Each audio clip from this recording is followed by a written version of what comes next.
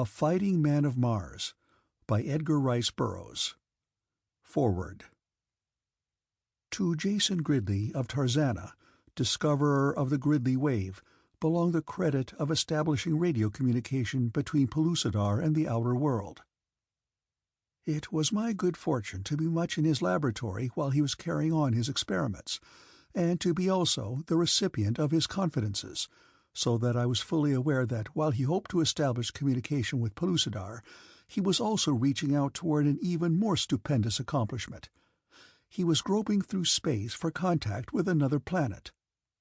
Nor did he attempt to deny that the present goal of his ambition was radio communication with Mars.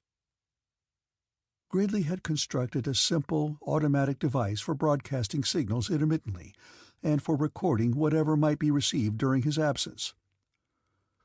For a period of 5 minutes, the Gridley wave carried a simple code signal consisting of 2 letters, JG, out into the ether, following which there was a pause of 10 minutes.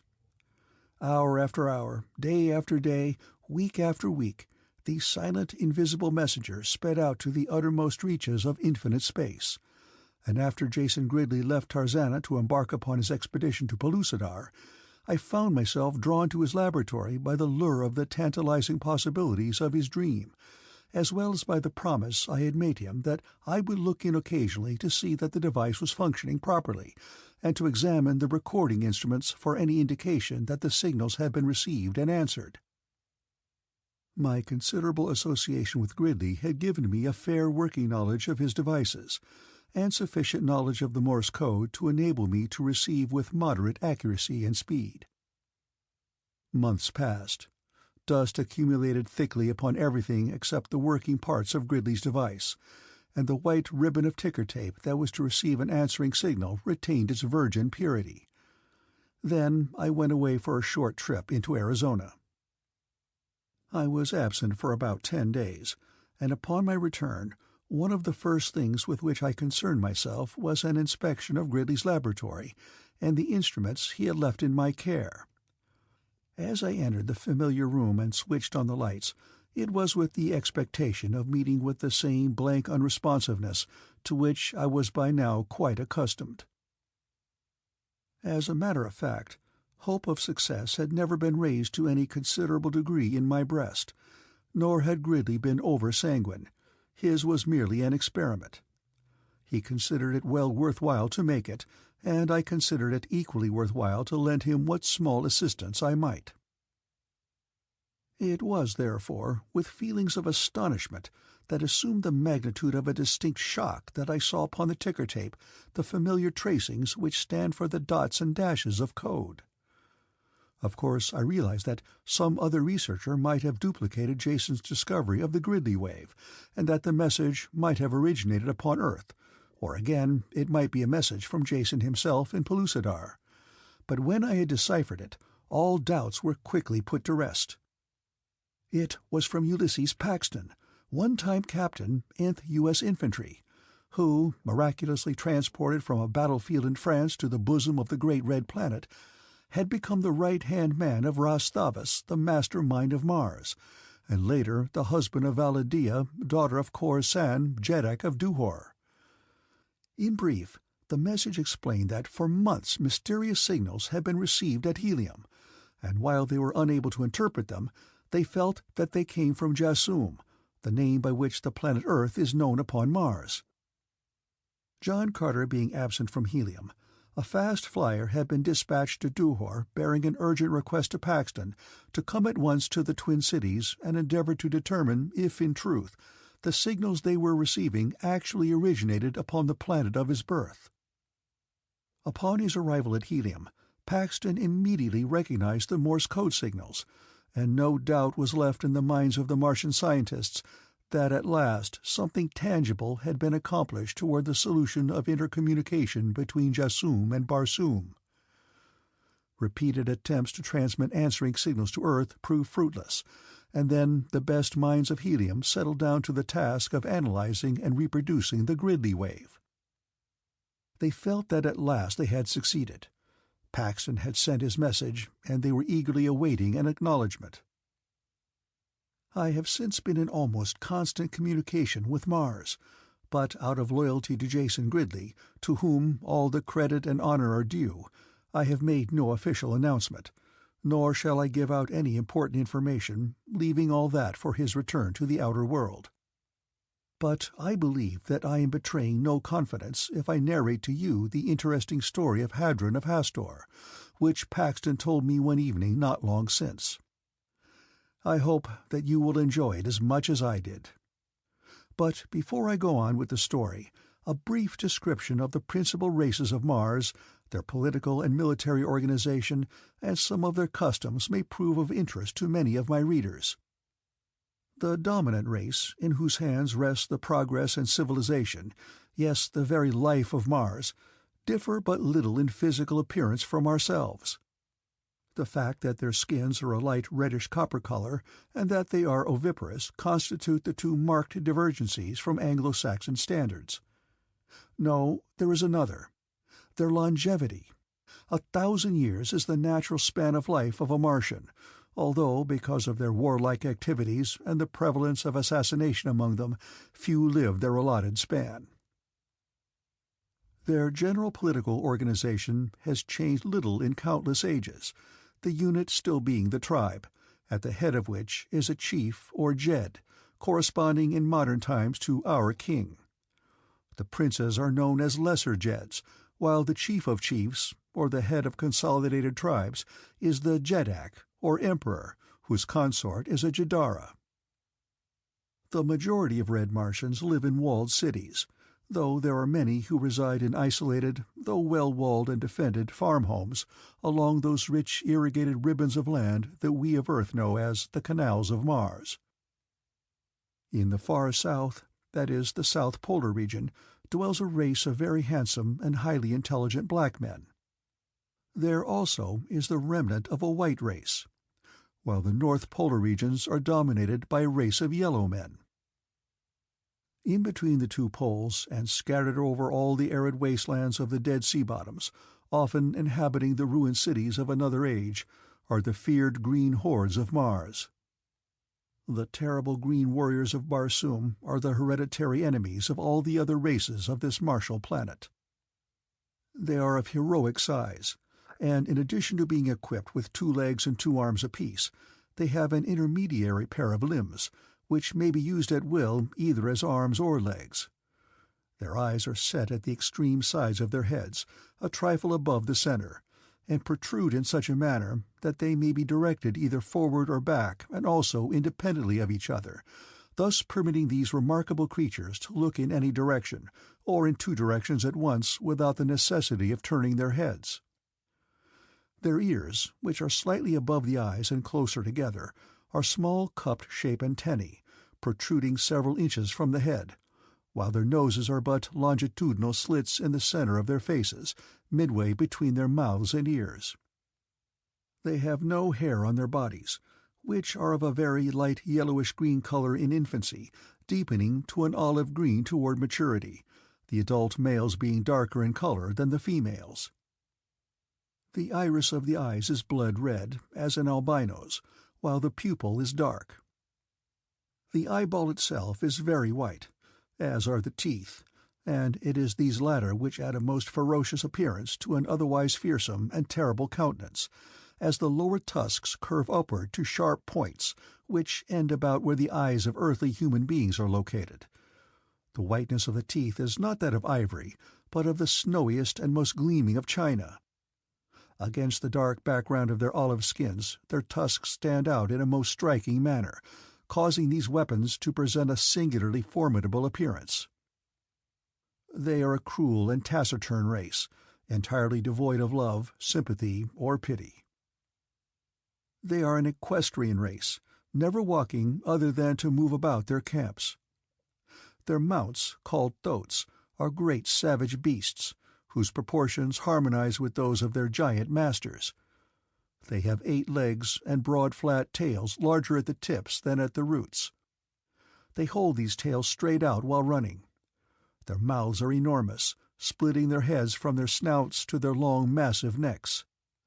Like their masters, they are entirely devoid of hair, their skins being a dark slate color and exceedingly smooth and glossy, with the exception of the belly, which is white, and the legs, which shade from the slate of the shoulders and hips to a vivid yellow at the feet. The feet are heavily padded and nailless. Like the red men, the green hordes are ruled by Jeds and Jedaks, but their military organization is not carried to the same detail of perfection as is that of the red men.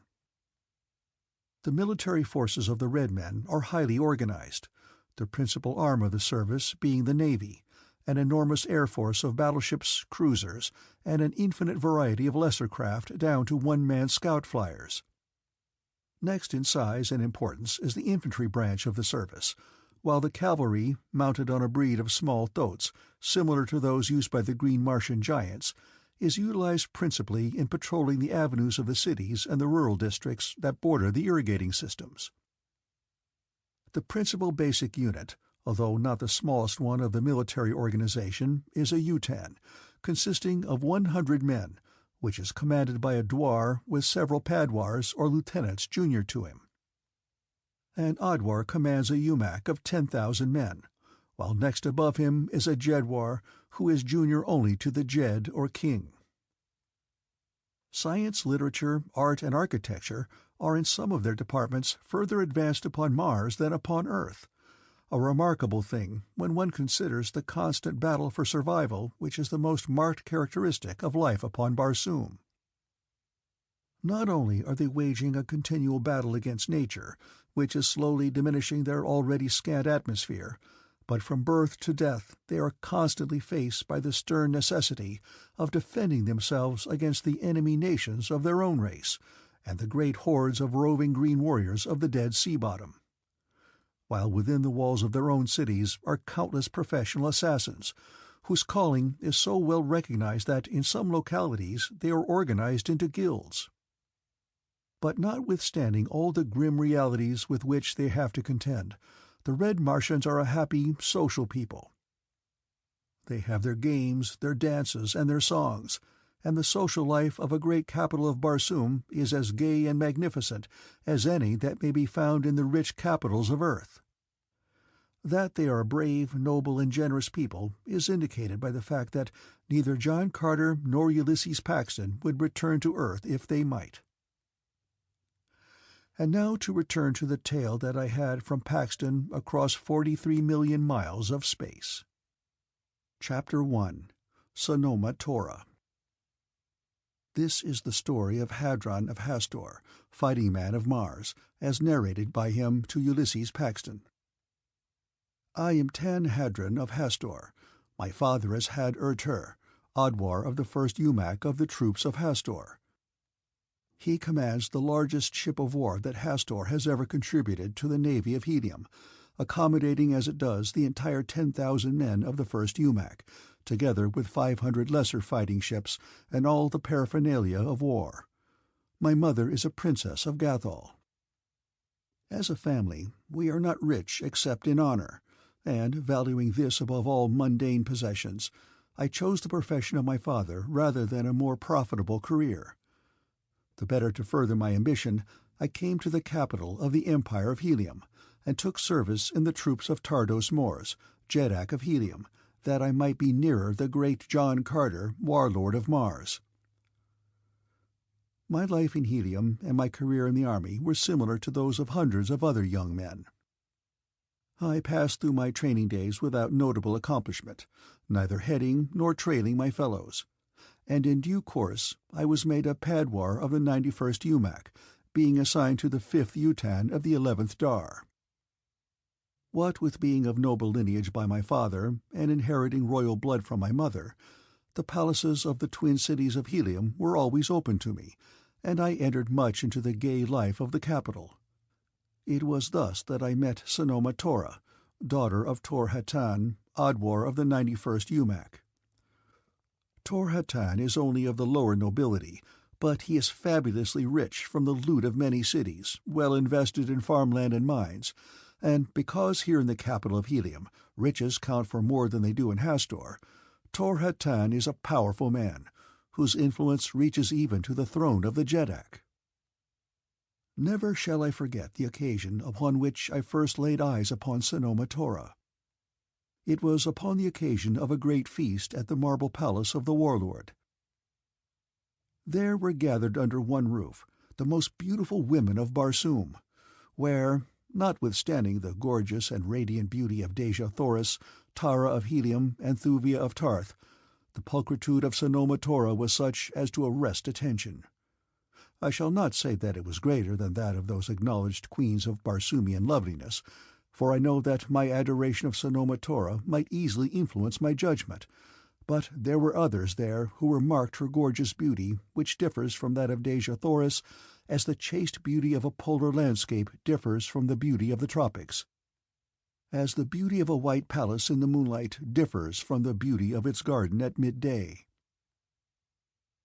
When at my solicitation I was presented to her, she glanced first at the insignia upon my armor, and noting therefrom that I was but a padwar, she vouchsafed me but a condescending word and turned her attention again to the dwarf with whom she had been conversing. I must admit that I was piqued, and yet it was, indeed, the contumelious treatment she accorded me that fixed my determination to win her, for the goal most difficult of attainment has always seemed to me the most desirable. And so it was that I fell in love with Sanoma Tora, the daughter of the commander of the UMAC to which I was attached. For a long time I found it difficult to further my suit in the slightest degree. In fact, I did not even see Sanoma Tora for several months after our first meeting, since when she found that I was poor as well as low in rank, I found it impossible to gain an invitation to her home, and it chanced that I did not meet her elsewhere for a long time. But the more inaccessible she became, the more I loved her, until every waking moment of my time that was not actually occupied by the performance of my military duties was devoted to the devising of new and ever-increasingly rash plans to possess her. I even had the madness to consider abducting her, and I believe that I should eventually have gone this far had there been no other way in which I could see her. But about this time a fellow officer of the 91st, in fact the dwar of the Utan to which I was attached, took pity on me and obtained for me an invitation to a feast in the palace of Tor Hatan. My host, who was also my commanding officer, had never noticed me before this evening, and I was surprised to note the warmth and cordiality of his greetings. "We must see more of you here, Hadron of Hastor," he had said. "I have been watching you, and I prophesy that you will go far in the military service of the Jeddak." Now, I knew he was lying when he said that he had been watching me, for Tor Hatan was notoriously lax in his duties as a commanding officer, all of which were performed by the senior Tidwar of the UMAC. While I could not fathom the cause of this sudden interest in me, it was nevertheless very pleasing, since through it I might in some degree further my pursuit of the heart and hand of Sanoma Tora. Sanoma Tora herself was slightly more cordial than upon the occasion of our first meeting, though she noticeably paid more attention to Sil Vegas than she did to me. Now, if there is any man in Helium whom I particularly detest more than another, it is Sil Vegas, a nasty little snob who holds the title of Tidwar, though as far as I was ever able to ascertain, he commands no troops, but is merely on the staff of Tor Hatan, principally, I presume, because of the great wealth of his father. Such creatures we have to put up with in times of peace, but when war comes and the great warlord takes command, it is the fighting men who rank, and riches do not count. But be that as it may, while Sil Vegas spoiled this evening for me, as he would spoil many others in the future, nevertheless, I left the palace of Tor Hatan that night with a feeling bordering upon elation, for I had Sanoma Tora's permission to see her again in her father's home when my duties would permit me to pay my respects to her. Returning to my quarters, I was accompanied by my friend the dwarf, and when I commented on the warmth of Tor Hatan's reception of me, he laughed. "You find it amusing," I said. "Why?" "Tor Hatan, as you know," he said, "is very rich and powerful, and yet it is seldom, as you may have noticed, that he is invited to any one of the 4 palaces of Helium in which ambitious men most crave to be seen." "You mean the palaces of the Warlord, the Jeddak, the Jed, and Carthoris?" I asked. "Of course," he replied. "What other 4 in Helium count for so much as these?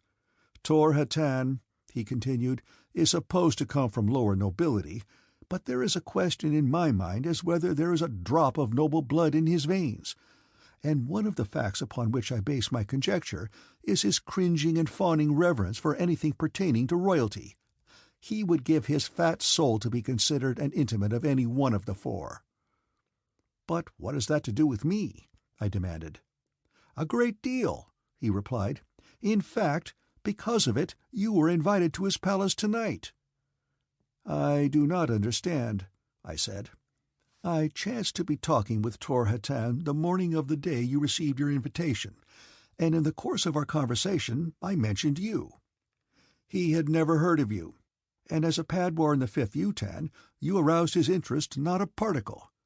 But when I told him that your mother was a princess of Gathol, he pricked up his ears, and when he learned that you were received as a friend and equal in the palaces of the 4 demigods of Helium, he became almost enthusiastic about you. Now do you understand?" he concluded with a short laugh. "Perfectly," I replied. "But nonetheless, I thank you. All that I wanted was the opportunity, and inasmuch as I was prepared to achieve it criminally if necessary, I cannot quibble over any means that were employed to obtain it, however unflattering they may be to me." For months I haunted the palace of Tor Hatan, and being naturally a good conversationalist and well schooled in the stately dances and joyous games of Barsoom, I was by no means an unwelcome visitor. Also, I made it a point often to take Sanoma Tora to one or another of the 4 great palaces of Helium. I was always welcome because of the blood relationship which existed between my mother and Gahan of Gathol, who had married Tara of Helium. Naturally, I felt that I was progressing well with my suit, but my progress was not fast enough to keep pace with the racing desires of my passion. Never had I known love before, and I felt that I should die if I did not soon possess Sanoma Tora. And so it was that upon a certain night I visited the palace of her father, definitely determined to lay my heart and sword at her feet before I left. And although the natural complexes of a lover convinced me that I was an unworthy worm that she would be wholly justified in spurning, I was yet determined to declare myself, so that I might openly be accounted a suitor, which, after all, gives one greater freedom, even though he be not entirely a favoured suitor. It was one of those lovely nights that transformed old Barsoom into a world of enchantment.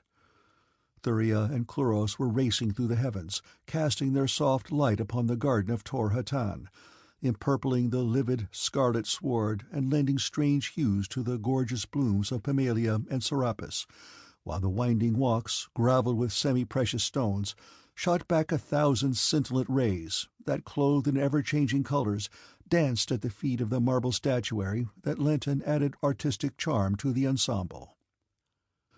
In one of the spacious halls that overlooked the garden of the palace, a youth and a maiden sat upon a massive bench of rich Serapis wood, such a bench as might have graced the halls of the great Jeddak himself, so intricate its rich design, so perfect the carving of the master craftsman who produced it. Upon the leathern harness of the youth were the insignia of his rank and service, a Padwar in the 91st Umac. The youth was I, Hadron of Hastor, and with me was Sanoma Tora, daughter of Tor Hatan. I had come filled with a determination boldly to plead my cause, but suddenly I had become aware of my unworthiness. What had I to offer this beautiful daughter of the rich Tor Hatan? I was only a Padwar, and a poor one at that. Of course, there was the royal blood of Gathol in my veins, and that I knew would have weight with Tor Hatan, but I am not given to boasting, and I could not have reminded Sanoma Tora of the advantages to be derived because of it, even had I known positively that it would influence her. I had, therefore, nothing to offer but my great love, which is perhaps, after all, the greatest gift that man or woman can bring to another. And I had thought of late that Sanoma Tora might love me. Upon several occasions she had sent for me, and although in each instance she had suggested going to the palace of Tara of Helium, I had been vain enough to hope that this was not her sole reason for wishing to be with me. "You are uninteresting tonight, Hadron of Hastor," she said, after a particularly long silence, during which I had been endeavouring to formulate my proposal in some convincing and graceful phrases. "Perhaps," I replied, "it is because I am trying to find the words in which to clothe the most interesting thought I have ever entertained." "And what is that?" she asked politely, though with no great show of interest. "I love you, Sanoma Tora," I blurted awkwardly. She laughed. It was like the tinkling of silver upon crystal, beautiful but cold. "That has been apparent for a long while," she said. "But why speak of it?" "And why not?" I asked. "Because even if I returned your love, I am not for you, Hadron of Hastor," she replied coldly. "You cannot love me then, Sanoma Tora?" I asked. "I did not say that," she replied. "You could love me?" "I could love you if I permitted myself the weakness," she said. "But what is love?" "Love is everything," I told her. Sanoma Tora laughed. "If you think that I would link myself for life to a threadbare padwar even if I loved him, you are mistaken," she said haughtily. "I am the daughter of Tor Hatan, whose wealth and power are but little less than those of the royal families of Helium. I have suitors whose wealth is so great that they could buy you 1,000 times over. Within the year, an emissary of the Jeddak Tul Akstar of Jahar waited upon my father. He had seen me and said that he would return. And merely for love you would ask me, who may some day be Jadar of Jahar, to become the wife of a poor padwar." I arose. "Perhaps you are right," I said. "You are so beautiful that it does not seem possible that you could be wrong, but deep in my heart I cannot but feel that happiness is the great treasure that one may possess, and love the greatest power. Without thee, Sanoma Tora, even a Jadara is poor indeed." "I shall take my chance," she said. "I hope that the Jeddak of Jahar is not as greasy as his emissary," I remarked rather peevishly, I'm afraid. "He may be an animated grease-pot for all I care, if he will make me his Jadara," said Sanoma Tora. "Then there is no hope for me?" I asked. "Not while you have so little to offer, Padwar," she replied. It was then that a slave announced Silvegas, and I took my leave. I had never before plumbed such depths of despondency as that which engulfed me as I made my unhappy way back to my quarters, but even though hope seemed dead, I had not relinquished my determination to win her. If wealth and power were her price, then I would achieve wealth and power. Just how I was to accomplish it was not entirely clear, but I was young, and to youth all things are possible. I had tossed in wakefulness upon my sleeping silks and furs for some time, when an officer of the guard burst suddenly into my quarters. "Hadron!" he shouted. "Are you here?" "Yes," I replied. "Praised be the ashes of my ancestors!" he exclaimed. "I fear that you were not." "Why should I not be?" I demanded. "What is this all about?" "Tor Hatan, the fat old treasure-bag, is gone mad!" he exclaimed. "Tor Hatan gone mad? What do you mean? What has that got to do with me?" "He swears that you have abducted his daughter." In an instant I was upon my feet. "Abducted Sanoma Tora?" I cried. "Has something happened to her? Tell me quickly." "Yes, she is gone all right," said my informant, "and there is something mighty mysterious about it." But I did not wait to hear more. Seizing my harness, I adjusted it as I ran up the spiral runway toward the hangars on the roof of the barracks. I had no authority or permit to take out a flier, But what did that mean to me if Sanoma Tora was in danger? The hangar guards sought to detain and question me. I do not recall what I told them. I know that I must have lied to them, for they let me run out a swift one-man flyer, and an instant later I was racing through the night toward the palace of Tor Hatan. As it stands but little more than 2 haads from the barracks, I was there in but a few minutes, and as I landed in the garden, which was now brilliantly lighted, I saw a number of people congregated there, among whom were Tor Hatan and Sil Vegas. As I leaped from the deck of the flyer, the former came angrily toward me. "So, it is you!" he cried. "What have you to say for yourself? Where is my daughter?" "That is what I have come to ask, Tor Hatan," I replied. "You are at the bottom of this," he cried. "You abducted her. She told Sil Vegas that this very night you had demanded her hand in marriage and that she had refused you." "I did ask for her hand," I said, "and she refused me. That part is true. But if she has been abducted, in the name of your first ancestor, do not waste time trying to connect me with the diabolical plot. I had nothing to do with it. How did it happen? Who was with her?" "Sil Vegas was with her. They were walking in the garden," replied Tor Hatan. "You saw her abducted?" I asked, turning to Sil Vegas. "And you are here, unwounded and alive?"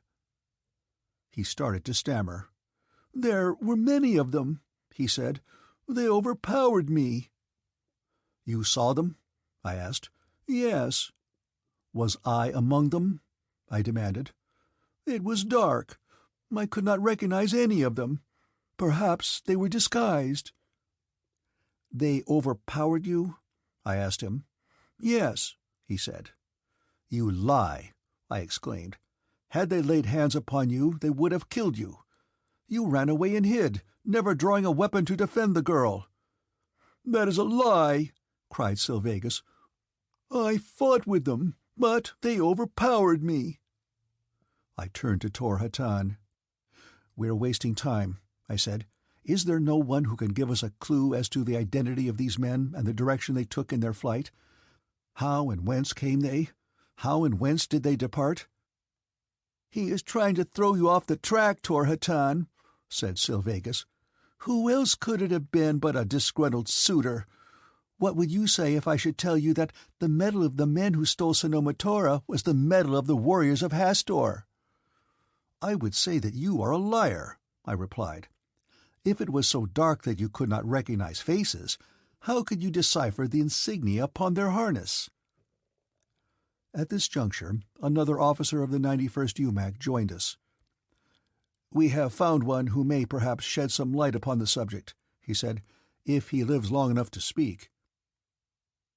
Men had been searching the grounds of Tor Hatan and that portion of the city adjacent to his palace, and now several approached bearing a man, whom they laid upon the sward at our feet. His broken and mangled body was entirely naked, and as he lay there gasping feebly for breath, he was a pitiful spectacle.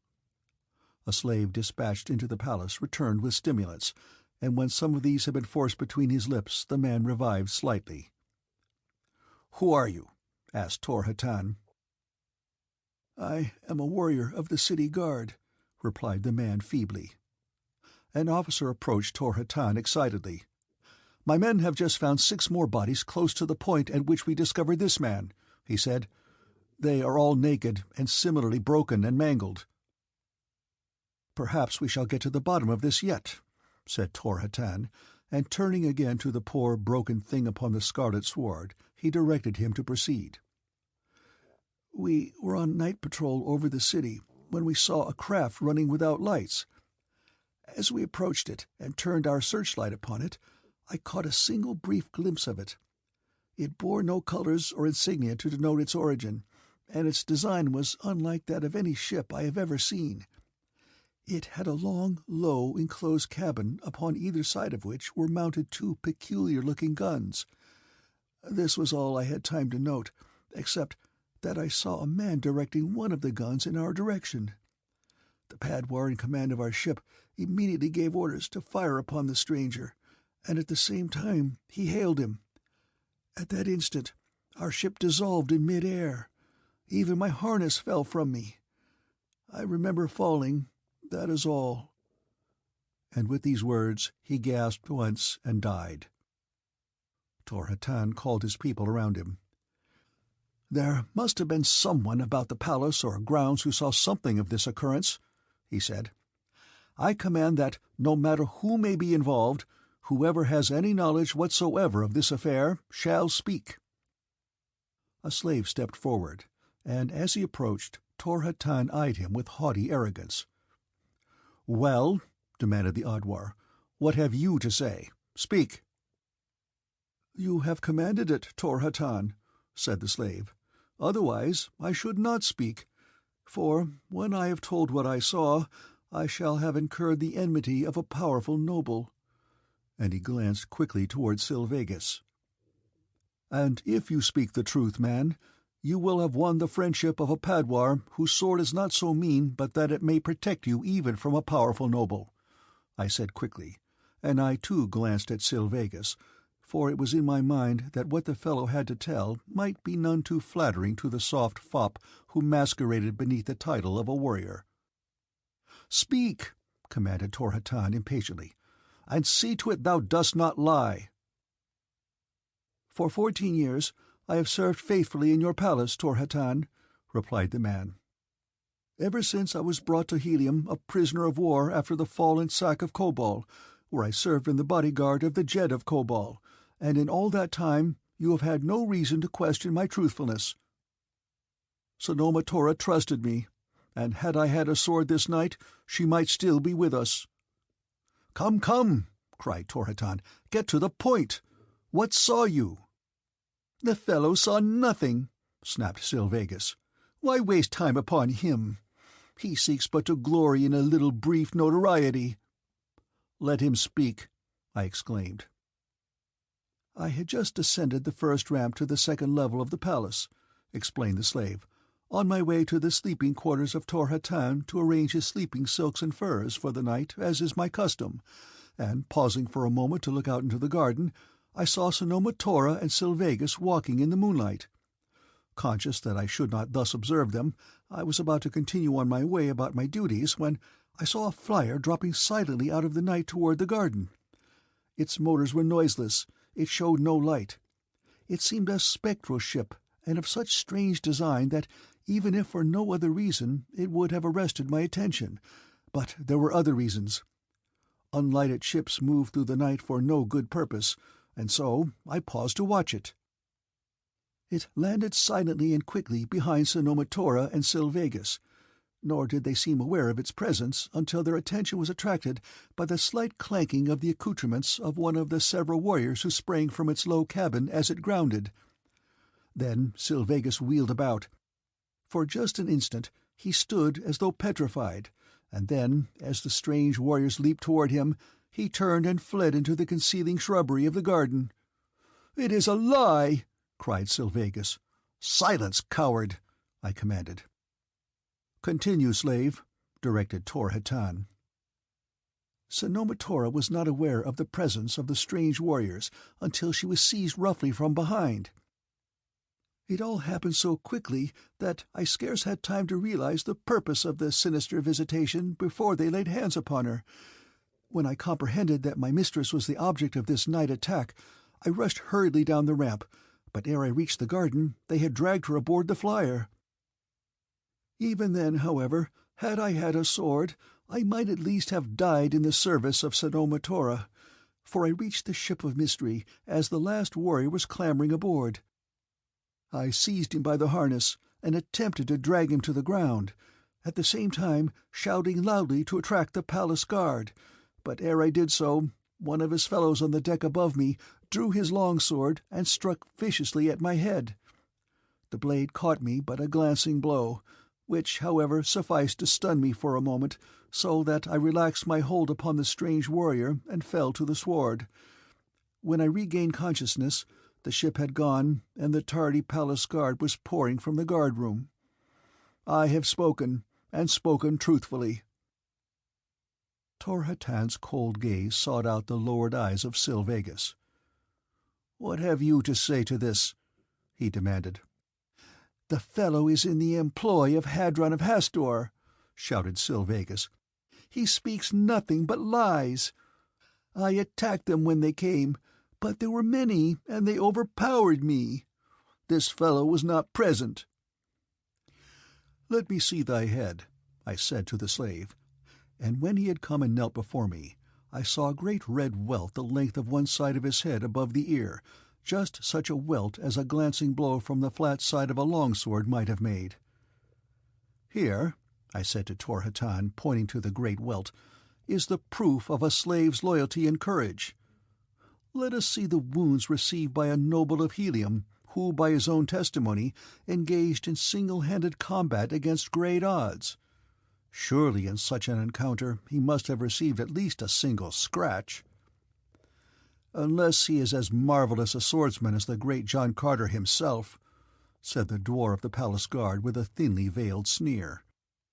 "It is all a plot!" cried Sylvagus.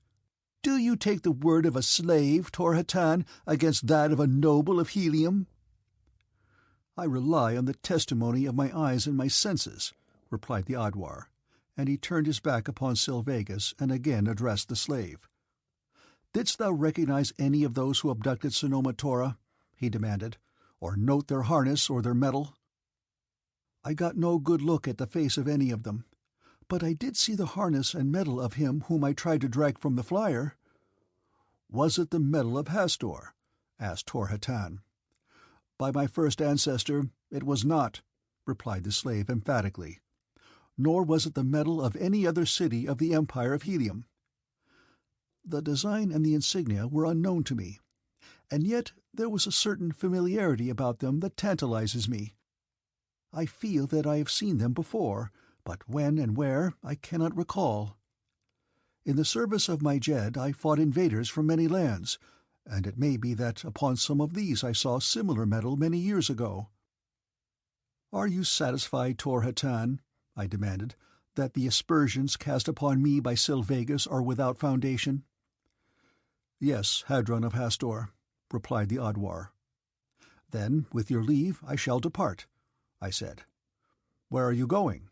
he asked. "To find Sanoma Tora," I replied. "And if you find her," he said, "and return her safely to me, she is yours." I made no other acknowledgment of his generous offer than to bow deeply, for I had it in my mind that Sanoma Tora might have something to say about that, and whether she had or not, I wished no mate who came not to me willingly. Leaping to the deck of the flier that brought me, I rose into the night and sped in the direction of the marble palace of the warlord of Barsoom, for even though the hour was late, I was determined to see him without an instant's unnecessary loss of time. Chapter 2. Brought Down. As I approached the warlord's palace, I saw signs of activity unusual for that hour of the night. Fliers were arriving and departing, and when I alighted upon that portion of the roof reserved for military ships, I saw the fliers of a number of high officers of the warlord's staff. Being a frequent visitor at the palace, and being well known by all the officers of the warlord's bodyguard, I had no difficulty in gaining admission to the palace, and presently I was waiting in the hall, just off the small compartment in which the warlord is accustomed to give small private audiences, while a slave announced me to his master. I do not know how long I waited. It could not have been a long while, yet it seemed to me a veritable eternity, because my mind was harassed by the conviction that the woman I loved was in dire danger. I was possessed by a conviction, ridiculous perhaps, but none the less real, that I alone could save her, and that every instant I was delayed reduced her chances for succor before it was too late. But at last I was invited to enter, and when I stood in the presence of the great warlord, I found him surrounded by men high in the councils of Helium. "I assume," said John Carter, coming directly to the point, "that what brings you here tonight, Hadron of Hastor, pertains to the matter of the abduction of the daughter of Tor-Hatan. Have you any knowledge or any theory that might cast any light upon the subject?" "No," I replied. I have come merely to obtain your authority to depart at once in an attempt to pick up the trail of the abductors of Sanoma Tora." "Where do you intend to search?" he demanded. "I do not yet know, sir," I replied, "but I shall find her." He smiled. "Such an assurance is at least an asset," he said, "and knowing as I do what prompts it, I shall grant you the permission you desire. While the abduction of a daughter of Helium is in itself of sufficient gravity to warrant the use of every resource to apprehend her abductors and return her to her home, there is also involved in this occurrence an element that may portend high danger to the Empire. As you doubtless know, the mysterious ship that bore her away mounted a gun from which emanated some force that entirely disintegrated all the metal parts of the patrol flyer that sought to intercept and question it. Even the weapons and the metal portions of the harness of the crew were dissipated into nothing, a fact that was easily discernible from an examination of the wreck of the patrol flyer and the bodies of its crew. Wood, leather, flesh, everything of the animal and vegetable kingdom that was aboard the flyer has been found scattered about the ground where it fell, but no trace of any metallic substance remains. I am impressing this upon you because it suggests to my mind a possible clue to the general location of the city of these new enemies of Helium. I am convinced that this is but the first blow, since any navy armed with such guns could easily hold Helium at its mercy, and few indeed are the cities of Barsoom outside the Empire that would not seize with avidity upon any instrument that would give them the sack of the twin cities. For some time now we have been deeply concerned by the increasing number of missing ships of the Navy. In nearly all instances these were ships engaged in charting air currents and recording atmospheric pressures in different parts of Barsoom far from the Empire, and recently it has become apparent that the vast majority of these ships which never returned were those cruising in the southern part of the Western Hemisphere, an unhospitable portion of our planet concerning which we have unfortunately but little knowledge owing to the fact that we have developed no trade with the unfriendly people inhabiting this vast domain. This Hadron of Hastor is only a suggestion, only the vaguest of clues, but I offer it to you for what it is worth. 1,000 one-man scout flyers will be dispatched between now and noon tomorrow in search of the abductors of Sanoma Tora. Nor will these be all. Cruisers and battleships will take the air as well, for Helium must know what city or what nation has developed a weapon of destruction such as that used above Helium this night. It is my belief that the weapon is a very recent invention, and that whatever power possesses it must be bending every effort to perfect it and produce it in such quantities as to make them masters of the world. I have spoken. Go, and may fortune be with you." You may believe that I lost no time in setting out upon my mission now that I had authority from John Carter. Going to my quarters, I hastened my preparation for departure, which consisted principally of making a careful selection of weapons and of exchanging a rather ornate harness I had been wearing for one of simpler design and of heavier and more durable leather. My fighting harness is always the best and plainest that I can procure, and is made for me by a famous harness-maker of Lesser Helium. My equipment of weapons was standard, consisting of a long sword, a short sword, a dagger, and a pistol. I also provided myself with extra ammunition and a supply of the concentrated ration used by all Martian fighting men. As I gathered together these simple necessities, which, with a single sleeping fur, would constitute my equipment, my mind was given over to consideration of various explanations for the disappearance of Sanoma Tora. I searched my brain for any slightest memory that might suggest an explanation, or point toward the possible identity of her abductors. It was while thus engaged that I recalled her reference to the Jeddak Tul Akstar of Jahar, nor was there within the scope of my recollection any other incident that might point a clue. I distinctly recalled the emissary of Tul Akstar, who had visited the court of Helium not long since. I had heard him boast of the riches and power of his Jeddak and the beauty of his women. Perhaps, then, it might be as well to search in the direction of Jahar as elsewhere, but before departing I determined once again to visit the palace of Tor Hatan and question the slave who had been the last to see Sanoma Tora. As I was about to set out, another thought occurred to me.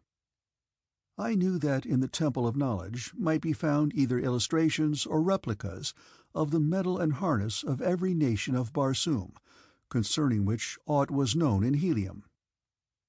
I therefore repaired immediately to the temple, and with the assistance of a clerk I presently found a drawing of the harness and metal of a warrior of Jahar. By an ingenious photostatic process, a copy of this illustration was made for me in a few seconds, and with this I hastened to the palace of Tor Hatan. The Adwar was absent, having gone to the palace of the warlord, but his major domo summoned the slave, Kal Tavan, who had witnessed the abduction of Sanoma Tora and grappled with one of her abductors. As the man approached, I noticed him more particularly than I had previously. He was well built, with clear-cut features and that air which definitely bespeaks the fighting man. "You said, I believe, that you were from Kobol?" I asked. "I was born in Chanath," he replied. "I had a wife and daughter there. My wife fell before the hand of an assassin, and my daughter disappeared when she was very young. I never knew what became of her. The familiar scenes of Chanath reminded me of happier days, and so increased my grief that I could not remain. I turned Panthan then, and sought service in other cities. Thus I served in Kobol." "And there you became familiar with the harness and the metal of many cities and nations?" I asked. "Yes," he replied. "What harness and metal are these?" I demanded, handing him the copy of the illustration I had brought from the Temple of Knowledge. He examined it briefly, and then his eyes lighted with recognition. "It is the same," he said. "It is identical." "Identical with what?" I asked. "With the harness worn by the warrior with whom I grappled at the time that Sanoma Tora was stolen," he replied. "The identity of the abductors of Sanoma Tora is established," I said, and then I turned to the major domo. "Send a messenger at once to the warlord informing him that the daughter of Tor Hatan was stolen by men from Jahar, and that it is my belief that they are the emissaries of Tul Akstar, Jeddak of Jahar."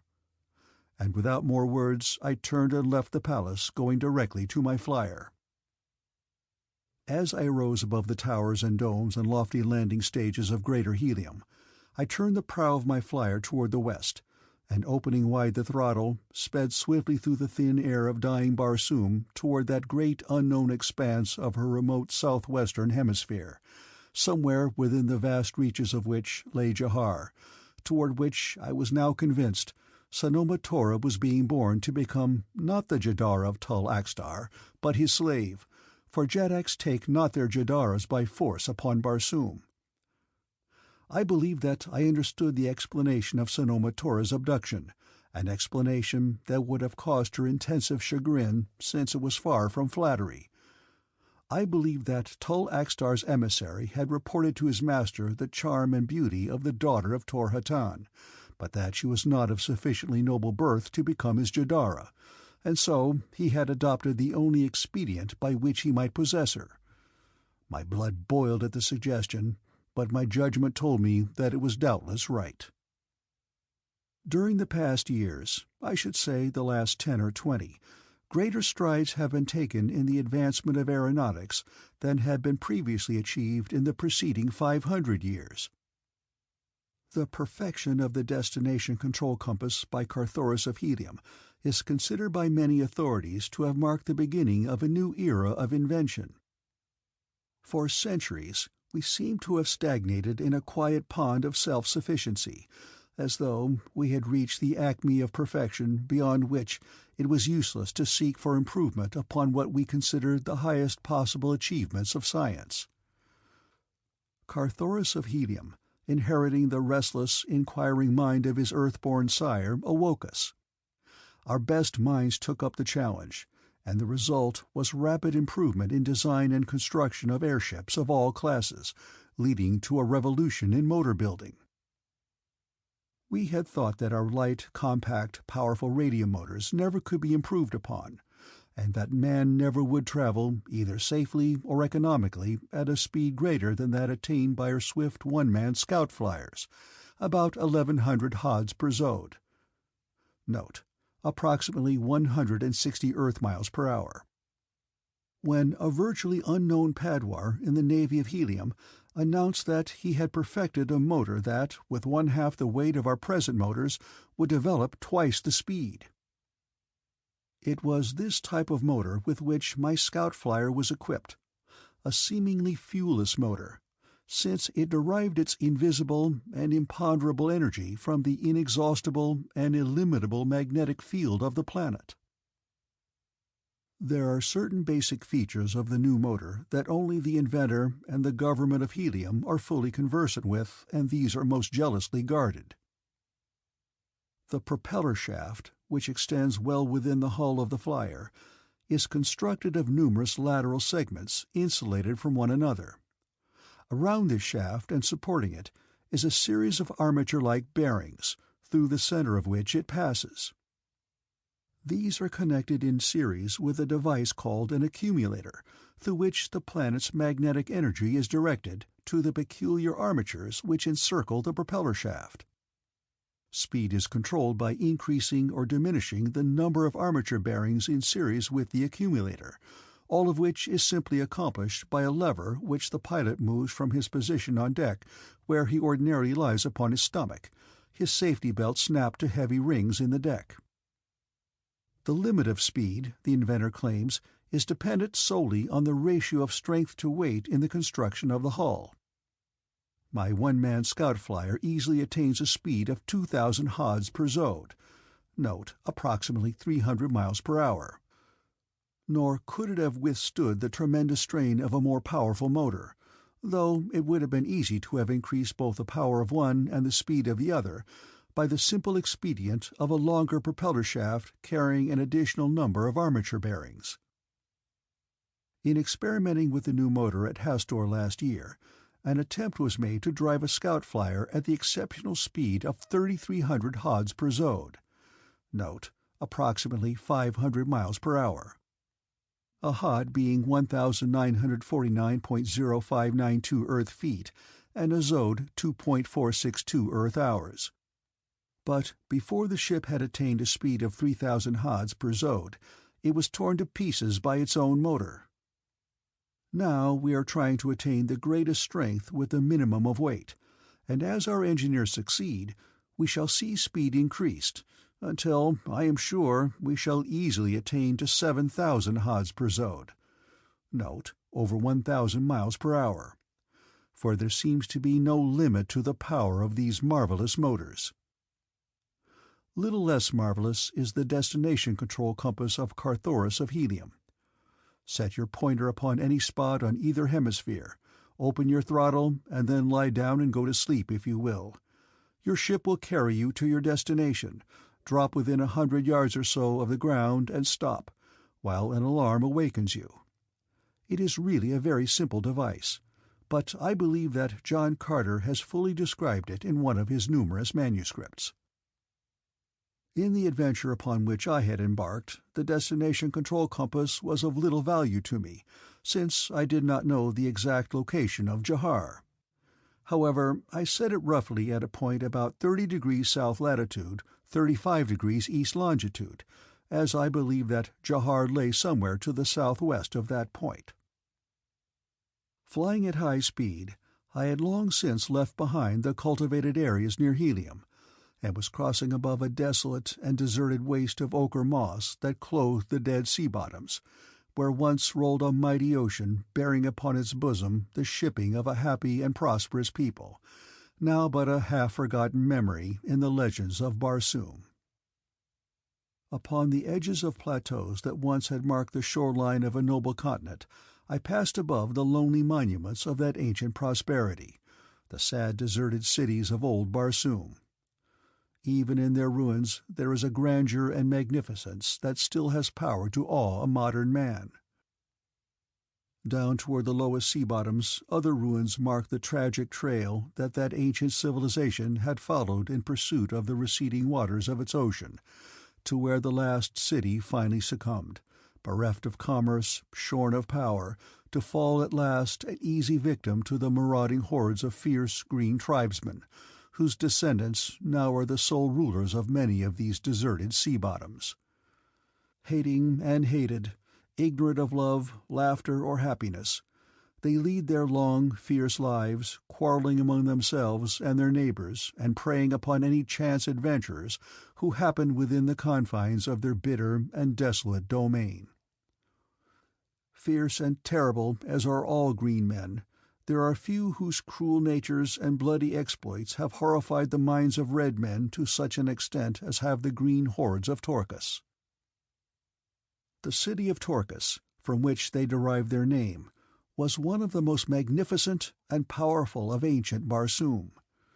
Though it has been deserted for ages by all but roaming tribes of green men, it is still marked upon every map, and as it lay directly in the path of my search for Jahar, and as I had never seen it, I had purposely laid my course to pass over it.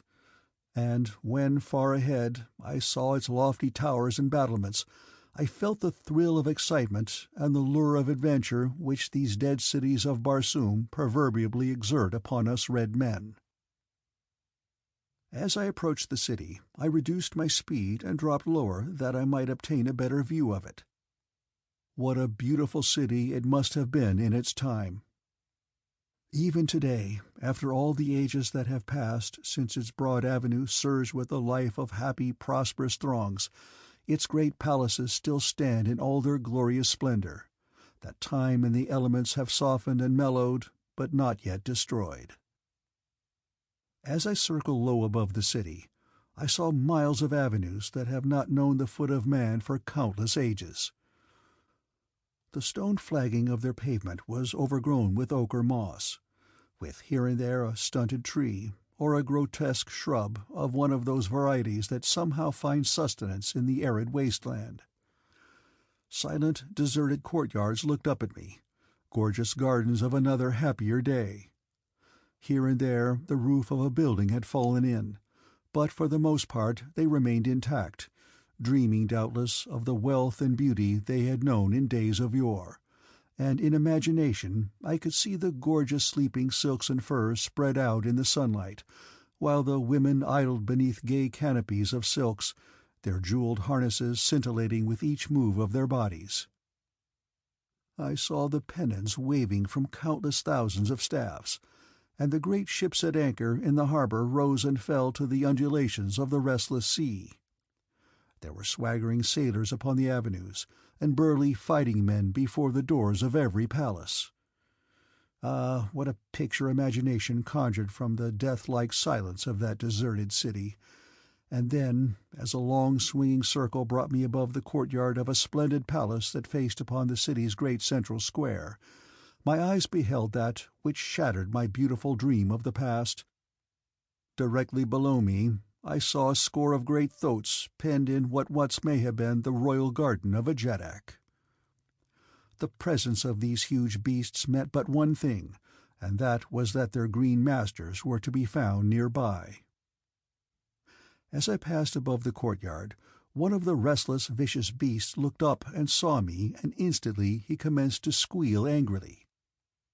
Immediately the other thoats, their short temper aroused by the squealing of their fellow, and their attention directed by his upward gaze, discovered me and set up a perfect pandemonium of grunts and squeals, which brought the result that I had immediately foreseen. A green warrior leaped into the courtyard from the interior of the palace and looked up just in time to see me before I passed from his line of vision above the roof of the building. Realizing immediately that this was no place for me to loiter, I opened my throttle and at the same time rose swiftly toward a greater altitude. As I passed over the building and out across the avenue in front of it, I saw some 20 green warriors pour out of the building, their upward gaze searching the skies. The warrior on guard had apprised them of my presence. I cursed myself for a stupid fool in having taken this unnecessary chance merely to satisfy my idle curiosity. Instantly I took a zigzag upward course, rising as swiftly as I could, while from below a savage war-cry rose plainly to my ears. I saw long, wicked-looking rifles aimed at me. I heard the hiss of projectiles hurtling by me, but though the first volley passed close to us, not a bullet struck the ship. In a moment more I would be out of range and safe, and I prayed to 1,000 ancestors to protect me for the few brief minutes that would be necessary to place me entirely out of harm's way. I thought that I had made it, and was just about to congratulate myself upon my good luck, when I heard the thud of a bullet against the metal of my ship, and almost simultaneously the explosion of the projectile, and then I was out of range. Angry cries of disappointment came faintly to my ears as I sped swiftly toward the southwest, relieved that I had been so fortunate as to be able to get away without suffering any damage. I had already flown about 70 carads. Note, a carad is equivalent to a degree of longitude, from Helium, but I was aware that Jahar might still be 50 to 75 carads distant, and I made up my mind that I would take no more chances such as those from which I had just so fortunately escaped. I was now moving at great speed again, and I had scarcely finished congratulating myself upon my good fortune, when it suddenly became apparent to me that I was having difficulty in maintaining my altitude.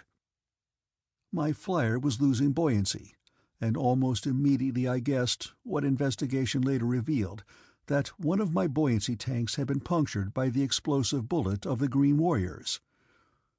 To reproach myself for my carelessness seemed a useless waste of mental energy, though I can assure you that I was keenly aware of my fault and of its possible bearing upon the fate of Sanoma Tora, from the active prosecution of whose rescue I might now be entirely eliminated.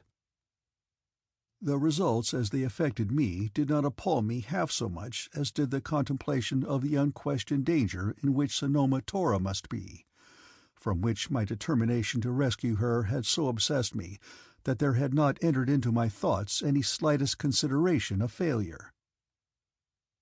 The mishap was a severe blow to my hopes, and yet it did not shatter them entirely, for I am so constituted that I know I shall never give up hope of success in any issue as long as life remains to me. How much longer my ship would remain afloat it was difficult to say, and having no means of making such repairs as would be necessary to conserve the remaining contents of the punctured buoyancy tank, the best that I could do was to increase my speed, so that I might cover as much distance as possible before I was forced down. The construction of my ship was such that at high speed it tended to maintain itself in the air with a minimum of the 8-ray in its buoyancy tanks, yet I knew that the time was not far distant when I should have to make a landing in this dreary, desolate wasteland. I had covered something in the neighborhood of 2,000 haads since I had been fired upon above Torcus, crossing what had been a large gulf when the waters of the ocean rolled over the vast plains that now lay moss-covered and arid beneath me. Far ahead I could see the outlines of low hills that must have marked the southwestern shoreline of the gulf. Toward the northwest the dead sea-bottom extended as far as the eye could reach, but this was not the direction I wished to take, and so I sped on toward the hills, hoping that I might maintain sufficient altitude to cross them, but as they swiftly loomed closer this hope died in my breast, and I realized that the end of my flight was now but a matter of moments. At the same time I discerned the ruins of a deserted city nestling at the foot of the hills. Nor was this an unwelcome sight, since water is almost always to be found in the wells of these ancient cities, which have been kept in repair by the green nomads of the wasteland. By now I was skimming but a few ads above the surface of the ground. Note, an ad is about 9.75 Earth feet. I had greatly diminished my speed to avoid a serious accident in landing, and because of this the end was hastened so that presently I came gently to rest upon the ochre vegetation scarcely a haad from the waterfront of the deserted city. Chapter 3. Cornered. My landing was most unfortunate, in that it left me in plain sight of the city without any place of concealment, in the event that the ruins happened to be occupied by one of the numerous tribes of green men who infest the dead sea bottoms of Barsoom, often making their headquarters in one or another of the deserted cities that line the ancient shore. The fact that they usually choose to inhabit the largest and most magnificent of the ancient palaces, and that these ordinarily stand back some little distance from the waterfront, rendered it quite possible that, even in the event that there were green men in the city, I might reach the concealing safety of one of the nearer buildings before I was discovered by them. My flier being now useless, there was nothing to do but abandon it, and so, with only my weapons, ammunition, and a little concentrated rations, I walked quickly in the direction of the age-old waterfront. Whether or not I reached the buildings unobserved, I was unable to determine, but at any rate I did reach them without seeing any sign of a living creature about. Portions of many of these ancient, deserted cities are inhabited by the great white apes of Barsoom, which are in many respects more to be feared than the green warriors themselves, for not only are these man-like creatures endowed with enormous strength and characterized by intense ferocity, but they are also voracious man-eaters. So terrible are they that it is said that they are the only living creatures that can still instill fear within the breasts of the green men of Barsoom. Knowing the possible dangers that might lurk within the precincts of this ruin, it may be wondered that I approached it at all, but as a matter of fact, there was no safe alternative. Out upon the dead monotony of the ochre moss of the sea bottom, I should have been discovered by the first white ape or green Martian that approached the city from that direction, or that chanced to come from the interior of the ruins to the waterfront. It was, therefore, necessary for me to seek concealment until night had fallen, since only by night might I travel in safety across the sea bottom, and as the city offered the only concealment nearby, I had no choice but to enter it. I can assure you that it was not without feelings of extreme concern that I clambered to the surface of the broad avenue that once skirted the shore of a busy harbor.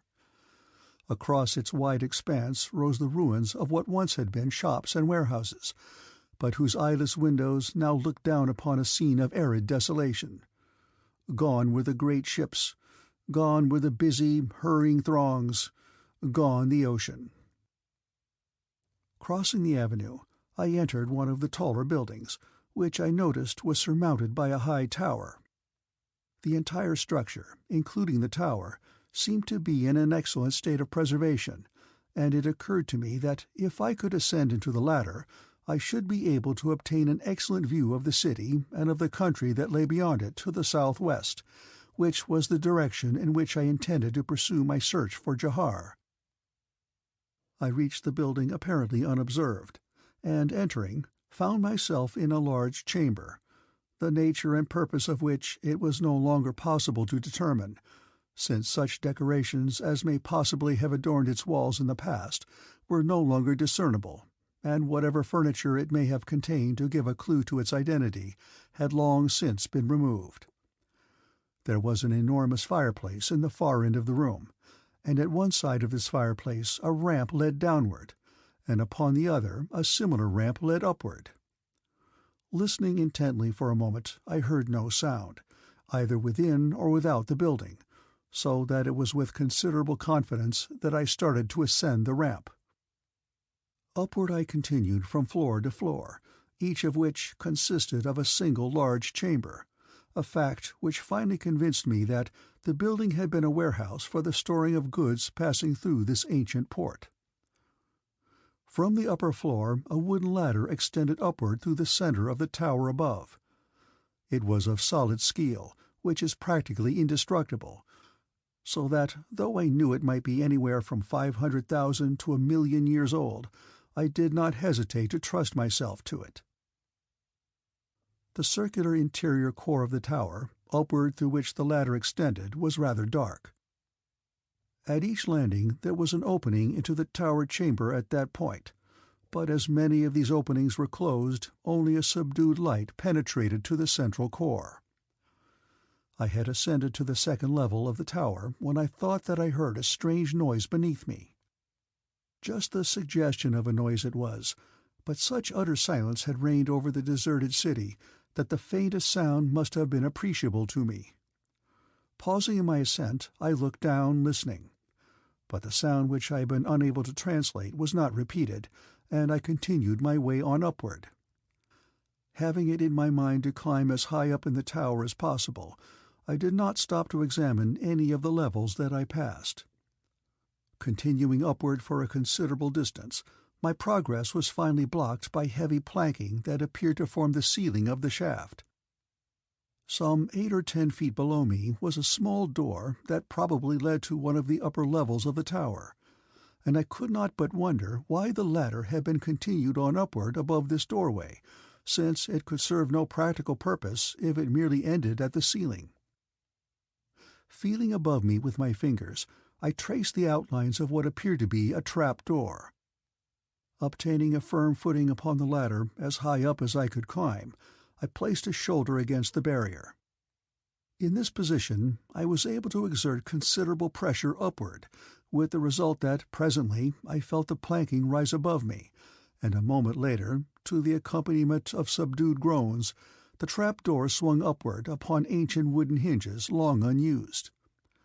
Clambering into the apartment above, I found myself upon the top level of the tower, which rose to a height of some 200 feet above the avenue below. Before me were the corroded remains of an ancient and long obsolete beacon light, such as were used by the ancients long before the discovery of radium and its practical and scientific application to the lighting requirements of modern civilization upon Barsoom. These ancient lamps were operated by expensive machines which generated electricity, and this one was doubtless used as a beacon for the safe guidance of ancient mariners into the harbor, whose waters once rolled almost to the foot of the tower. This upper level of the tower afforded an excellent view in all directions. To the north and northeast stretched a vast expanse of a dead sea bottom as far as the eye could reach. To the south was a range of low hills that curved gently in a northeasterly direction, forming in bygone days the southern shoreline of what is still known as the Gulf of Torcus. Toward the west I looked out over the ruins of a great city, which extended far back into low hills, the flanks of which it had mounted as it expanded from the seashore. There in the distance I could still discern the ancient villas of the wealthy, while in the nearer foreground were enormous public buildings, the most pretentious of which were built upon the 4 sides of a large quadrangle that I could easily discern a short distance from the waterfront. Here doubtless stood the official palace of the Jeddak, who once ruled the rich country of which this city was the capital and the principal port. There now only silence reigns. It was indeed a depressing sight, and one fraught with poignant prophecy for us of present-day Barsoom. Where they battled valiantly but futilely against the menace of a constantly diminishing water supply, we are faced with a problem that far transcends theirs in the importance of its bearing upon the maintenance of life upon our planet. During the past several thousand years, only the courage, resourcefulness, and wealth of the red men of Barsoom have made it possible for life to exist upon our dying planet, for were it not for the great atmosphere plants conceived and built and maintained by the red race of Barsoom, all forms of air-breathing creatures would have become extinct thousands of years ago. As I gazed out over the city, my mind occupied with these dismal thoughts, I again became aware of a sound coming from the interior of the tower beneath me, and stepping to the open trap, I looked down into the shaft, and there, directly below me, I saw that which might well make the stoutest Barsoomian heart quail, the hideous, snarling face of a great white ape of Barsoom. As our eyes met, the creature voiced an angry growl, and abandoning its former stealthy approach, rushed swiftly up the ladder. Acting almost mechanically, I did the one and only thing that might even temporarily stay its rush upon me. I slammed down the heavy trap-door above its head, and as I did so, I saw for the first time that the door was equipped with a heavy wooden bar, and you may well believe that I lost no time in securing this, thus effectually barring the creature's ascent by this route into the veritable cul-de-sac in which I had placed myself. Now, indeed, was I in a pretty predicament. 200 feet above the city, with my only avenue escape cut off by one of the most feared of all the savage beasts of Barsoom. I had hunted these creatures in Thark as a guest of the great green jetak Tarz, and I knew something of their cunning and resourcefulness as well as of their ferocity. Extremely manlike in conformation, they also approach man more closely than any other of the lower orders in the size and development of their brain. Occasionally these creatures are captured when young and trained to perform, and so intelligent are they that they can be taught to do almost anything that man can do that lies within the range of their limited reasoning capacity. Man has, however, never been able to subdue their ferocious nature, and they are always the most dangerous of animals to handle, which probably accounts more even than their intelligence for the interest displayed by the large audiences which they unfailingly attract. In Hastor I have paid a good price to see one of these, and now I found myself in a position where I should very gladly pay a good deal more not to see one. But from the noise he was making in the shaft beneath me, it appeared to me that he was determined that I should have a free show, and he a free meal. He was hurling himself as best he could against the trap door, above which I stood with some misgivings which were presently allayed, when I realized that not even the vast strength of a white ape could avail against the still staunch and sturdy skeel of the ancient door. Finally convinced that he could not come at me by this avenue, I set about taking stock of my situation. Circling the tower, I examined its outward architecture by the simple expedient of leaning far outward above each of the 4 sides. 3 sides terminated at the roof of the building 150 feet below me, while the 4th extended to the pavement of the courtyard 200 feet below. Like much of the architecture of ancient Barsoom, the surface of the tower was elaborately carved from top to bottom, and at each level there were window embrasures, some of which were equipped with small stone balconies.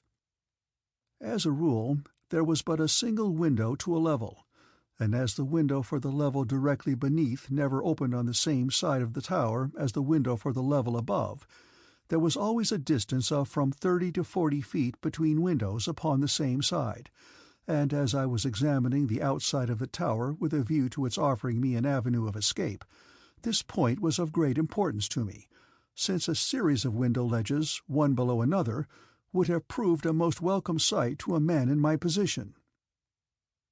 By the time I had completed my survey of the exterior of the tower, the ape had evidently come to the conclusion that he could not demolish the barrier that kept him from me, and I hoped that he would abandon the idea entirely and depart.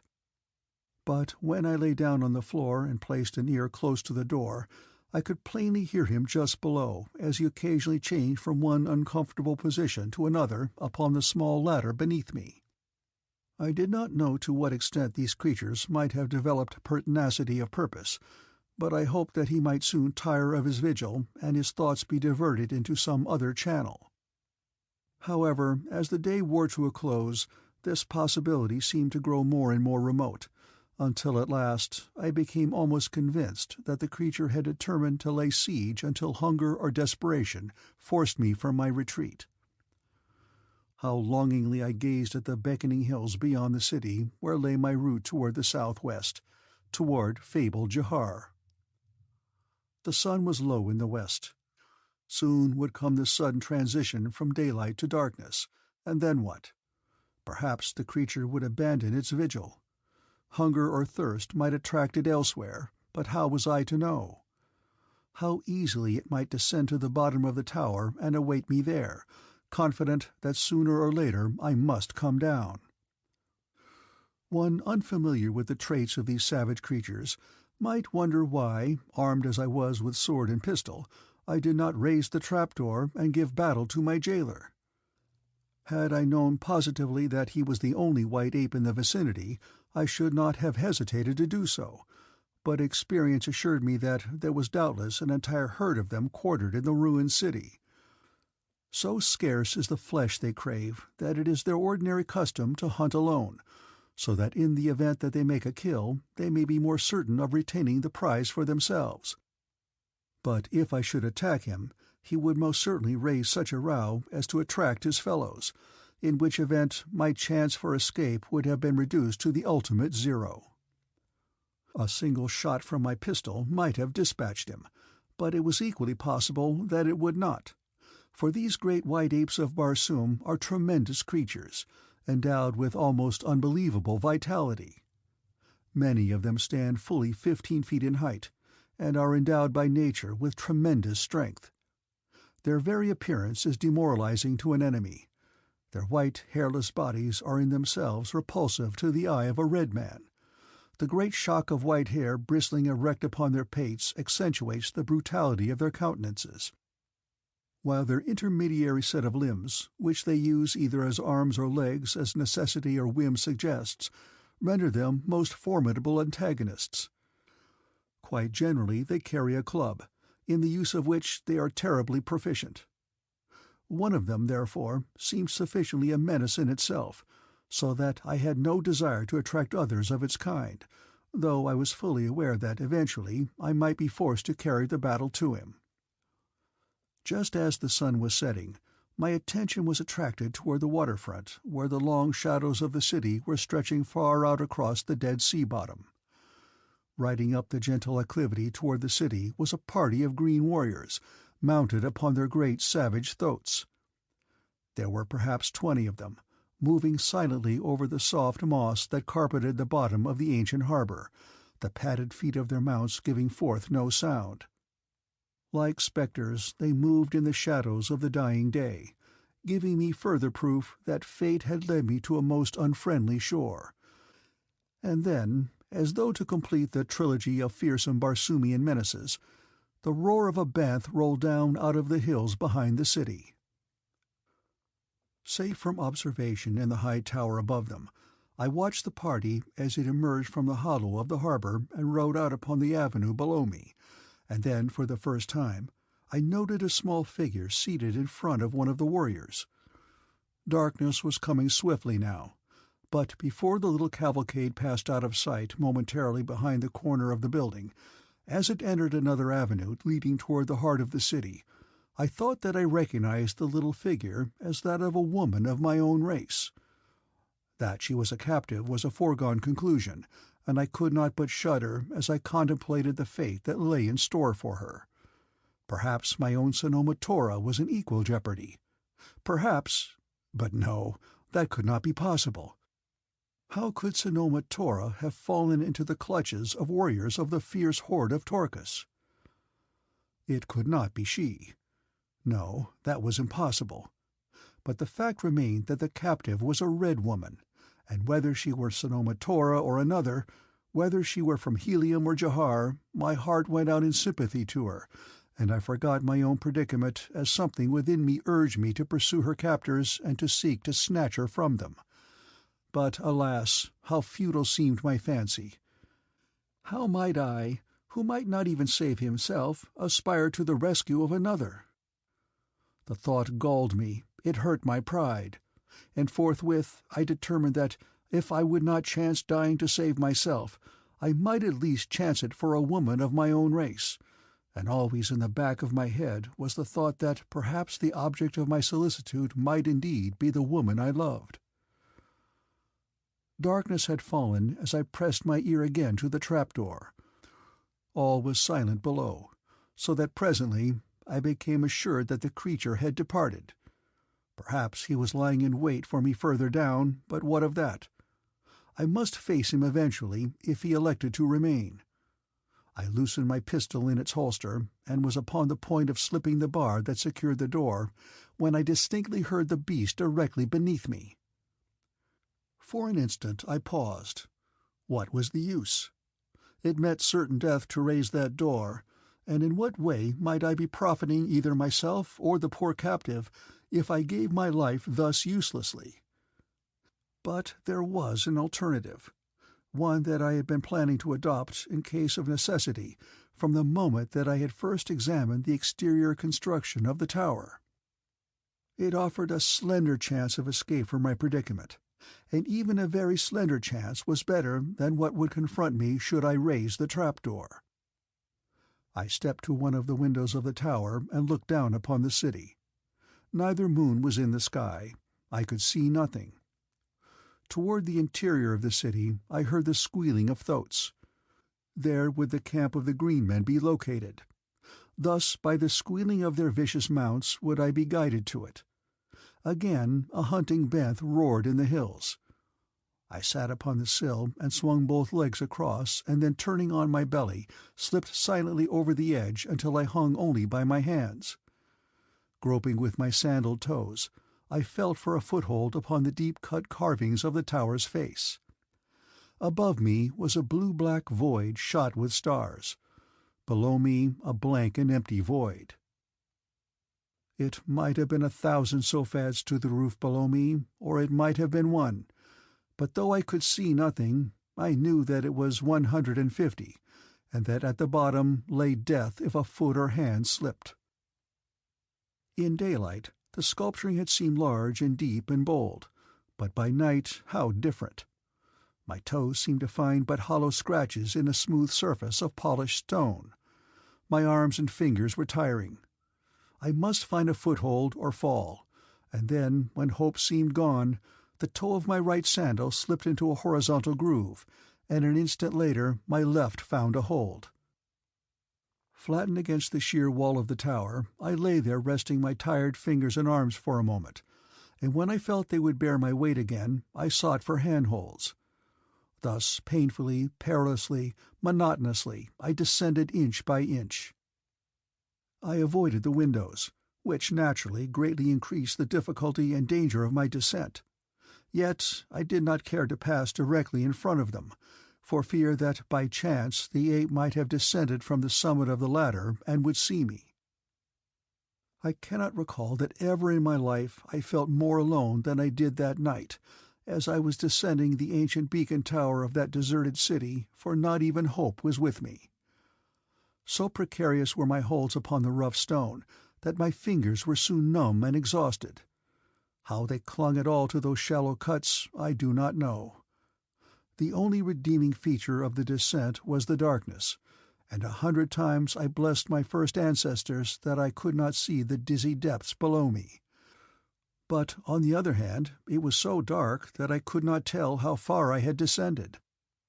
Nor did I dare to look up where the summit of the tower must have been silhouetted against the starlit sky, for fear that in doing so I should lose my balance and be precipitated to the courtyard or the roof below. The air of Barsoom is thin. It does not greatly diffuse the starlight, and so, while the heavens above were shot with brilliant points of light, the ground beneath was obliterated in darkness. Yet I must have been nearer the roof than I thought when that happened which I had been assiduously endeavouring to prevent. The scabbard of my longsword pattered noisily against the face of the tower. In the darkness and the silence it seemed a veritable din, but, however exaggerated it might appear to me, I knew that it was sufficient to reach the ears of the great ape in the tower. Whether a suggestion of its import would occur to him I could not guess. I could only hope that he would be too dull to connect it with me or my escape. But I was not to be left long in doubt, for almost immediately afterward a sound came from the interior of the tower that sounded to my overwrought nerves like a heavy body rapidly descending a ladder.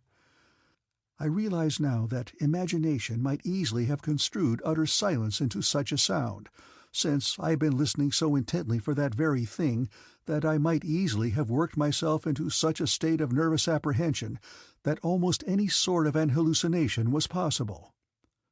With redoubled speed and with a measure of recklessness that was almost suicidal, I hastened my descent, and an instant later I felt the solid roof beneath my feet. I breathed a sigh of relief, but it was destined to be but a short sigh and but brief relief, for almost instantly I was made aware that the sound from the interior of the tower had been no hallucination, as the huge bulk of a great ape loomed suddenly from a doorway not a dozen paces from me. As he charged me he gave forth no sound. Evidently he had not held his solitary vigil this long with any intention of sharing his feast with another, He would dispatch me in silence, and with similar intent I drew my long sword rather than my pistol to meet his savage charge. What a puny futile thing I must have appeared confronting that towering mountain of bestial ferocity! Thanks be to 1,000 fighting ancestors that I wielded the longsword with swiftness and with strength. Otherwise I must have been gathered into that savage embrace in the brute's first charge. 4 powerful hands were reached out to seize me, but I swung my longsword in a terrific cut that severed one of them cleanly at the wrist, and at the same instant I leaped quickly to one side, and as the beast rushed me, carried onward by its momentum, I ran my blade deep into its body. With a savage scream of rage and pain it sought to turn upon me, but its foot slipped upon its own dismembered hand, and it stumbled awkwardly on, trying to regain its equilibrium, but that it never accomplished, and still stumbling grotesquely it lunged over the edge of the roof to the courtyard below. Fearing that the beast's scream might attract others of its kind to the roof, I ran swiftly to the north edge of the building, where I had noted from the tower earlier in the afternoon a series of lower buildings adjoining, over the roofs of which I might possibly accomplish my descent to the street level. Cold Cluros was rising above the distant horizon, shedding its pale light upon the city so that I could plainly see the roofs below me as I came to the north edge of the building. It was a long drop, but there was no safe alternative, since it was quite probable that should I attempt to descend through the building, I would meet other members of the apes' herd, who had been attracted by the scream of their fellow. Slipping over the edge of the roof, I hung an instant by my hands and then dropped. The distance was about 2 ads, but I alighted safely and without injury. Upon your own planet, with its larger bulk and greater gravity, I presume that a fall of that distance might be serious, but not so necessarily upon Barsoom. From this roof I had a short drop to the next, and from that I leaped to a low wall and thence to the ground below. Had it not been for the fleeting glimpse of the girl captive that I caught just at sunset, I should have set out directly for the hills west of the town, Banth or no Banth, but now I felt strongly upon me a certain moral obligation to make the best efforts that I could for succouring the poor unfortunate who had fallen into the clutches of these cruelest of creatures. Keeping well within the shadows of the buildings, I moved stealthily toward the central plaza of the city, from which direction I had heard the squealing of the thoats. The plaza was a full hod from the waterfront, and I was compelled to cross several intersecting avenues as I cautiously made my way toward it, guided by an occasional squeal from the thoats quartered in the same deserted palace courtyard. I reached the plaza in safety, confident that I had not been observed. Upon the opposite side I saw light within one of the great buildings that faced it, but I dared not cross the open space in the moonlight, and so, still clinging to the shadows, I moved to the far end of the quadrangle, where Cluros cast his densest shadows, and thus at last I won to the building in which the green men were quartered. Directly before me was a low window that must have opened into a room adjoining the one in which the warriors were congregated. Listening intently, I heard nothing within the chamber, and slipping a leg over the sill, I entered the dark interior with the utmost stealth. Tiptoeing across the room to find a door through which I might look into the adjoining chamber, I was suddenly arrested as my foot touched a soft body, and I froze into rigidity, my hand upon my longsword as the body moved. Chapter 4. TAVIA. There are occasions in the life of every man when he becomes impressed by the evidence of the existence of an extraneous power which guides his acts, which is sometimes described as the hand of Providence, or is again explained on the hypothesis of a sixth sense, which transports to the part of our brain that controls our actions perceptions of which we are not objectively aware. But account for it as one may, the fact remains that as I stood there that night in the dark chamber of the ancient palace of the deserted city, I hesitated to thrust my sword into the soft body moving at my feet. This might, after all, have been the most reasonable and logical course for me to pursue. Instead, I pressed my sword point firmly against the yielding flesh and whispered a single word. Silence. 1,000 times since then have I given thanks to my first ancestors that I did not follow my natural impulse. For in response to my admonition, a voice whispered, "Do not thrust, Red Man. I am of your own race and a prisoner." And the voice was that of a girl. Instantly I withdrew my blade and kneeled beside her. "If you have come to help me, cut my bonds," she said. "And be quick, for they will soon return for me." Feeling rapidly over her body, I found that her wrists and ankles were secured with leather thongs, and drawing my dagger, I quickly severed these. "Are you alone?" I asked as I helped her to her feet. "Yes," she replied. "In the next room they are playing for me to decide to which one I shall belong." At that moment there came the clank of sidearms from the adjoining room. "They are coming," she said. "They must not find us here." Taking her by the hand, I moved to the window through which I had entered the apartment, but fortunately I reconnoitred before stepping out into the avenue, and it was well for us that I did so. For as I looked to the right along the face of the building, I saw a green Martian warrior emerging from the main entrance. Evidently it had been the rattling of his sidearms that we had heard as he moved across the adjoining apartment to the doorway. "Is there another exit from this room?" I asked in a low whisper. "Yes," she replied. "Opposite this window there is a doorway leading into a corridor. It was open when they brought me in, but they closed it." "We shall be better off inside the building than out for a while at least," I said. "Come." And together we crossed the apartment, groping along the wall for the door, which I soon located. With the utmost care I drew it ajar, fearing that its ancient hinges might betray us by their complaining. Beyond the doorway lay a corridor dark as the depths of Omeen, and into this I drew the girl, closing the door silently behind us. Groping our way to the right away from the apartment occupied by the green warriors, we moved slowly through a black void until presently we saw just ahead a faint light, which investigation revealed as coming through the open doorway of an apartment that faced upon the central courtyard of the edifice.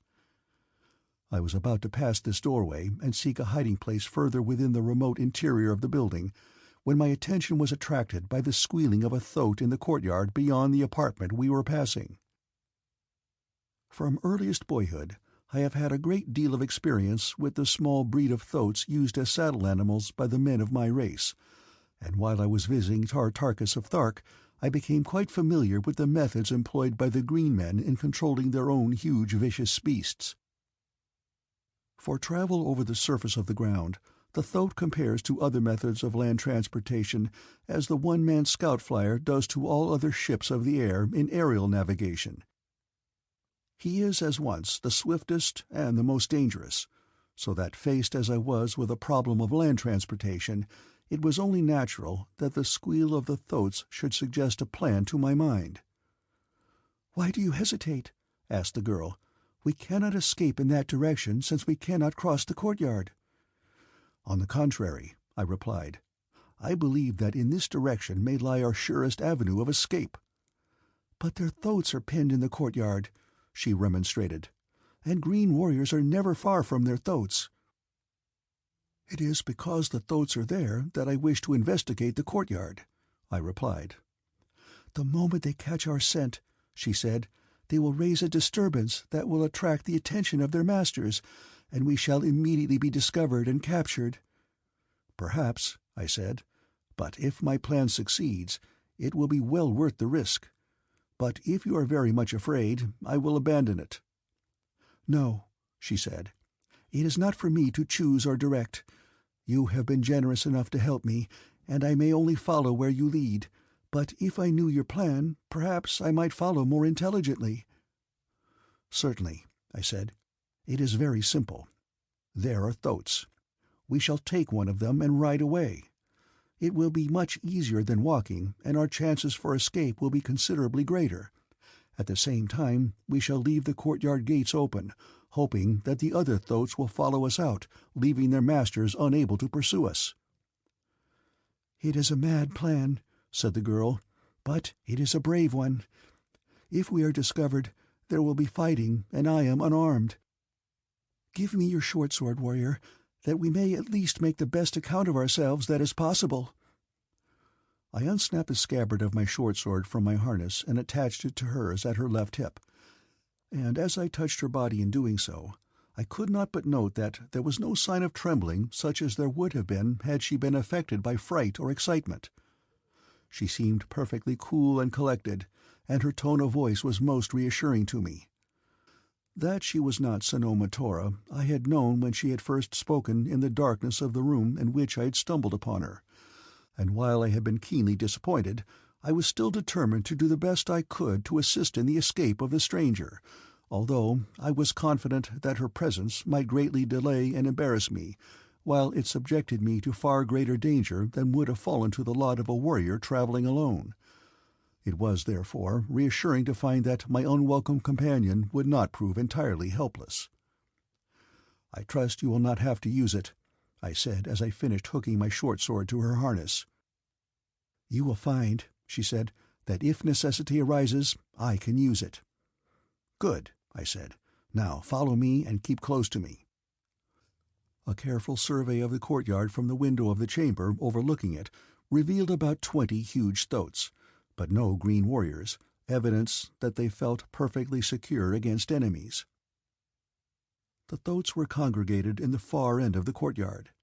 A few of them had lain down for the night, but the balance were moving restlessly about as is their habit. Across the courtyard from us, and at the same end, stood a pair of massive gates. As far as I could determine, they barred the only opening into the courtyard large enough to admit a thoat, and I assumed that beyond them lay an alley leading to one of the avenues nearby. To reach the gates unobserved by the thoats was the first step in my plan, and the better to do this I decided to seek an apartment near the gate, on either side of which I saw windows similar to that from which we were looking. Therefore, motioning my companion to follow me, I returned to the corridor, and again groping through the darkness, we made our way along it. In the third apartment which I explored I found a window letting into the courtyard close beside the gate, and in the wall which ran at right angles to that in which the window was set I found a doorway that opened into a large vaulted corridor upon the opposite side of the gate. This discovery greatly encouraged me, since it harmonized perfectly with the plan I had in mind, at the same time reducing the risk which my companion must run in the attempted adventure of escape. "Remain here," I said to her, placing her just behind the gate. "If the plan is successful, I shall ride into this corridor upon one of the thoats, and as I do so, you must be ready to seize my hand and mount behind me. If I am discovered and fail, I shall cry out, 'For Helium,' and that must be your signal to escape as best as you may." She laid her hand upon my arm. "Let me go into the courtyard with you," she begged. "2 swords are better than 1. "No," I said. "Alone, I have a better chance of handling the thoats than if their attention is distracted by another." "Very well," she said, and with that I left her, and re-entering the chamber went directly to the window. For a moment I reconnoitred the interior of the courtyard, and finding conditions unchanged, I slipped stealthily through the window and edged slowly toward the gate. Cautiously I examined the latch, and discovering it easy to manipulate, I was soon silently pushing one of the gates back upon its hinges. When it was opened sufficiently wide to permit the passage of a thoat, I turned my attention to the beasts within the enclosure. Practically untamed, these savage creatures are wild as their uncaptured fellows of the remote sea bottoms, and being controlled solely by telepathic means, they are amenable only to the suggestion of the more powerful minds of their masters, and even so it requires considerable skill to dominate them. I had learned the method from Tarkus himself, and had come to feel considerable proficiency, so that I approached the crucial test of my power with the confidence that was absolutely requisite to success. Placing myself close beside the gate, I concentrated every faculty of my mind to the direction of my will, telepathically upon the brain of the thoat I had selected for my purpose, the selection being determined solely by the fact that he stood nearest to me. The effect of my effort was immediately apparent. The creature, which had been searching for the occasional tufts of moss that grew between the stone flags of the courtyard, raised his head and looked about him. At once he became restless, but he gave forth no sound, since I was willing him to silence. Presently his eyes moved in my direction and halted upon me. Then slowly I drew him toward me. It was slow work, for he evidently sensed that I was not his master, but on he came. Once, when he was quite near me, he stopped and snorted angrily. He must have caught my scent then and realized that I was not even of the same race as that to which he was accustomed. Then it was that I exerted to their fullest extent every power of my mind. He stood there shaking his ugly head to and fro, his snarling lips baring his great fangs. Beyond him I could see that the other thoats had been attracted by his actions. They were looking toward us and moving about restlessly, always drawing closer. Should they discover me and start to squeal, which is the first and always ready sign of their easily aroused anger, I knew that I should have their riders upon me in no time, since because of his nervous and irritable nature, the thoat is the watchdog as well as the beast of burden of the green Barsoomians. For a moment the beast I had selected hesitated before me, as though undecided whether to retreat or to charge, but he did neither. Instead he came slowly up to me, and as I backed through the gate into the vaulted corridor beyond, he followed me. This was better than I had expected, for it permitted me to compel him to lie down, so that the girl and I were able to mount with ease. Before us lay a long vaulted corridor, at the far end of which I could discern a moonlit archway, through which we presently passed onto a broad avenue. To the left lay the hills, and turning this way I urged the fleet animal along the ancient deserted thoroughfare between rows of stately ruins toward the west, and— what? Where the avenue turned to wind upward into the hills, I glanced back, nor could I refrain a feeling of exultation as I saw strung out behind us in the moonlight a file of great thoats, which I was confident would well know what to do with their new-found liberty. "Your captors will not pursue us far," I said to the girl, indicating the thoats with a nod of my head. "Our ancestors are with us tonight," she said. "Let us pray that they may never desert us." Now for the first time I had a fairly good look at my companion, for both Cluros and Thuria were in the heavens, and it was quite light. If I reveal my surprise, it is not to be wondered at, for in the darkness, having only my companion's voice for a guide, I had been perfectly confident that I had given aid to a female. But now, as I looked at that short hair and boyish face, I did not know what to think. Nor did the harness that my companion wore aid me in justifying my first conclusion, since it was quite evidently the harness of a man. "I thought you were a girl," I blurted out. A fine mouth spread into a smile that revealed strong white teeth. "I am," she said. "But your hair, your harness, even your figure belies your claim." She laughed gaily. That, I was to find later, was one of her chiefest charms, that she could laugh so easily, yet never to wound. "My voice betrayed me," she said. "It is too bad." "Why is it too bad?" I asked. "Because you would have felt better with a fighting man as a companion, whereas now you feel that you have only a burden."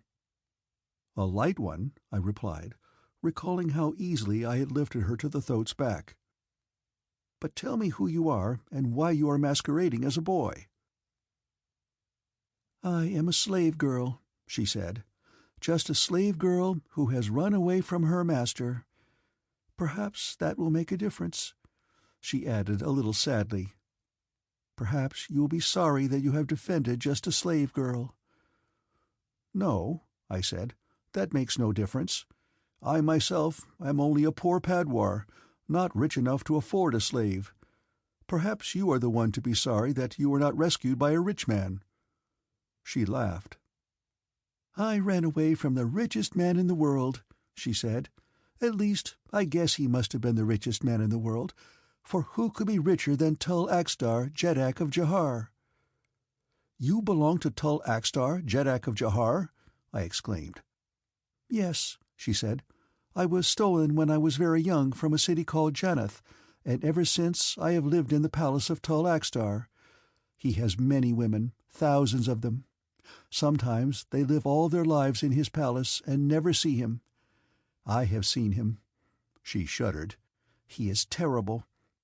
I was not unhappy there, for I had never known my mother. She died when I was young, and my father was only a memory. You see, I was very, very young indeed, when the emissaries of Tall Axtar stole me from my home in Chaneth. I made friends with everyone about the palace of Tall Axtar.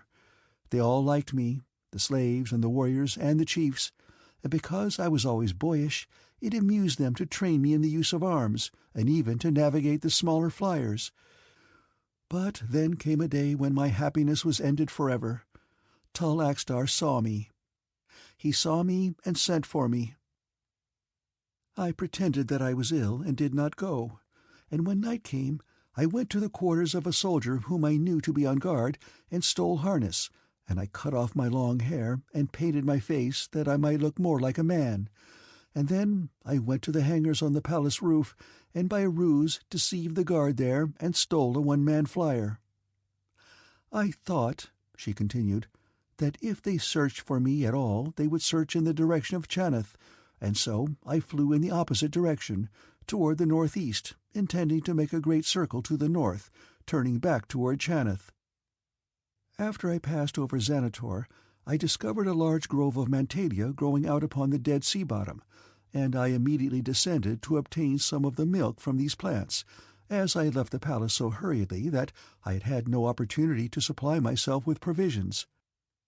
The Mantalia grove was an unusually large one, and as the plants grew to a height of from 10 to 12 sofads, the grove offered excellent protection from observation. I had no difficulty in finding a landing place well within its confines. In order to prevent detection from above, I ran my plane in among the concealing foliage of 2 overarching Mantalias, and then set about obtaining a supply of milk. As near objects never appear as attractive as those more distant, I wandered some little distance from my flyer before I found the plants that seemed to offer a sufficiently copious supply of rich milk. A band of green warriors had also entered the grove to procure milk, and as I was tapping the tree I had selected, one of them discovered me, and a moment later I was captured. From their questions I became assured that they had not seen me enter the grove, and that they knew nothing of the presence of my flyer. They must have been in a portion of the grove very thickly overhung by foliage while I was approaching from above and making my landing. But be that as it may, they were ignorant of the presence of my flyer, and I determined to keep them in ignorance of it. When they had obtained as much milk as they required, they returned to Xanator, bringing me with them. The rest you know." "This is Xanator?" I asked. "Yes," she replied. "And what is your name?" I asked. "Tavia," she replied. "And what is yours?" "Hadron of Hastor," I replied. "It is a nice name," she said. There was a certain boyish frankness about the way she said it that convinced me that she would have been just as quick to tell me had she not liked my name. There was no suggestion of brainless flattery in her tone, and I was to learn, as I became better acquainted with her, that honesty and candor were 2 of her marked characteristics. But at the moment I was giving such matters little thought, since my mind was occupied with a portion of her narrative that had suggested to me an easy and swift method of escape from our predicament. "Do you believe," I asked, "that you could find the Mantalia grove where you hid your flyer?" "I am positive of it," she replied. "Will the craft carry 2?" I asked. "It is a one-man flyer," she replied, "but it will carry both of us, though both its speed and altitude will be reduced." She told me that the grove lay to the southeast of Xanator, and accordingly I turned the thoat's head toward the east. After we had passed well beyond the limits of the city, we moved in a southerly direction down out of the hills onto the Dead Sea bottom. Thuria was winging her swift flight through the heavens, casting strange and ever-moving shadows upon the ochre moss that covered the ground, while far above cold Chloros took his slow and stately way.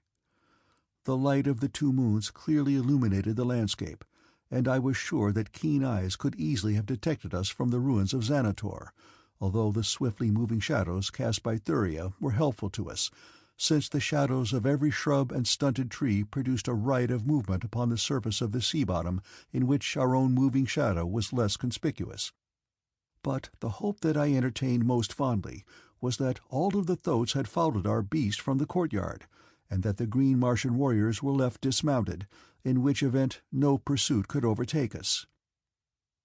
The great beast that was carrying us moved swiftly and silently, so that it was not long before we saw in the distance the shadowy foliage of the Mantalia grove, and shortly afterward we entered its gloomy confines. It was not without considerable difficulty, however, that we located Tavia's flier, and mighty glad was I too when we found it in good condition, for we had seen more than a single shadowy form slinking through the forest, and I knew that the fierce animals of the barren hills and the great white apes of the ruined cities were equally fond of the milk of the Mantalia, and that we should be fortunate indeed if we escaped an encounter. I rode as close to the flier as possible, and, leaving Tavia on the thoat, slipped quickly to the ground and dragged the small craft out into the open. An examination of the controls showed that they had not been tampered with, which was a great relief to me, as I had feared that the flier might have been damaged by the great apes, which are inclined to be both inquisitive and destructive.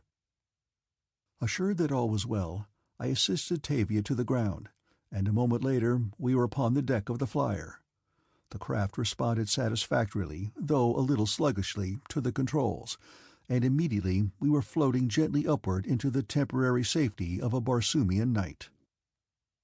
The flier, which was of a design now almost obsolete in Helium, was not equipped with a destination control compass, which rendered it necessary for the pilot to be constantly at the controls.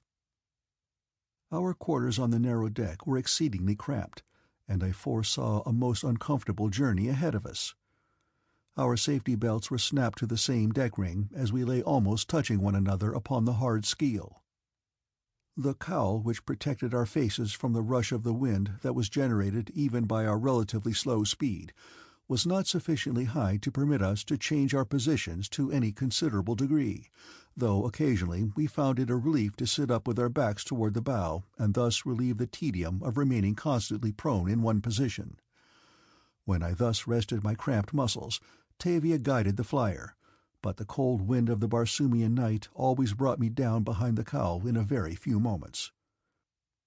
By mutual consent we were heading in a southwesterly direction while we discussed our eventual destination. I had told Tavia that I wished to go to Jahar, and why. She appeared much interested in the story of the abduction of Sanoma Tora, and from her knowledge of AXTAR and the customs of Jahar, she thought it most probable that the missing girl might be found there. But as to the possibility of rescuing her, that was another matter over which she shook her head dubiously. It was obvious to me that Tavia did not desire to return to Jahar, yet she put no obstacles in the path of my search for this my great objective. In fact, she gave me Jahar's position, and herself set the nose of the flier upon the right course.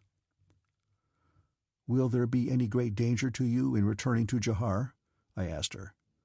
"The danger will be very great," she said, "but where the master goes, the slave must follow." "I am not your master," I said, "and you are not my slave. Let us consider ourselves rather as comrades in arms." "That will be nice," she said simply, and then, after a pause, "And if we are to be comrades, then let me warn you against going directly to Jahar. This flier would be recognized immediately. Your harness would mark you as an alien, and you would accomplish nothing more toward rescuing your Sanoma Tora than to achieve the pits of AXTAR, and sooner or later the games in the great arena, where eventually you must be slain." "What would you suggest, then?" I asked. "Beyond Jahar, to the southwest, lies Jannath, the city of my birth. Of all the cities upon Barsoom, that is the only one where I may hope to be received in a friendly manner, and as they receive me, so will they receive you. There you may better prepare to enter Jahar, which you may only accomplish by disguising yourself as a Jaharian, for AXTAR permits no alien within the confines of his empire other than those who are brought as prisoners of war and as slaves. In Jannath you can obtain the harness and medal of Jahar, and there I can coach you in the customs and manners of the empire of Tel-Axtar, so that in a short time you may enter it with some reasonably slight assurance that you may deceive them as to your identity. To enter without proper preparation would be fatal." I saw the wisdom of her counsel, and accordingly we altered our course so as to pass south of Jahar, as we headed straight toward Janath, 6,000 hods away. All the balance of the night we traveled steadily at the rate of about 600 hods per zode, a slow speed when compared with that of the good one-man flyer that I had brought out of Helium. As the sun rose, the first thing that attracted my particular attention was the ghastly blue color of the flyer. "What a color for a flyer!" I exclaimed. Tavia looked up at me. "There is an excellent reason for it, though," she said. "A reason that you must fully understand before you enter Jahar." Chapter 5. To the Pits. Below us, in the ever-changing light of the two moons, stretched the weird landscape of a Barsoomian night, as our little craft, sorely overloaded, winged slowly away from Xanator above the low hills that mark the southwestern boundary of the fierce green hordes of Torcus. With the coming of the new day, we discussed the advisability of making a landing and waiting until night before proceeding upon our journey, since we realized that, should we be sighted by an enemy craft, we could not possibly hope to escape.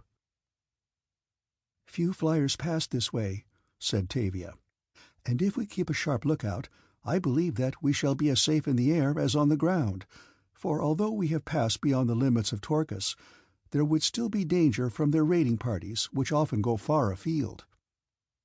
And so we proceeded slowly in the direction of Chanath, our eyes constantly scanning the heavens in all directions. The monotony of the landscape, combined with our slow rate of progress, would ordinarily have rendered such a journey unendurable to me, but to my surprise the time passed quickly, a fact which I attributed solely to the wit and intelligence of my companion, for there was no gainsaying the fact that Tavia was excellent company. I think that we must have talked about everything upon Barsoom, and naturally a great deal of the conversation revolved about our own experiences and personalities, so that long before we reached Chanath I felt that I knew Tavia better than I had ever known any other woman, and I was quite sure that I had never confided so completely in any other person. Tavia had a way with her that seemed to compel confidences, so that, to my surprise, I found myself discussing the most intimate details of my past life, my hopes, ambitions, and aspirations, as well as the fears and doubts which, I presume, assail the minds of all young men. When I realized how fully I had embosomed myself to this little slave girl, I experienced a distinct shock of embarrassment. But the sincerity of Tavia's interest dispelled this feeling, as did the realization that she had been almost as equally free with her confidences as had I. We were 2 nights and a day covering the distance between Xanator and Janath, and as the towers and landing stages of our destination appeared upon the distant horizon, toward the end of the first zode of the second day, I realized that the hours that stretched away behind us to Xanator were, for some unaccountable reason, as happy a period as I had ever experienced. Now it was over. Janath lay before us, and with the realization I experienced a distinct regret that Janath did not lie upon the opposite side of Barsoom. With the exception of Sanoma Tora, I had never been particularly keen to be much in the company of women. I do not mean to convey the impression that I did not like them, for that would not be true. Their occasional company offered a diversion, which I enjoyed and of which I took advantage. But that I could be for so many hours in the exclusive company of a woman I did not love, and thoroughly enjoy every minute of it, would have seemed to me quite impossible. Yet such had been the fact, and I found myself wondering if Tavia had shared my enjoyment of the adventure. "That must be Chanath," I said, nodding in the direction of the distant city. "Yes," she replied. "You must be very glad the journey is over," I ventured. She looked up at me quickly, her brows contracting suddenly in conjecture. "Perhaps I should be," she replied enigmatically. "It is your home," I reminded her. "I have no home," she replied. "But your friends are here," I insisted. "I have no friends," she said. "You forget Hadron of Hastor," I reminded her. "No," she said, "I do not forget that you have been kind to me, but I remember that I am only an incident in your search for Sanoma Tora. Tomorrow perhaps you will be gone, and we shall never see each other again." I had not thought of that, and I found that I did not like to think about it, and yet I knew that it was true. "You will soon make friends here," I said. "I hope so," she replied, "but I have been gone a very long time, and I was so young when I was taken away that I have but the faintest of memories of my life in Janeth. Janeth really means nothing to me. I could be as happy anywhere else in Barsoom with a friend." We were now close above the outer wall of the city, and our conversation was interrupted by the appearance of a flier, evidently a patrol, bearing down upon us. She was sounding an alarm, the shrill screaming of her horn shattering the silence of the early morning. Almost immediately the warning was taken up by gongs and shrieking sirens throughout the city. The patrol boat changed her course and rose swiftly above us, while from the landing stages all about rose scores of fighting planes until we were entirely surrounded. I tried to hail the nearer of them, but the infernal din of the warning signals drowned my voice. Hundreds of guns covered us, their crews standing ready to hurl destruction upon us. "Does Janeth always receive visitors in this hostile manner?" I inquired of Tavia. She shook her head. "I do not know," she replied. "Had we approached in a strange ship of war, I might understand it, but why this little scout flyer should attract half the navy of Janeth is— Wait!" she exclaimed suddenly. "The design and color of our flyer mark its origin as Jahar. The people of Janeth have seen this color before, and they fear it. Yet, if that is true, why is it that they have not fired upon us?" "I do not know why they did not fire upon us at first," I replied, "but it is obvious why they do not now. Their ships are so thick about us that they could not fire without endangering their own craft and men." "Can't you make them understand that we are friends?" she asked. Immediately I made the signs of friendship and of surrender, but the ships seemed afraid to approach. The alarms had ceased, and the ships were circling silently about us. Again I hailed a nearby ship. "Do not fire!" I shouted. "We are friends!" "Friends do not come to Janeth in the blue death ships of Jahar," replied an officer upon the deck of the ship I had hailed. "Let us come alongside," I insisted, "and at least I can prove to you that we are harmless." "You will not come alongside my ship," he replied. "If you are friends, you can prove it by doing as I instruct you." "What are your wishes?" I asked. "Come about and take your flyer beyond the city walls. Ground her at least a hod beyond the east gate, and then, with your companion, walk toward the city." "Can you promise that we will be well received?" I asked. "You will be questioned," he replied, "and if you are all right, you have nothing to fear." "Very well," I replied. "We will do as you say. Signal your other ships to make way for us." And then, through the lane that they opened, we passed slowly back above the walls of Janeth, and came to the ground about a hod beyond the east gate. As we approached the city, the gate swung open, and a detachment of warriors marched out to meet us. It was evident that they were very suspicious and fearful of us. The padwar in charge of them ordered us to halt while there were yet fully 100 sofads between us. "Throw down your weapons," he commanded, "and then come forward." "But we are not enemies," I replied. "Do not the people of Janeth know how to receive friends?" "Do as you are told, or we will destroy you both," was his only reply. I could not refrain a shrug of disgust as I divested myself of my weapons, while Tavia threw down the short sword that I had loaned her. Unarmed, we advanced toward the warriors, but even then the padwar was not entirely satisfied, for he searched our harness carefully before he finally conducted us into the city, keeping us well surrounded by warriors. As the east gate of Janeth closed behind us, I realized that we were prisoners rather than the guests that we had hoped to be, but Tavia tried to reassure me by insisting that when they had heard our story, we would be set at liberty and accorded the hospitality that she insisted was our due.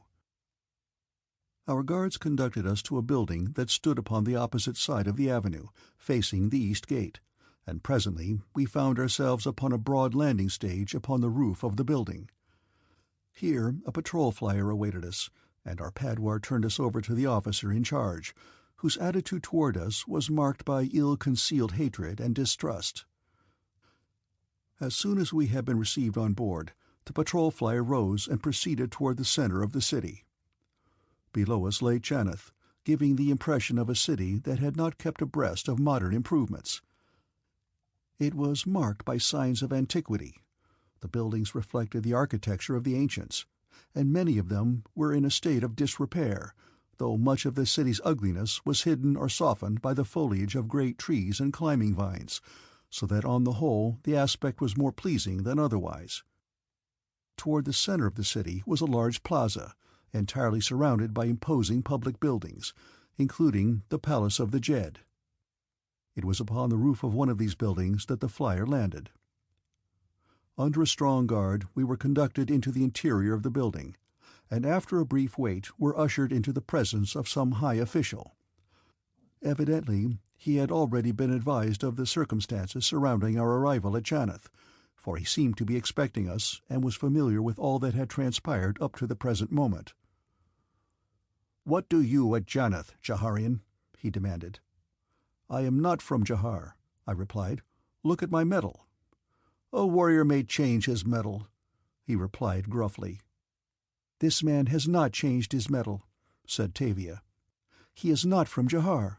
He is from Hastor, one of the cities of Helium. I am from Jahar." The official looked at her in surprise. "So, you admit it!" he cried. "But first I was from Janeth," said the girl. "What do you mean?" he demanded. "As a little child I was stolen from Janeth," replied Tavia. "All my life since I have been a slave in the palace of Tul Axtar, Jeddak of Jahar. Only recently I escaped in the same flyer upon which we arrived at Janeth. Near the dead city of Xanator I landed, and was captured by the green men of Torcus. This warrior, who is Hadron of Hastor, rescued me from them. Together we came to Janeth, expecting a friendly reception." "Who are your people in Janeth?" demanded the official. "I do not know," replied Tavia. "I was very young. I remember practically nothing about my life in Janeth." "What is your name?" "Tavia." The man's interest in her story, which had seemed wholly perfunctory, seemed suddenly altered and galvanized.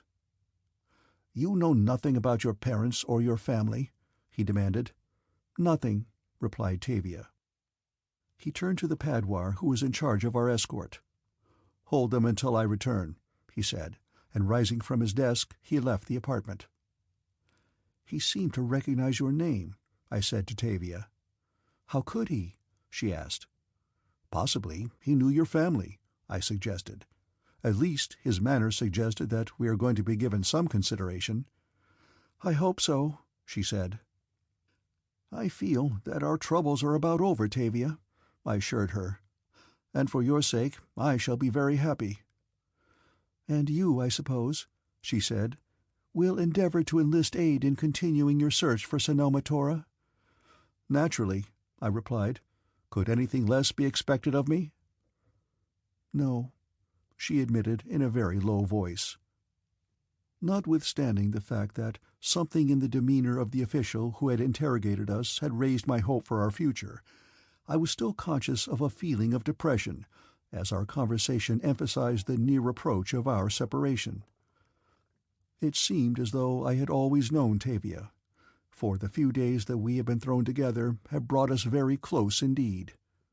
I knew that I should miss her sparkling wit, her ready sympathy, and the quiet companionship of her silences, and then the beautiful features of Sanoma Tora were projected upon memory's screen, and knowing where my duty lay, I cast vain regrets aside, for love I knew was greater than friendship, and I loved Sanoma Tora. After a considerable lapse of time, the official re-entered the apartment. I searched his face to read the first tidings of good news there, but his expression was inscrutable. However, his first words addressed to the padwar were entirely understandable. "Confine the woman in the east tower," he said, "and send the man to the pits." That was all. It was like a blow in the face. I looked at Tavia and saw her wide eyes upon the official. "You mean that we are to be held as prisoners?" she demanded.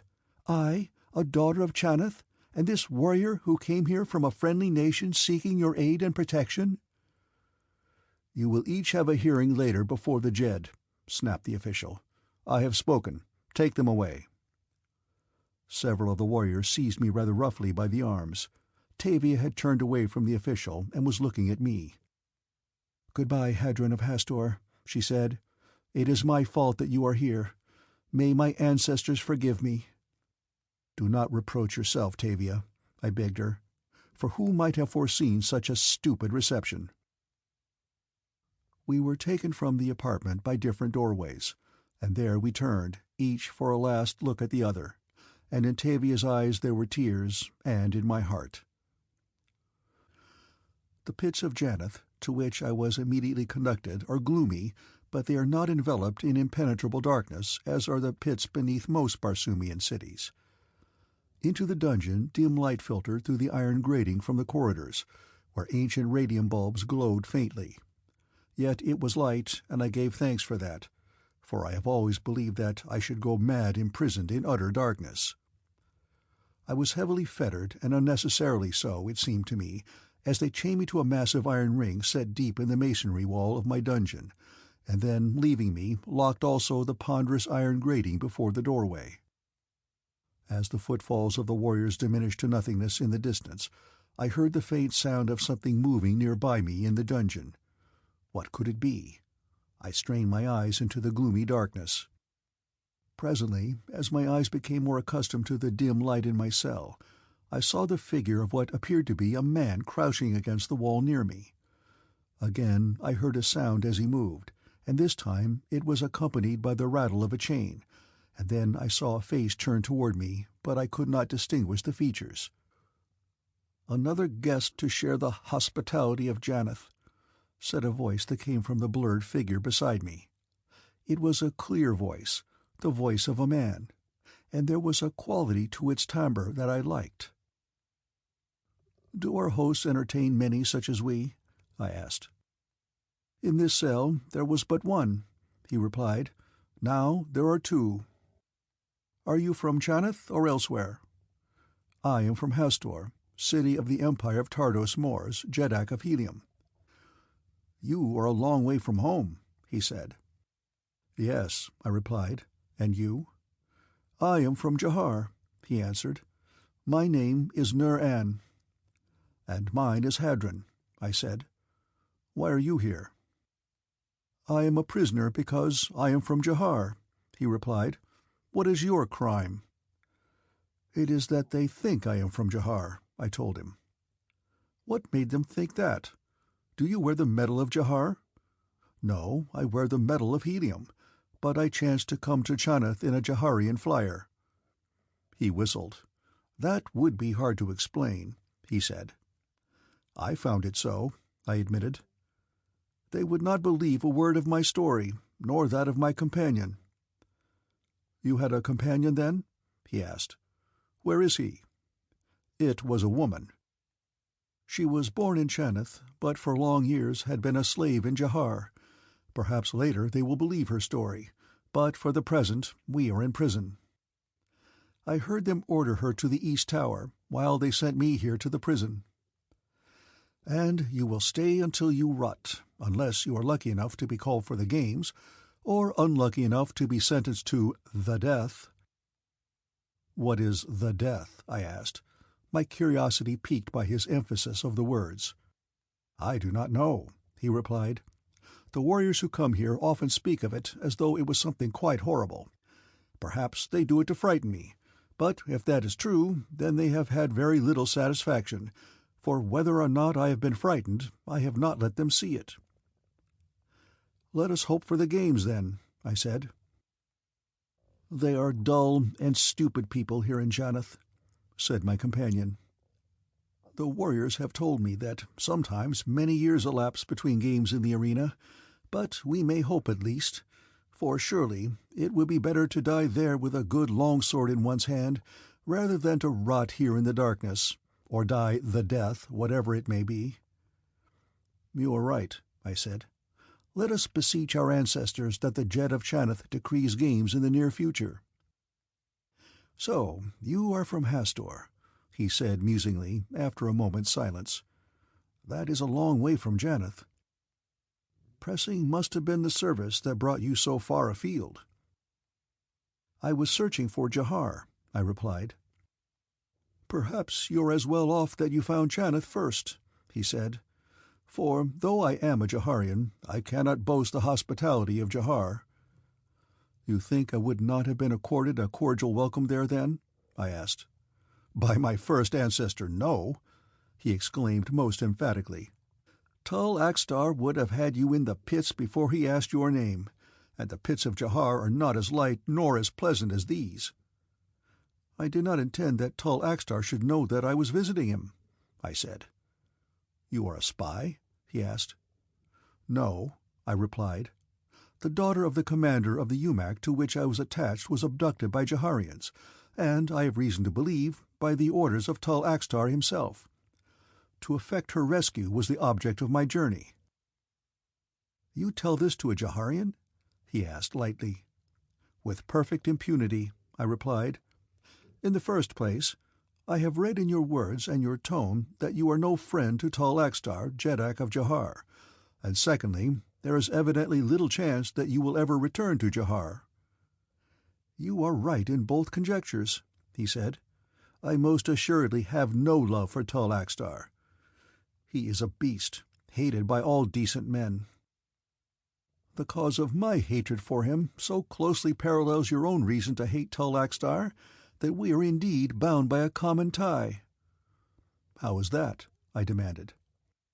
"All my life I have never felt aught but contempt for Tul Axtar, Jeddak of Jahar, but this contempt was not transmuted into hatred until he stole a woman, and it was the stealing of a woman also that directed your venom against him." "A woman of your family?" I asked. "My sweetheart, the woman I was to marry," replied Nur-An. "I am a noble. My family is of ancient lineage and great wealth. For these reasons, Tul Axtar knew that he had good cause to fear me, and, urged on by this fear, he confiscated my property and sentenced me to death. But I have many friends in Jahar, and one of these, a common warrior of the guard, connived at my escape after I had been imprisoned in the pits."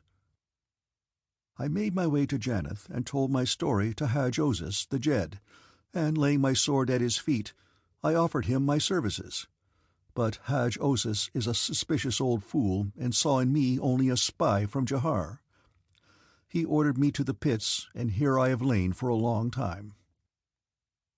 "Jahar must be indeed an unhappy country," I said, "ruled over, as she is, by such a man as Tul Axtar. Recently I have heard much of him, but as yet I have not heard him credited with a single virtue." "He has none," said Nur-An. "He is a cruel tyrant, rotten with corruption and vice. If any of the great powers of Barsoom could have guessed what was in his mind, Jahar would have been reduced long ago and Tul Axtar destroyed." "What do you mean?" I asked. "For at least 200 years, Tul Axtar has fostered a magnificent dream, the conquest of all Barsoom. During all this time he has made manpower his fetish. No eggs might be destroyed, each woman being compelled to preserve all that she laid. Note: Martians are oviparous. An army of officials and inspectors took a record of the production of each female. Those that had the greatest number of males were rewarded. The unproductive were destroyed.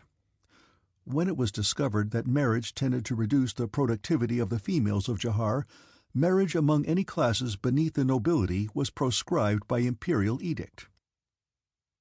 The result has been an appalling increase in population, until many of the provinces of Jahar cannot support the incalculable numbers that swarm like ants in a hill. The richest agricultural land upon Barsoom could not support such numbers. Every natural resource has been exhausted. Millions are starving, and in large districts cannibalism is prevalent. During all this time, AXTAR'S officers have been training the males for war. From earliest consciousness, the thought of war has been implanted within their minds. To war and war alone do they look for relief from the hideous conditions which oppress them. Until today, countless millions are clamoring for war, realizing that victory means loot, and that loot means food and riches. Already, AXTAR commands an army of such vast proportions that the fate of Barsoom might readily lie in the palm of his hand were it not but for a single obstacle. "And what is that?" I asked. "AXTAR is a coward," replied Nur-An. "Having fulfilled his dream of manpower, he is afraid to use it, lest by some accident of fate his military plan should fail and his troops meet defeat. Therefore, he has waited while he urged on the scientists of Jahar to produce some weapon that would be so far superior in its destructive power to anything possessed by any other nation of Barsoom that his armies would be invincible. For years the best minds of Jahar labored with the problem, until at last one of our most eminent scientists, an old man named FOR, developed a rifle of amazing properties. The success of FOR aroused the jealousies of other scientists, and though the old man had given AXTAR what he sought, yet the tyrant showed no gratitude, and FOR was subjected to such indignities and oppressions that eventually he fled from Jahar. That, however, is of no import. All that FOR could do for AXTAR he had done, and with the new rifle in his possession, the Jeddak was glad to be rid of the old scientist. Naturally, I was much interested in the rifle which Nur-An had mentioned, and I hoped that he would go into a further and more detailed description of it, but I dared not suggest that for fear that the natural loyalty which every man feels for the country of his birth might restrain him from divulging her military secrets to a stranger. I was to learn, however, that these lofty sentiments of patriotism, which are part of every man of Helium, were induced as much by the love and respect in which we held our great Jeddaks as by our natural attachment to the land of our birth, while, upon the other hand, the Jaharians looked only with contempt and loathing upon the head of their state, and feeling no loyalty for him, who was in effect the state, they looked upon patriotism as nothing more than an empty catchword, which an unworthy master had used to his own end until it had become meaningless. And so, while at the moment I was surprised, I later came to understand why it was that Nur-An voluntarily explained in detail to me all that he knew about the strange new weapon of Jahar and the means of defense against it. "This new rifle," he continued after a moment's silence, "would render all the other armies and navies of Barsoom impotent before us. It projects an invisible ray, the vibrations of which effect such a change in the constitution of metals as to cause them to disintegrate. I am not a scientist.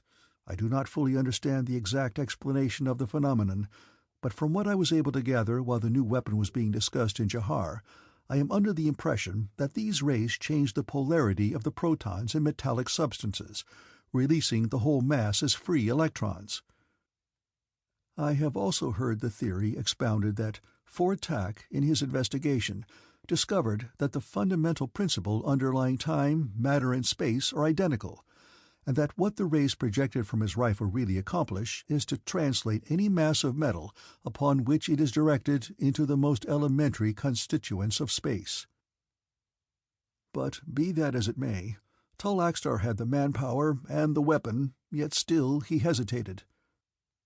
He was afraid, and he sought for some excuse further to delay the war of conquest and loot which his millions of subjects now demanded, and to this end he hit upon the plan of insisting upon some medium of defense against this new rifle, basing his demands upon the possibility that some other power might also have discovered a similar weapon, or would eventually, by the use of spies or informers, learn the secret from Jahar. Probably, greatly to his surprise and unquestionably to his embarrassment, A man who had been an assistant in Fortak's laboratory presently developed a substance which dissipated the rays of the new weapon, rendering them harmless. With this substance, which is of a bluish color, the metal portions of the ships, weapons, and harness of Jahar are now painted. But yet again, Tul Axtar postponed his war, insisting upon the production of an enormous quantity of the new rifles and a mighty fleet of warships upon which to mount them. Then, he says, he will sail forth and conquer all Barsoom. The destruction of the patrol boat above Helium the night of the abduction of Sanoma Tora was now quite clear to me, and when Nur-An told me later that Tul Axtar had sent experimental fliers to attack Janeth, I understood why it was that the blue flyer in which TAVIA and I had arrived had caused such consternation. But the thought that upset my mind now almost to the exclusion of the plight of Sanoma Tora was that somewhere in the thin air of dying Barsoom a great heliometic fleet was moving to attack Jahar. Or at least that was what I supposed, since I had no reason to doubt that the message that I had given to the major domo of Tor-Hatan's palace had not been delivered to the warlord. To lie here enchained in the pits of Janeth, while the great fleet of Helium sped to its destruction, filled me with horror. With my own eyes I had seen the effects of this terrible new weapon, and I knew that it was no idle dream upon the part of Nur-An when he had stated that with it Tul Axtar could conquer a world. But there was a defense against it. If I could but regain my freedom, I might not only warn the ships of Helium and save them from inevitable doom, but also, in connection with my quest for Sanoma Tora in the city of Jahar, I might discover the secret of the defense against the weapon which the Jaharians had evolved. Freedom. Before, it had only seemed the most desirable thing in the world. Now it had become imperative. Chapter 6. Sentenced to Die. I was not long in the pits of Janeth before warriors came, and removing my fetters, led me from my dungeon. There were only 2 of them, and I could not but note their carelessness and the lackness of their discipline as they escorted me to an upper level of the palace. But at the time I thought it meant only that the attitude of the officials had altered, and that I was to be free. There was nothing remarkable about the palace of the Jet of Janeth. It was a poor place by comparison with the palaces of some of the great nobles of Helium, yet never before, I imagined, had I challenged with greater interest every detail of architecture, every corridor and doorway, or the manners, harness, and decorations of the people that passed us. For though in my heart was the hope that I was about to be free, yet I considered this place my prison and these people my jailers, and as my one object in life was to escape, I was determined to let no detail elude my eye that might possibly in any way aid me if the time should come when I must make a break for liberty. It was such thoughts that were uppermost in my mind as I was ushered through wide portals into the presence of a bejeweled warrior.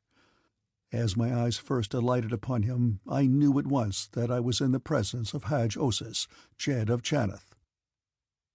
As my guard halted me before him, the Jed scrutinized me intently, with that air of suspicion which is his most marked characteristic. "Your name and country?" he demanded. "I am Hadron of Hastor, Padwar in the Navy of Helium," I replied. "You are from Jahar," he accused.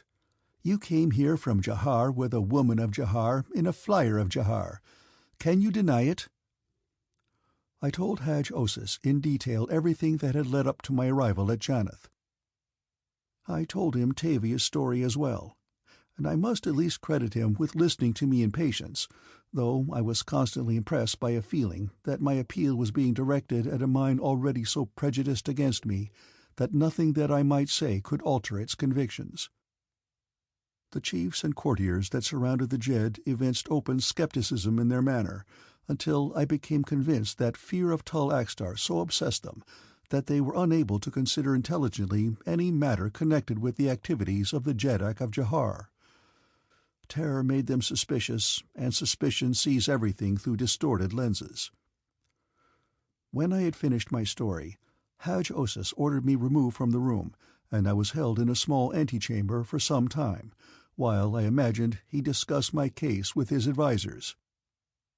When I was again ushered into his presence, I felt that the whole atmosphere of the chamber was charged with antagonism, as for the second time I was halted before the dais upon which the Jed sat in his carved throne-chair. "The laws of Janeth are just," proclaimed Haj-Osis, glaring at me, "and the Jed of Janeth is merciful. The enemies of Janeth shall receive justice, but they may not expect mercy. You, who call yourself Hadron of Hastor, have been adjudged a spy of our most malignant enemy, Tul-Axtar of Jahar, and as such I, Haj-Osis, Jed of Janeth, sentence you to die the death. I have spoken." With an imperious gesture he signaled the guards to remove me. There was no appeal. My doom was sealed, and in silence I turned and left the chamber, escorted by a guard of warriors. But for the honor of Helium I may say that my step was firm and my chin high. On my return to the pits, I questioned the padwar in charge of my escort relative to TAVIA, but if the fellow knew aught of her, he refused to divulge it to me, and presently I found myself again fettered in the gloomy dungeon by the side of Nur-An of Jahar. "Well?" he asked. "The death," I replied. He extended a manacled hand through the darkness and placed it upon one of mine. "I am sorry, my friend," he said. "Man has but one life," I replied. "If he is permitted to give it in a good cause, he should not complain." "You die for a woman," he said. "I die for a woman of Helium," I corrected. "Perhaps we shall die together," he said. "What do you mean?" "While you were gone, a messenger came from the major domo of the palace advising me to make peace with my ancestors, as I should die the death in a short time."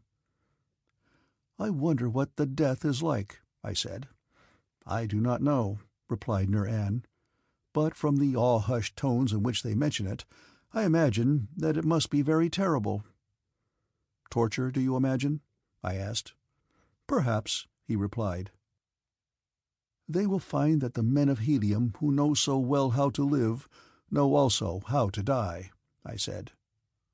"I shall hope to render a good account of myself also," said Nur-An.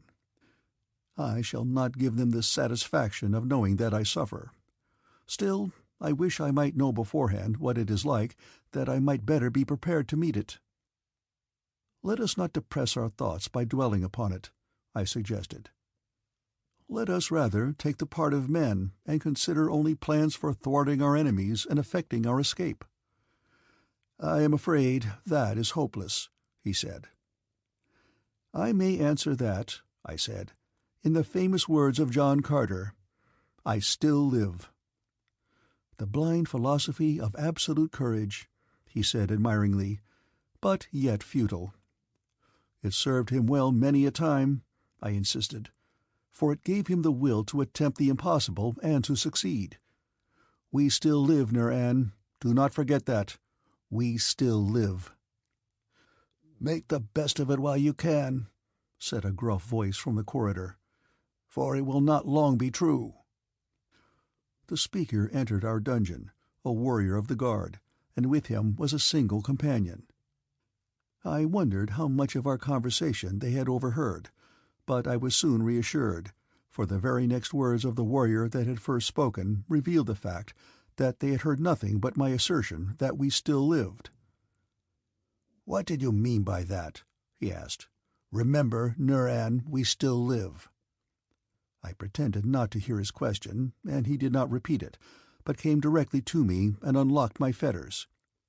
As he turned to unlock those which held Nur-An, he turned his back to me, and I could not but note his inexcusable carelessness.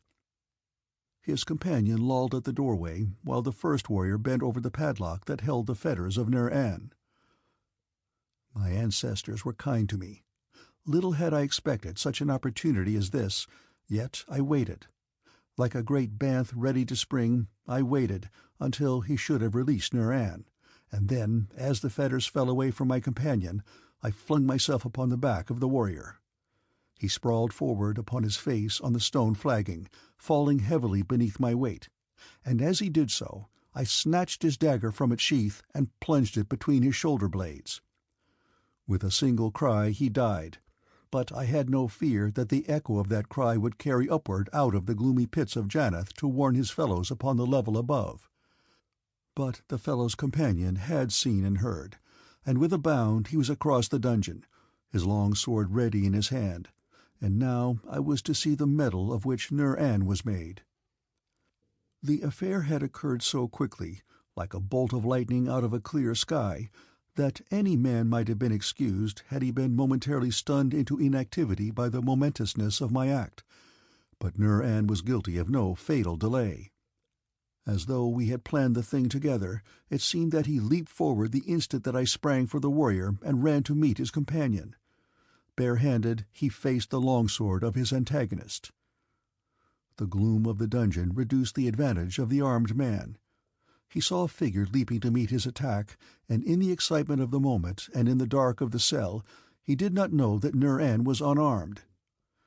He hesitated, paused, and stepped back to receive the impetuous attack coming out of the darkness, and in that instant I had whipped the long sword of the fallen warrior from its scabbard and was charging the fellow at a slightly different angle from Nur-An. An instant later we were engaged, and I found the fellow no mean swordsman. Yet from the instant that our blades crossed I knew that I was his master, and he must soon have realized it too, for he fell back, fully on the defensive, evidently bent upon escaping to the corridor.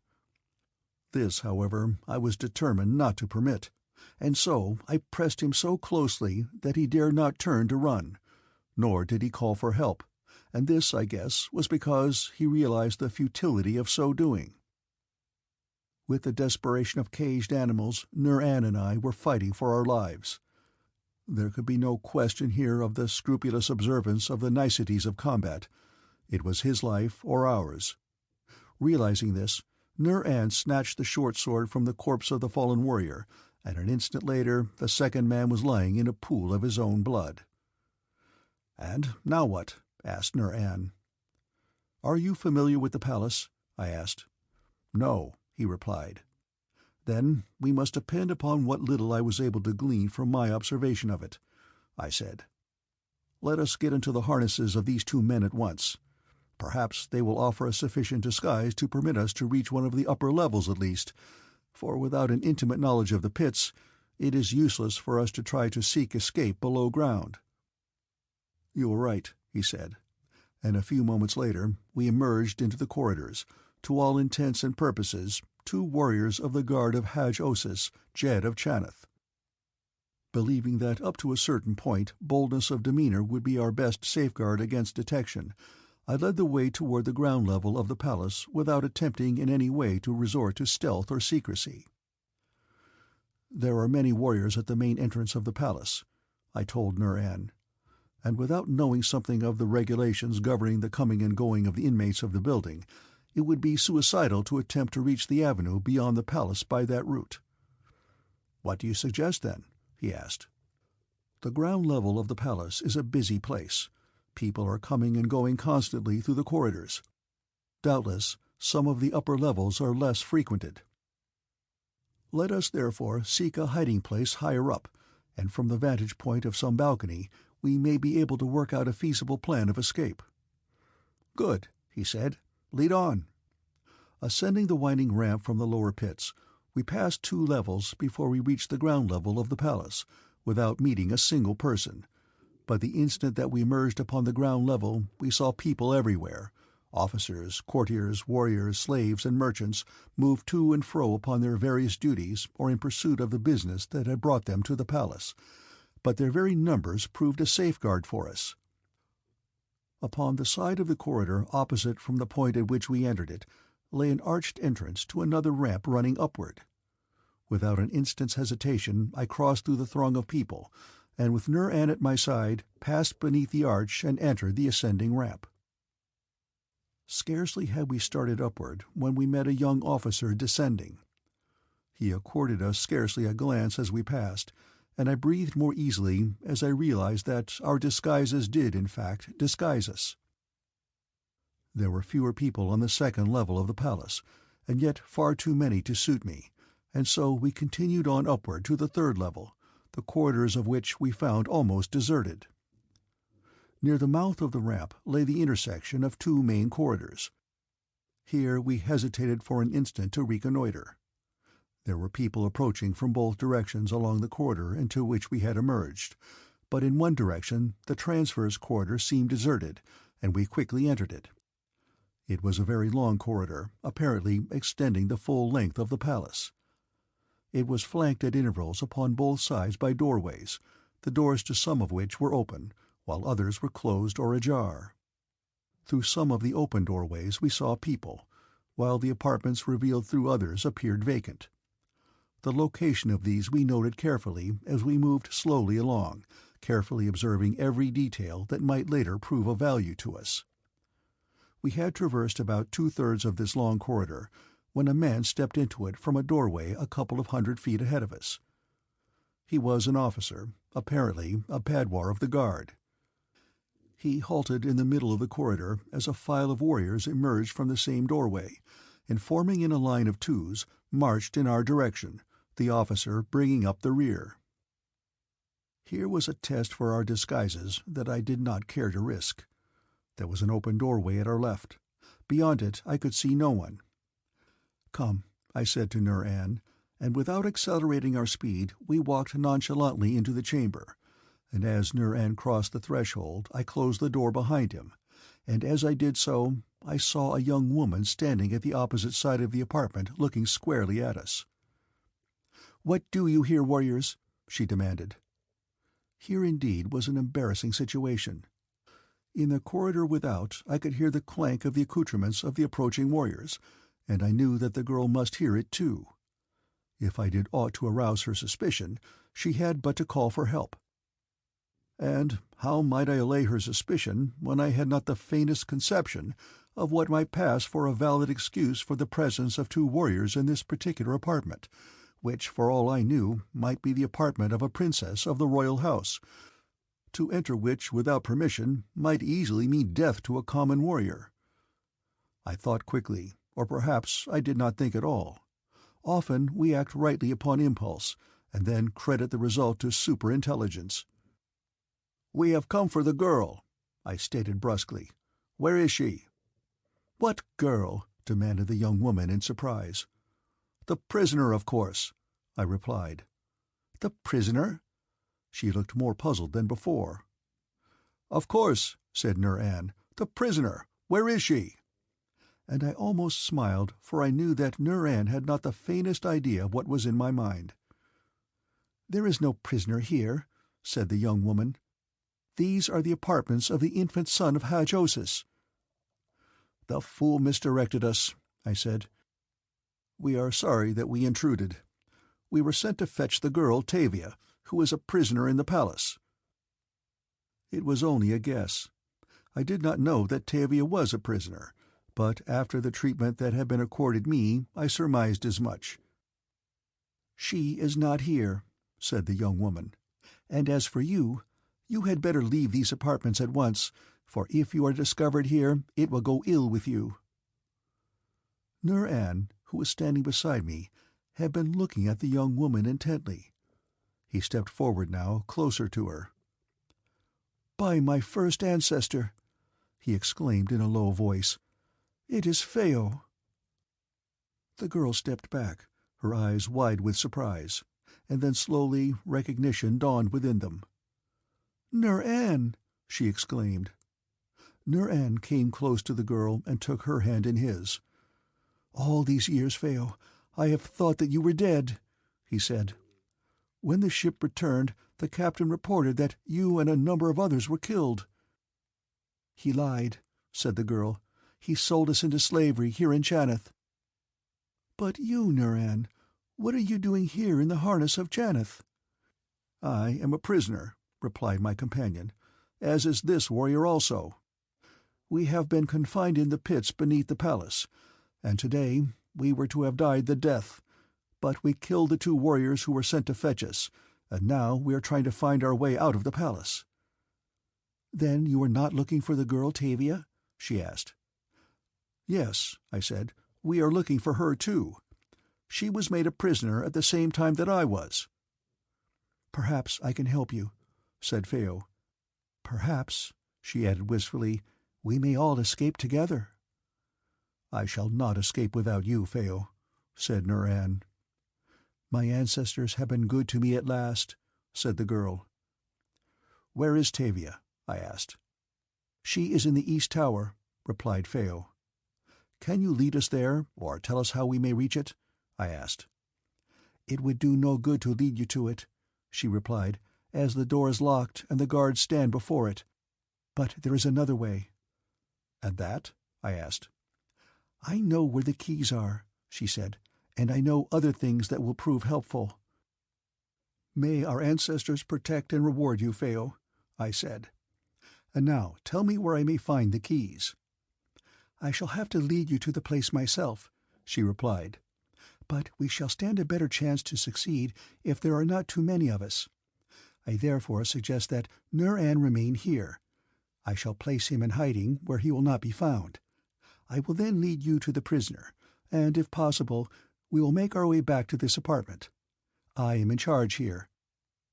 Only at regular hours, twice a day, night and morning, does any other visit the apartment of the little prince. Here I can hide you and feed you for a long time, and perhaps eventually we shall be able to evolve some feasible plan for escape."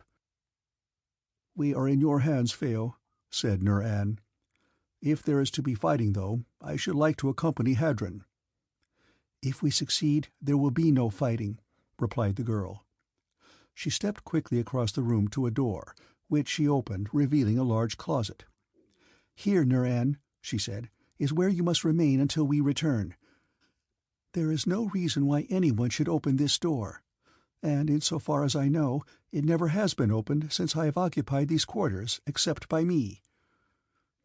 "I do not like the idea of hiding," said Nur-An with a grimace, "but I have had to do many things recently that I did not like." And without more words he crossed the apartment and entered the closet.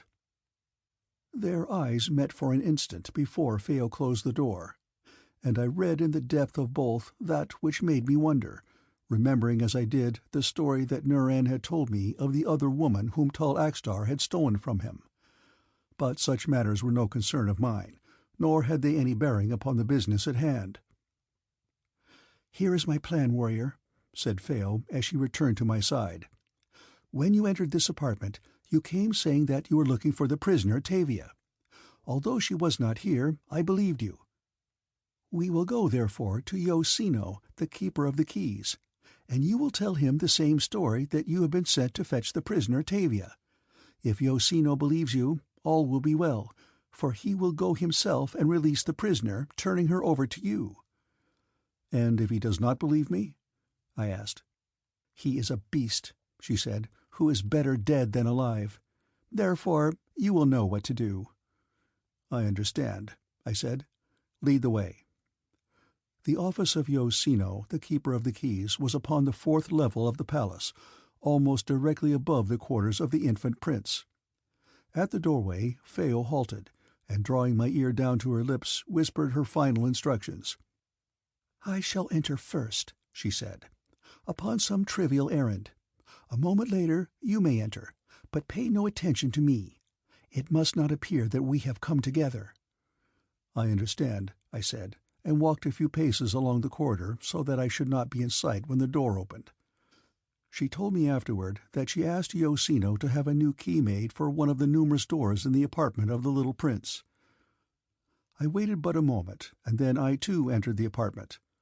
It was a gloomy room without windows. Upon its walls hung keys of every imaginable size and shape. Behind a large desk sat a coarse-looking man, who looked up quickly and scowled at the interruption as I entered. "Well?" he demanded. "I have come for the woman Tavia," I said, "the prisoner from Jahar." "Who sent you? What do you want of her?" he demanded. "I have orders to bring her to Haj-Osis," I replied.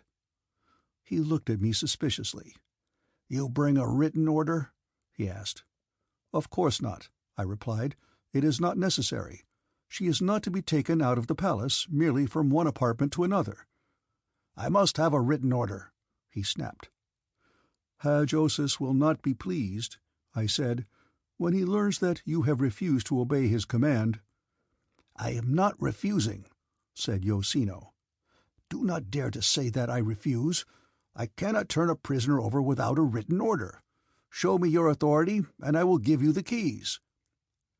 I saw that the plan had failed. Other measures must be taken. I whipped out my long sword. "Here is my authority," I exclaimed, leaping toward him. With an oath he drew his own sword, but instead of facing me with it, he stepped quickly back, the desk still between us, and turning, struck a copper gong heavily with the flat of his blade. As I rushed toward him, I heard the sound of hurrying feet and the clank of metal from an adjoining room. Yosino, still backing away, sneered sardonically, and then the lights went out, and the windowless room was plunged into darkness. Soft fingers grasped my left hand, and a low voice whispered in my ear, "Come with me."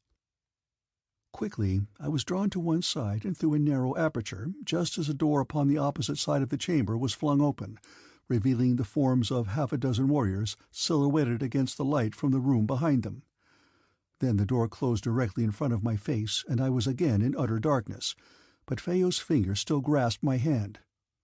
"Silence," a soft voice whispered. From beyond the panels I heard angry and excited voices.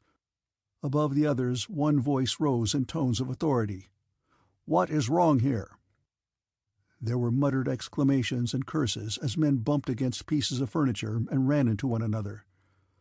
"Give us a light," cried a voice, and a moment later, "That is better." "Where is Yosino?" "Oh, there you are, you fat rascal. What is amiss?" "By Isis, he is gone." The voice was that of Yosino. "Who is gone?" demanded the other voice. "Why did you summon us?" "I was attacked by a warrior," explained Yosino, "who came demanding the key to the apartment where Hadj-Osis keeps the daughter of—" I could not hear the rest of the sentence. "Well, where is the man?" demanded the other. "He is gone. And the key, too. The key is gone." Yosino's voice rose almost to a wail. "Quick, then, to the apartment where the girl is kept," cried the first speaker, doubtless the officer of the guard, and almost at once I heard them hasten from the apartment. The girl at my side moved a little, and I heard a low laugh. "They will not find the key," she said. "Why?" I asked. "Because I have it," she replied. "Little good it will do us," I said ruefully. "They will keep the door well guarded now, and we cannot use the key." Feo laughed again. "We do not need the key," she said. "I took it to throw them off the track. They will watch the door while we enter elsewhere." "I do not understand," I said. "This corridor leads between the partitions to the room where the prisoner is kept. I know that because when I was a prisoner in that room, Yosino came thus to visit me. He is a beast. I hope he has not visited this girl. I hope it for your sake, if you love her." "I do not love her," I said. "She is only a friend." But I scarcely knew what I was saying. The words seemed to come mechanically, for I was in the grip of such an emotion as I never before had experienced or endured. It had seized me the instant that Feo had suggested that Yosino might have visited TAVIA through his secret corridor. I experienced a sensation that was almost akin to a convulsion, a sensation that left me a changed man. Before, I could have killed Yosino with my sword and been glad. Now I wanted to tear him to pieces. I wanted to mutilate him and make him suffer. Never before in my life had I experienced such a bestial desire. It was hideous, and yet I gloated in its possession. "What is the matter?" exclaimed Feo. "I thought I felt you tremble then." "I trembled," I said. "For what?" she asked. "For Yosino," I replied. "But let us hasten. If this corridor leads to the apartment where Tavia is in prison, I cannot reach her too soon, for when Hadj-Osis learns that the key has been stolen, he will have her removed to another prison." "He will not learn it if Yosino and the padwar of the guard can prevent," said Feo. "For if this reached the ears of Hadj-Osis, it might easily cost them both their lives. They will wait for you to come that they may kill you and get the key. But they will wait outside the prison door, and you will not come that way." As she spoke, she started to walk along the narrow, dark corridor, leading me by the hand behind her.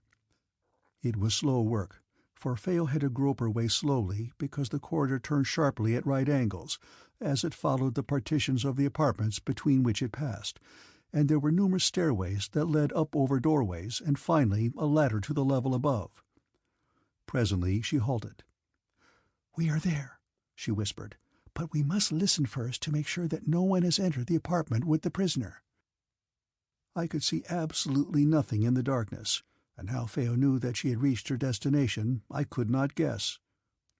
"It is all right," she said presently, and simultaneously she pushed a wooden panel ajar, and in the opening I saw a portion of the interior of a circular apartment with narrow windows heavily barred. Opposite the opening, upon a pile of sleeping silks and furs, I saw a woman reclining. Only a bare shoulder, a tiny ear, and a head of tousled hair were visible. At the first glance I knew that they were Tavia's. As we stepped into the apartment, Phao closed the panel behind us. Attracted by the sound of our entrance, quietly executed though it was, Tavia sat up and looked at us, and then, as she recognized me, sprang to her feet. Her eyes were wide with surprise, and there was an exclamation upon her lips, which I silenced by a warning forefinger placed against my own. I crossed the apartment toward her, and she came to meet me, almost running. As I looked into her eyes, I saw an expression there that I have never seen in the eyes of any other woman, at least not for me, and if I had ever doubted Tavia's friendship, such a doubt would have vanished in that instant. But I had not doubted it, and I was only surprised now to realize the depth of it. Had Sanoma Tora ever looked at me like that, I should have read love in the expression, but I had never spoken of love to Tavia, and so I knew that it was only friendship that she felt. I had always been too much engrossed in my profession to make any close friendships, so that I had never realized until that moment what a wonderful thing friendship might be. As we met in the center of the room, her eyes, moist with tears, were upturned to mine. "Hadron," she whispered, her voice husky with emotion, and then I put my arm about her slender shoulders and drew her to me, and something that was quite beyond my volition impelled me to kiss her upon the forehead. Instantly she disengaged herself, and I feared that she had misunderstood that impulsive kiss of friendship, but her next words reassured me. "I thought never to see you again, Hadron of Hastor," she said. "I feared that they had killed you. How comes it that you are here and in the middle of a warrior of Chaneth?" I told her briefly of what had occurred to me since we had been separated, and of how I had temporarily at least escaped the death. She asked me what the death was, but I could not tell her. "It is very horrible," said Phao. "What is it?" I asked. "I do not know," replied the girl, "only that it is horrible. There is a deep pit, some say a bottomless pit, beneath the lower pits of the palace. Horrible noises, groans and moans arise perpetually from it, and into this pit those that are to die the death are cast, but in such a way that the fall will not kill them. They must reach the bottom alive to endure all the horrors of the death that await them there. That the torture is almost interminable is evidenced by the fact that the moans and groans of the victims never cease, no matter how long a period may have elapsed between executions." "And you have escaped it," exclaimed Tavia. "My prayers have been answered. For days and nights have I been praying to my ancestors that you might be spared. Now, if you can but escape this hateful place, have you a plan?" "We have a plan that, with the help of Phao here, may prove successful. Nur-An, of whom I told you, is hiding in a closet in one of the apartments of the little prince. We shall return to that apartment at the first opportunity, and there Phao will hide all three of us until some opportunity for escape presents itself."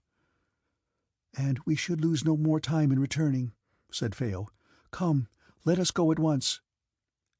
As we turned toward the panel through which we had entered, I saw that it was ajar, though I was confident that Feo had closed it after us when we entered, and simultaneously I could have sworn that I saw an eye glued to the narrow crack, as though someone watched us from the dark interior of the secret corridor. In a single bound I was across the room, and had drawn the panel aside.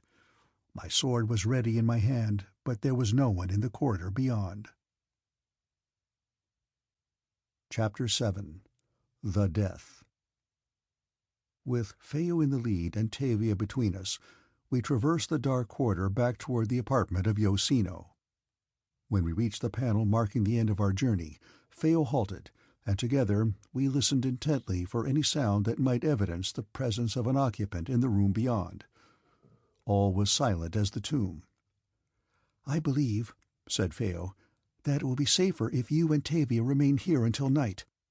I shall return to my apartment and go about my duties in the usual manner, and after the palace has quieted down, these levels will be almost deserted.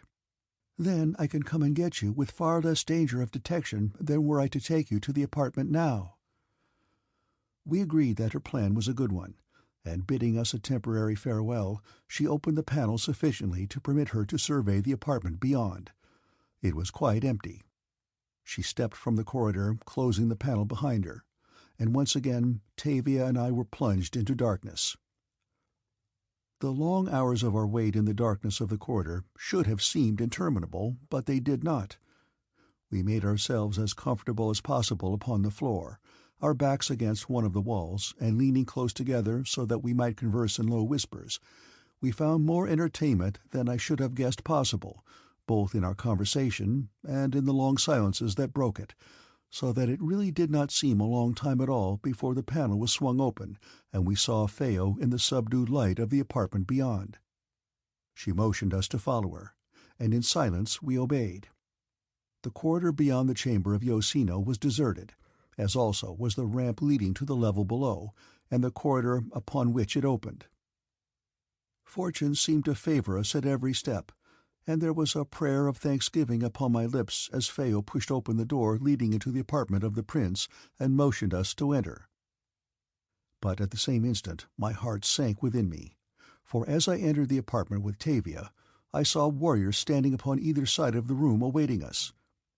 With an exclamation of warning, I drew Tavia behind me and backed quickly toward the door. But as I did so, I heard a rush of feet and the clank of accoutrements in the corridor behind me, and casting a quick glance over my shoulder, I saw other warriors running from the doorway of an apartment upon the opposite side of the corridor. We were surrounded. We were lost, and my first thought was that Feo had betrayed us, leading us into this trap from which there could be no escape. They hustled us back into the room and surrounded us, and for the first time I saw Yosino. He stood there, a sneering grin upon his face, and but for the fact that Tavia had assured me that he had not harmed her, I should have leaped upon him there, though a dozen swords had been at my vitals the next instant. "So," sneered Yosino, "you thought to fool me, did you? Well, I am not so easily fooled. I guessed the truth, and I followed you through the corridor and overheard all your plans as you discussed them with the woman Tavia. We have you all now." And turning to one of the warriors, he motioned to the closet upon the opposite side of the chamber. "Fetch the other," he commanded. The fellow crossed to the door, and opening it, revealed Nur-An lying bound and gagged upon the floor. "Cut his bonds and remove the gag," ordered Yosino. "It is too late now for him to thwart my plans by giving the others a warning." Nur-An came toward us with a firm step, his head high and a glance of haughty contempt for our captors. The four of us stood facing Yosino, the sneer upon whose face had been replaced by a glare of hatred. "You have been sentenced to die the death," he said. "It is the death for spies. No more terrible punishment can be inflicted. Could there be, it would be meted out to you two," as he looked first at me and then at Nur-An, "that you might suffer more for the murder of our two comrades." So they had found the warriors we had dispatched. Well, what of it? Evidently it had not rendered our position any worse than it had been before. We were to die the death, and that was the worst that they could accord us. "Have you anything to say?" demanded Yosino. "We still live," I exclaimed, and laughed in his face. "Before long you will be beseeching your first ancestors for death," hissed the keeper of the keys. "But you will not have death too soon, and remember that no one knows how long it takes to die the death.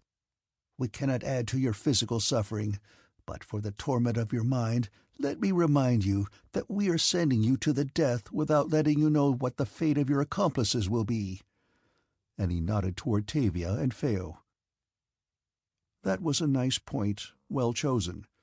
He could not have hit upon any means more certain to inflict acute torture upon me than this, but I would not give him the satisfaction of witnessing my true emotion, and so once again I laughed in his face.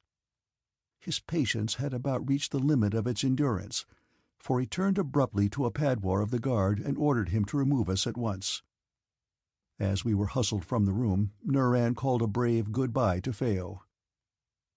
"Good-bye, Tavia," I cried, "and remember that we still live." "We still live, Hadron of Hastor," she called back. "We still live." And then she was swept from my view as we were pushed along down the corridor. Down ramp after ramp we were conducted to the uttermost depths of the palace pits, and then into a great chamber where I saw Hadj-Osis sitting upon a throne, surrounded again by his chiefs and his courtiers, as he had been upon the occasion that he had interviewed me.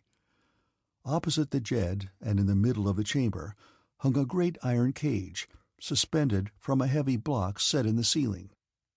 Into this cage we were roughly pushed. The door was closed and secured with a large lock. I wondered what it was all about and what this had to do with the death, and while I wondered, a dozen men pushed a huge trapdoor from beneath the cage. A rush of cold, clammy air enveloped us, and I experienced a chill that seemed to enter my marrow, as though I lay in the cold arms of death. Hollow moans and groans came faintly to my ears, and I knew that we were above the pits where the death lay.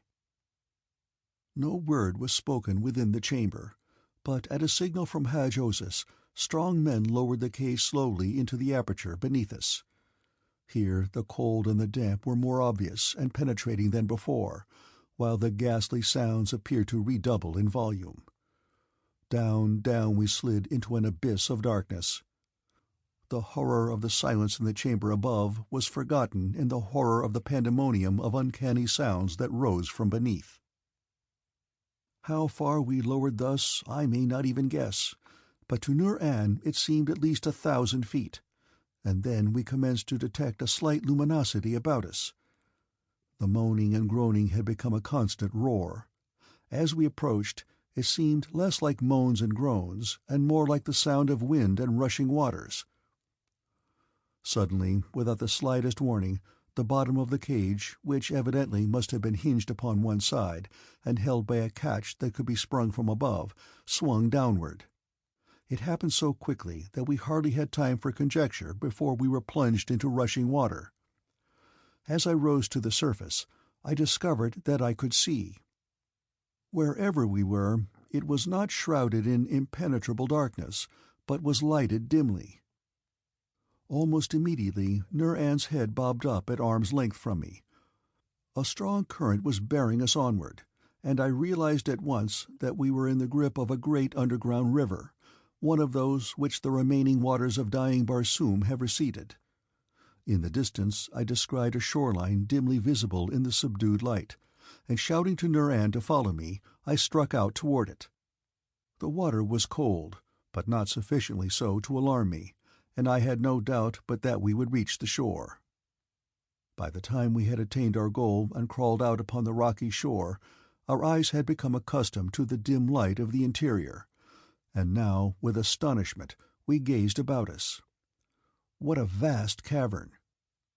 Far, far above us, its ceiling was discernible in the light of the minute radium particles with which the rock that formed its walls and ceiling was impregnated.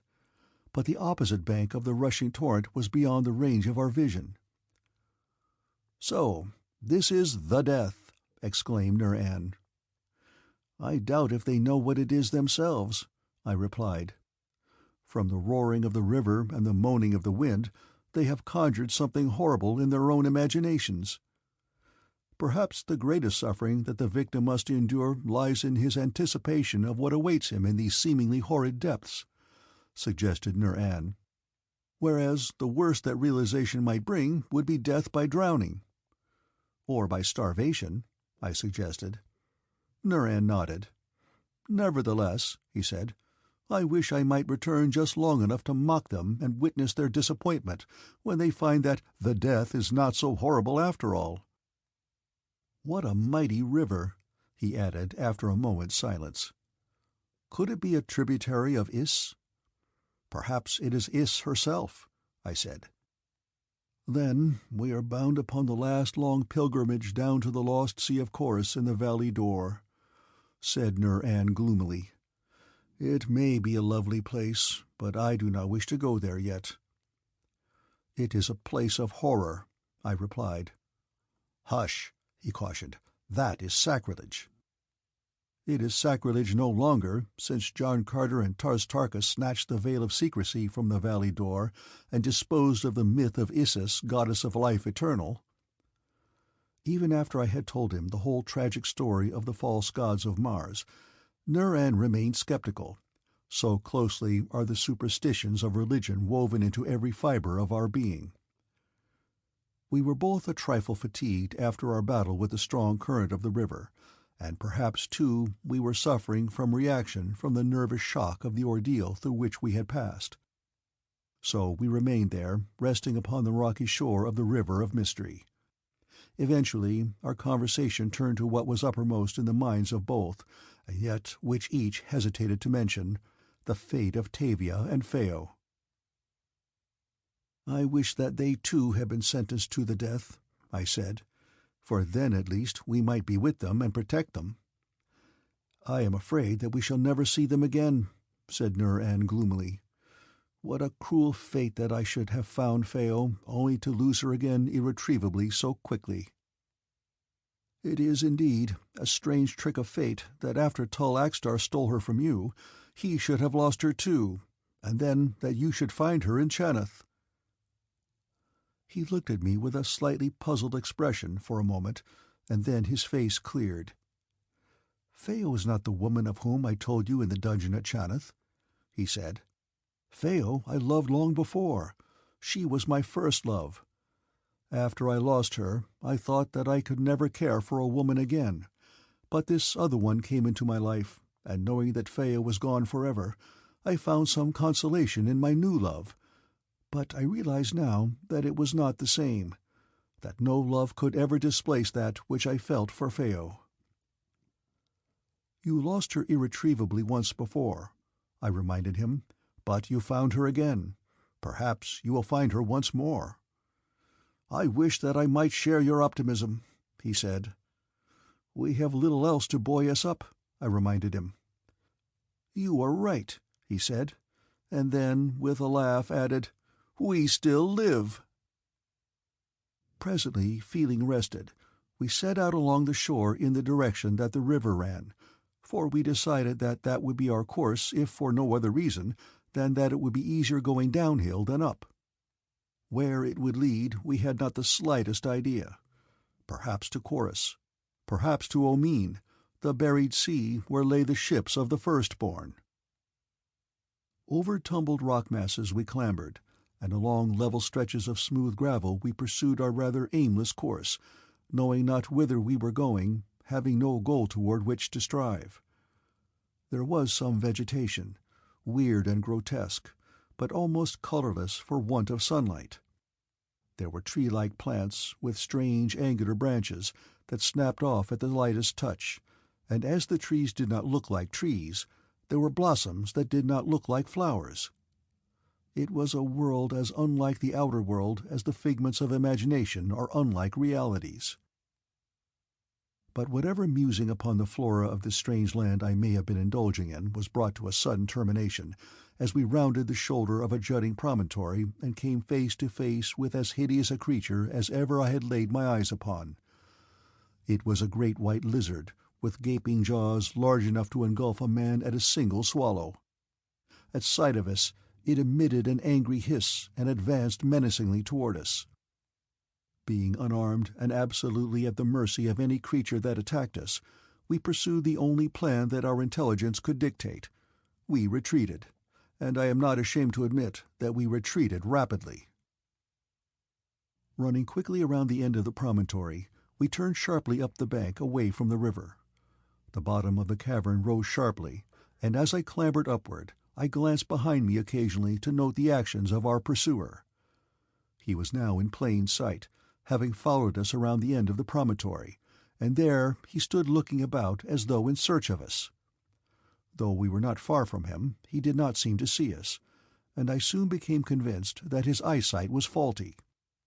But not wishing to depend upon this, I kept on climbing until presently we came to the top of the promontory, and looking down upon the other side, I saw a considerable stretch of smooth gravel, stretching out into the dim distance along the river shore. If we could clamber down the opposite side of the barrier and reach this level stretch of gravel, I felt that we might escape the attentions of the huge monster. A final glance at him showed him still standing, peering first in one direction and then in another, as though in search of us.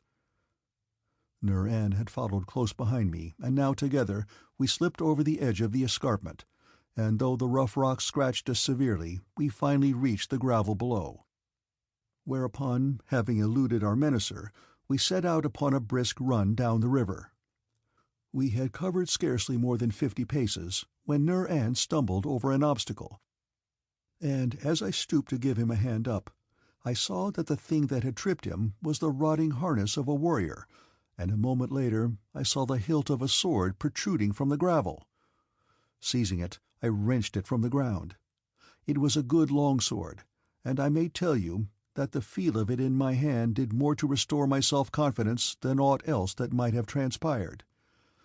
Being made of non-corrosive metal, as are all Barsoomian weapons, it remained as sound today as the moment that it had been abandoned by its owner. "Look," said Nur-An, pointing, and there at a little distance we saw another harness and another sword. This time there were two, a long sword and a short sword, and these Nur-An took. No longer did we run. I have always felt that there is little upon Barsoom that two well-armed warriors need run from. As we continued along our way across the level stretch of gravel, we sought to solve the mystery of these abandoned weapons, a mystery that was still further heightened by our discovery of many more. In some cases the harness had rotted away entirely, leaving nothing but the metal parts, while in others it was comparatively sound and new. Presently we discerned a white mound ahead of us, but in the dim light of the cavern we could not at first determine of what it consisted. When we did, we were filled with horror, for the white mound was of the bones and skulls of human beings. Then, at last, I thought I had an explanation of the abandoned harness and weapons. This was the lair of the great lizard. Here he took his toll of the unhappy creatures that passed down the river. But how was it that armed men had come here? We had been cast into the cavern unarmed, as I was positive all of the condemned prisoners of Chaneth must have been. From whence came the others? I do not know. Doubtless I shall never know. It was a mystery from the first, it will remain a mystery to the last. As we passed on, we found harness and weapons scattered all about, but there was infinitely more harness than weapons. I had added a good short sword to my equipment, as well as a dagger, as had also Nur-An, and I was stooping to examine another weapon which we had found, a short sword with a beautifully ornamented hilt and guard, when Nur-An suddenly voiced an exclamation of warning. "On guard!" he cried. "Hadron, it comes!" Leaping to my feet, I wheeled about, the short sword still in my hand, and there, bearing down upon us at considerable speed and with wide distended jaws, came the great white lizard hissing ominously. He was a hideous sight, a sight such as to make even a brave man turn and run, which I am now convinced is what practically all of his victims did. But here were two who did not run. Perhaps he was so close that we realized the futility of flight without giving the matter conscious thought, but be that as it may, we stood there. Nur-An with his long sword in his hand, I with the ornately carved short sword that I had been examining, though instantly I realized that it was not the weapon with which to defend myself against this great hulking brute. Yet I could not bear to waste a weapon already in my hand, especially in view of an accomplishment of mine in which I took considerable pride. In Helium, both officers and men often wager large amounts upon the accuracy with which they can hurl daggers and short swords, and I have seen considerable sums change hands within an hour. But so proficient was I that I had added considerably to my pay through my winning, until my fame had spread to such an extent that I could find no one willing to pit his skill against mine. Never had I hurled a weapon with a more fervent prayer for the accuracy of my throw than now, as I launched the short sword swiftly at the mouth of the oncoming lizard. It was not a good throw. It would have lost me money in Helium, but in this instance I think it saved my life. The sword, instead of speeding in a straight line, point first, as it should have, turned slowly upward until it was traveling at an angle of about 45 degrees, with the point forward and downward. In this position the point struck just inside the lower jaw of the creature, while the heavy hilt, carried forward by its own momentum, lodged in the roof of the monster's mouth. Instantly it was helpless. The point of the sword had passed through its tongue into the bony substance of its lower jaw, while the hilt was lodged in its upper jaw behind its mighty fangs.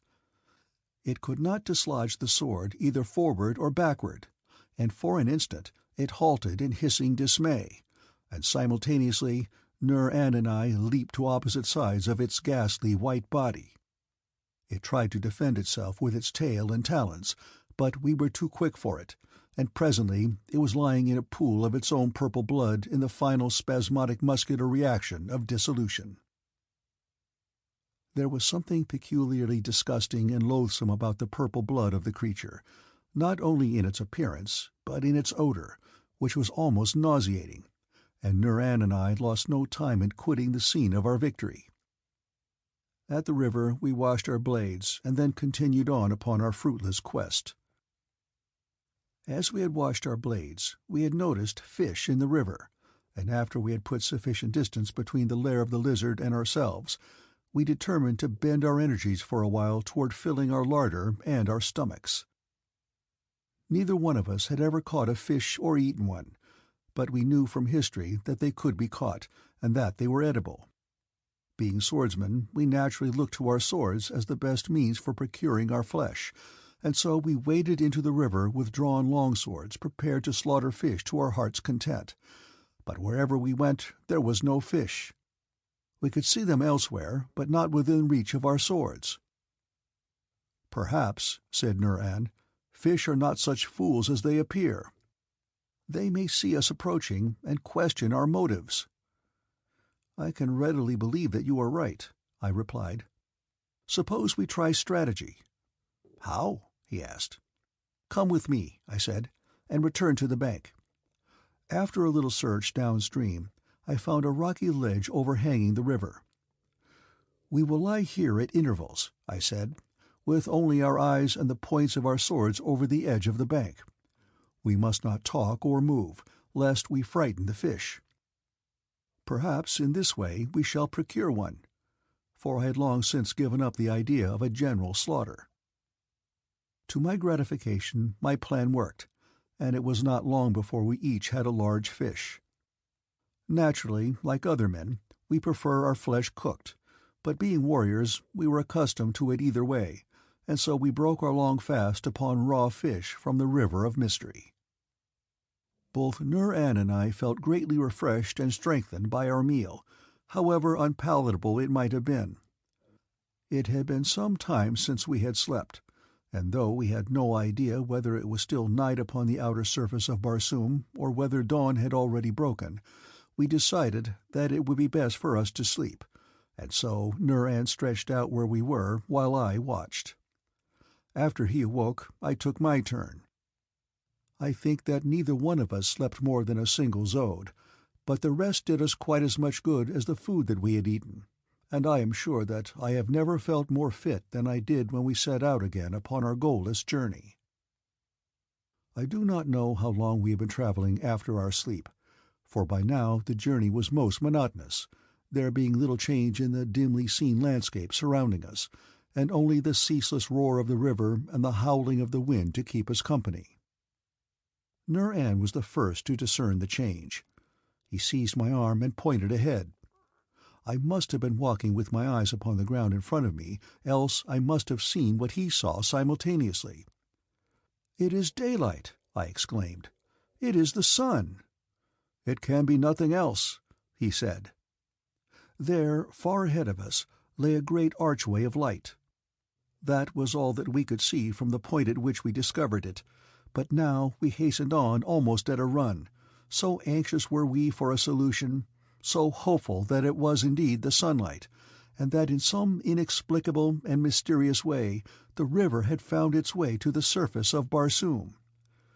I knew that this could not be true, and Nur-An knew it, and yet each knew how great his disappointment would be when the true explanation of the phenomenon was revealed. When we approached the great patch of light, it became more and more evident that the river had broken from its dark cavern out into the light of day, and when we reached the edge of that mighty portal, we looked out upon a scene that filled our hearts with warmth and gladness, for there, stretching before us, lay a valley, a small valley it is true, a valley hemmed in as far as we could see by mighty cliffs, but yet a valley of life and fertility and beauty bathed in the hot light of the sun. "It is not quite the surface of Barsoom," said Nur-An, "but it is the next best thing." "And there must be a way out," I said. "There must be. If there is not, we will make one." "Right you are, Hadron of Hastor," he cried. "We will make a way. Come." Before us, the banks of the roaring river were lined with lush vegetation. Great trees raised their leafy branches far above the waters. The brilliant scarlet sward was lapped by the little wavelets, and everywhere bloomed gorgeous flowers and shrubs of many hues and shapes. Here was a vegetation such as I had never seen before upon the surface of Barsoom. Here were forms similar to those with which I was familiar, and others totally unknown to me, yet all were lovely, though some were bizarre. Emerging as we had from the dark and gloomy bowels of the earth, the scene before us presented a view of wondrous beauty, and while doubtless enhanced by contrast, it was nevertheless such an aspect as is seldom given to the eyes of a Barsoomian of to-day to view. To me it seemed a little garden spot upon a dying world preserved from an ancient era when Barsoom was young, and meteorological conditions were such as to favor the growth of vegetation that has long since become extinct over practically the entire area of the planet. In this deep valley, surrounded by lofty cliffs, the atmosphere doubtless was considerably denser than upon the surface of the planet above. The sun's rays were reflected by the lofty escarpment, which must also hold the heat during the colder periods of night, and in addition to this, there was ample water for irrigation, which nature might easily have achieved through percolation of the waters of the river through and beneath the topsoil of the valley. For several minutes Nur-An and I stood spellbound by the bewitching view, and then, espying luscious fruit hanging in great clusters from some of the trees, and bushes loaded with berries, we subordinated the aesthetic to the corporeal and set forth to supplement our meal of raw fish with the exquisite offerings which hung so temptingly before us. As we started to move through the vegetation, we became aware of thin threads of a gossamer-like substance festooned from tree to tree and bush to bush. So fine as to be almost invisible, yet they were so strong as to impede our progress. It was surprisingly difficult to break them, and when there were a dozen or more at a time barring our way, we found it necessary to use our daggers to cut a way through them. We had taken only a few steps into the deeper vegetation, cutting our way through the gossamer strands, when we were confronted by a new and surprising obstacle to our advance, a large venomous-looking spider that scurried toward us in an inverted position, clinging with a dozen legs to one of the gossamer strands, which served both as its support and its pathway. And if its appearance was any index to its venomousness, it must indeed have been a deadly insect. As it came toward me, apparently with the most sinister intentions, I hastily returned my dagger to its scabbard and drew my short sword, with which I struck at the fearsome-looking creature. As the blow descended, it drew back so that my point only slightly scratched it, whereupon it opened its hideous mouth and emitted a terrific scream so out of proportion to its size and to the nature of such insects with which I was familiar, that it had a most appalling effect upon my nerves. Instantly the scream was answered by an unearthly chorus of similar cries all about us, and immediately a swarm of these horrid insects came racing toward us upon their gossamer threads.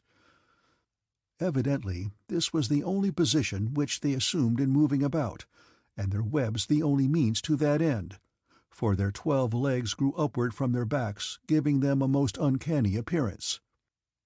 Fearing that the creatures might be poisonous, Nur-An and I retreated hastily to the mouth of the cavern, and as the spiders could not go beyond the ends of their threads, we were soon quite safe from them, and now the luscious fruit looked more tempting than ever, since it seemed to be denied to us. "The road down the river is well guarded," said Nur-An with a rueful smile, "which might indicate a most desirable goal." "At present that fruit is the most desirable thing in the world to me," I replied, "and I am going to try to discover some means of obtaining it."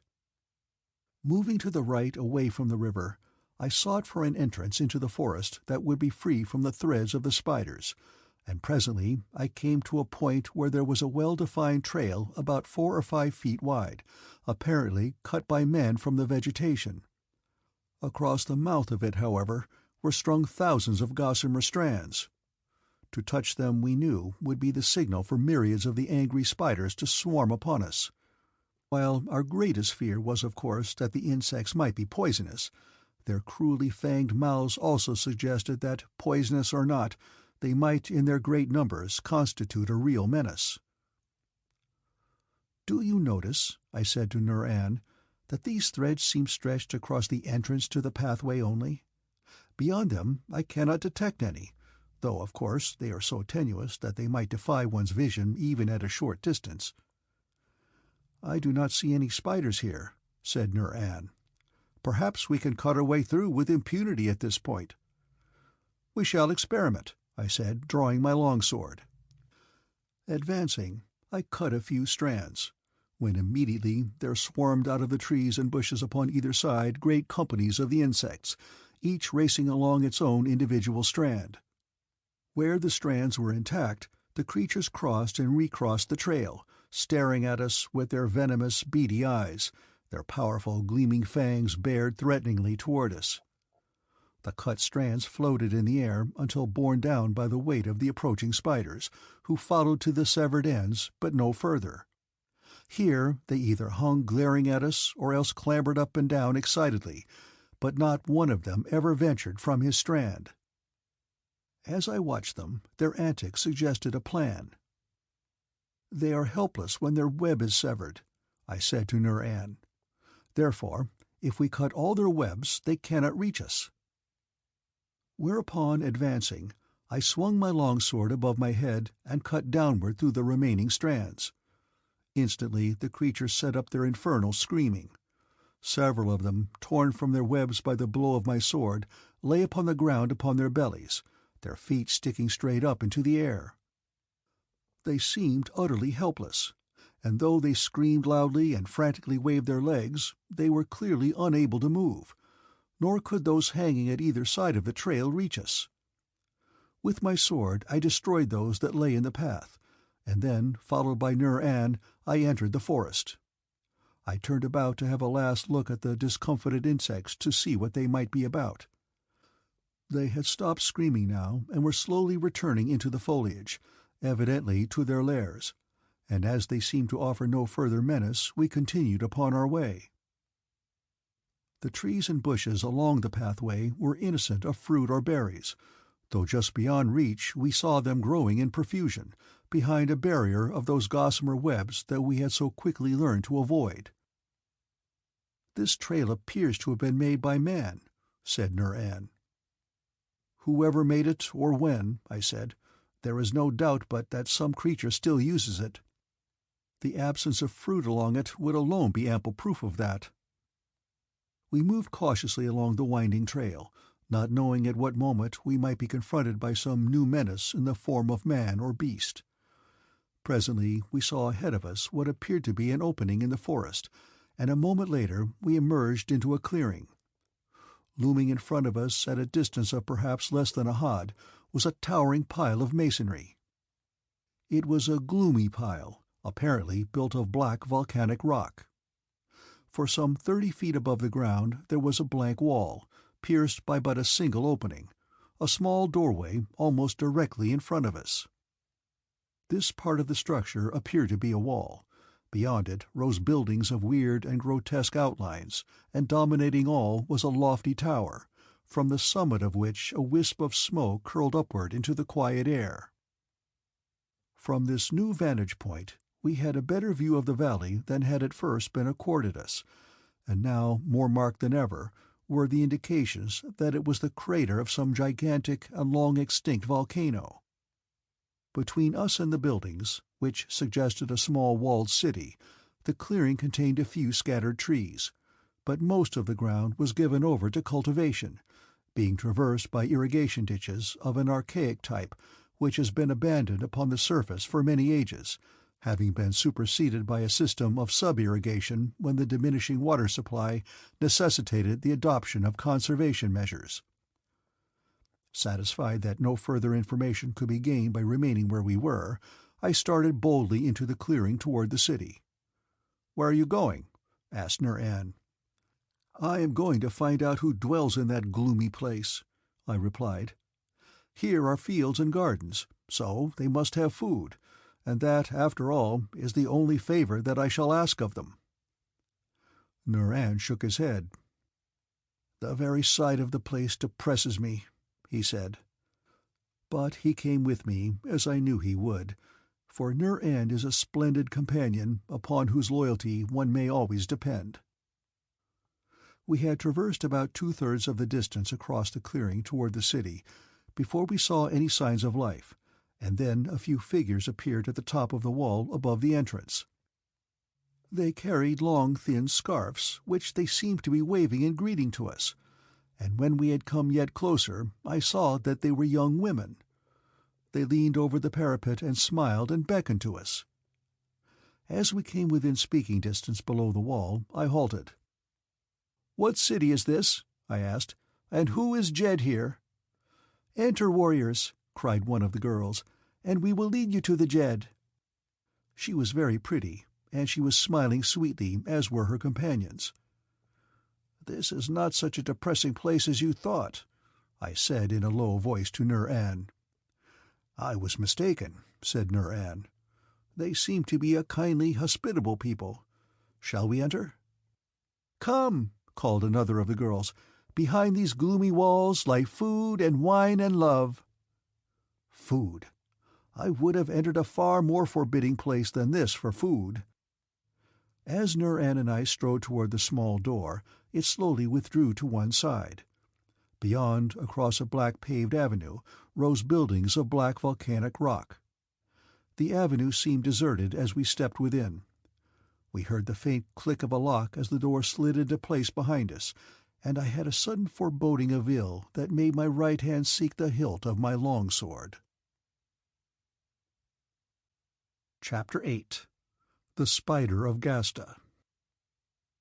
For a moment we stood undecided in the middle of the empty avenue, looking about us, and then our attention was attracted to a narrow stairway running up the inside of the wall, upon the summit of which the girls had appeared and welcomed us. Down the stairway the girls were coming. There were 6 of them.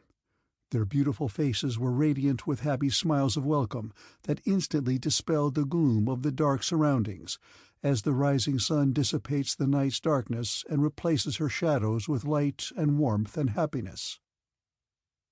Beautifully wrought harness, enriched by many a sparkling jewel, accentuated the loveliness of the faultless figures. As they approached, a vision of TAVIA sprang to my mind.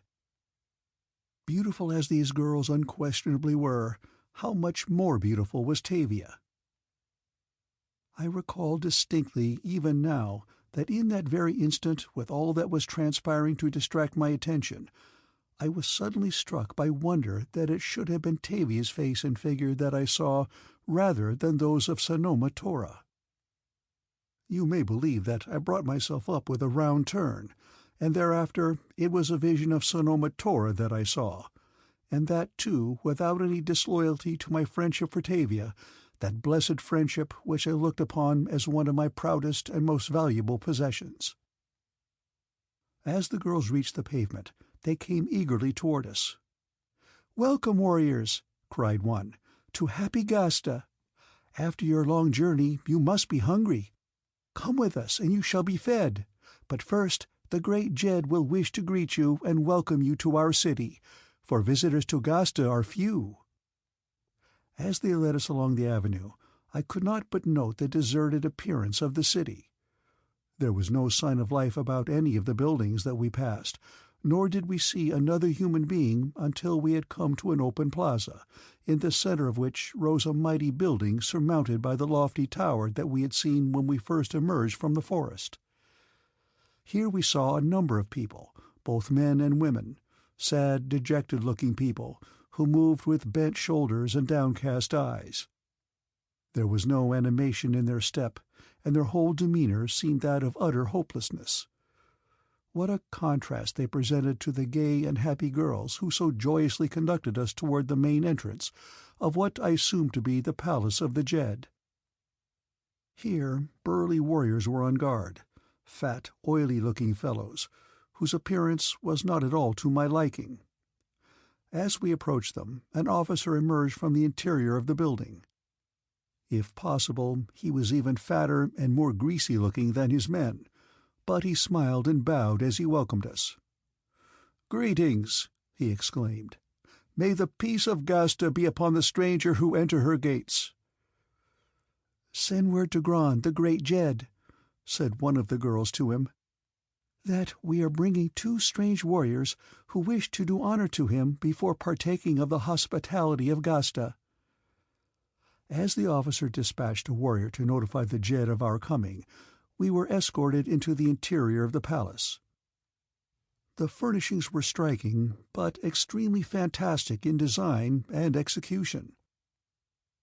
The native wood of the forests had been used to fine advantage in the construction of numerous pieces of beautifully carved furniture, the grain of the woods showing lustrously in their various natural colors, the beauties of which were sometimes accentuated by delicate stain and by high polishes, but perhaps the most striking feature of the interior decorations was the gorgeously painted fabric of unbelievable lightness, which gave the impression of spun silver. So closely woven was it that, as I was to learn later, it would hold water, and of such great strength that it was almost impossible to tear it. Upon it were painted in brilliant colors the most fantastic scenes that imagination might conceive. There were spiders with the heads of beautiful women, and women with the heads of spiders. There were flowers and trees that danced beneath a great red sun, and great lizards, such as we had passed within the gloomy cavern on our journey down from Chaneth. In all the figures that were depicted there was nothing represented as nature had created it. It was as though some mad mind had conceived the whole.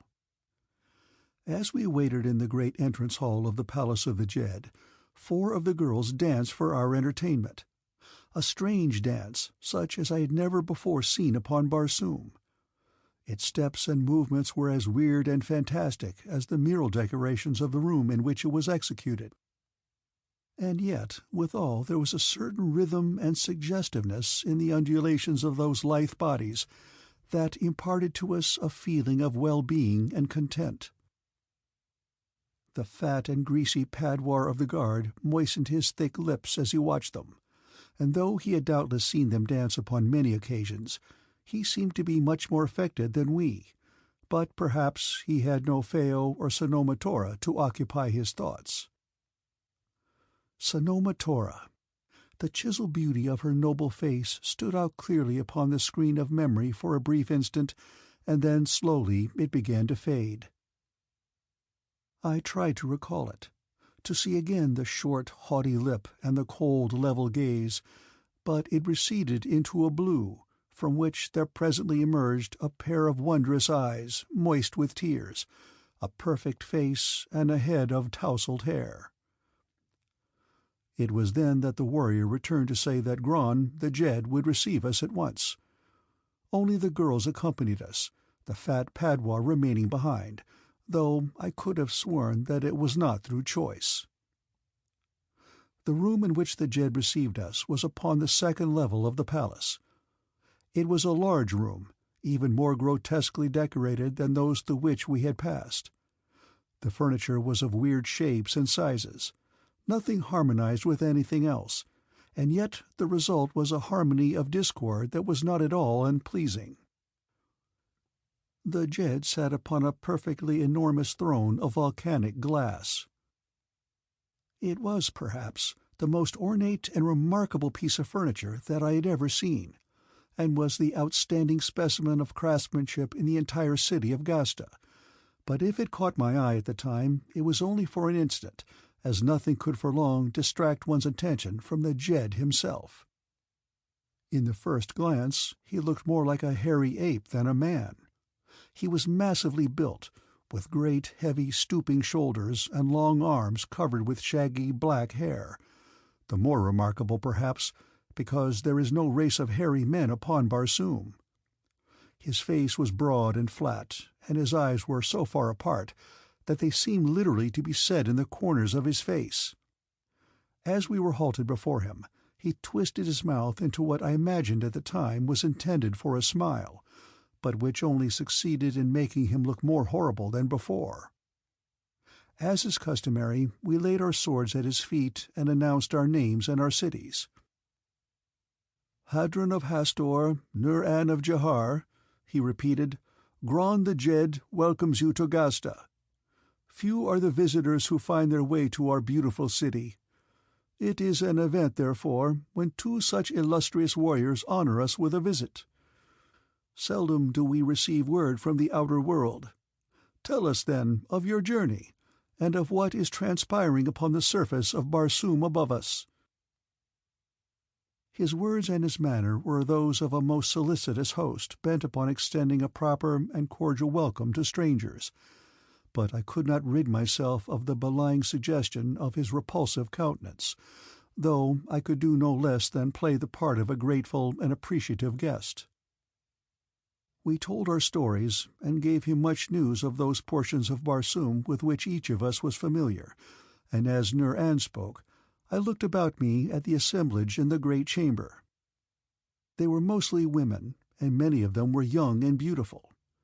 The men, for the most part, were gross-looking, fat and oily, and there were certain lines of cruelty about their eyes and their mouths that did not escape me, though I tried to attribute it to the first depressing impression that the black and sombre buildings and the deserted avenues had conveyed to my mind. When we had finished our recitals, Gron announced that a banquet had been prepared in our honor, and in person he led the procession from the throne-room down a long corridor to a mighty banquet hall, in the center of which stood a great table, down the entire length of which was a magnificent decoration consisting entirely of the fruits and flowers of the forest through which we had passed. At one end of the table was the Jed's throne, and at the other were smaller thrones, one for Nur-An and one for me. Seated on either side of us were the girls who had welcomed us to the city, and whose business, it seemed, now was to entertain us. The design of the dishes with which the table was set was quite in keeping with all the other mad designs of the palace of Gron. No two plates or goblets or platters were of the same shape or size or design, and nothing seemed suited to the purpose for which it was intended. My wine was served in a shallow triangular-shaped saucer, while my meat was crammed into a tall, slender-stemmed goblet. However, I was too hungry to be particular, and I hoped too well conversant with the amenities of polite society to reveal the astonishment that I felt. Here, as in other parts of the palace, The wall coverings were of the gossamer-like silver fabric that had attracted my attention and admiration the moment that I had entered the building, and so fascinated was I by it that I could not refrain from mentioning it to the girl who sat at my right. "There is no such fabric anywhere else in Barsoom," she said. "It is made here and only here." "It is very beautiful," I said. "Other nations would pay well for it." "If we could get it to them," she said. "But we have no intercourse with the world above us." "Of what is it woven?" I asked. "When you entered the Valley Hor," she said, "you saw a beautiful forest running down to the banks of the river Sil. Doubtless you saw fruit in the forest, and being hungry you sought to gather it, but you were set upon by huge spiders that sped along silver threads, finer than a woman's hair." "Yes," I said, "that is just what happened." "It is from this web, spun by those hideous spiders, that we weave our fabric. It is as strong as leather and as enduring as the rocks of which GHASTA is built." "Do women of GHASTA spin this wonderful fabric?" I asked. "The slaves," she said, "both men and women." "And from whence come your slaves?" I asked, "if you have no intercourse with the upper world?" "Many of them come down the river from Janeth, where they have died the death, and there are others who come from further up the river, but why they come, or from whence, we never know. They are silent people who will not tell us, and sometimes they come from down the river, but these are few, and usually are so crazed by the horrors of their journey that we can glean no knowledge from them." "And do any ever go on down the river from GHASTA?" I asked. For it was in that direction that Nur-An and I hoped to make our way in search of liberty, as deep within me was the hope that we might reach the Valley Door and the lost sea of Chorus, from which I was convinced I could escape, as did John Carter and Tars Tarkas.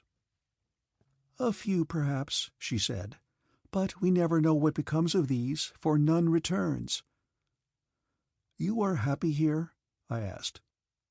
She forced a smile to her beautiful lips, but I thought that a shudder ran through her frame. The banquet was elaborate and the food delicious. There was a great deal of laughter at the far end of the table where the Jed sat, for those about him watched him closely, and when he laughed, which he always did at his own jokes, the others all laughed uproariously. Toward the end of the meal, a troupe of dancers entered the apartment. My first view of them almost took my breath away, for, with but a single exception, they were all horribly deformed. That one exception was the most beautiful girl I have ever seen. The most beautiful girl I have ever seen, with the saddest face that I have ever seen. She danced divinely, and about her hopped and crawled the poor, unhappy creatures, whose sad afflictions should have made them the objects of sympathy rather than ridicule, and yet it was obvious that they had been selected for their part for the sole purpose of giving the audience an opportunity to vent its ridicule upon them. The sight of them seemed to incite Gron to a pitch of frenzied mirth, and to add to his own pleasure and to the discomforts of the poor pathetic performers, he hurled food and plates at them as they danced about the banquet table. I tried not to look at them, but there was a fascination in their deformities which attracted my gaze, and presently it became apparent to me that the majority of them were artificially deformed, that they had been thus broken and bent at the behest of some malign mind. And as I looked down the long board at the horrid face of Gron, distorted by maniacal laughter, I could not but guess the author of their disfigurement. When at last they were gone, 3 large goblets of wine were borne into the banquet hall by a slave. 2 of them were red goblets, and 1 was black. The black goblet was set before Gron, and the red ones before Nur-An and me. Then Gron rose, and the whole company followed his example. "Gron the Jed drinks to the happiness of his honored guests," announced the ruler, and raising the goblet to his lips, he drained it to the bottom. It seemed obvious that this little ceremony would conclude the banquet, and that it was intended Nur-An and I should drink the health of our host. I therefore raised my goblet. It was the first time that anything had been served to me in the proper receptacle, and I was glad that at last I might drink without incurring the danger of spilling most of the contents of the receptacle into my lap. "To the health and power of the great Jed Gron," I said, and following my host's example, drained the contents of the goblet. As Nur-An followed my example with some appropriate words, I felt a sudden lethargy stealing over me, and in the instant before I lost consciousness I realized that I had been given drugged wine. When I regained consciousness, I found myself lying upon the bare floor of a room of a peculiar shape that suggested it was the portion of the arc of a circle lying between the peripheries of two concentric circles. The narrow end of the room curved inward, the wider end outward. In the latter was a single grated window. No door or other openings appeared in any of the walls, which were covered with the same silver fabric that I had noticed upon the walls and ceilings of the palace of the Jed. Near me lay Nur-An, evidently still under the influence of the opiate that had been administered to us in the wine. Again I looked about the room. I arose and went to the window. Far below me I saw the roofs of the city. Evidently we were imprisoned in the lofty tower that rose from the center of the palace of the Jed. But how had we been brought into the room? Certainly not through the window, which must have been fully 200 feet above the city. While I was pondering this seemingly unanswerable problem, Nur-An regained consciousness. At first he did not speak. He just lay there looking at me with a rueful smile upon his lips. "Well?" I asked. Nur-An shook his head. "We still live," he said dismally, "but that is about the best that one may say." "We are in the palace of a maniac, Nur-An," I said. "There is no doubt in my mind as to that. Everyone here lives in constant terror of Gron, and from what I have seen today, they are warranted in feeling terror." "Yet I believe we saw little or nothing at that," said Nur-An. "I saw enough," I replied. "Those girls were so beautiful," he said after a moment's silence. "I could not believe that such beauty and such duplicity could exist together." "Perhaps they were the unwilling tools of a cruel master," I suggested. "I shall always like to think so," he said. The day waned and night fell. No one came near us, but in the meantime I discovered something. Accidentally leaning against the wall at the narrow end of our room, I found that it was very warm. In fact, quite hot, and from this I inferred that the flue of the chimney from which we had seen the smoke issuing rose through the center of the tower, and the wall of the chimney formed the rear wall of our apartment. It was a discovery, but at the moment it meant nothing to us. There were no lights in our apartment, and as only Cluros was in the heavens and he upon the opposite side of the tower, our prison was in almost total darkness. We were sitting in gloomy contemplation of our predicament, each wrapped in his own unhappy thoughts, when I heard footsteps apparently approaching from below. They came nearer and nearer, until finally they ceased in an adjoining apartment, seemingly the one next to ours. A moment later there was a scraping sound, and a line of light appeared at the bottom of one of the side walls. It kept growing in width until I finally realized that the entire partition wall was rising. In the opening we saw at first the sandaled feet of warriors, and finally, little by little, their entire bodies were revealed, 2 stalwart, brawny men, heavily armed. They carried manacles, and with them they fastened our wrists behind our backs. They did not speak, but with a gesture one of them directed us to follow him, and as we filed out of the room, the second warrior fell in behind us. In silence we entered a steep spiral ramp, which we descended to the main body of the palace. But yet our escorts conducted us still lower, until I knew that we must be in the pits beneath the palace. The pits. Inwardly I shuddered. I much preferred the tower, for I have always possessed an inherent horror of the pits. Perhaps these would be utterly dark and doubtless overrun by rats and lizards. The ramp ended in a gorgeously decorated apartment, in which was assembled about the same company of men and women that had partaken of the banquet with us earlier in the day. Here, too, was Grant upon a throne. This time he did not smile as we entered the room. He did not seem to realize our presence. He was sitting, leaning forward, his eyes fixed upon something at the far end of the room over which hung a deadly silence that was suddenly shattered by a piercing scream of anguish. The scream was but a prelude to a series of similar cries of agony. I looked quickly in the direction from which the screams came, the direction in which Grant's gaze was fastened. I saw a naked woman chained to a grill before a hot fire. Evidently they had just placed her there as I had entered the room, and it was her first shrill scream of agony that had attracted my attention.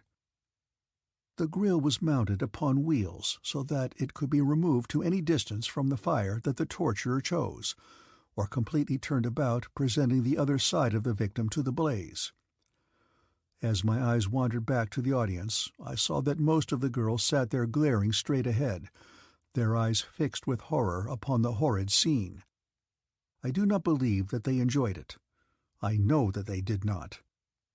They were equally the unwilling victims of the cruel vagaries of Grant's diseased mind, but like the poor creature upon the grill, they were helpless. Next to the torture itself, the most diabolical conceit of the mind that had directed it was the utter silence enjoined upon all spectators, against the background of which the shrieks and moans of the tortured victim evidently achieved their highest effectiveness upon the crazed mind of the Jed. The spectacle was sickening. I turned my eyes away. Presently, one of the warriors who had fetched us touched me on the arm and motioned me to follow him. He led us from this apartment to another, and there we witnessed a scene infinitely more terrible than the grilling of the human victim. I cannot describe it. It tortures my memory even to think of it. Long before we reached that hideous apartment, we heard the screams and curses of its inmates. In utter silence our guard ushered us within. It was the chamber of horrors in which the Jed of GHASTA was creating abnormal deformities for his cruel dance of the cripples. Still in silence we were led from this horrid place, and now our guide conducted us upward to a luxuriously furnished apartment. Upon divans lay two of the beautiful girls who had welcomed us to GHASTA. For the first time since we had left our room in the tower, one of our escort broke the silence. "They will explain," he said, pointing to the girls. "Do not try to escape. There is only one exit from this room. We will be waiting outside." He then removed our manacles, and with his companion left the apartment, closing the door after them. One of the occupants of the room was the same girl who had sat at my right during the banquet.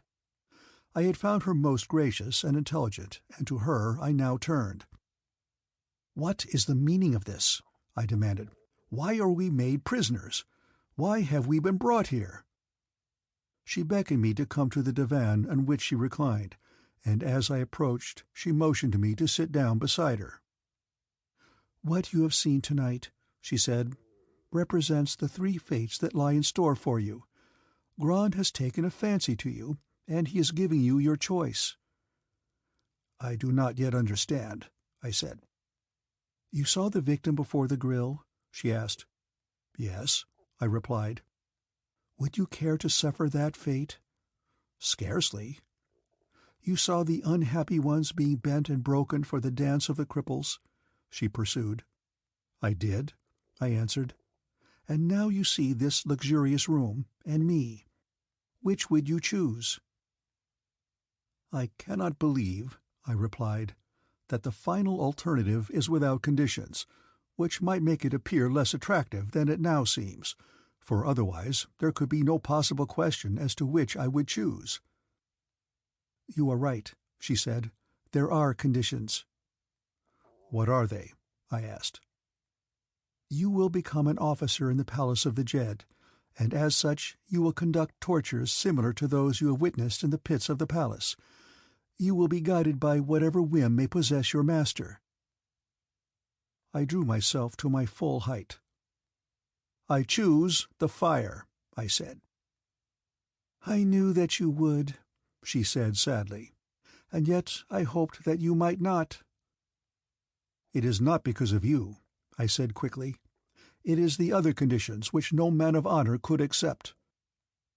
"I know," she said, "and had you accepted them, I must eventually have despised you as I despise the others." "You are unhappy here?" I asked. "Of course," she said. "Who but a maniac could be happy in this horrid place?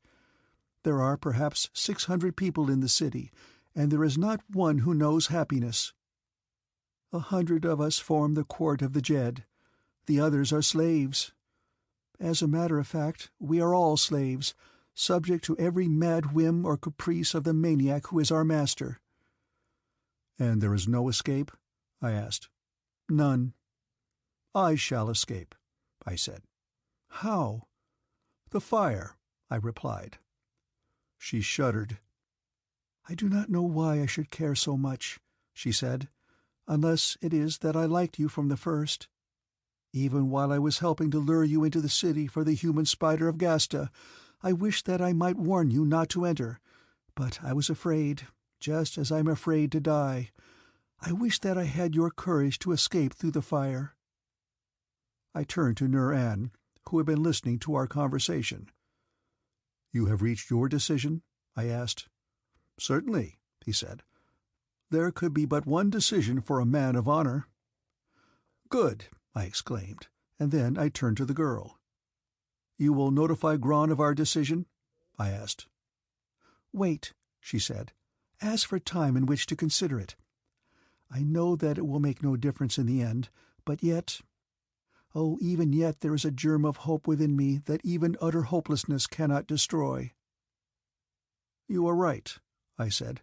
"There is always hope."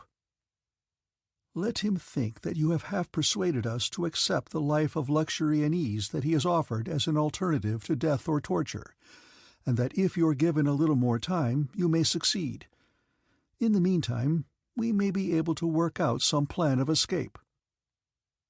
"Never," she said. Chapter 9. Tak of JHAMA. Back in our quarters in the chimney tower, Nur-An and I discussed every mad plan of escape that entered our brains. For some reason our fetters had not been replaced, which gave us at least as much freedom of action as our apartment afforded, and you may rest assured that we took full advantage of it, examining minutely every square inch of the floor and the walls as far up as we could reach, but our combined efforts failed to reveal any means for raising the partition which closed the only avenue of escape from our prison, with the exception of the window, which, while heavily barred and some 200 feet above the ground, was by no means, therefore, eliminated from our plans. The heavy vertical bars which protected the window withstood our combined efforts when we sought to bend them, though Nur-An is a powerful man, while I have always been lauded for my unusual muscular development.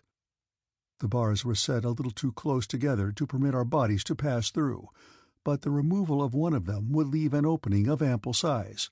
Yet to what purpose? Perhaps the same answer was in Nur-An's mind that was in mine, that when hope was gone and the sole alternative remaining was the fire within the grille, we might at least cheat Gron could we but hurl ourselves from this high-flung window to the ground far below. But whatever end each of us may have had in view, he kept it to himself, and when I started digging at the mortar at the bottom of one of the bars with the prong of a buckle from my harness, Nur-An asked no questions but set to work similarly upon the mortar at the top of the same bar. We worked in silence and with little fear of discovery, as no one had entered our prison since we had been incarcerated there. Once a day the partition was raised a few inches and food slipped in to us beneath it, but we did not see the person who brought it, nor did anyone communicate with us from the time that the guards had taken us to the palace that first night, up to the moment that we had finally succeeded in loosening the bar so that it could be easily removed from its seat. I shall never forget with what impatience we awaited the coming of night, that we might remove the bar and investigate the surrounding surface of the tower, for it had occurred to me that it might offer a means of descent to the ground below, or rather to the roof of the building which it surmounted, from where we might hope to make our way to the summit of the city wall undetected. Already, in view of this possibility, I had planned to tear strips from the fabric covering of our walls, wherewith to make a rope down which we might lower ourselves to the ground beyond the city wall. As night approached, I commenced to realize how high I had built my hopes upon this idea. It already seemed as good as accomplished, especially when I had utilized the possibilities of the rope to its fullest extent, which included making one of sufficient length to reach from our window to the bottom of the tower. Thus every obstacle was overcome. It was then, just at dusk, that I explained my plan to Nur-An. "Fine," he exclaimed. "Let us start at once making our rope. We know how strong this fabric is, and that a slender strand of it will support our weight. There is enough upon one wall to make all the rope we need." Success seemed almost assured as we started to remove the fabric from one of the larger walls, but here we met with our first obstacle. The fabric was fastened at the top and at the bottom with large-headed nails set close together, which withstood our every effort to tear it loose. Thin and light in weight, this remarkable fabric appeared absolutely indestructible, and we were almost exhausted by our efforts when we were finally forced to admit defeat. The quick Barsoomian night had fallen, and we might now, with comparative safety, remove the bar from the window and reconnoitre for the first time beyond the restricted limits of our cell, but hope was now low within our breasts, and it was with little anticipation of encouragement that I drew myself to the sill and projected my head and shoulders through the aperture. Below me lay the sombre, gloomy city, its blackness relieved by but a few dim lights, most of which shone faintly from the palace windows. I passed my palm over the surface of the tower that lay within arm's reach, and again my heart sank within me. Smooth, almost glass-like volcanic rock, beautifully cut and laid, offered not the slightest handhold. Indeed, an insect might have found it difficult to have clung to its polished surface. "It is quite hopeless," I said as I drew my head back into the room. "The tower is as smooth as a woman's breast." "What is above?" asked Nur-An. Again I leaned out, this time looking upward. Just above me the eaves of the tower. Our cell was at the highest level of the structure. Something impelled me to investigate in that direction, an insane urge perhaps born of despair. "Hold my ankles, Nur-An," I said, "and, in the name of your first ancestor, hold tightly." Clinging to two of the remaining bars, I raised myself to a standing position upon the window ledge, while Nur-An clung to my ankles. I could just reach the top of the eaves with my extended fingers. Lowering myself again to the sill, I whispered to Nur-An. "I am going to attempt to reach the roof of the tower," I exclaimed. "Why?" he asked. I laughed. "I do not know," I admitted. "But something within my inner consciousness seems insistently to urge me on." "If you fall," he said, "you will have escaped the fire, and I will follow you. Good luck, my friend from Hastor." Once again I raised myself to a standing position upon the sill, and reached upward until my fingers bent above the edge of the lofty roof. Slowly I drew myself upward. Below me, 200 feet, lay the palace roof and death. I am very strong. Only a very strong man could have hoped to succeed, for I had at best but a precarious hold upon the flat roof above me. But at last I succeeded in getting an elbow over, and then I drew my body slowly over the edge until, at last, I lay panting upon the basalt flagging that topped the slender tower. Resting a few moments, I rose to my feet. Mad, passionate Thuria raced across the cloudless sky. Cluros, her cold spouse, swung his aloof circle in splendid isolation. Below me lay the valley of PHOR like some enchanted fairyland of ancient lore. Above me frowned the beetling cliff that hemmed in this madman's world. A puff of hot air struck me suddenly in the face, recalling to my mind that far below in the pits of GHASTA an orgy of torture was occurring. Faintly, a scream arose from the black mouth of the flue behind me. I shuddered, but my attention was centered upon the yawning opening now, and I approached it. Almost unbearable waves of heat were billowing upward from the mouth of the chimney.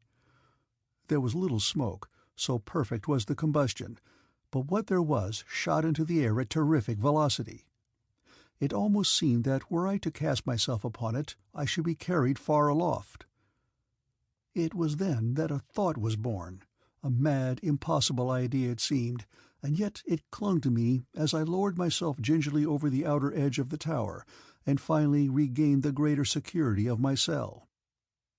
I was about to explain my insane plan to Nur-An when I was interrupted by sounds from the adjoining chamber, and an instant later the partition started to rise.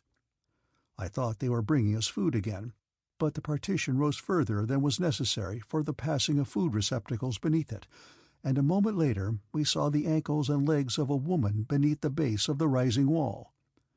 Then a girl stooped and entered our cell. In the light from the adjoining room I recognized her, she who had been selected by Grant to lure me to his will. Her name was Sharu. Nur-An had quickly replaced the bar in the window, and when the girl entered, there was nothing to indicate that aught was amiss, or that one of us had so recently been outside our cell.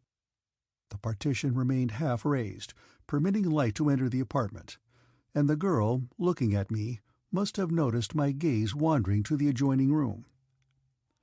"Do not let your hopes rise," she said with a rueful smile. "There are guards waiting at the level next below." "Why are you here, Sharu?" I asked. "Gran sent me," she replied. "He is impatient for your decision." I thought quickly. Our only hope lay in the sympathy of this girl, whose attitude in the past had at least demonstrated her friendliness. "Had we a dagger and a needle," I said in a low whisper, "we could give Gran his answer upon the morning of the day after tomorrow." "What reason can I give him for this further delay?" she asked after a moment's thought. "Tell him," said Nur-An, "that we are communing with our ancestors, and that upon their advice shall depend our decision." Sharu smiled.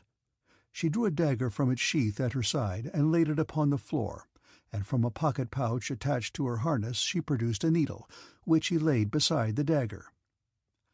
"I shall convince Gran that it is best to wait," she said. "My heart had hoped, Hadron of Hastor, that you would decide to remain with me. But I am glad that I have not been mistaken in my estimate of your character.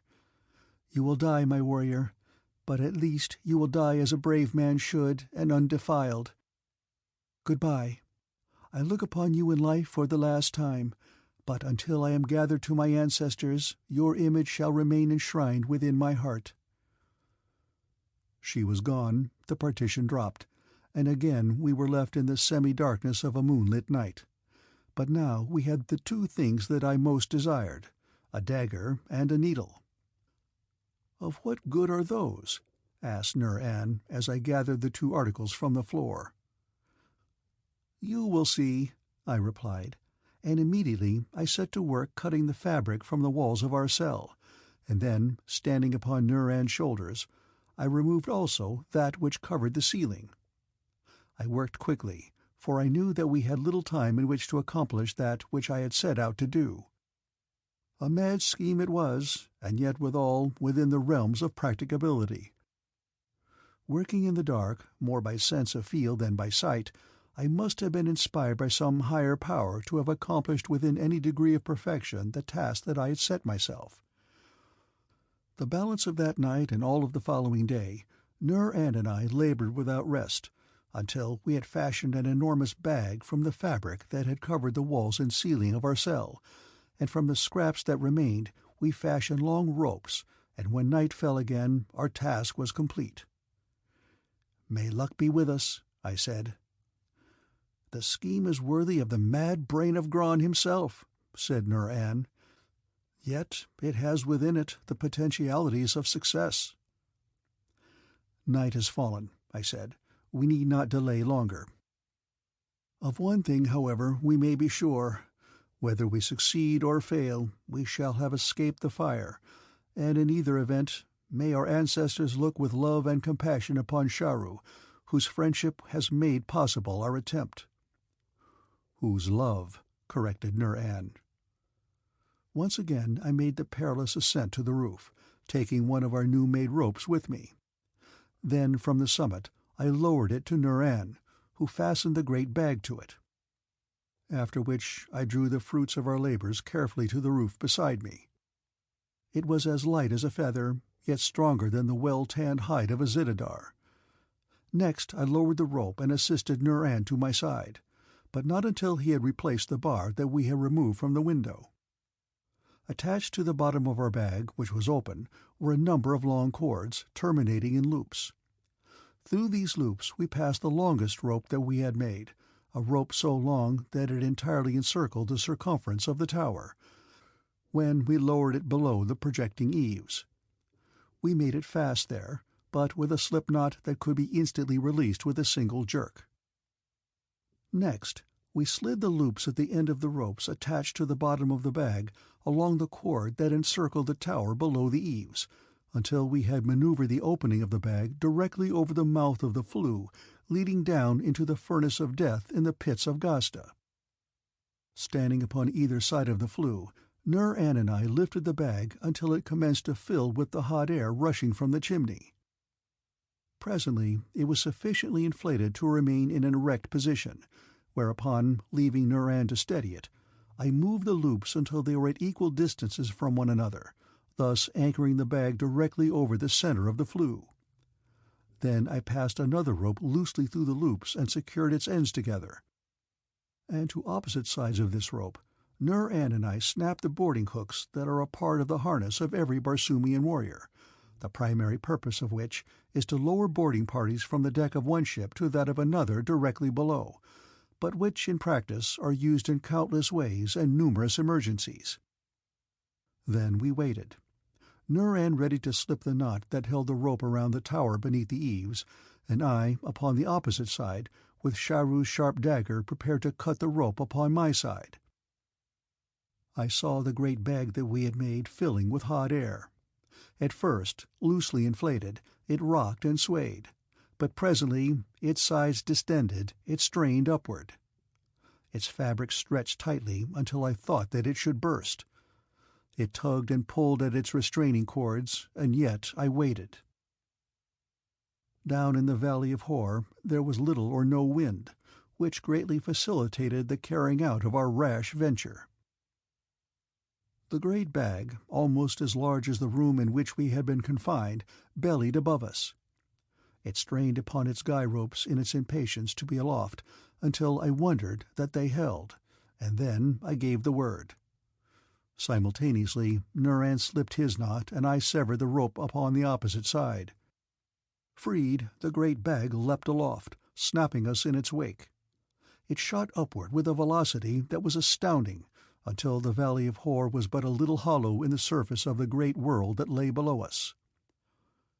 Presently a wind caught us, and you may be assured that we gave thanks to our ancestors as we realized that we were at last drifting from above the cruel city of GHASTA. The wind increased until it was blowing rapidly in a northeasterly direction, but little did we care where it wafted us as long as it took us away from the river sill and the valley of Hor.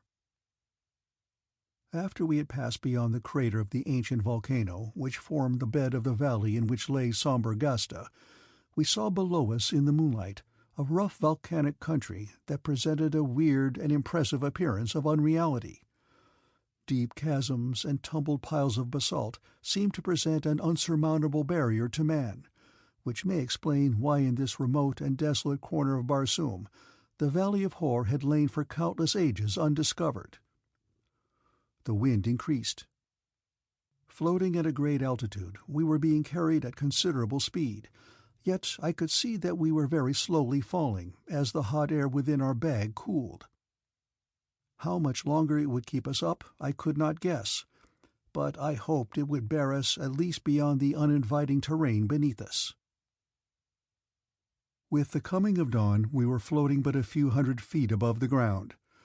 The volcanic country was far behind us, and as far as we could see stretched lovely rolling hills, sparsely timbered by the drought-resisting skeel upon which it has been said the civilization of Barsoom has been erected. As we topped a low hill, passing over it by a scant 50 sofads, we saw below us a building of gleaming white. Like all the cities and isolated buildings of Barsoom, it was surrounded by a lofty wall, but in other respects it differed materially from the usual Barsoomian type of architecture. The edifice, which was made up of a number of buildings, was not surmounted by the usual towers, domes, and minarets that mark all Barsoomian cities, and which only in recent ages have been giving way slowly to the flat landing stages of an aerial world.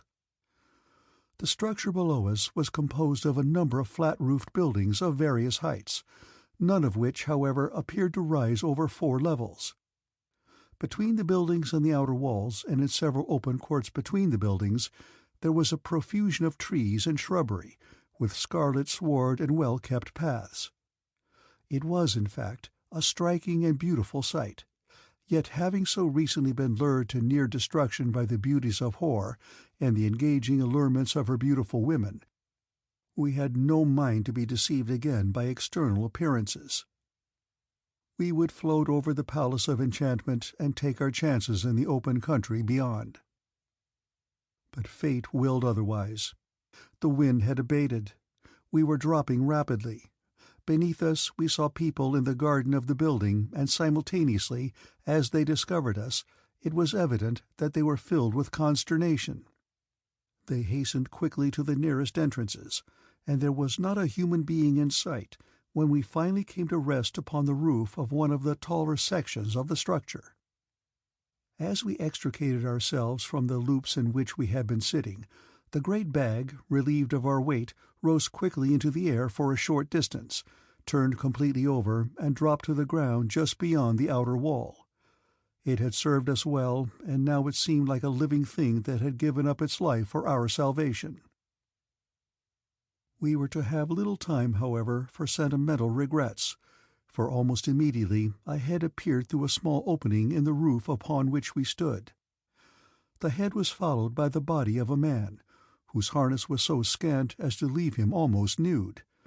He was an old man with a finely shaped head, covered with scant grey locks. Apparent physical age is so rare upon Barsoom as always to attract immediate attention. In the natural span of life we live often to 1,000 years, but during that long period our appearance seldom changes but little. It is true that most of us meet violent death long before we reach old age, but there are some who pass the allotted span of life, and others who do not care for themselves so well, and these few constitute the physically old among us.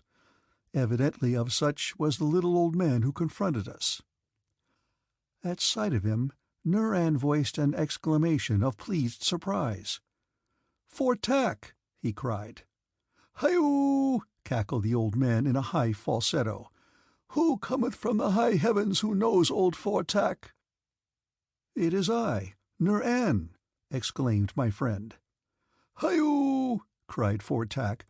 "Nur-An, one of Tull AXTAR'S pets." "As you once were, Fortack." "But not now, not now!" almost screamed the old man. "The tyrant squeezed me like a juicy fruit, and then cast the empty rind aside. Hi-hoo! He thought it was empty, but I pray daily to all my ancestors that he may live to know that he was wrong.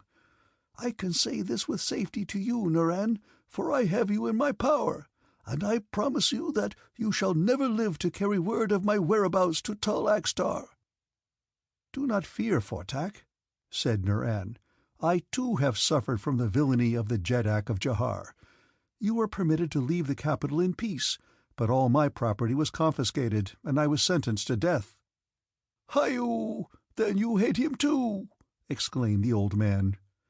"Hate is a weak word to describe my feeling for Tull AXTAR," replied my friend. "It is well," said Fortack. "When I saw you descending from the skies, I thought that my ancestors had sent you to help me, and now I know that it was indeed true. Be this another warrior from Jahar?" he added, nodding his old head toward me. "No, Fortak," replied Nur-An. "This is Hadron of Hastor, a noble of Helium. But he too has been wronged by Jahar." "Good!" exclaimed the old man. "Now there are 3 of us. Heretofore I have had only slaves and women to assist me, but now, with 2 trained warriors, young and strong, the goal of my triumph appears almost in sight." As the 2 men conversed, I had recalled that part of the story that Nur-An had told me in the pits of Janeth, which related to Fortak and his invention of the rifle that projected the disintegrating rays, which had proved so deadly against the patrol boat above Helium the night of Sanoma Tora's abduction. Strange indeed was fate that it should have brought me into the palace of the man who held the secret that might mean so much to Helium and to all Barsoom. Strange, too, and devious had been the path along which fate had led me, yet I knew that my ancestors were guiding me, and that all must have been arranged to some good end.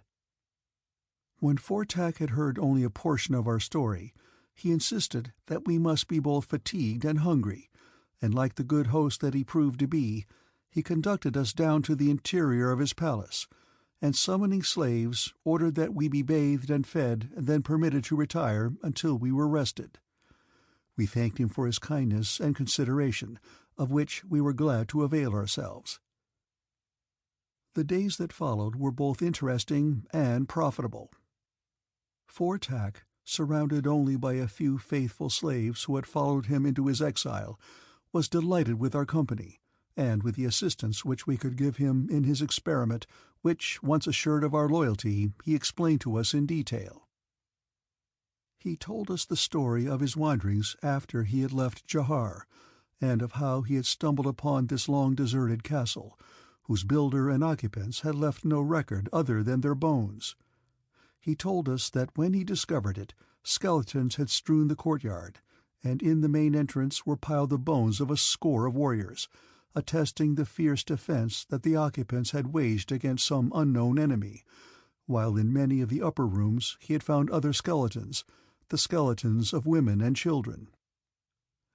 "I believe," he said, "that the place was beset by members of some savage horde of green warriors that left not a single survivor. The courts and gardens were overgrown with weeds, and the interior of the building was filled with dust, but otherwise little damage had been done. I call it JHAMA, and here I am carrying on my life's work." "And that?" I asked. "Revenge upon Tall AXTAR," said the old man. "I gave him the disintegrating ray. I gave him the insulating paint that protects his own ships and weapons from it, and now, some day, I shall give him something else, something that will be as revolutionary in the art of war as the disintegrating ray itself, something that will cast the fleet of Jahar broken wrecks upon the ground, something that will search out the palace of Tall AXTAR and bury the tyrant beneath its ruins." We had not been long at JHAMA before both Nur-An and I became convinced that Fortak's mind was at least slightly deranged from long brooding over the wrongs inflicted upon him by Tall AXTAR. Though naturally possessed of a kindly disposition, he was obsessed by a maniacal desire to wreak vengeance upon the tyrant with utter disregard of the consequences to himself and to others. Upon this single subject he was beyond the influence of reason, and having established to his own satisfaction that Nur-An and I were potential factors in the successful accomplishment of his design, he would fly into a perfect frenzy of rage whenever I broached the subject of our departure. Fretting as I was beneath the urge to push on to Jahar and the rescue of Sanoma Tora, I could but illy brook this enforced delay, but Fortak was adamant. He would not permit me to depart, and the absolute loyalty of his slaves made it possible for him to enforce his will. In our hearing he explained to them that we were guests, honored guests, as long as we made no effort to depart without his permission, but should they discover us in an attempt to leave JHAMA surreptitiously, they were to destroy us. Nur-An and I discussed the matter at length. We had discovered that 4,000 haads of difficult and unfriendly country lay between us and Jahar. Being without a ship and without thoats, there was little likelihood that we should be able to reach Jahar in time to be of service to Sanoma Tora, if we ever reached it at all, and so we agreed to bide our time, impressing FOREWORD with our willingness to aid him, in the hope that eventually we should be able to enlist his aid and support. And so successful were we that within a short time we had so won the confidence of the old scientist that we began to entertain hope that he would take us into his innermost confidence, and reveal the nature of the instrument of destruction which he was preparing for Tall AXTAR. I must admit that I was principally interested in his invention because I was confident that in order to utilize it against Tall AXTAR, he must find some means of transporting it to Jahar, and in this I saw an opportunity for reaching the capital of the tyrant myself. We had been in JHAMA about 10 days, during which time FOREWORD exhibited signs of extreme nervousness and irritability. He kept us with him practically all of the time that he was not closeted in the innermost recesses of his secret laboratory. During the evening meal upon the 10th day, FOREWORD seemed more distraught than ever. Talking as usual, interminably about his hatred of Tall AXTAR, his countenance assumed an expression of maniacal fury. "But I am helpless," he almost screamed at last. "I am helpless, because there is no one to whom I may entrust my secret, who also has the courage and intelligence to carry out my plan. I am too old, too weak to undergo the hardships that would mean nothing to young men like you, but which must be undergone if I am to fulfill my destiny as the savior of Jahar. If I could but trust you! If I could but trust you!" "Perhaps you can, FOREWORD," I suggested. The words or my tone seemed to soothe him. "Hi-oh!" he exclaimed. "Sometimes I almost think that I can." "We have a common aim," I said. "Or at least different aims which converge at the same point, Jahar. Let us work together then. We wish to reach Jahar. If you can help us, we will help you." He sat in silent thought for a long moment. "I'll do it," he said. "Hi-oh! I'll do it! Come!" And rising from his chair, he led us toward the locked doorway that barred the entrance to his secret laboratory. Chapter 10. The Flying Death. FOREWORD's laboratory occupied an entire wing of the building, and consisted of a single immense room fully 50 feet in height. His benches, tables, instruments, and cabinets, located in one corner, were lost in the great interior. Near the ceiling and encircling the room was a single track from which was suspended a miniature cruiser, painted the ghastly blue of Jahar. Upon one of the benches was a cylindrical object about as long as one's hand. These were the only noticeable features of the laboratory other than its immense emptiness. As FOREWORD ushered us within, he closed the door behind him, and I heard the ominous click of the ponderous lock. There was something depressing in the suggestiveness of the situation, induced perhaps by our knowledge that FOREWORD was mad, and accentuated by the eerie mystery of the vasty chamber. Leading us to the bench upon which lay the cylindrical object which had attracted my attention, he lifted it carefully, almost caressingly, from its resting place. "This," he said, "is a model of the device that will destroy Jahar. In it you behold the concentrated essence of scientific achievement.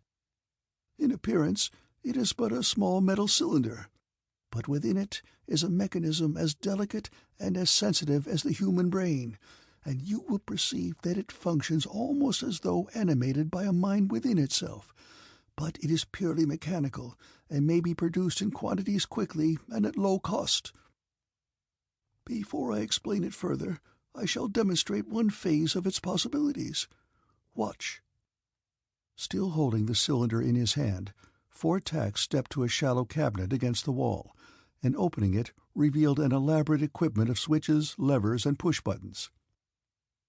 "Now, "Watch the miniature flyer suspended from the track near the ceiling," he directed, at the same time closing a switch.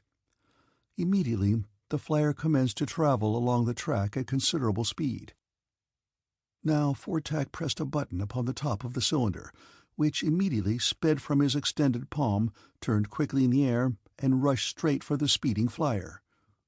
Slowly the distance between the two closed.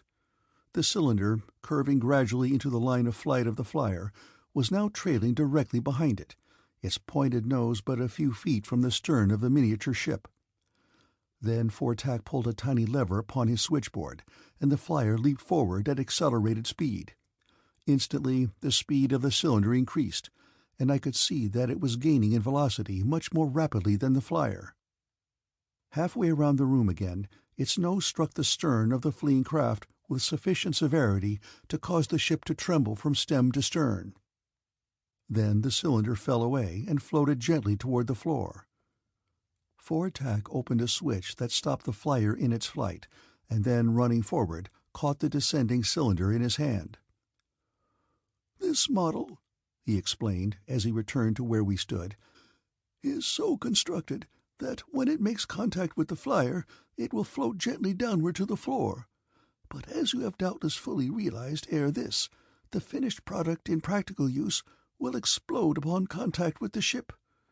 Note these tiny buttons with which it is covered. When any one of these comes in contact with an object, the model stops and descends, whereas the full-size device, properly equipped, will explode, absolutely demolishing whatever it may have come in contact with.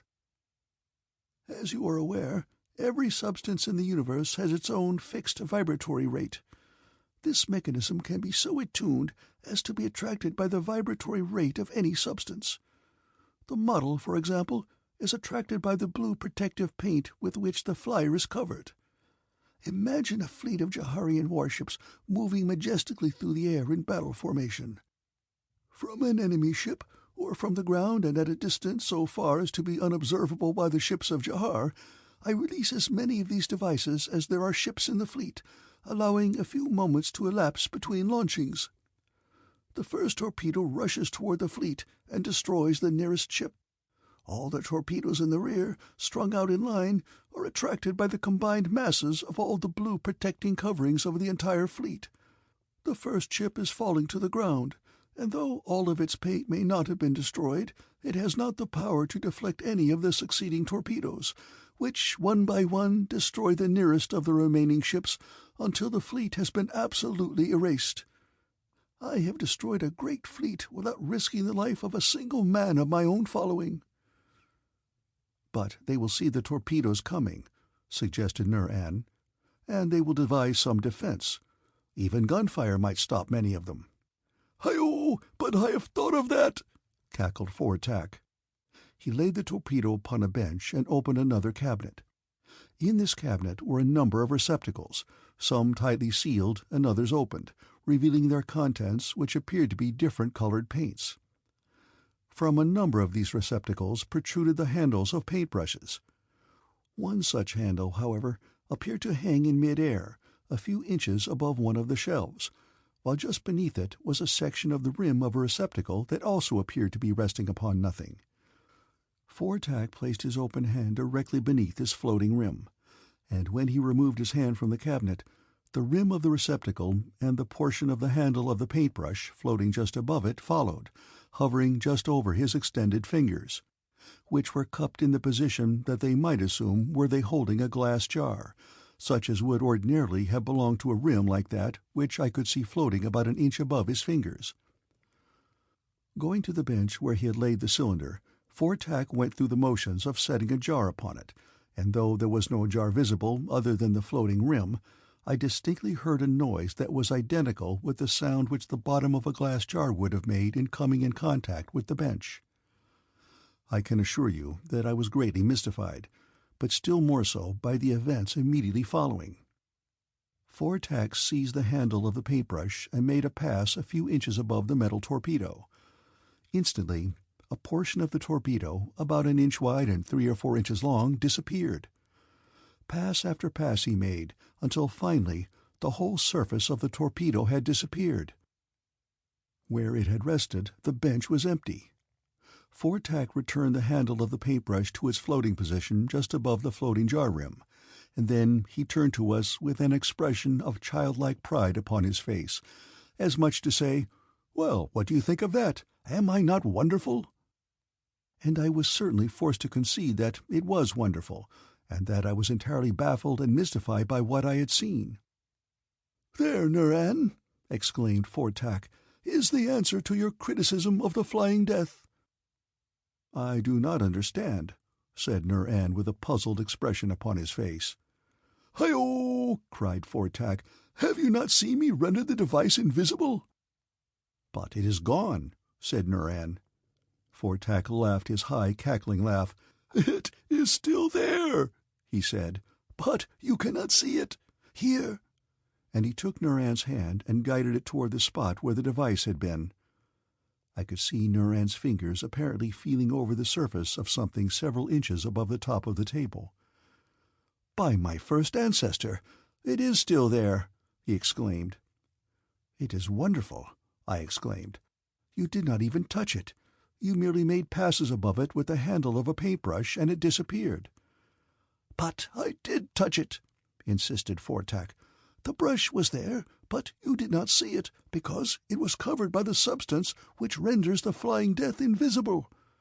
Note this transparent glass receptacle in which I keep the compound of invisibility, and all that you can see of it is that part of the rim which, by chance, has not been coated with the compound." "Marvelous!" I exclaimed. "Even now, although I have witnessed it with my own eyes, I can scarcely conceive of the possibility of such a miracle." "It is no miracle," said Fortak. "It is merely the application of scientific principles well known to me for hundreds of years. Nothing moves in straight lines. Light, vision, electromagnetic forces follow lines that curve. The compound of invisibility merely bows outward the reflected light, which, entering our eyes and impinging upon our optic nerves, results in the phenomenon which we call vision, so that they pass around any object which is coated with the compound. When I first started to apply the compound to the Flying Death, your line of vision was deflected around the small portion so coated, but when I coated the entire surface of the torpedo, the curve of your vision passed completely around it on both sides, so that you could plainly see the bench upon which it was resting precisely as though the device had not been there." I was astounded at the apparent simplicity of the explanation, and naturally, being a soldier, I saw the tremendous advantage that the possession of these two scientific secrets would impart to the nation which controlled them. For the safety, yes, for the very existence of helium, I must possess them, and if that were impossible, then Fortak must be destroyed before the secret of this infernal power could be passed on to any other nation. Perhaps I could so ingratiate myself with old Fortak as to be able to persuade him to turn these secrets over to Helium in return for Helium's assistance in the work of wreaking his vengeance upon AXTAR. "Fortak," I said, "you hold here within your grasp two secrets which in the hands of a kindly and beneficent power would bring eternal peace to Barsoom." "Hi-oh!" he cried. "I do not want peace. I want war! War! War!" "Very well," I agreed, realizing that my suggestion had not been in line with the mad processes of his crazed brain. "Let us have war, then. And what country upon Barsoom is better equipped to wage war than Helium? If you want war, form an alliance with Helium." "I do not need Helium," he cried. "I do not need to form alliances. I shall make war. I shall make war alone. With the invisible Flying Death I can destroy whole navies, whole cities, entire nations. I shall start with Jahar. AXTAR shall be the first to feel the weight of my devastating powers. When the fleet of Jahar has tumbled upon the roofs of Jahar, and the walls of Jahar have fallen about the ears of AXTAR, then I shall destroy Janeth. Helium shall know me next. Proud and mighty Helium shall tremble and bow at the feet of Fortak. I shall be the Jeddak of Jeddaks, ruler of a world." As he spoke, his voice rose to a piercing shriek, and he trembled in the grip of the frenzy that held him. He must be destroyed, not alone for the sake of Helium, but for the sake of all Barsoom. This mad mind must be removed if I found that it was impossible to direct or cajole it to my own ends.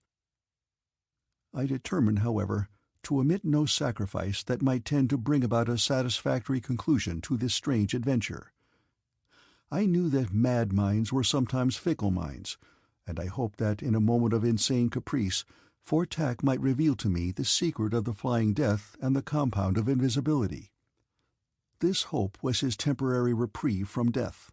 Its fulfillment would be his pardon, but I knew that I must work warily, that at the slightest suggestion of duplicity Fortac's suspicions would be aroused, and that I should then be the one to be destroyed. I tossed long upon my sleeping silks and furs that night in troubled thought and planning. I felt that I must possess these secrets, yet how?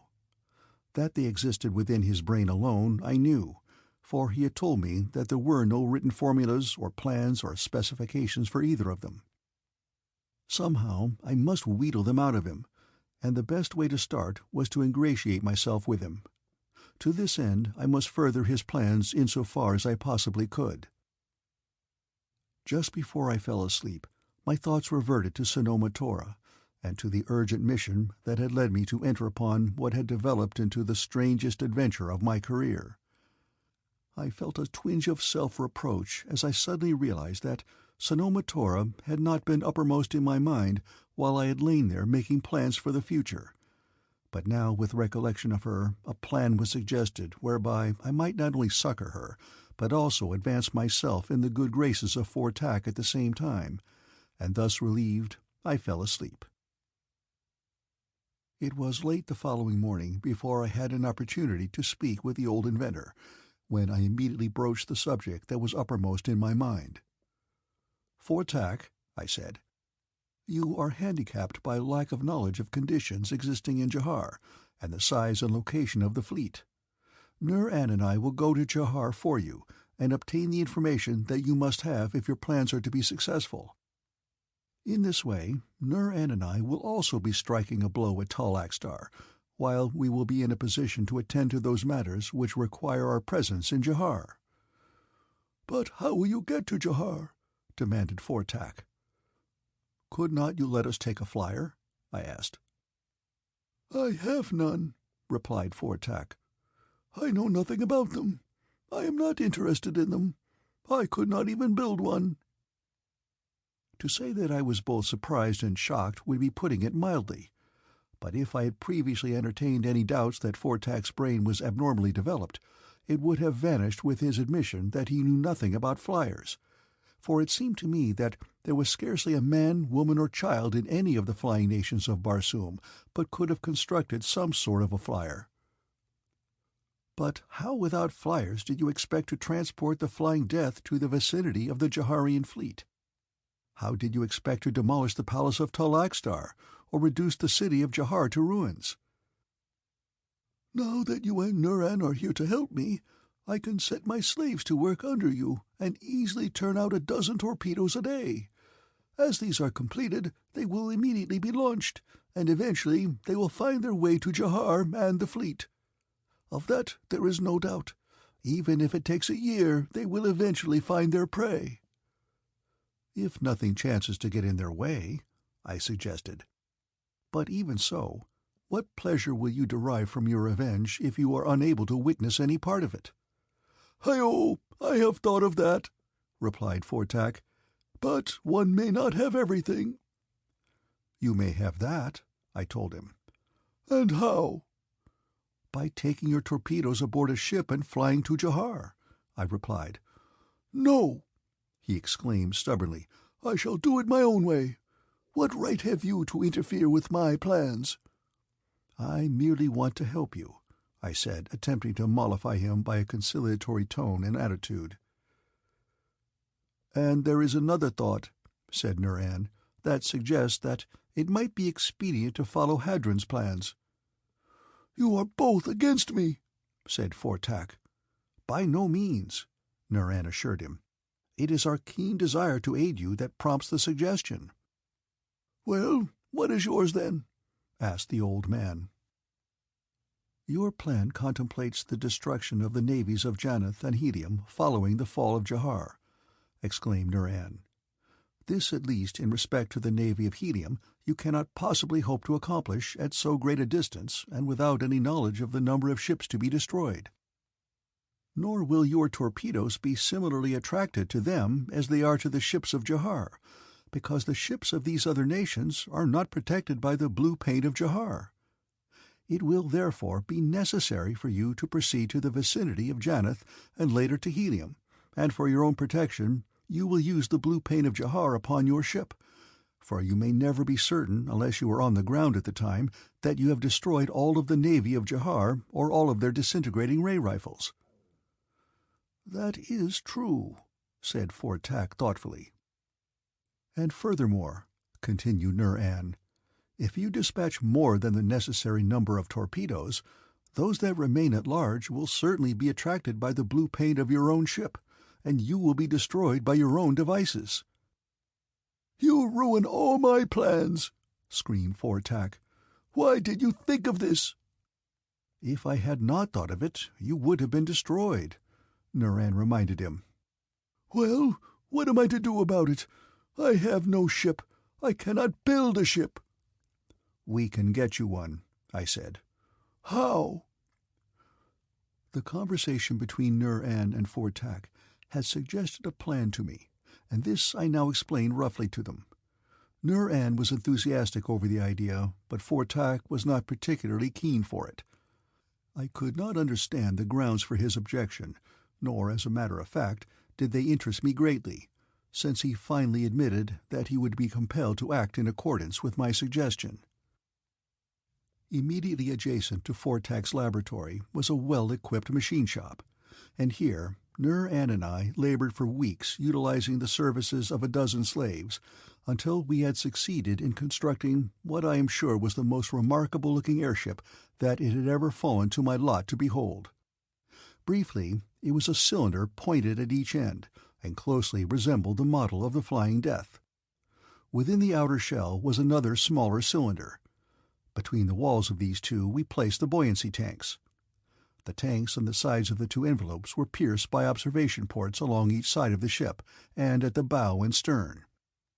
These ports could be completely covered by shutters hinged upon the outside, but operated from within. There were two hatchways in the keel, and two above which led to a narrow walkway along the top of the cylinder. In turrets, forward and aft, were mounted two disintegrating ray rifles. Above the controls was a periscope that transmitted an image of all that came within its range to a ground glass plate in front of the pilot. The entire outside of the ship was first painted the ghastly blue that would protect it from the disintegrating ray rifles of Jahar, while over this was spread a coating of the compound of invisibility. The shutters that covered the ports being similarly coated, the ship could attain practically total invisibility by closing them, the only point remaining visible being the tiny eye of the periscope. Not possessing the sufficient technical knowledge to enable me to build one of the new type motors, I had to content myself with one of the old types of much less efficiency. At last the work was done. We had a ship that would accommodate four with ease, and it was uncanny to realize this fact, and yet at the same time be unable to see anything but the tiny eye of the periscope when the covers were lowered over the ports. And even the eye of the periscope was invisible unless it was turned in the direction of the observer. As the work neared completion, I had noticed that Fortak's manner became more marked by nervousness and irritability. He found fault with everything, and on several occasions he almost stopped the work upon the ship. Now at last we were ready to sail. The ship was stocked with ammunition, water, and provisions, and at the last minute I installed a destination control compass, for which I was afterward to be devoutly thankful. When I suggested immediate departure, however, Fortak demurred, but would give me no reason for his objection. Presently, however, I lost patience, and told the old man that we were going anyway, whether he liked it or not. He did not fly into a rage as I had expected, but laughed instead, and there was something in the laugh that seemed more terrible than anger. "You think that I am a fool," he said, "and that I will let you go and carry my secrets to Tol Axtar, but you are mistaken." "So are you," I snapped. "You are mistaken in thinking that we would betray you, and you are also mistaken in thinking that you can prevent our departure." "Hi-oh!" he cackled. "I do not need to prevent your departure, but I can prevent your arrival at Jahar or elsewhere. I have not been idle while you worked upon this ship. I have constructed a full-size flying death. It is attuned to search out this ship. If you depart against my wishes, it will follow and destroy you. Hi-oh! What do you think of that?" "I think that you are an old fool," I cried in exasperation. "You have the opportunity to enlist the loyal aid of 2 honorable warriors, and yet you choose to turn them into enemies."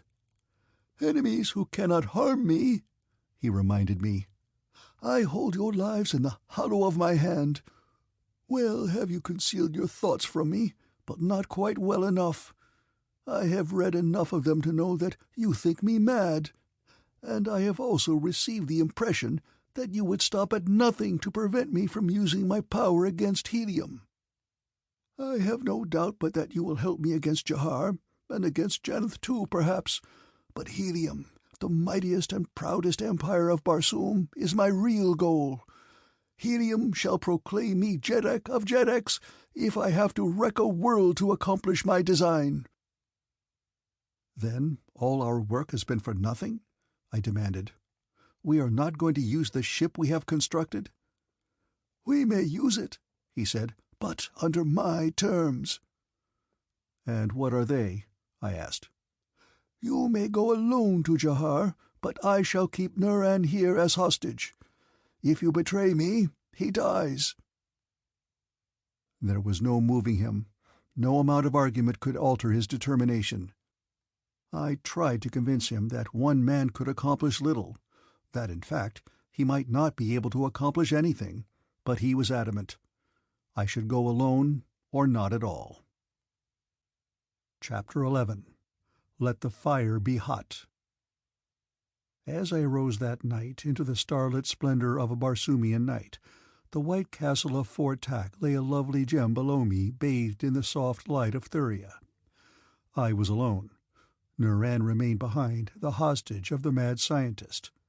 Because of him I must return to JHAMA. Nur-An had exacted no promise from me, but he knew that I would return. 2,500 haads to the east lay Jahar and Sanoma Tora. 1,500 haads to the southwest were Janeth and TAVIA. I turned the nose of my flier toward the goal of my duty, toward the woman I loved, and with throttle wide my invisible craft sped toward distant Jahar. But my thoughts I could not control. Despite my every effort to keep them concentrated upon the purpose of my adventure, they persisted in wandering to a prison tower, to a tousled head of a refractory hair, to a rounded shoulder that had once pressed mine. I shook myself to be rid of the vision as I sped through the night, but it constantly returned, and in its wake came harrowing thoughts of the fate that might have overtaken TAVIA during my absence. I set my destination control compass upon Jahar, the exact position of which I had obtained from Fort Tak, and thus relieved of the necessity of constantly remaining at the controls, I busied myself about the interior of the ship. I looked to the ammunition of the disintegrating ray rifles and rearranged it to suit my own ideas. Fort Tak had equipped me with 3 types of rays. One would disintegrate metal, another would disintegrate wood, and the third would disintegrate human flesh. I had also brought along something which Fort Tak had refused me when I had asked him for it. I pressed the pocket pouch in which I had placed it to make sure that I still had the vial, the contents of which, I imagined, might prove of inestimable value to me. I raised all the port shutters and adjusted the ventilators, for at best the interior of this strange ship seemed close and stuffy to one who was accustomed to the open deck of the fast scout flyers of Helium. Then I spread my sleeping silks and furs and settled myself down to rest, knowing that when I arrived at Jahar my destination control compass would stop the ship and an alarm would awaken me if I slept, but sleep would not come. I thought of Sanoma Tora. I visualized her cold and stately beauty, but always her haughty eyes dissolved into the eyes of TAVIA, sparkling with the joy of life, soft with the light of friendship. I was far from JHAMA when at last I sprang determinedly from my sleeping silks and furs, and going to the controls, I cut off the destination control compass, and with a single swift turn swung the nose of the flier toward Janath. The die was cast. I felt that I should experience remorse and self-loathing, but I experienced neither. I joyed in the thought that I was rushing to the service of a friend, and I knew in the most innermost recesses of my heart that of the two, TAVIA had more claim upon my friendship than had Sanoma Tora, from whom I had received at best only scant courtesy. I did not again try to sleep. I did not feel like sleeping. Instead, I remained at the controls and watched the desolate landscape as it rushed forward to pass beneath me. With the coming of dawn, I saw Janath directly ahead of me, and as I approached the city, it was difficult for me to realize that I could do so with utter impunity, and that my ship with its closed ports was entirely invisible. Moving slowly now, I circled above the palace of Haj-Osis. Those portions of the palace that were topped by flat roofs revealed sleepy guardsmen. At the main hangar, a single guardsman watched. I floated above the east tower. Beneath me, cuddled in her sleeping silks and furs, I could picture TAVIA. How surprised she would be could she know that I hovered thus close above her. Dropping lower, I circled the tower, coming to a stop finally opposite the windows of the room in which TAVIA had been confined. I maneuvered the ship to bring one of the ports opposite the window, and close enough to give me a view of the interior of the room. But though I remained there for some time, I could see no one, and at last I became convinced that TAVIA had been removed to other quarters. I was disappointed, for this must necessarily greatly complicate my plans for rescue. I had foreseen but little difficulty in transferring TAVIA by night through the tower window to the flier. Now I must make my plans all anew. Everything hinged, of course, upon my ability to locate TAVIA. To do that, it was evident that I must enter the palace. The moment that I quitted the invisibility of my flier, I should be menaced by the greatest danger at every turn, and clothed as I was in homemade harness fashioned by the hands of the slaves of FOR-TAC, I should arouse the active suspicion of the first person who laid eyes upon me. I must enter the palace, and to do it in any degree of safety I must have a disguise. All my ports were now closed, the periscope being my only eye. I turned it slowly about as I tried to plan some method of procedure that might have within it some tiny seed of success. As the panorama slowly unfolded itself upon the ground glass before me, there appeared the main palace hangar and the single warrior upon watch. Here my periscope came to rest, for here was an entrance to the palace, and here a disguise. Slowly maneuvering my ship in the direction of the hangar, I brought it down upon the roof of that structure. I should have been glad to moor it, but here there were no means at hand. I must depend upon its own weight, and hope that no high wind would rise. Realizing that the instant that I emerged from the interior of the flier I should be entirely visible, I waited, watching through my periscope until the warrior upon the roof just below me turned his back. Then I emerged quickly from the ship through one of the upper hatches, and dropped to the roof upon the side closest to the warrior. I was about 4 feet from the edge of the roof, and he was standing almost below me, his back toward me. Should he turn, he would discover me instantly, and would give an alarm before I could be upon him. My only hope of success, therefore, was to silence him before he realized that he was menaced. I have learned from the experiences of John Carter that first thoughts are often inspirations, while sober afterthought may lead to failure, or so delay action as to nullify all its effect. Therefore, in this instance, I acted upon inspiration. I did not hesitate. I stepped quickly to the edge of the roof and hurled myself straight at the broad shoulders of the sentry. In my hand was a slim dagger. The end came quickly. I think the poor fellow never knew what happened to him. Dragging his body to the interior of the hangar, I stripped the harness from it. At the same time, though almost mechanically, I noted the ships within the hangar. With the exception of one, a patrol boat, they all bore the personal insignia of the Jed of Janeth. They were the king's ships, an ornate cruiser heavily armed, two smaller pleasure crafts, a two-man scout flyer and a one-man scout flyer. They were not much, of course, by comparison with the ships of Helium, but I was quite sure that they were absolutely the best that Janeth could afford. However, having my own ship, I was not particularly concerned with these, other than that I am always interested in ships of all descriptions.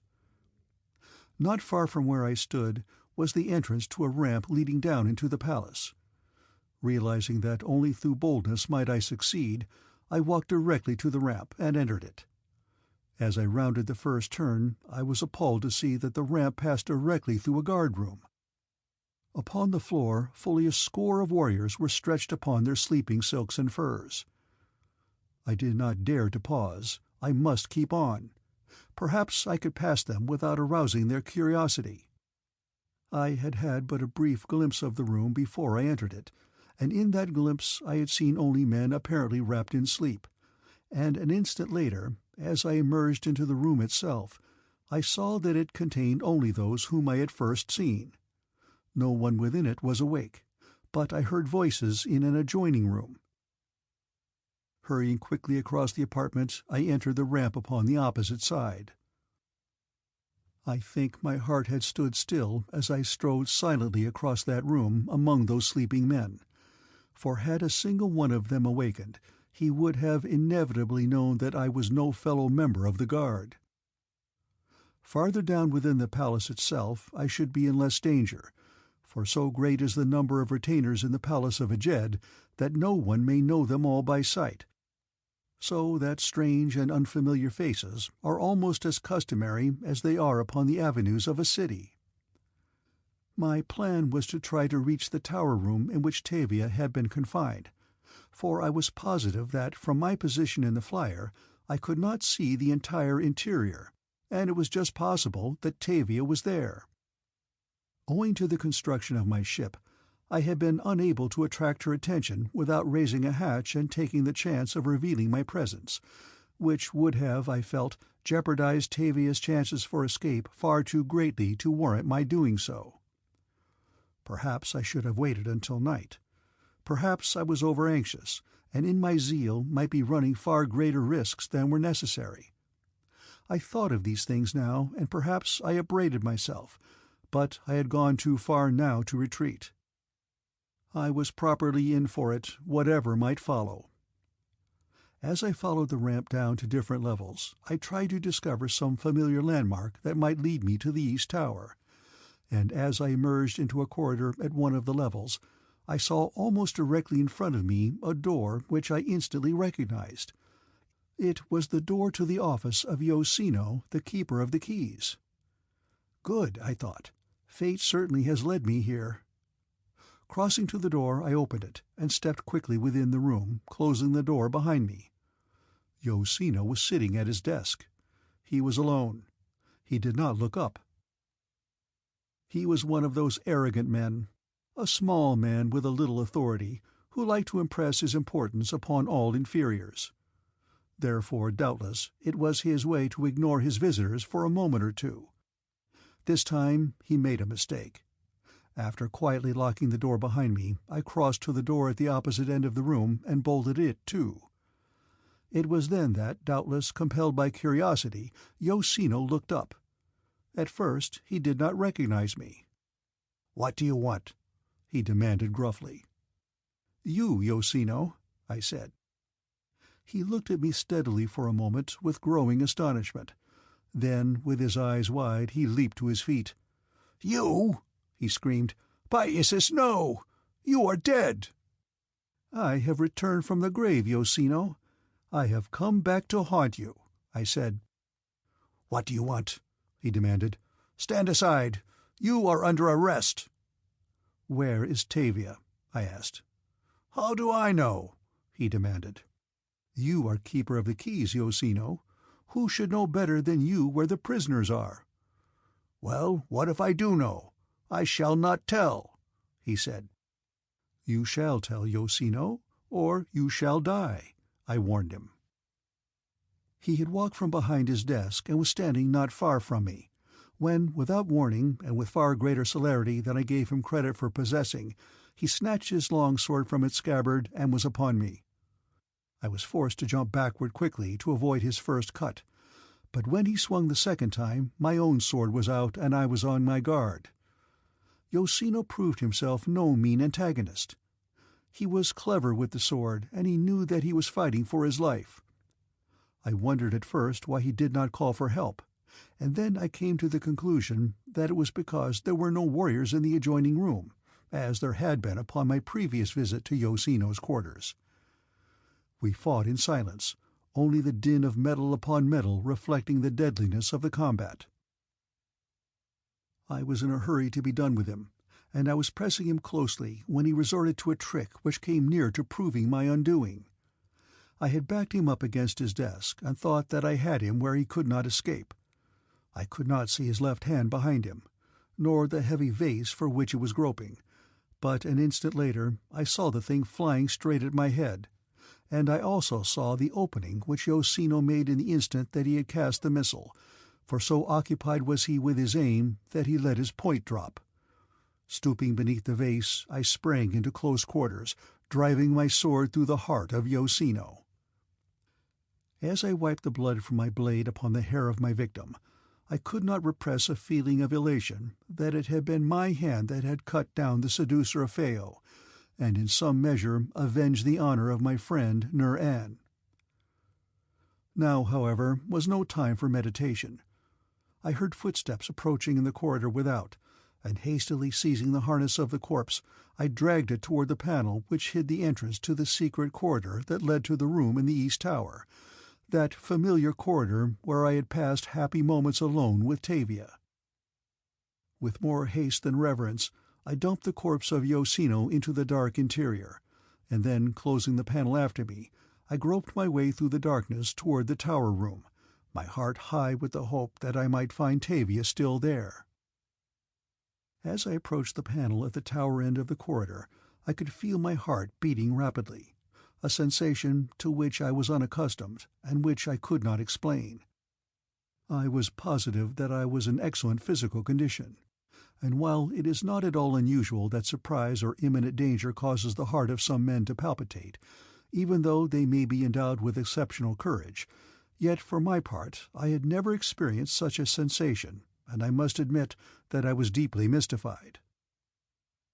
The anticipation of seeing Tavia again soon caused me to forget the unpleasant sensation, and as I stopped behind the panel my whole mind was occupied with pleasurable consideration of what I hoped awaited me beyond, the longed-for reunion with this best of friends. I was on the point of springing the catch and opening the panel, when my attention was attracted by voices from the room beyond. I heard a man's voice and that of a woman, but I could understand no words.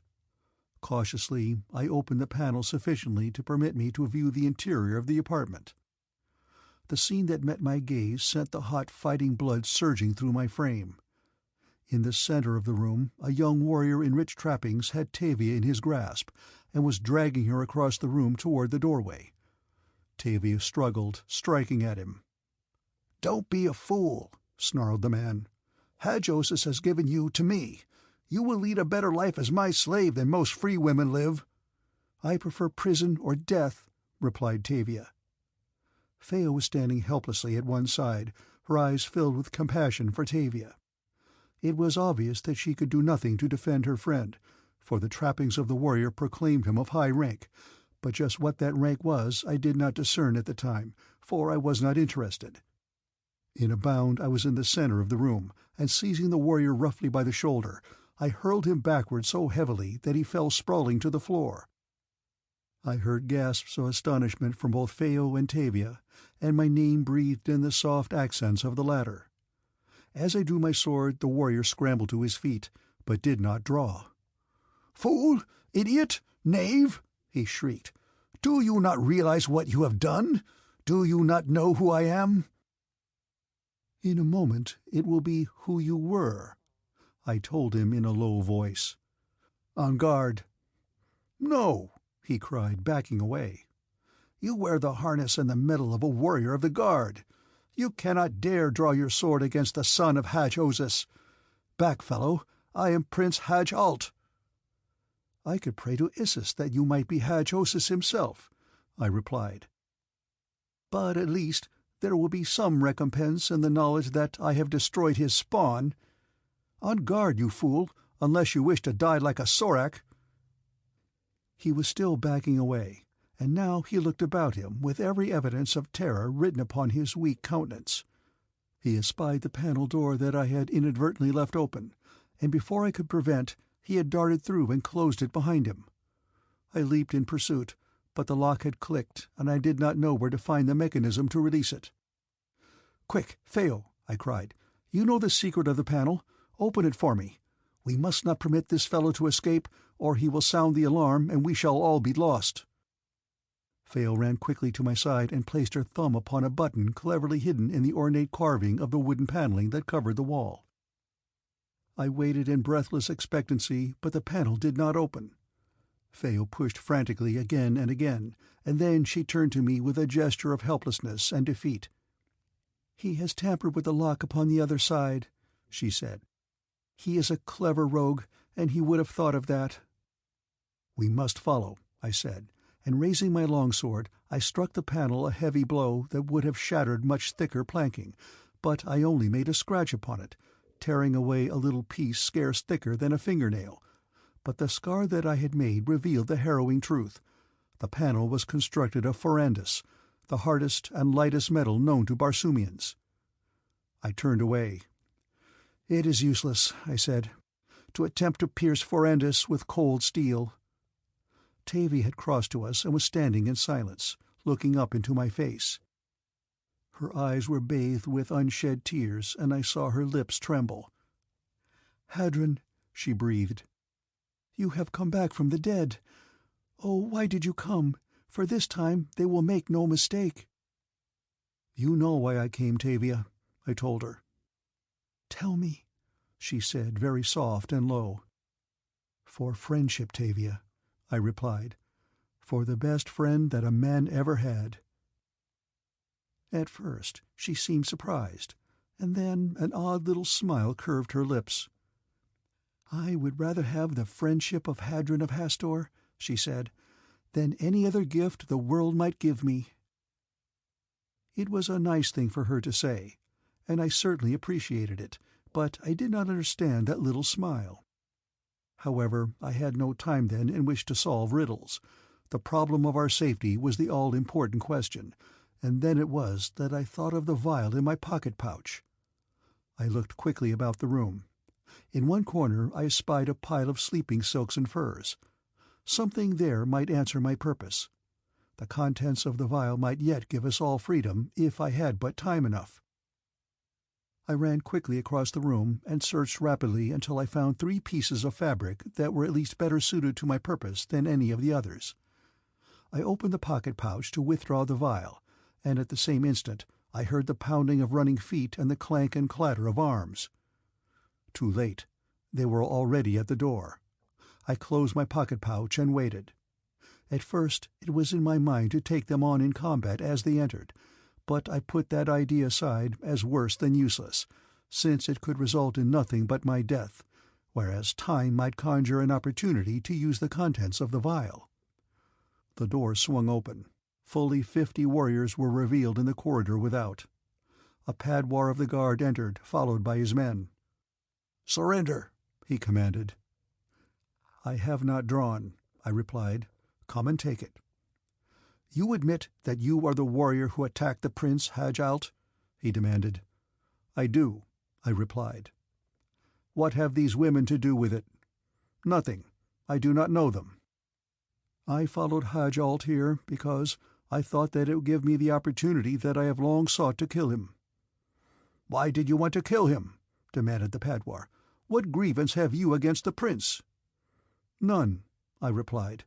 "I am a professional assassin, and I was hired by others." "Who are they?" he demanded.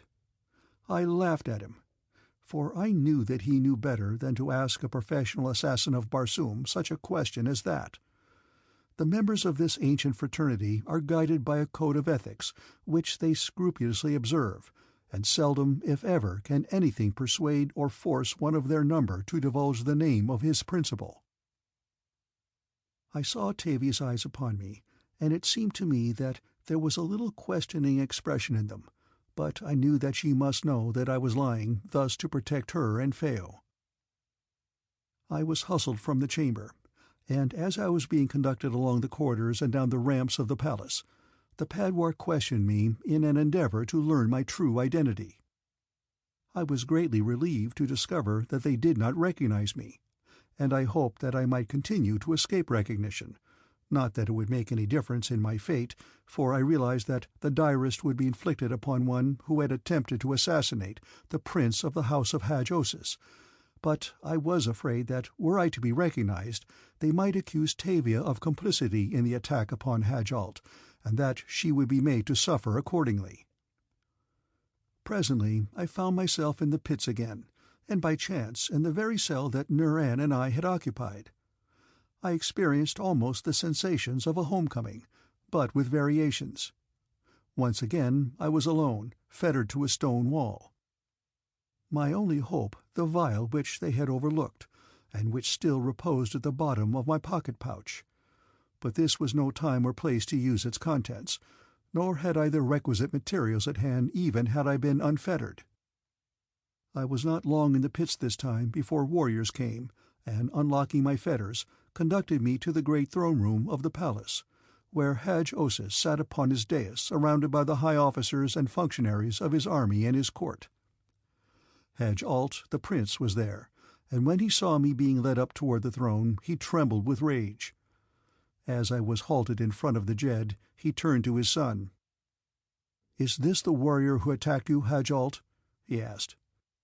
"This is the scoundrel," replied the younger man. "He took me by surprise, and would have stabbed me in the back had I not managed to outwit him." "He drew his sword against you?" demanded Hadj-Osis. "Against the person of a prince?" "He did, and he would have killed me with it too, as he did kill Yo-Sino, whose corpse I found in the corridor that leads from Yo-Sino's office to the tower." So they had found the body of Yo-Sino. Well, they would not kill me any deader for that crime than for menacing the life of the prince. At this juncture an officer entered the throne-room rather hurriedly. He was breathing rapidly as he stopped at the foot of the throne. He was standing right beside me, and I saw him turn and look quickly at me, his eyes running rapidly up and down me between head and feet. Then he addressed the man upon the throne. "Hadj-Osis, Jed of Chanath," he said, "I came quickly to tell you that the body of a warrior of the Hangar Guard was just found within the Jed's hangar. His harness had been stripped from him and his weapons, while strange harness and strange weapons were left beside his corpse. And as I approached your throne, Hadj-Osis, I recognized the harness of my dead warrior upon the body of this man here." And he pointed an accusing finger at me. Hadj-Osis was scrutinizing me very carefully now. There was a strange look in his eyes that I did not like. It betokened half-recognition, and then of a sudden I saw the dawning of full recognition there, and the Jed of Chanath swore a loud oath that resounded through the great throne-room. "Breath of Issus!" he shouted. "Look at him! Do you not know him? He is the spy from Jahar who called himself Hadron of Hastor. He died the death.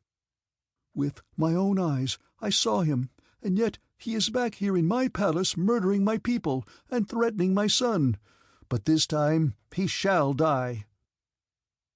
Hadj-Osis had arisen from his throne, and with upraised hands that seemed to claw the air above me, he appeared like some hideous Corphal pronouncing a curse upon its victim. "But first we shall know who sent him there. He did not come of his own volition to kill me and my son.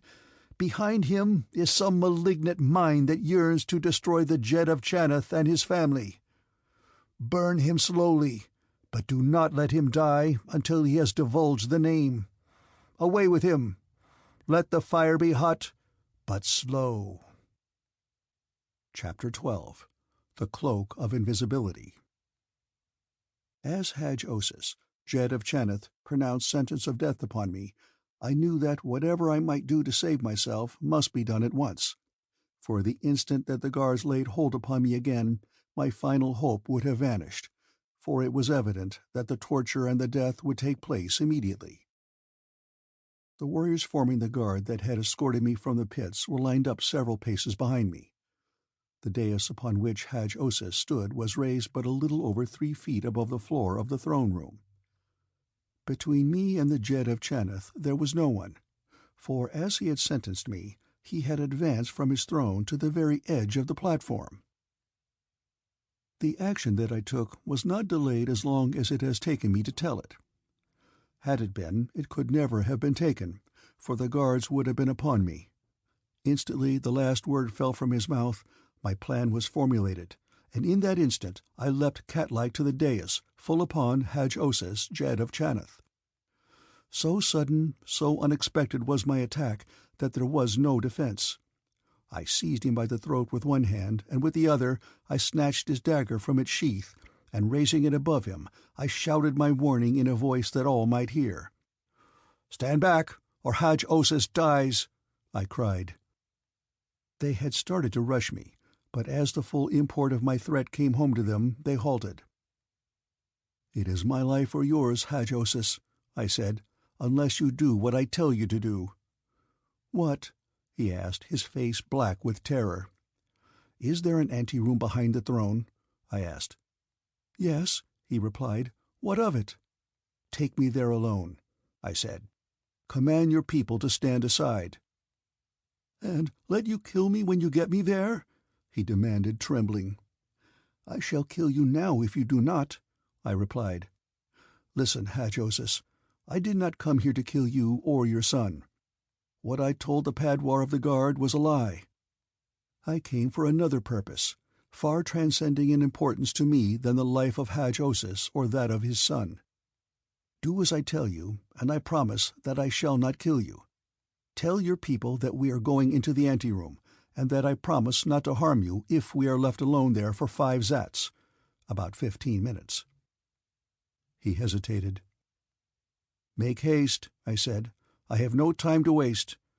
And I let the point of his own dagger touch his throat. "Don't!" he screamed, shrinking back. "I will do whatever you say. Stand back, all of you," he shouted to his people. "I am going into the anteroom with this warrior, and I command you, upon pain of death, not to enter there for 5 zats. At the end of that time come, but not before." I took a firm hold upon Hadj-Osis' harness between his shoulders, and I kept the point of his dagger pressed against the flesh beneath his left shoulder-blade as I followed him toward the anteroom, while those who had crowded the dais behind the throne fell back to make an aisle for us. At the doorway I halted and turned toward them. "Remember," I said, 5 full zats and not a tal before." Entering the anteroom, I closed and bolted the door, and then, still forcing Hadj-Osis ahead of me, I crossed the room and closed and bolted the only other door to the chamber. Then I pushed the Jed to one side of the room. "Lie down here upon your face," I said. "You promise not to kill me," he wailed. "I shall not kill you unless they come before the 5 zats are up, and you do otherwise than as I bid you, so as not to delay me. I am going to bind you, but it will not hurt you." With poor grace he lay down upon his belly, and with his own harness I strapped his arms together behind his back. Then I blindfolded him and left him lying there. As I had first entered the room, I had taken in its contents with a single quick glance, and I had seen there precisely the things that I most needed, and now that I had disposed of Hadj-Osis, I crossed quickly to one of the windows and tore down a part of the silk hangings that covered it. It was a full length of fine light silk and very wide, since it had been intended to hang in graceful folds as an underdrape with heavier hangings. At the ornate desk where the Jed of Chanith signed his decrees, I went to work. First I took the vial from my pocket-pouch and unstoppered it. Then I wadded the silk into a ball, and because of its wonderful fineness I could compress it within my 2 hands. Fastening the ball of silk into a loosely compressed mass with strips torn from another hanging, I slowly poured the contents of the vial over it, turning the ball with the point of Hadj-Os's dagger. Remembering Fortak's warning, I was careful not to let any of the contents of the vial come in contact with my flesh, and I could readily see why one had to be careful as I watched the ball of silk disappear before my eyes. Knowing that the compound of invisibility would dry almost as rapidly as it impregnated the silk, I waited only a brief instant after emptying about half the contents of the vial upon the ball. Then, groping with my fingers, I found the strings that held it into its roughly spherical shape and cut them, after which I shook the silk out as best I could. For the most part it was invisible, but there were 1 or 2 spots that the compound had not reached. These I quickly daubed with some of the liquid remaining in the vial, which I now restoppered and replaced in my pocket-pouch. So much depended upon the success of my experiment that I almost feared to put it to the test. But it must be tested, and there could be only a few zats remaining before the warriors of Hadj-Os's would burst into the antechamber. By feeling alone, I draped the silk over my head, so that it fell all about me. Through its thin and delicate meshes, I could see objects at close range quite well enough to make my way about. I crossed to Hadj-Os's and took the blind from his eyes, at the same time stepping quickly back. He looked hurriedly and affrightedly about him. "Who did that?" he demanded, and then, half to himself, "He is gone." For a moment he was silent, rolling his eyes about in all directions, searching every nook and corner of the apartment. Then an expression that was part hope and part relief came to his eyes. "Quick!" he shouted in a loud voice. "The guard! He has escaped!" I breathed a sigh of relief. If Hadj-Os's could not see me, no one could. My plan had succeeded. I dared not return to the throne-room and make my escape that way along the corridors with which I was familiar, for I could already hear the rush of feet toward the ante-room door, and I was well aware that, although they could not see me, they could feel me, and that unquestionably in the rush my mantle of invisibility, or at least a portion of it, would be torn from me, which would indubitably spell my doom. I ran quickly to the other doorway and unbolted it, and as I opened it I looked back at Hadj-Os's. His eyes were upon the doorway, and they were wide with incredulity and horror. For an instant I did not realize the cause, and looked quickly behind me to see if I could see what had caused Hadj-Os's fright, and then it dawned upon me, and I smiled. He had seen and heard the bolt shot and the door open as though by ghostly hands. He must have sensed a vague suspicion of the truth, for he turned quickly toward the other door and screamed a warning in a high falsetto voice. "Do not enter," he cried, "until the 5 zats are up. It is I who commands. Hadj-Os's, the Jed!" Closing the door after me and still smiling, I hastened along the corridor, searching for a ramp that would carry me to the upper levels of the palace, from which I could easily locate the guard-room and the hangar where I had left my ship. The corridor I had entered led directly to the royal apartments. At first it was difficult to accustom myself to my invisibility, and as I suddenly entered an apartment in which there were several people, my first impulse was to turn and flee. But though I had stepped directly into the view of one of the occupants of the room, and at a distance of little more than 5 or 6 feet without attracting his attention, although his eyes were apparently directly upon me, my confidence was quickly restored. I continued on across the room as nonchalantly as though I had been in my own quarters in Helium.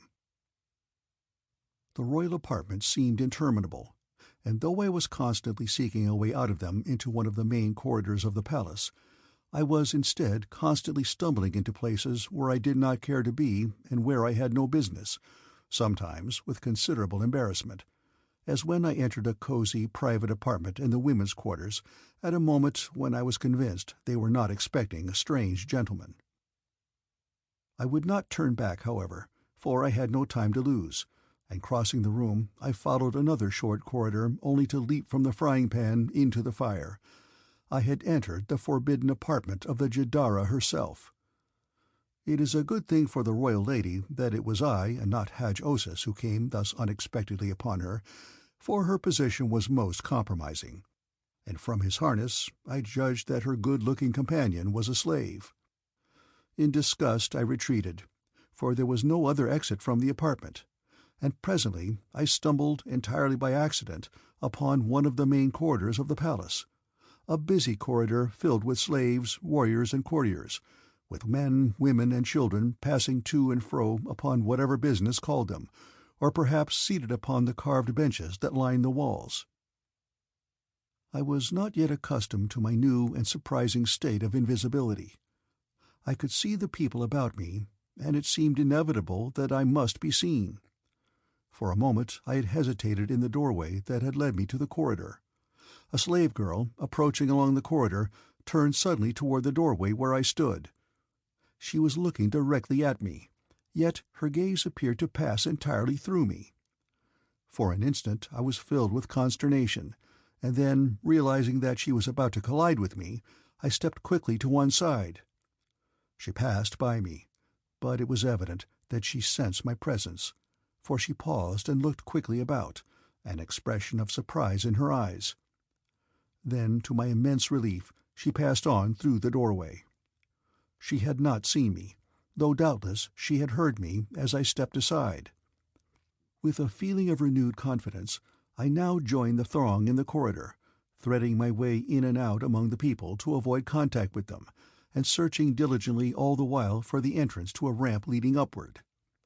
This I presently discovered, and it was not long thereafter that I reached the upper level of the palace, where a short search brought me to the guard-room at the foot of the ramp leading to the royal hangars. Idling in the guard-room, the warriors then off duty were engaged in various pursuits. Some were cleaning their harness and polishing their metal. 2 were playing at Jatan, while others were rolling tiny numbered spheres at a group of numbered holes, a fascinating game of chance called Yano, which is, I presume, almost as old as Barsoomian civilization. The room was filled with the laughter and oaths of fighting men. How alike are warriors the world over! But for their harness and their metal, they might have been a detachment of the palace guard at Helium. Passing among them, I ascended the ramp to the roof where the hangars stood. 2 warriors on duty at the top of the ramp almost blocked my further progress. It would be a narrow squeeze to pass between them, and I feared detection. As I paused, I could not but overhear their conversation. "I tell you that he was struck from behind," said one. "He never knew what killed him." And I knew that they were talking about the guardsman I had killed. "But from whence came his assassin?" demanded the other. "The Padwar believes it may have been a fellow member of the guard. There will be an investigation, and we shall all be questioned." "It was not I," said the other. "He was my best friend." "Nor was it I." "He had a way with women.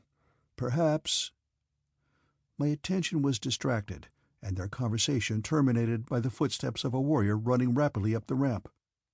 My position was now most precarious. The ramp was narrow, and the man coming from behind might easily bump into me. I must therefore pass the sentries immediately and make my way to the roof. There was just sufficient room between the warrior at my left and the side wall of the ramp for me to pass through, if he did not step back, and with all the stealth that I could summon I edged myself slowly behind him, and you may rest assured that I breathed a sigh of relief when I had passed him. The warrior ascending the ramp had now reached the 2 men. "The assassin of the hangar sentry has been discovered," he said. "He is none other than the spy from Jahar who called himself Hadron of Hastor, and who, with the other spy, Nur-An, was sentenced to die the death. Through some miracle he escaped, and has returned to the palace of Hadj-Osis. Besides the hangar sentry, he has slain Yosino, but he was captured after attacking the prince Hadj-Alt.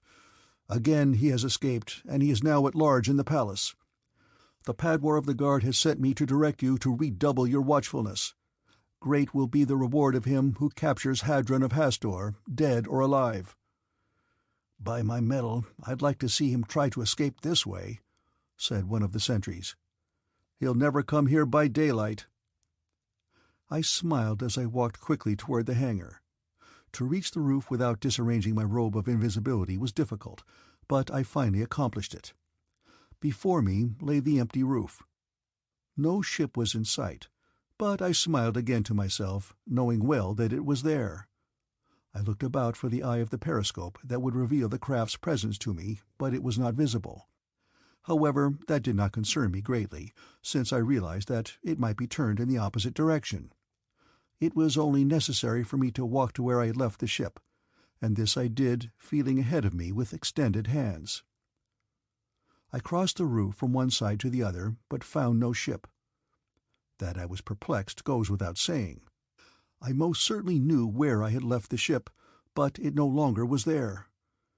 Perhaps a wind had moved it slightly, and with this thought in mind I searched another section of the roof, but with equal disappointment. By now I was truly apprehensive, and thereupon I set about a systematic search of the roof until I had covered every square foot of it, and was convinced beyond doubt that the worst of disasters had befallen me. My ship was gone. But where? Indeed, the compound of invisibility had its drawbacks. My ship might be, and probably was, at no great distance from me, yet I could not see it. A gentle wind was blowing from the southwest. If my ship had risen from the roof, it would drift in a northeasterly direction, but though I strained my eyes toward that point of the compass, I could discern nothing of the tiny eye of the periscope. I must admit that for a moment I was well nigh discouraged. It seemed that always when success was about within my grasp, some malign fate snatched it from me. But presently I shook this weak despondency from me, and with squared shoulders faced the future and whatever it might bring. For a few moments I considered my position in all its aspects, and sought to discover the best solution of my problem. I must rescue TAVIA, but I felt that it would be useless to attempt to do so without a ship. Therefore I must have a ship, and I knew that ships were just beneath me in the royal hangars. At night these hangars would be closed and locked, and watched over by sentries in the bargain. If I would have a ship, I must take it now, and depend upon the swiftness and boldness of my act for its success. Royal flyers are usually fast flyers, and if the ships of Haj-Osis were no exception to this general Barsoomian rule, I might hope to outdistance pursuit could I but pass the hangar sentry. Of one thing I was certain: I could not accomplish that by remaining upon the roof of the hangar. And so I cautiously descended, choosing a moment when the attention of the sentries was directed elsewhere, for there was always danger that my robe might blow aside, revealing my limbs. Once on the roof again, I slipped quickly into the hangar, and inspecting the ships I selected one that I was sure would carry FOR with ease, and which, from its lines, gave token of considerable speed. Clambering to the deck, I took my place at the controls. Very gradually I elevated the ship about a foot from the floor. Then I opened the throttle wide. Directly ahead of me, through the open doorways of the hangar, the sentries were standing upon the opposite side of the room. As the ship leaped into the sunlight, they voiced simultaneously a cry of surprise and alarm. Like brave warriors, they sprang forward with drawn longswords, and I could see that they were going to try to board me before I could gain altitude. But presently one of them halted wide-eyed and stood aside. "Blood of our first ancestor!" he cried. "There is no one at the controls!" The second man had evidently discovered this simultaneously, for he too shrank aside, and with whirling propeller I shot upward from the royal hangar of the jet of Janeth. But only for an instant were the two sentries overwhelmed by astonishment. Immediately I heard the shriek of sirens and the clang of great gongs, and then, glancing behind, I saw that already they had launched a flier in pursuit. It was a two-man flier, and almost immediately I realized that it was far swifter than the one I had chosen, and then, to make matters even worse for me, I saw patrol boats arising from hangars located elsewhere upon the palace roof. That they all saw my ship and were converging upon it was evident. Escape seemed impossible. Each way I turned, a patrol boat was approaching. Already I had been driven into an ascending spiral, my eyes constantly alert for any avenue of escape that might open to me. How hopeless it looked! My ship was too slow, my pursuers too many.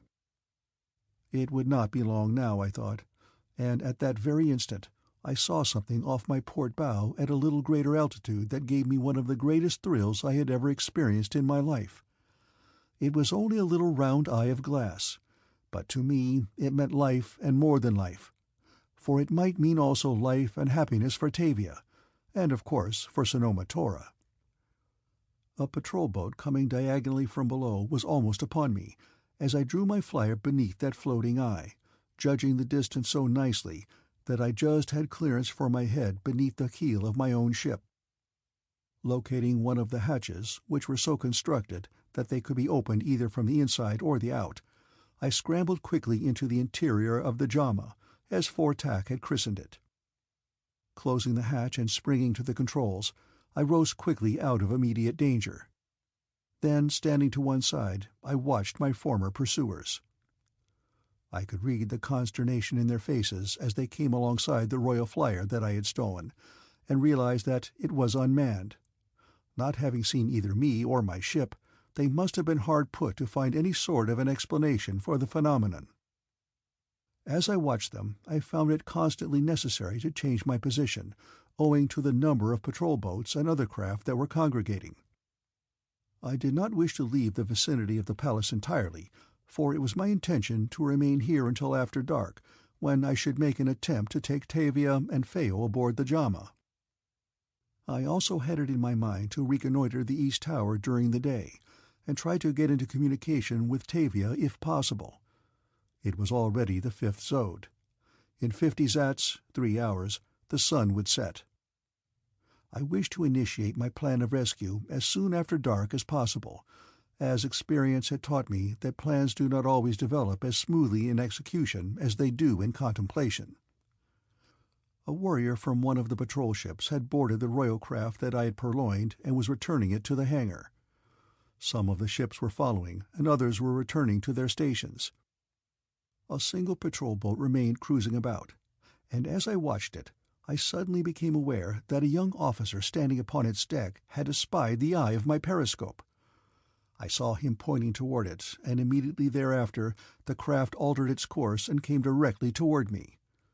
This was not so good, and I lost no time in moving to one side, turning the eye of my periscope away from them so that they could not see it or follow me.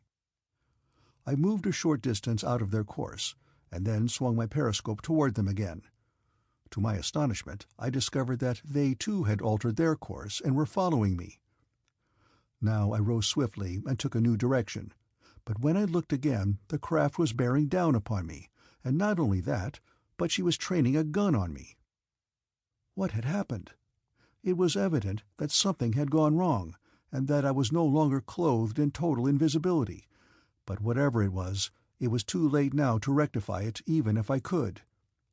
I had but a single recourse, and I prayed to my first ancestor that it might not now be too late to put it into execution. Should they fire upon me, I was lost.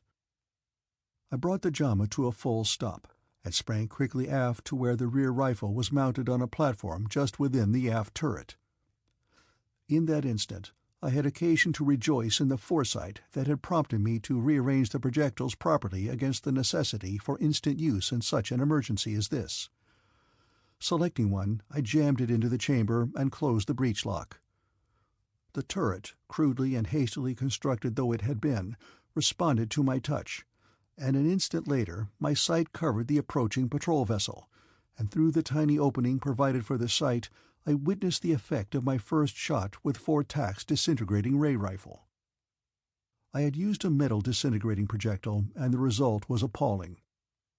I loved a ship, and it tore my heart to see that staunch craft fall apart in mid-air as its metal parts disappeared before the disintegrating ray. But that was not all. As wood and leather and fabric sank with increasing swiftness toward the ground, brave warriors hurtled to their doom. It was horrifying. I am a true son of Barsoom. I joy in battle. Armed conflict is my birthright, and war the goal of my ambition. But this was not war. It was murder. I took no joy in my victory, as I had when I laid Yosino low in mortal combat, and now more than ever was I determined that this frightful instrument of destruction must in some way be forever banned upon Barsoom. War with such a weapon, completely hidden by the compound of invisibility, would be too horrible to contemplate.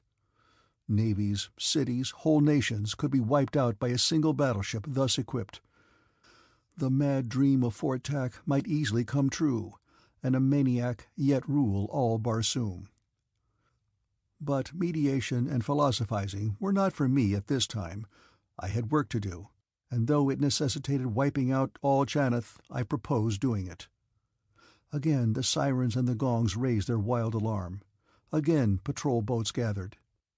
I felt that I must depart until after nightfall, for I had no stomach to again be forced to turn that deadly rifle upon my fellow men while any alternative existed.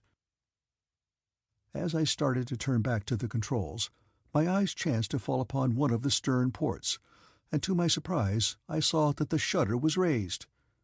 How this occurred I do not know. It has always remained a mystery, but at least it explained how it had been possible for the patrol boat to follow me.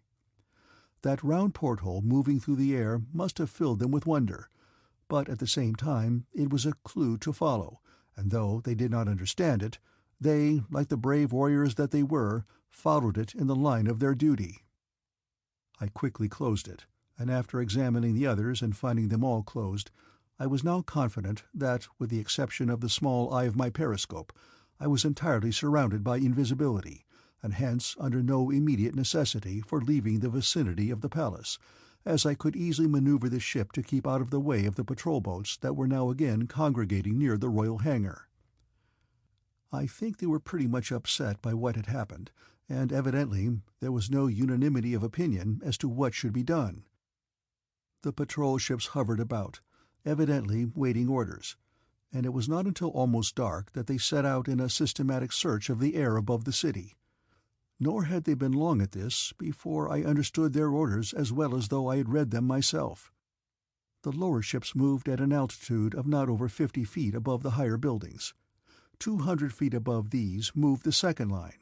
The ships at each level cruised in a series of concentric circles and in opposite directions, thereby combing the air above the city so closely that no enemy ship could possibly approach. The air below was watched by 1,000 eyes. At every point of vantage sentries were on watch, and upon the roof of every public building guns appeared as if by magic.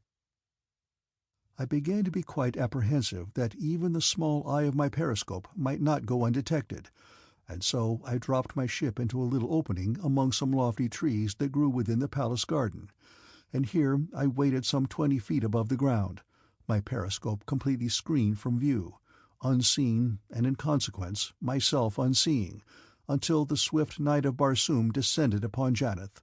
Then I rose slowly from my leafy retreat. Above the trees I paused to have a look about me through the periscope. Far above me were the twinkling lights of the circling patrol boats, and from 1,000 windows of the palace shone other lights. Before me rose the dark outlines of the east tower, silhouetted against the starry sky. Rising slowly, I circled the tower until I had brought the JHAMA opposite TAVIA's window.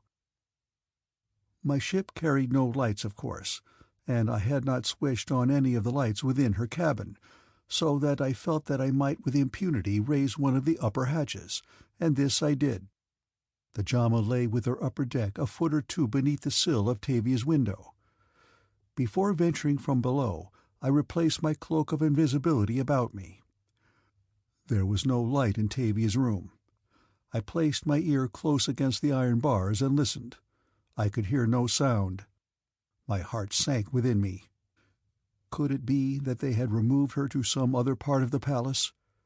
Could it be that Haj-Alt had come and taken her away? I shuddered at the mere suggestion, and cursed the luck that had permitted him to escape my blade.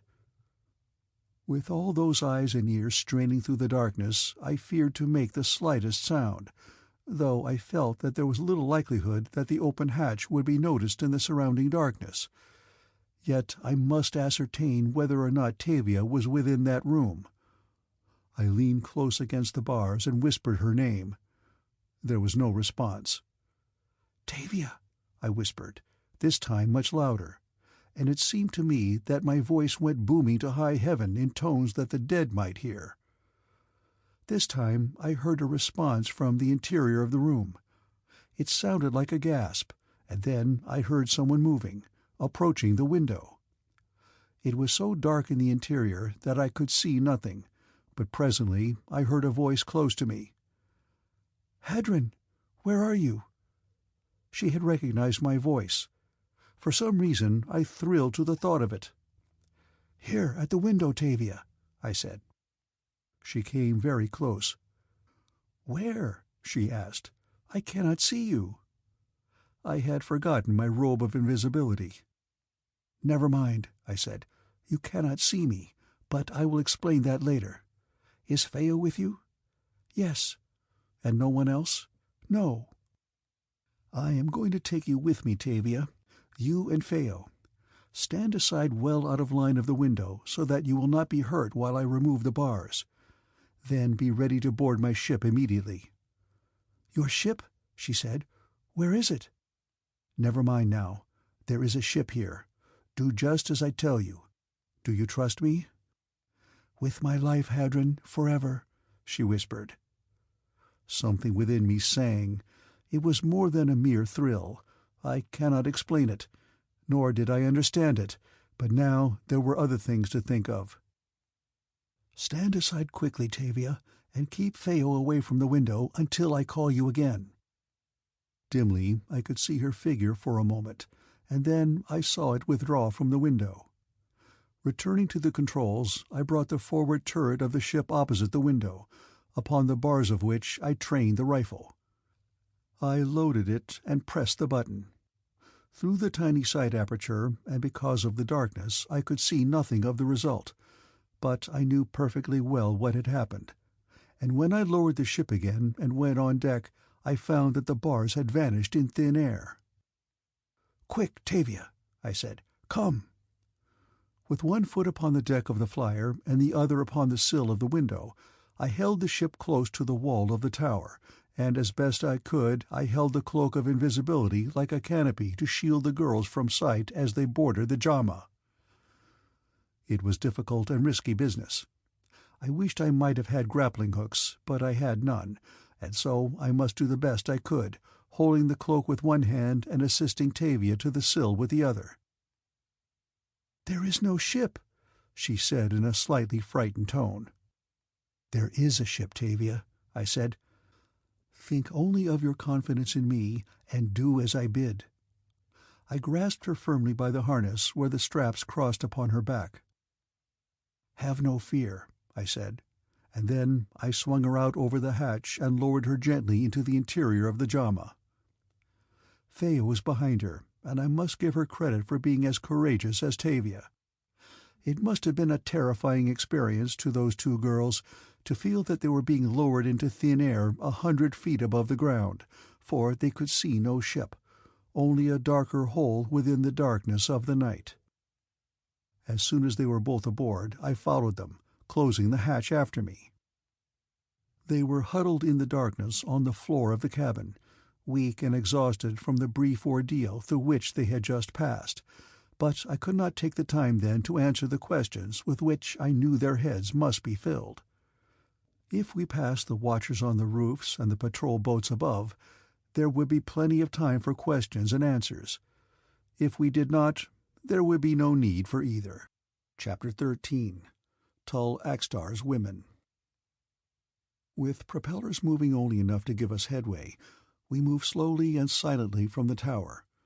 I did not dare to rise to the altitude of the circling fliers, for fear of almost inevitable collision, owing to the limited range of visibility permitted by the periscope. And so I held to a course that carried me only above the roof of the lower part of the palace, until I reached a broad avenue that led in an easterly direction to the outer wall of the city. I kept well down below the roofs of the buildings, where there was little likelihood of encountering other craft. Our only danger of detection now, and that was slight indeed, was that our propeller might be overheard by some of the watchers on the roofs. But the hum and drone of the propellers of the ships above the city must have drowned out whatever slight sound our slowly revolving blades gave forth, and at last we came to the gate at the end of the avenue, and rising to top its battlements, we passed out of Chaneth into the night beyond. The lights of the city and of the circling patrol boats above grew fainter and fainter as we left them far behind. We had maintained absolute silence during our escape from the city, but as soon as our escape appeared assured, Tavia unlocked the floodgates of her curiosity. Feo's first question was relative to Nur-An. Her sigh of relief held as great assurance of her love for him as could words have done. The two listened in breathless attention to the story of our miraculous escape from the death. Then they wanted to know all about the JHAMA, the compound of invisibility, and the disintegrating ray with which I had dissolved the bars from their prison window. Nor was it until their curiosity had been appeased that we were able to discuss our plans for the future.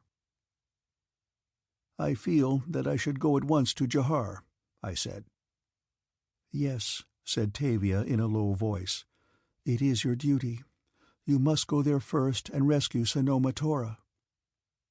"If there was only some place where I might leave you and Feo in safety, I should feel that I could carry on this mission with far greater peace of mind, but I know of no other place than JHAMA, and I hesitate to return there and let Fort Tak know that I failed to go immediately to Jahar as I had intended. The man is quite insane. There is no telling what he might do if he learns the truth, nor am I certain that you too would be safe there in his power. He trusts only his slaves, and he might easily become obsessed with an hallucination that you are spies." "You need not think of me at all," said Tavia, "for no matter where you might find a place to leave us, I should not remain. The place of the slave is with her master." "Do not say that, Tavia. You are not my slave." "I am a slave girl," she replied. "I must be someone's slave. I prefer to be yours." I was touched by her loyalty, but I did not like to think of Tavia as a slave. Yet, however much I might loathe the idea, the fact remained that she was one. "I give you your freedom, Tavia," I said. She smiled. "I do not want it. And now that it is decided that I am to remain with you," she had done all the deciding, "I wish to learn all that I can about navigating the JHAMA, for it may be that in that way I may help you." Tavia's knowledge of aerial navigation made the task of instructing her simple indeed. In fact, she had no trouble whatsoever in handling the craft. Feo also manifested an interest, and it was not long before she too took her turn at the controls, while Tavia insisted upon being inducted into all the mysteries of the disintegrating ray rifle. Long before we saw the towers of AXTAR'S capital, we sighted a one-man scout flyer painted the ghastly blue of Jahar, and then far to the right and to the left we saw others. They were circling slowly at a great altitude. I judged that they were scouts watching for the coming of an expected enemy fleet. We passed below them, and a little later encountered the second line of enemy ships. These were all scout cruisers, carrying from 10 to 15 men. Approaching one of them quite closely, I saw that it carried 4 disintegrating ray rifles, 2 mounted forward and 2 aft. As far as I could see in either direction, these ships were visible, and if, as I presumed, they formed a circle entirely about Jahar, they must have been numerous indeed. Passing on beyond them, we presently encountered the third line of Jaharian ships. Here were stationed huge battleships, carrying crews of 1,000 men and more, and fairly bristling with big guns. While none of these ships was as large as the major ships of Helium, they constituted a most formidable force, and it was obvious that they had been built in great numbers. What I had already seen impressed me with the fact that AXTAR was entertaining no idle dream in his contemplated subjection of all Barsoom. With but a fraction of the ships I had already seen, I would guarantee to lay waste all of Barsoom, provided my ships were armed with disintegrating ray rifles, and I felt sure that I had seen but a pitiful fraction of AXTAR'S vast armament. The sight of all these ships filled me with the direst forebodings of calamity. If the fleet of Helium had not already arrived and been destroyed, it certainly must be destroyed when it did arrive.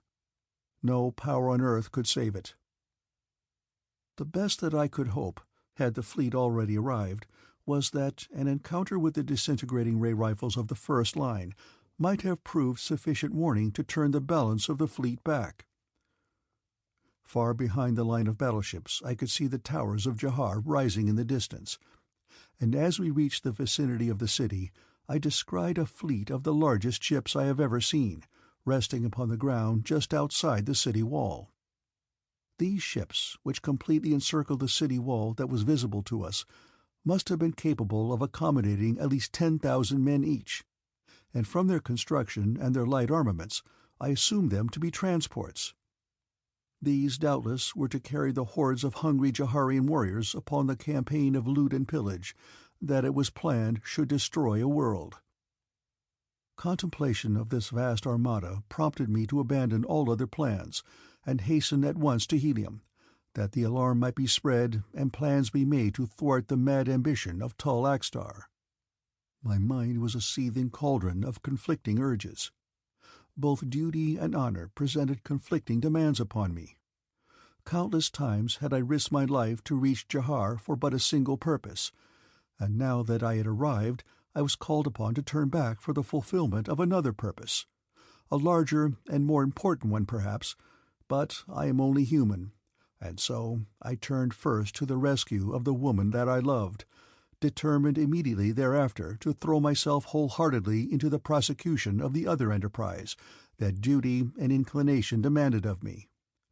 I argued that the slight delay that would result would in no way jeopardize the greater cause, while should I abandon Sanoma Tora now, there was little likelihood that I would ever be able to return to Jahar to her succor.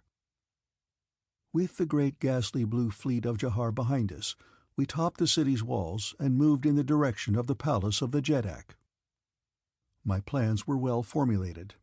I had discussed them again and again with TAVIA, who had grown up in the palace of AXTAR.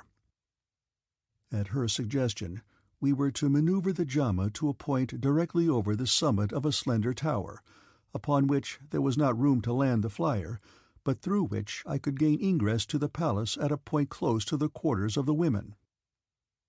As we passed through the 3 lines of Jaharian ships, protected by our coating of the compound of invisibility, so we passed the sentries on the city wall, and the warriors upon watch in the towers and upon the ramparts of the palace of the Jeddak, and without incident worthy of note, I stopped the JHAMA just above the summit of the tower that TAVIA indicated. "In about 10 zats, approximately 30 minutes, it will be dark," I said to TAVIA. "If you find it impractical to remain here constantly, try and return when dark has fallen, for whether I am successful in finding Sanoma Tora, I shall not attempt to return to the JHAMA until night has fallen." She had told me that there was a possibility that the women's quarters might be locked at sunset, and for this reason I was entering the palace by daylight, though I should have much preferred not to risk it until after nightfall. TAVIA had also assured me that if I once entered the women's quarters I would have no difficulty in leaving, even after they were locked, as the doors could be opened from the inside, the precaution of locking being taken not for fear that the inmates would leave the quarters, but to protect them against the dangers of assassins and others with evil intent. Adjusting the robe of invisibility about me, I raised the forward keel hatch, which was directly over the summit of the tower that had once been used as a lookout in some distant age, before newer and loftier portions of the palace had rendered it useless for this purpose. "Goodbye and good luck," whispered TAVIA. "When you return, I hope that you will bring your Sanoma Tora with you. While you are gone, I shall pray to my ancestors for your success." Thanking her, I lowered myself through the hatch to the summit of the tower, in which was set a small trapdoor. As I raised this door, I saw below me the top of the ancient ladder that long-dead warriors had used, and which evidently was seldom if ever used now, as was attested by the dust upon its rungs. The ladder led me down to a large room in the upper level of this portion of the palace, a room that had doubtless originally been a guard-room, but which was now the receptacle for odds and ends of discarded furniture, hangings, and ornaments. Filled as it was with specimens of the craftsmanship of ancient Jahar, together with articles of more modern fabrication, it would have made a most interesting room to explore. Yet I passed through it with nothing more than a single searching glance for living enemies. Closely following TAVIA's instructions, I descended 2 spiral ramps, where I found myself in a most ornately decorated corridor, opening upon which were the apartments of the women of Tall AXTAR. The corridor was long, stretching away fully 1,000 sofads to a great arched window at the far end, through which I could see the waving foliage of trees. Many of the countless doors that lined the corridor on either side were open or ajar, for the corridor itself was forbidden to all but the women and their slaves, with the exception of Tall AXTAR. The foot of the single ramp leading to it from the level below was watched over by a guard of picked men, composed exclusively of eunuchs, and TAVIA assured me that short shrift was made of any adventurous spirit who sought to investigate the precincts above. Yet here was I, a man and an enemy, safely within the forbidden territory. As I looked about me in an attempt to determine where to commence my investigation, several women emerged from one of the apartments and approached me along the corridor. They were beautiful women, young and richly trapped, and from their light conversation and their laughter I judged that they were not unhappy. My conscience pricked me as I realized the mean advantage that I was taking of them, but it could not be avoided, and so I waited and listened, hoping that I might overhear some snatch of conversation that would aid me in my quest for Sanoma Tora. But I learned nothing from them other than that they referred to Tall AXTAR contemptuously as the old Zitidar. Some of their references to him were extremely personal, and none was complimentary. They passed me and entered a large room at the end of the corridor. Almost immediately thereafter, other women emerged from other apartments and followed the first party into the same apartment. It soon became evident to me that they were congregating there, and I thought that perhaps this might be the best way in which to start my search for Sanoma Tora. Perhaps she too might be among the company. Accordingly, I fell in behind one of the groups and followed it through the large doorway and a short corridor, which opened into a great hall that was so gorgeously appointed and decorated as to suggest the throne-room of a jeddak. And in fact, such appeared to have been a part of its purpose, for at one end rose an enormous, highly carved throne. The floor was of highly polished wood, in the center of which was a large pool of water. Along the sides of the room were commodious benches, piled with pillows and soft silks and furs. Here it was that Tall AXTAR occasionally held unique court, surrounded solely by his women. Here they danced for him. Here they disported themselves in the limpid waters of the pool for his diversion.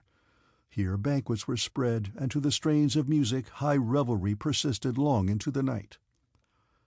As I looked about me at those who had already assembled, I saw that Sanoma Tora was not among them, and so I took my place close to the entrance, where I might scrutinize the face of each who entered.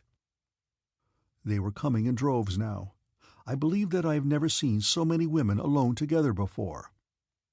As I watched for Sanoma Tora, I tried to count them, but I soon gave it up as hopeless, though I estimated that fully 1,500 women were congregated in the great hall when at last they ceased to enter.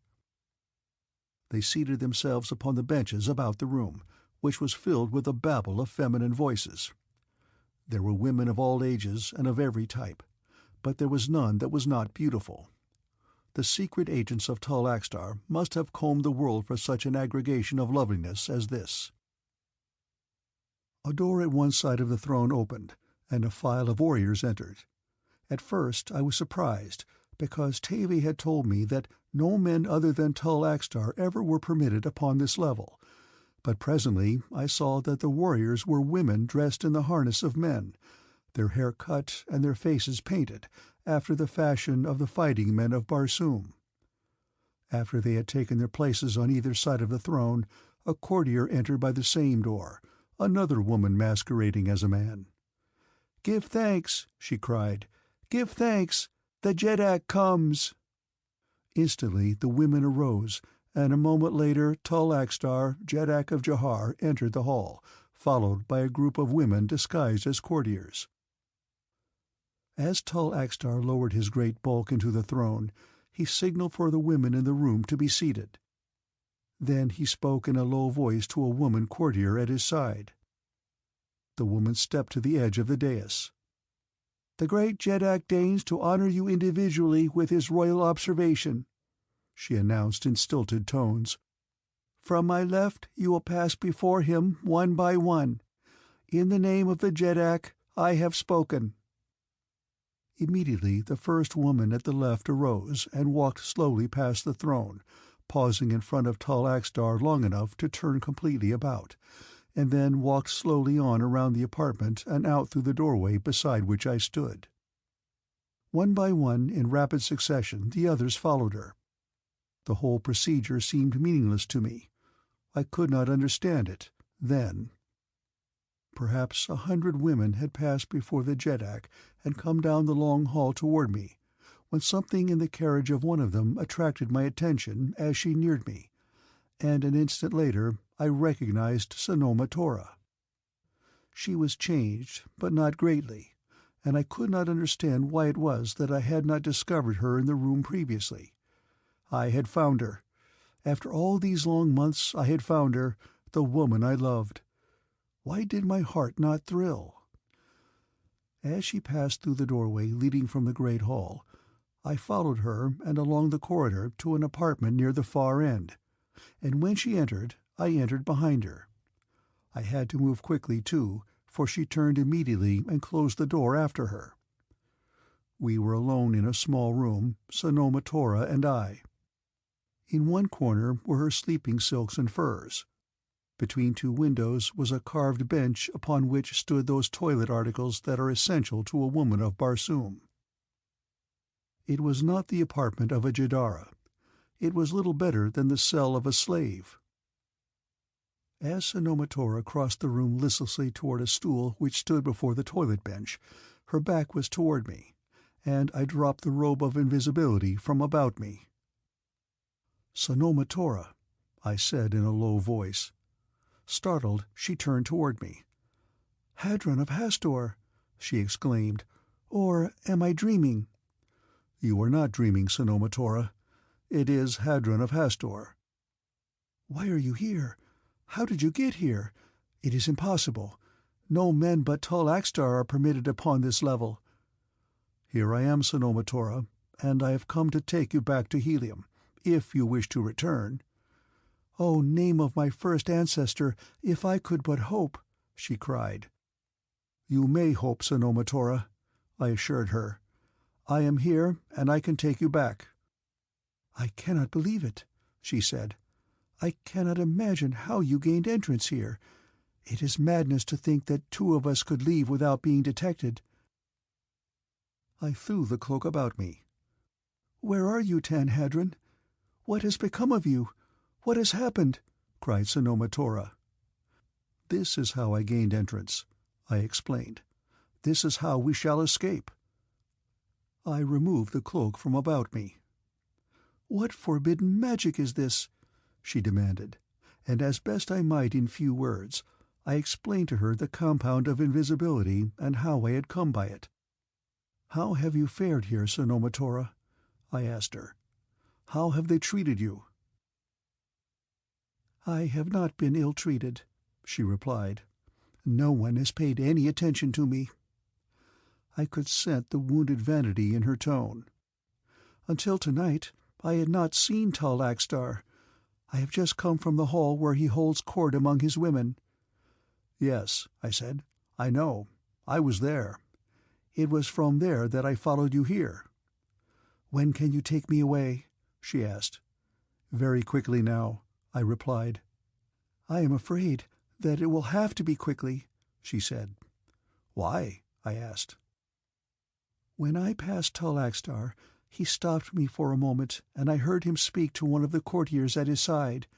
He told her to ascertain my name and where I was quartered. The women have told me what happens after AXTAR has noticed one of us, and I am afraid. But what difference does it make? I am only a slave."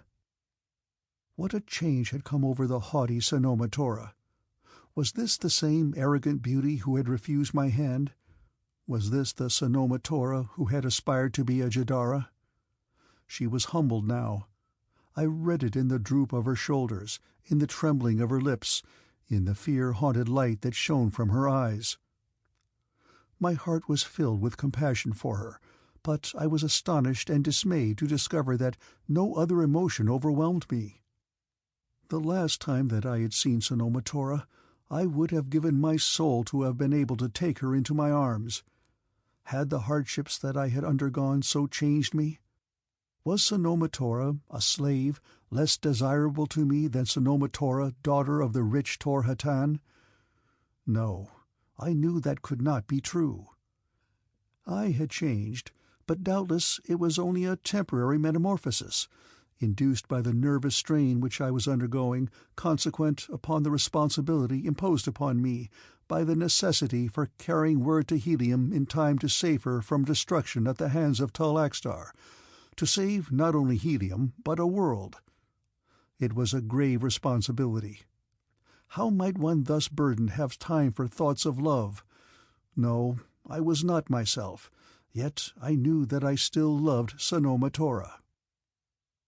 Realizing the necessity for haste, I made a speedy examination of the room, and discovered that I could easily effect Sanoma Tora's rescue by taking her through the window, just as I had taken TAVIA and Phao from the East Tower at Janeth. Briefly but carefully, I explained my plan to her, and bid her prepare herself while I was gone, that there might be no delay when I was ready to take her aboard the JHAMA. "And now, Sanoma Tora," I said, "for a few moments, goodbye. The next that you will hear will be a voice at your window, but you will see no one nor any ship. Extinguish the light in your room and step to the sill. I will take your hand. Put your trust in me, then, and do as I bid." "Goodbye, Hadron," she said. "I cannot express now in adequate words the gratitude that I feel, but when we are returned to Helium, there is nothing that you can demand of me that I shall not grant you, not only willingly, but gladly." I raised my fingers to my lips and had turned toward the door, when Sanoma Tora laid a detaining hand upon my arm. "Wait," she said. "Someone is coming."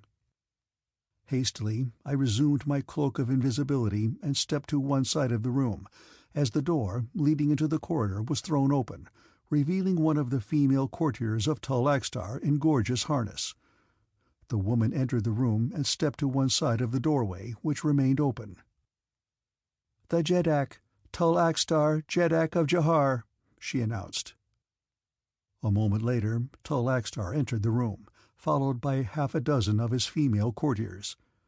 He was a gross man with repulsive features, which reflected a combination of strength and weakness, of haughty arrogance, of pride and of doubt, an innate questioning of his own ability.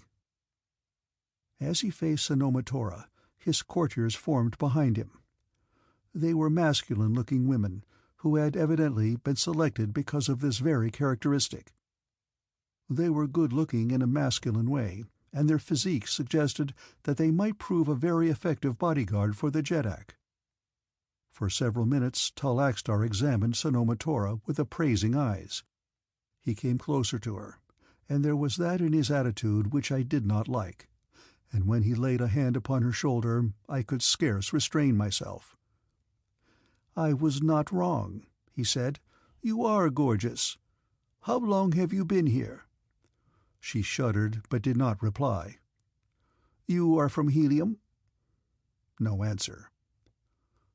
"The ships of Helium are on their way to Jahar," he laughed. "My scouts bring word that they will soon be here. They will meet with a warm welcome from the great fleet of AXTAR." He turned to his courtiers. "Go," he said, "and let none return until I summon her." They bowed and retired, closing the door after them, and then AXTAR laid his hand again upon the bare flesh of Sanoma Tora's shoulder. "Come," he said, "I shall not war with all of Helium. With you I shall love." "By my first ancestor, but you are worthy the love of a Jeddak." He drew her toward him. My blood boiled. So hot was my anger that it boiled over, and without thought of the consequences, I let the cloak fall from me. Chapter 14. The Cannibals of U-GOR. As I dropped the cloak of invisibility aside, I drew my longsword, and as it slithered from its sheath, AXTAR heard and faced me. His craven blood rushed to his heart and left his face pale at the sight of me. A scream was in his throat when my point touched him in warning. "Silence!" I hissed. "Who are you?" he demanded. "Silence!" Even in the instant, my plans were formed. I made him turn with his back toward me, and then I disarmed him, after which I bound him securely and gagged him. "Where can I hide him, Sanoma Tora?" I asked. "There is a little closet here," she said, pointing toward a small door in one side of the room, and then she crossed to it and opened it, while I dragged AXTAR behind her and cast him into the closet, none too gently, I can assure you. As I closed the closet door, I turned to find Sanoma Tora white and trembling. "I am afraid," she said. "If they come back and find him thus, they will kill me." "His courtiers will not return until he summons them," I reminded her.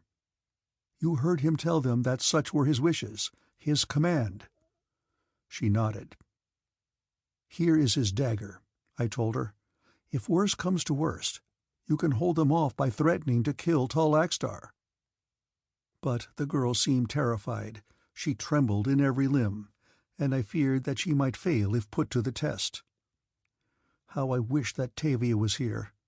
I knew that she would not fail, and in the name of my first ancestor, how much depended upon success. "I shall return soon," I said, as I groped about the floor for the robe of invisibility. "Leave that large window open, and when I return, be ready." As I replaced the cloak about me, I saw that she was trembling so that she could not reply. In fact, she was even having difficulty in holding the dagger, which I expected momentarily to see drop from her nerveless fingers, but there was naught that I could do but hasten to the JHAMA and try to return before it was too late. I gained the summit of the tower without incident. Above me twinkled the brilliant stars of a Barsoomian night, while just above the palace roof hung the gorgeous planet Barsoom, Earth.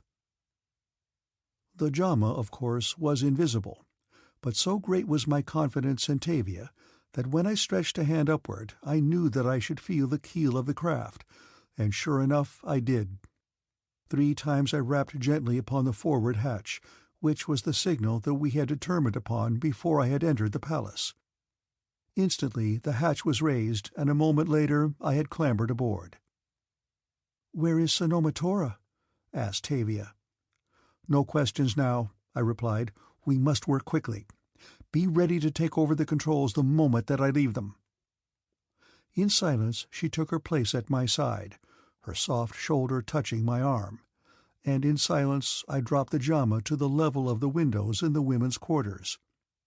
In a general way I knew the location of Sanoma Tora's apartment, and as I moved slowly along I kept the periscope pointed toward the windows, and presently I saw the figure of Sanoma Tora upon the ground glass before me.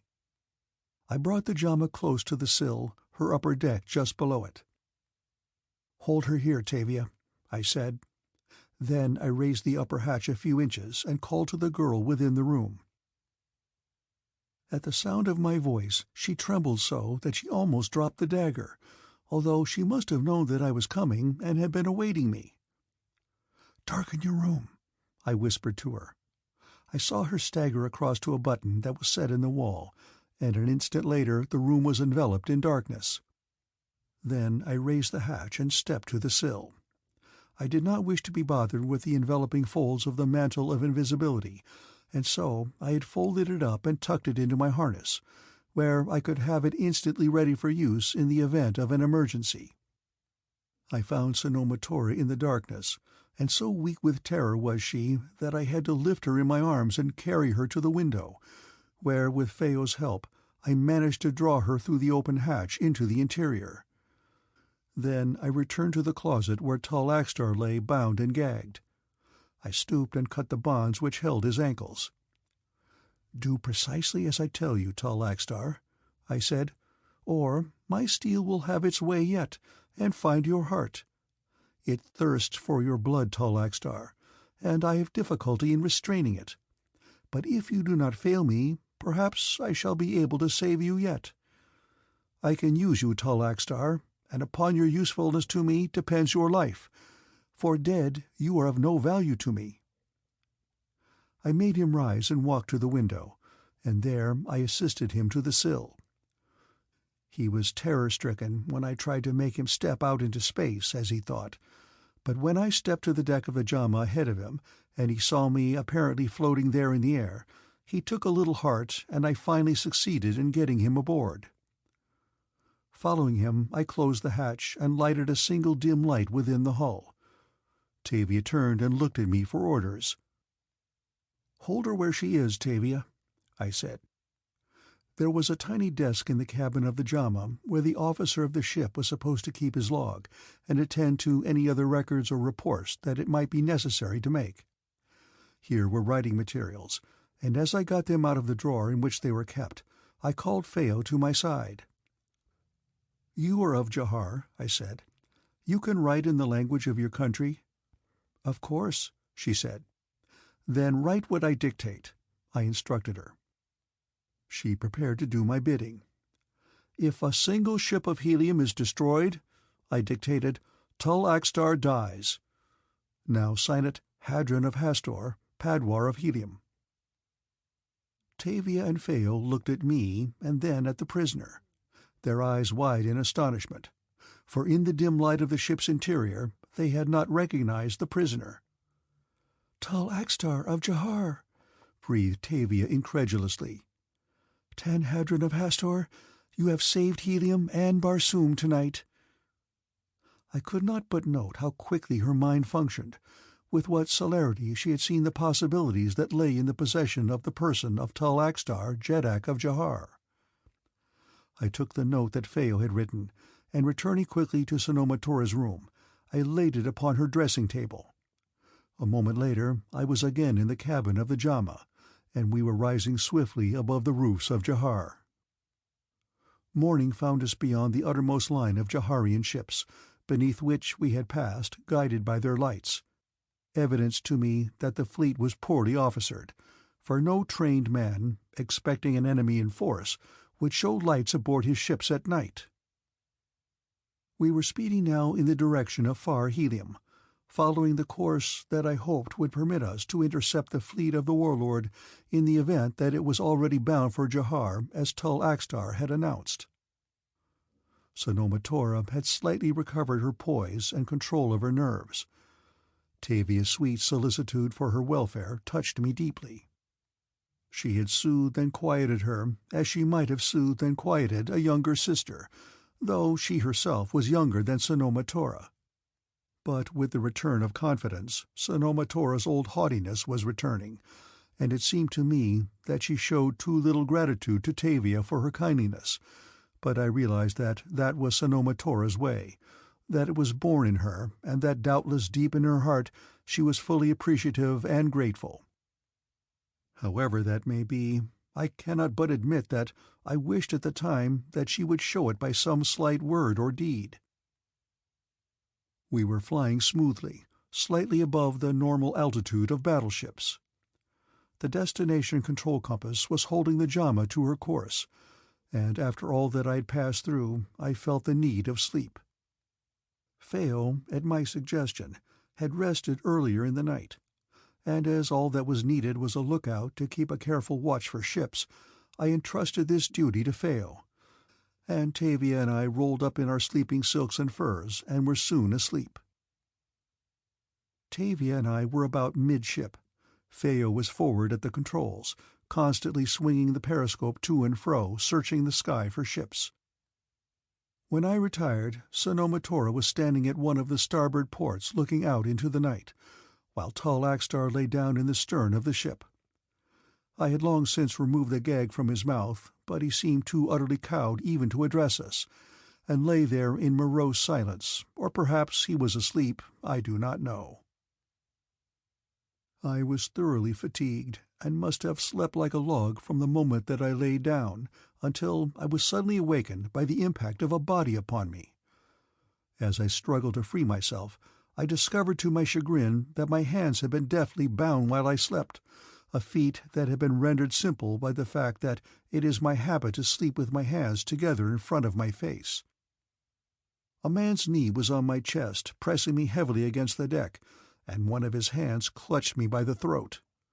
In the dim light of the cabin I saw that it was tall AXTAR, and that his other hand held a dagger. "Silence," he whispered. "If you would live, make no sound."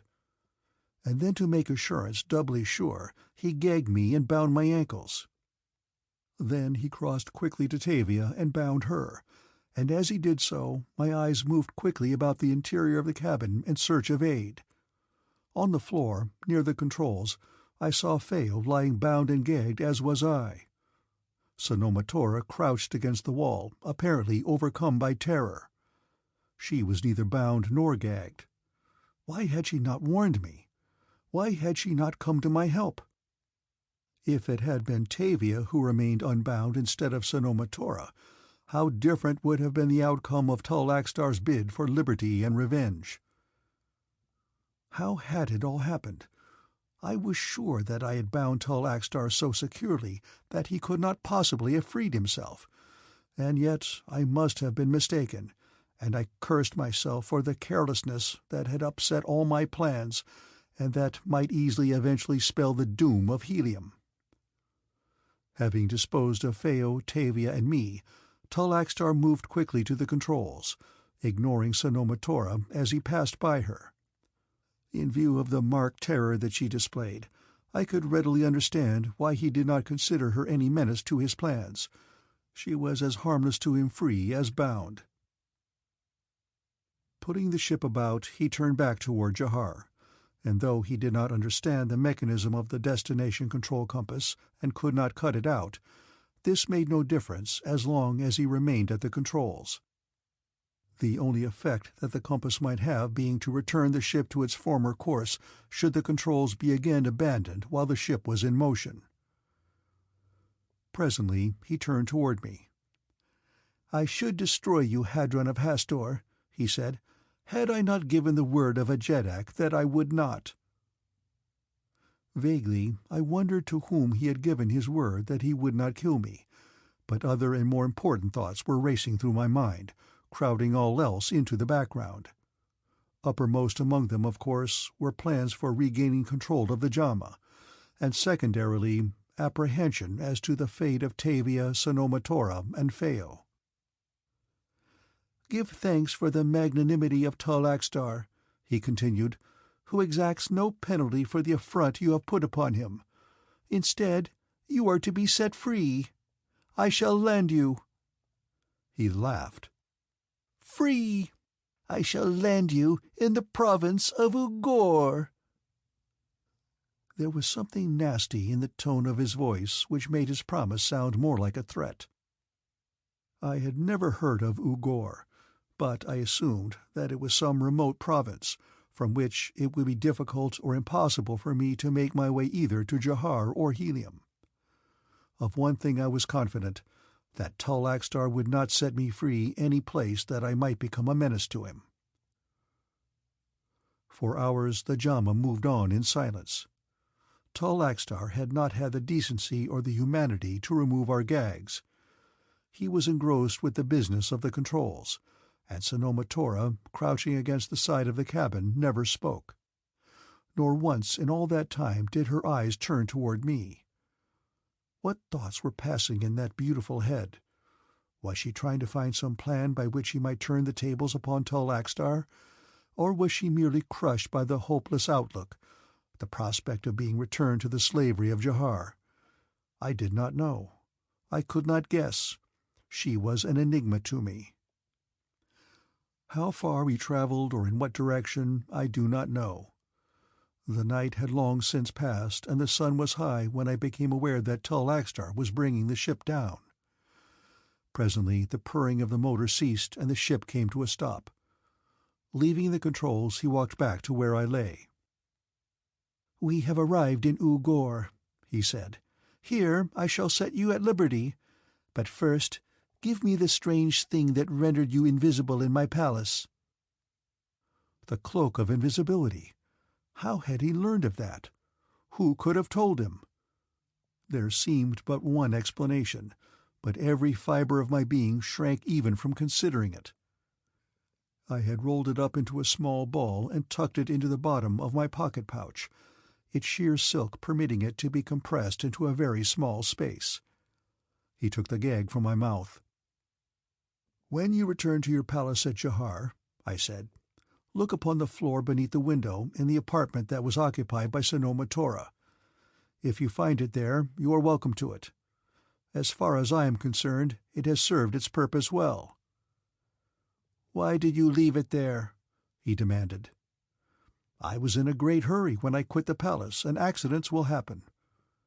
I will admit that my lie may not have been very clever, but neither was AXTAR, and he was deceived by it." Grumbling, he opened one of the keel hatches and very unceremoniously dropped me through it. Fortunately, the ship lay close to the ground, and I was not injured. Next he lowered TAVIA to my side, and then he himself descended to the ground. Stooping, he cut the bonds that secured TAVIA's wrists. "I shall keep the other," he said. "She pleases." And somehow I knew that he meant Phao.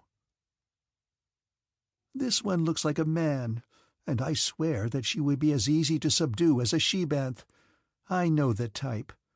I shall leave her with you." It was evident that he had not recognized TAVIA as one of the former occupants of the women's quarters in his palace, and I was glad that he had not. He re-entered the JHAMA, but before he closed the hatch he spoke to us again. "I shall drop your weapons when we are where you cannot use them against me, and you may thank the future Jadara of Jahar for the clemency I have shown you." Slowly the JHAMA rose.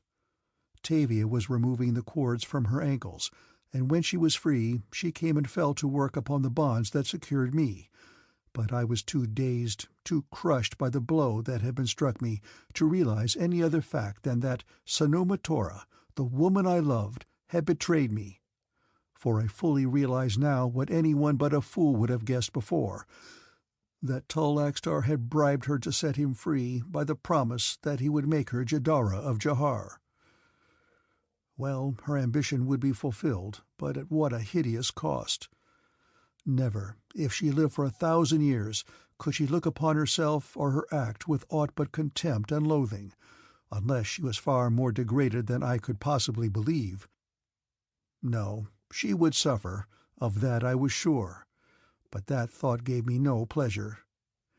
I loved her, and I could not even now wish her unhappiness. As I sat there upon the ground, my head bowed in misery, I felt a soft arm steal about my shoulders, and a tender voice spoke close to my ear. "My poor Hadron." That was all, but those few words embodied such a wealth of sympathy and understanding that, like some miraculous balm, they soothed the agony of my tortured heart. No one but TAVIA could have spoken them. I turned, and taking one of her little hands in mine, I pressed it to my lips.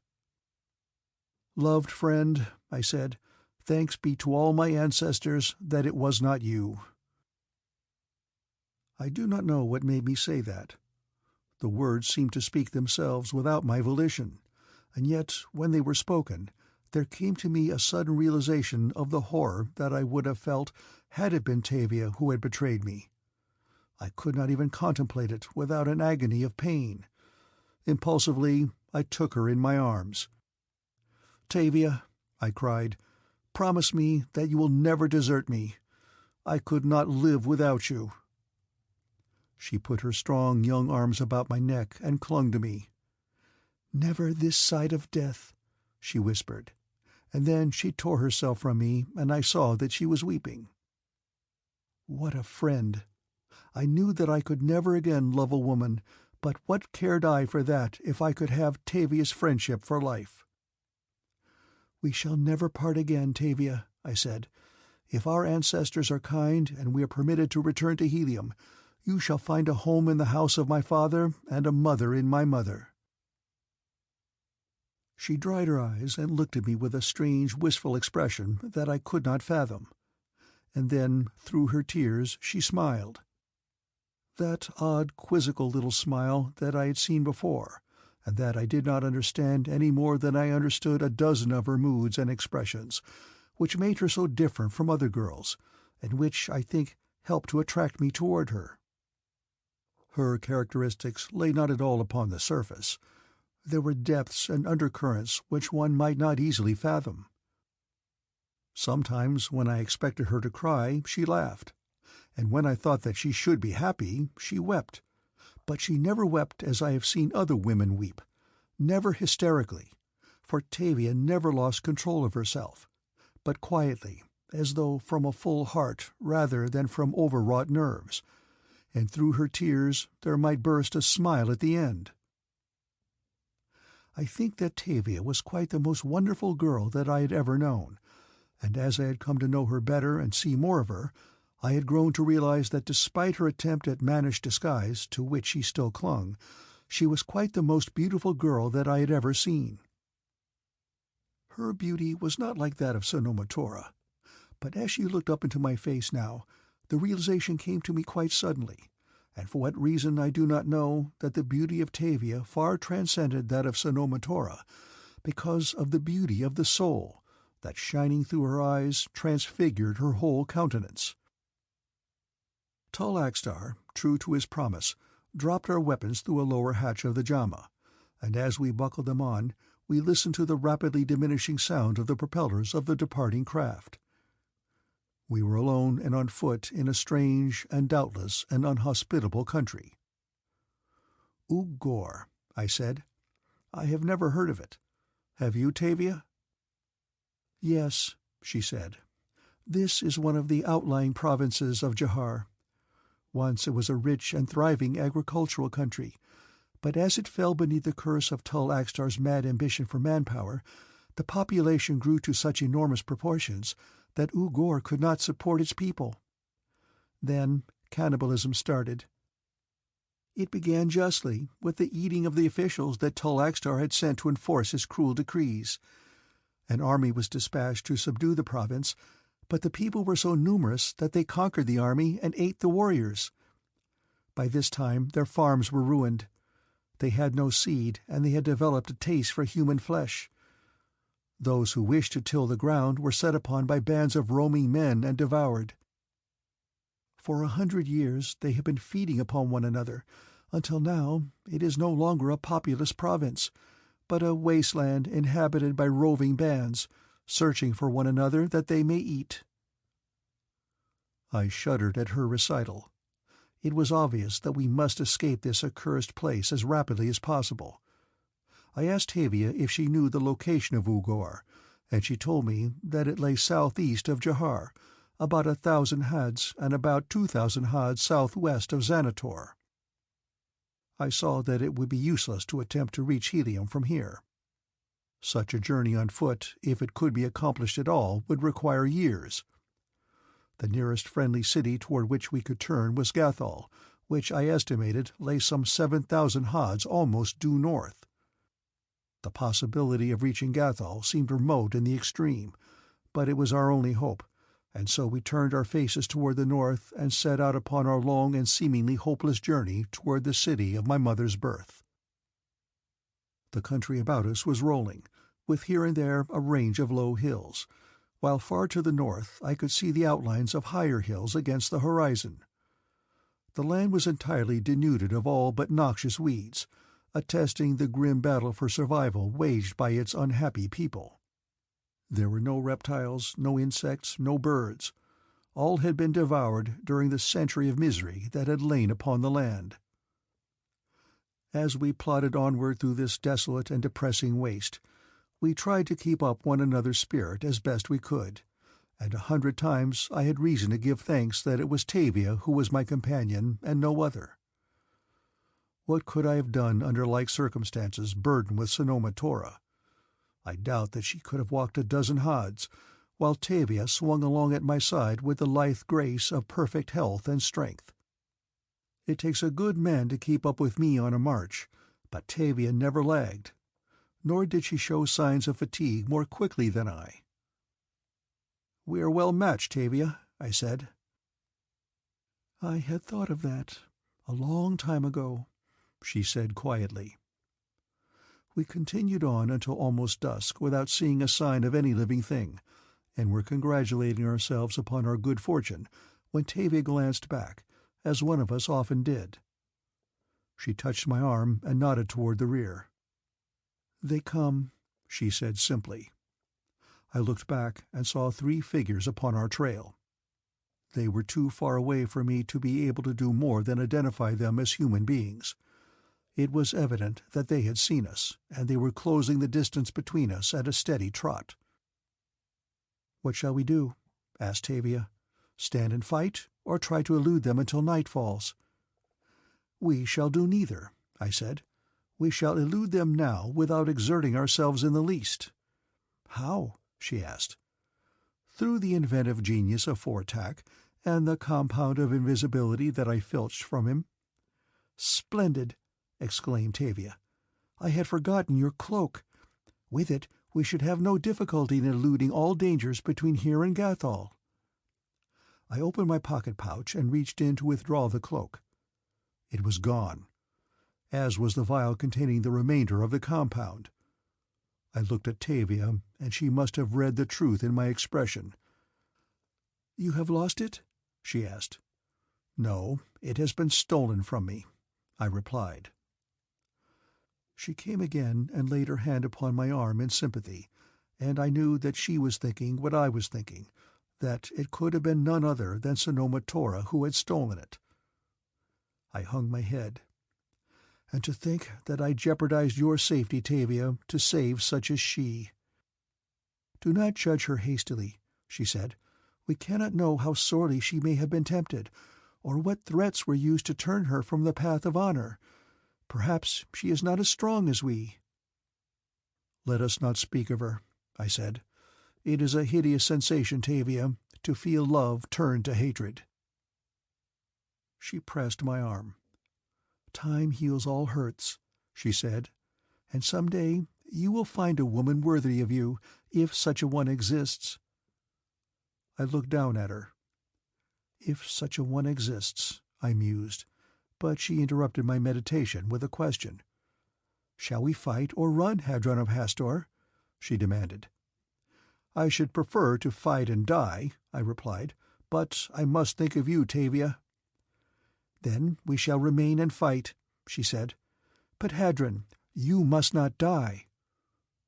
There was a note of reproach in her tone that did not escape me, and I was ashamed of myself for having seemed to forget the great debt that I owed her for her friendship.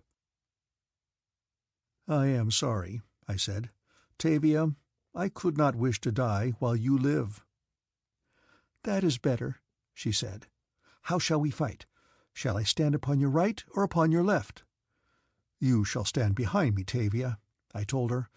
"While my hand can hold a sword, you will need no other defense." "A long time ago, after we first met," she said, "you told me that we should be comrades in arms. That means that we fight together, shoulder to shoulder or back to back. I hold you to your word, Hadron of Hastor." I smiled, and though I felt that I could fight better alone than with a woman at my side, I admired her courage. "Very well," I said. "Fight at my right, for thus you will be between 2 swords." The 3 upon our trail had approached us so closely by this time that I could discern what manner of creatures they were, and I saw before me naked savages with tangled, unkempt hair, filthy bodies, and degraded faces. The wild light in their eyes, their snarling lips exposing yellow fangs, their stealthy, slinking carriage gave them more the appearance of wild beasts than men. They were armed with swords which they carried in their hands, having neither harness nor scabbard. They halted at a short distance from us, eyeing us hungrily, and doubtless they were hungry, for their flabby bellies suggested that they went often empty and were then gorged when meat fell to their lot in sufficient quantities. Tonight these three had hoped to gorge themselves. I could see it in their eyes. They whispered together in low tones for a few minutes, and then they separated and circled us. It was evident that they intended to rush us from different points simultaneously. "We'll carry the battle to them, Tavia," I whispered. "When they have taken their positions around us, I shall give the word, and then I shall rush the one in front of me and try to dispatch him before the others can set upon us. Keep close beside me so they cannot cut you off." "Shoulder to shoulder until the end," she said. Chapter 15. The Battle of Jahar. Glancing across my shoulder, I saw that the two circling to our rear were already further away from us than he who stood facing us, and realizing that the unexpectedness of our act would greatly enhance the chances of success, I gave the word. "Now, Tavia," I whispered, and together we leaped forward at a run straight for the naked savage facing us. It was evident that he had not expected this, and it was also evident that he was a slow-witted beast, for as he saw us coming his lower jaw dropped and he just stood there, waiting to receive us.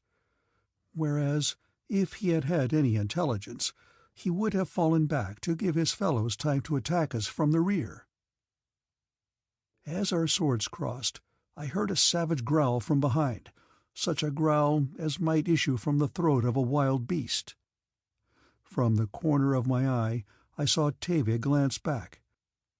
And then, before I could realize what she intended, she sprang forward and ran her sword through the body of the man in front of me as he lunged at me with his own weapon, and now, wheeling together, we faced the other two who were running rapidly toward us, and I can assure you that it was with a feeling of infinite relief that I realized that the odds were no longer so greatly against us. As the two engaged us, I was handicapped at first by the necessity of constantly keeping an eye on Tavia, but not for long. In an instant I realized that a master hand was wielding that blade. Its point wove in and out past the clumsy guard of the savage, and I knew, and I guessed he must have sensed, that his life lay in the hollow of the little hand that gripped the hilt. Then I turned my attention to my own antagonist. These were not the best swordsmen that I have ever met, but they were far from being poor swordsmen. Their defense, however, far excelled their offense, and this, I think, was due to two things: natural cowardice and the fact that they usually hunted in packs, which far outnumbered the quarry. Thus a good defense only was required, since the death-blow might always be struck from behind by a companion of the one who engaged the quarry from in front. Never before had I seen a woman fight, and I should have thought that I should have been chagrined to have one fighting at my side, but instead I felt a strange thrill that was partly pride and partly something else that I could not analyze. At first, I think, the fellow facing Tavia did not realize that she was a woman, but he must have soon, as the scant harness of Barsoom hides little, and certainly did not hide the rounded contours of Tavia's girlish body.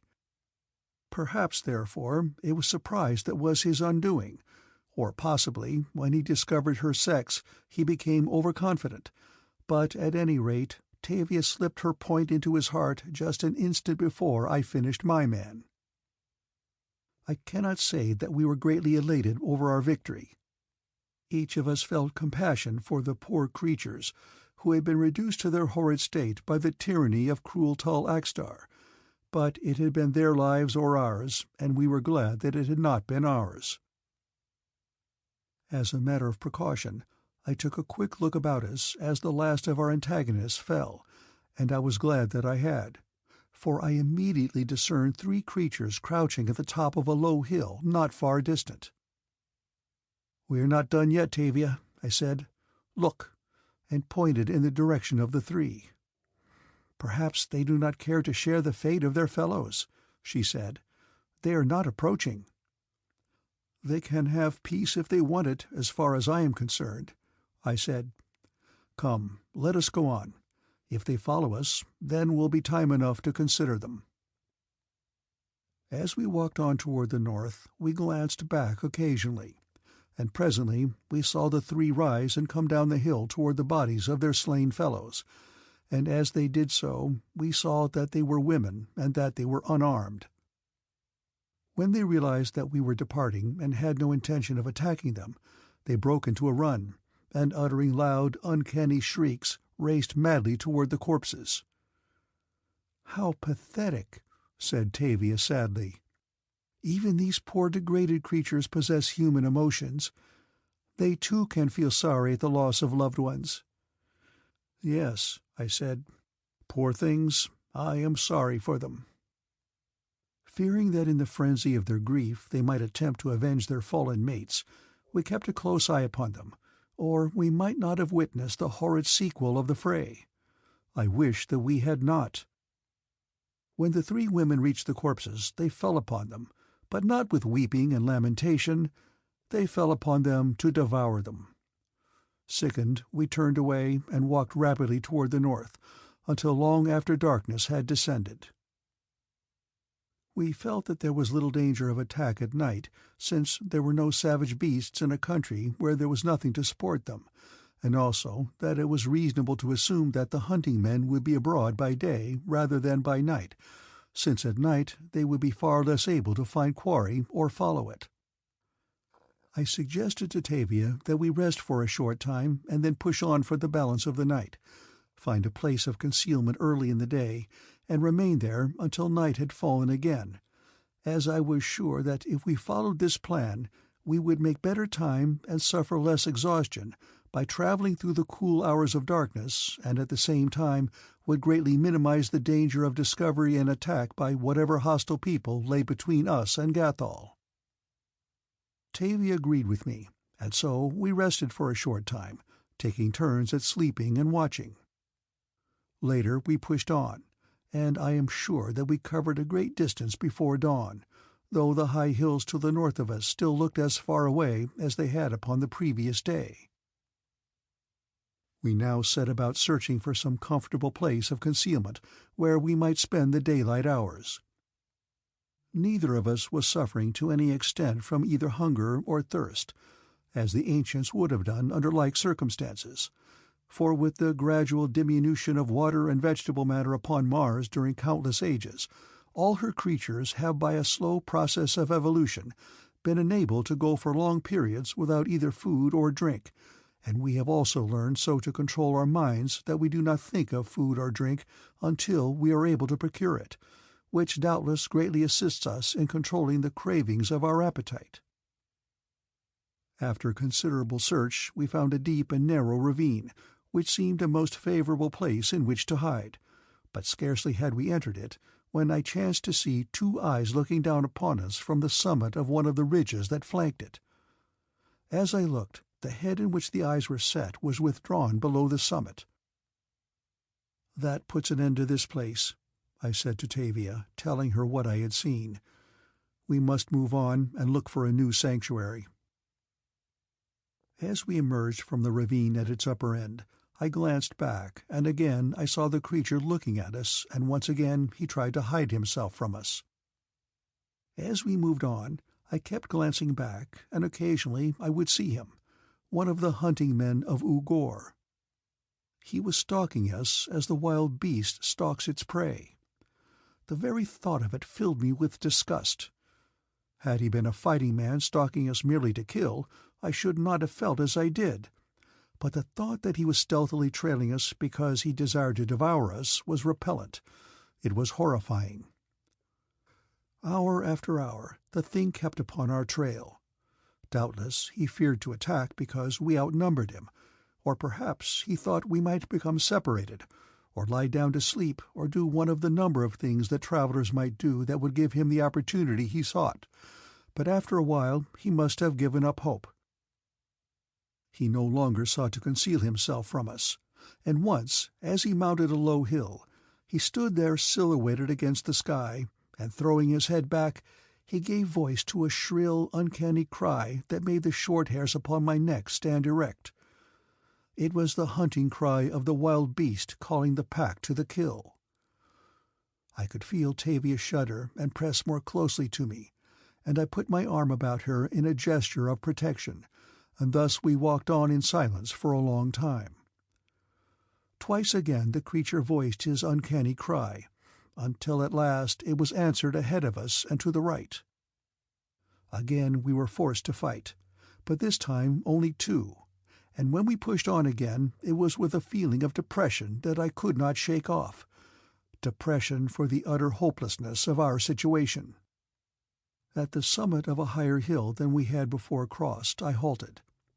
Some tall weeds grew there. "Let us lie down here, Tavia," I said. "From here we can watch. Let us be the watchers for a while. Sleep, and when night comes we shall move on." She looked tired, and that worried me, but I think she was suffering more from the nervous strain of the eternal stalking than from physical fatigue. I know that it affected me, and how much more might it affect a young girl than a trained fighting man? She lay very close to me, as though she felt safer thus and was soon asleep, while I watched. From this high vantage point I could see a considerable area of the country about us, and it was not long before I detected figures of men prowling about like hunting bants, and often it was apparent that one was stalking another. There were at least a half a dozen such visible to me at one time. I saw one overtake his prey and leap upon it from behind. They were at too great a distance from me for me to discern accurately the details of the encounter, but I judged that the stalker ran his sword through the back of his quarry, and then, like a hunting bant, he fell upon his kill and devoured it. I do not know that he finished it, but he was still eating when darkness fell. Tavia had had a long sleep, and when she awoke she reproached me for having permitted her to sleep so long, and insisted that I must sleep. From necessity, I have learned to do with little sleep when conditions are such that I cannot spare the time, though I always make up for it later, and I have also learned to limit my sleep to any length of time that I choose, so that now I awoke promptly when my allotted time had elapsed, and again we set out toward far Gathol. Again this night, as upon the preceding one, we moved unmolested through the horrid land of U-GOR, and when morning dawned we saw the high hills rising close before us. "Perhaps these hills mark the northern limits of U-GOR," I suggested. "I think they do," replied Tavia. "They are only a short distance away now," I said. "Let us keep on until we have passed them. I cannot leave this accursed land behind me too soon." "Nor I," said Tavia. "I sicken at the thought of what I have seen." We had crossed a narrow valley and were entering the hills when we heard the hateful hunting cry behind us. Turning, I saw a single man moving across the valley toward us. He knew that I had seen him, but he kept steadily on, occasionally stopping to voice his weird scream. He heard an answer come from the east, and then another and another from different directions. We hastened onward, climbing the low foothills that led upward toward the summit far above, and as we looked back we saw the hunting men converging upon us from all sides. We had never seen so many of them at one time before. "Perhaps if we get well up into the mountains we can elude them," I said. Tavia shook her head.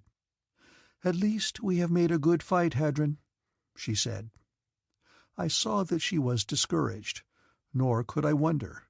Yet a moment later she looked up at me and smiled brightly. "We still live, Hadron of Hastor," she exclaimed. "We still live, and we have our swords," I reminded her. As we climbed they pressed upward behind us, and presently I saw others coming through the hills from the right and from the left. We returned from the low saddle over which I had hoped to cross the summit of the range, for hunting men had entered it from above and were coming down toward us. Directly ahead of us now loomed a high peak, the highest in the range as far as I could see, and only there, up its steep side, were there no hunting men to bar our way. As we climbed, the sides of the mountain grew steeper, until the ascent was not only most arduous, but sometimes difficult and dangerous.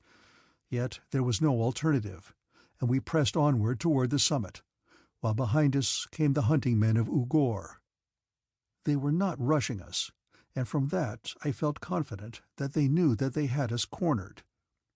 I was looking for a place in which we might make a stand, but I found none, and at last we reached the summit, a circular, level space perhaps 100 feet in diameter. As our pursuers were yet some little distance below us, I walked quickly around the outside of the table-like top of the peak. The entire northern face dropped sheer from the summit for a couple of 100 feet, definitely blocking our retreat. At every other point the hunting men were ascending. Our situation appeared hopeless. It was hopeless, and yet I refused to admit defeat. The summit of the mountain was strewn with loose rock. I hurled a rock down at the nearest cannibal. It struck him upon the head and sent him hurtling down the mountainside, carrying a couple of his fellows with him. Then TAVIA followed my example, and together we bombarded them. But more often we scored misses than hits, and there were so many of them, and they were so fierce and so hungry, that we did not even stem their advance. So numerous were they now that they reminded me of insects, crawling up there from below, huge grotesque insects that would soon fall upon us and devour us. As they came nearer, they gave voice to a new cry that I had not heard before. It was a cry that differed from the hunting call, but was equally as terrible. "Their war cry," said TAVIA. On and on, with relentless persistency, the throng swarmed upward toward us. We drew our swords. It was our last stand. TAVIA pressed closer to me, and for the first time I thought I felt her tremble. "Do not let them take me," she said. "It is not death that I fear." I knew what she meant, and I took her in my arms. "I cannot do it, TAVIA," I said. "I cannot." "You must," she replied in a firm voice. "If you care for me even as a friend, you cannot let these beasts take me alive." I know that I choked then, so that I could not reply, but I knew that she was right, and I drew my dagger. "Goodbye, Hadron, my Hadron." Her breast was bared to receive my dagger. Her face was upturned toward mine. It was still a brave face, with no fear upon it, and oh, how beautiful it was! Impulsively, guided by a power I could not control, I bent and crushed my lips to hers. With half-closed eyes, she pressed her own lips upward more tightly against mine. "Oh, Isis," she breathed as she took them away, and then, "They come. Strike now, Hadron, and strike deep." The creatures were almost at the summit. I swung my hand upward that I might bury the slim dagger deeply in that perfect breast. To my surprise, my knuckles struck something hard above me. I glanced upward. There was nothing there.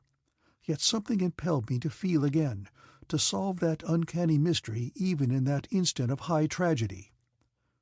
Again I felt above me. By Isis, there was something there. My fingers passed over a smooth surface, a familiar surface. It could not be, and yet I knew that it must be. The JHAMA. I asked no questions of myself nor of fate at that instant. The hunting men of U-GOR were almost upon us as my groping fingers found one of the mooring rings in the bow of the JHAMA. Quickly I swung TAVIA above my head. "It is the JHAMA! Climb to her deck!" I cried. The dear girl, as quick to seize upon the fortuitous opportunities as any trained fighting man, did not pause to question, but swung herself upward to the deck with the agility of an athlete, and as I seized the mooring ring and drew myself upward, she lay flat upon her belly and, reaching down, assisted me, nor was the strength in that slender frame unequal to the task. The leaders of the horde had reached the summit. They paused in momentary confusion when they saw us climb into thin air and stand there apparently just above their heads. But hunger urged them on, and they leaped for us, clambering upon one another's back and shoulders to seize us and drag us down. to almost gain the deck as I fought them all back single-handed, while TAVIA had raised a hatch and leaped to the controls. Another foul-faced thing reached the deck upon the opposite side, and only chance revealed him to me before he had run his sword through my back. The JHAMA was already rising, and I turned to engage him. There was little room there in which to fight, but I had the advantage in that I knew the extent of the deck beneath my feet, while he could see nothing but thin air. I think it frightened him too, and when I rushed him he stepped backward out into space, and with a scream of terror hurtled downward toward the ground. We were saved, but how in the name of all our ancestors had the JHAMA chanced to be at this spot? Perhaps Tall AXTAR was aboard. The thought filled me with alarm for TAVIA's safety, and with my sword ready, I leaped through the hatchway into the cabin, but only TAVIA was there. We tried to arrive at some explanation of the miracle that had saved us, but no amount of conjecture brought forth anything that was at all satisfactory. "She was there when we needed her most," said TAVIA. "That fact should satisfy us." "I guess it will have to for the time being, at least," I said. "And now, once more, we can turn a ship's nose toward Helium." We had passed but a short distance beyond the mountains when I sighted a ship in the distance, and shortly thereafter another and another, until I was aware that we were approaching a great fleet moving toward the east. As we came closer, I descried the hulls painted with the ghastly blue of Jahar, and I knew that this was Tall AXTAR'S formidable armada. And then we saw ships approaching from the east, and I knew that it was the fleet of Helium. It could be no other. Yet I must make certain, and so I sped in the direction of the nearest ship of this other fleet, until I saw the banners and pennons of Helium floating from her upper works, and the battle insignia of the warlord painted upon her prow. Behind her came the other ships, a noble fleet moving to inevitable doom. A Jaharian cruiser was moving toward the first great battleship as I raced to intercept them and bring one of my rifles into action. I was forced to come close to my target, as was the Jaharian cruiser, since the effective range of the disintegrating ray rifle is extremely limited. Everything aboard the battleship of Helium was ready for action, but I knew why they had not fired a gun. It has ever been the boast of John Carter, warlord of Barsoom, that he would not start a war. The enemy must fire the first shot. If I could have reached them in time, he would have realized the fatal consequences of this magnanimous and chivalrous code, and the ships of Helium, with their long-range guns, might have annihilated Jahar's entire fleet before it could have brought its deadly rifles within range. But fate had ordained otherwise, and now the best that I could hope was that I might reach the Jaharian ship before it was too late. TAVIA was at the controls. We were racing toward the blue cruiser of Jahar. I was standing at the forward rifle. In another moment we should be within range, and then I saw the great battleship of Helium crumble in mid-air.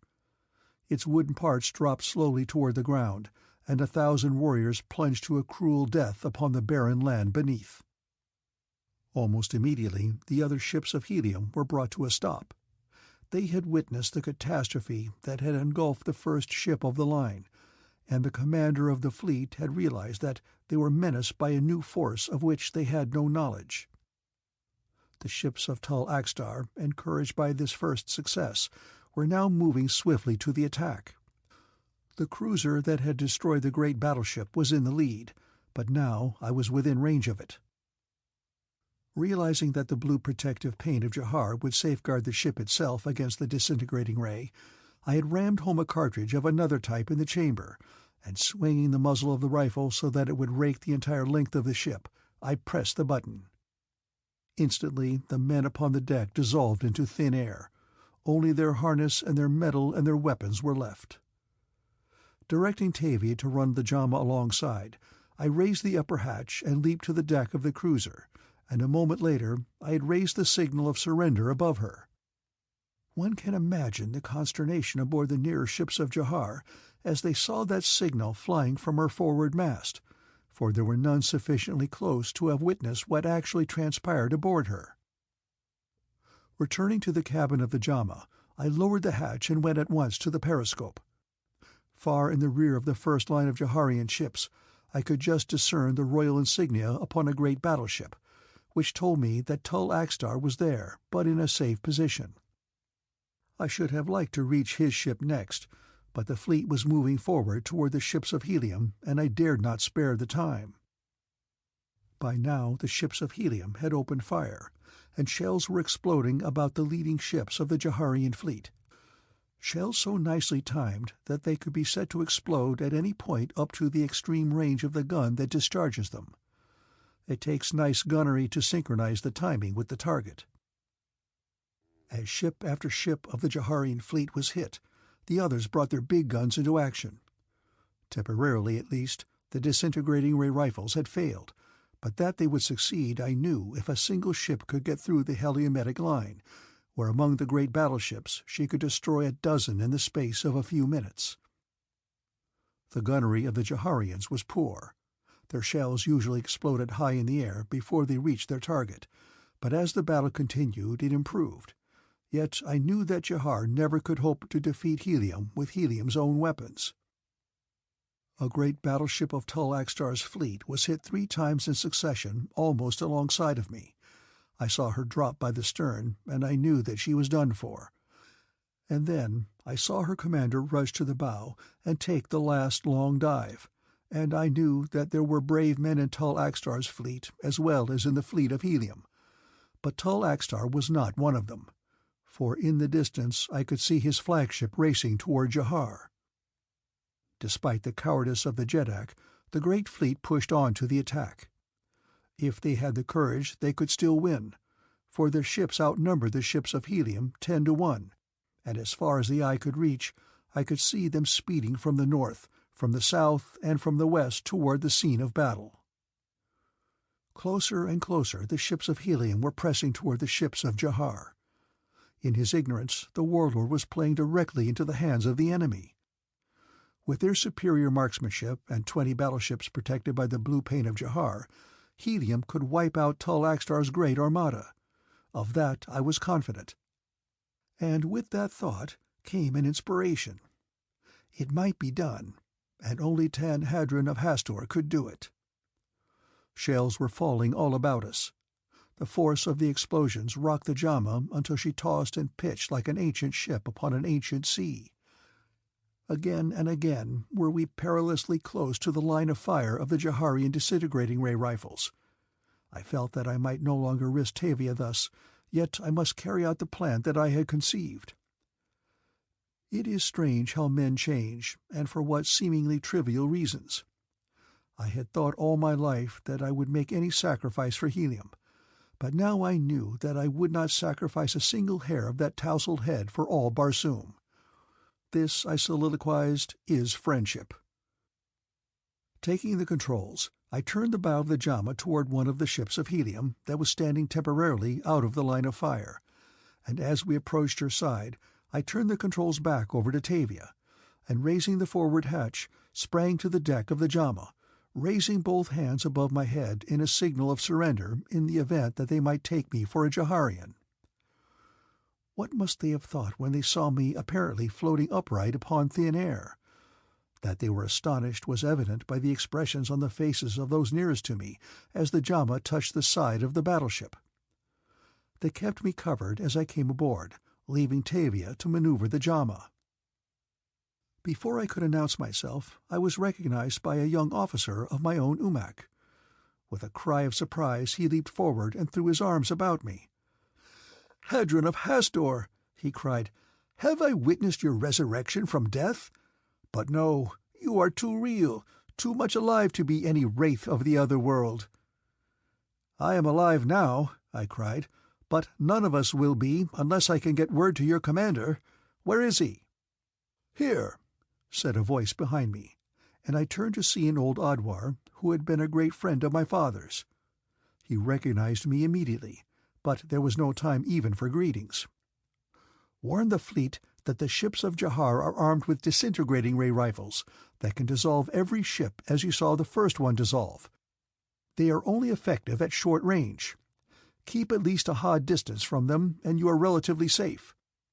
And now, if you will give me 3 men and direct the fire of your fleet away from the Jaharian ships on the south of their line, I will agree to have 20 ships for you in an hour, ships protected by the blue of Jahar, in which you may face their disintegrating ray rifles with impunity."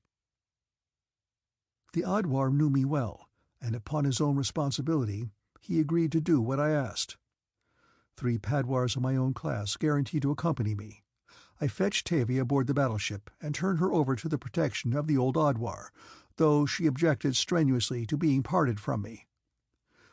"We have gone through so much together, Hadron of Hastor," she said. "Let us go on to the end together." She had come quite close to me and spoken in a low voice that none might overhear. Her eyes, filled with pleading, were upturned to mine. "I cannot risk you further, Tavia," I said. "There is so much danger, then, you think?" she asked. "We shall be in danger, of course," I said. "This is war, and one can never tell. Do not worry, though. I shall come back safely." "Then it is that you fear that I shall be in the way," she said, "and another can do the work better than I?" "Of course not," I replied. "I am thinking only of your safety." "If you are lost, I shall not live. I swear it," she said.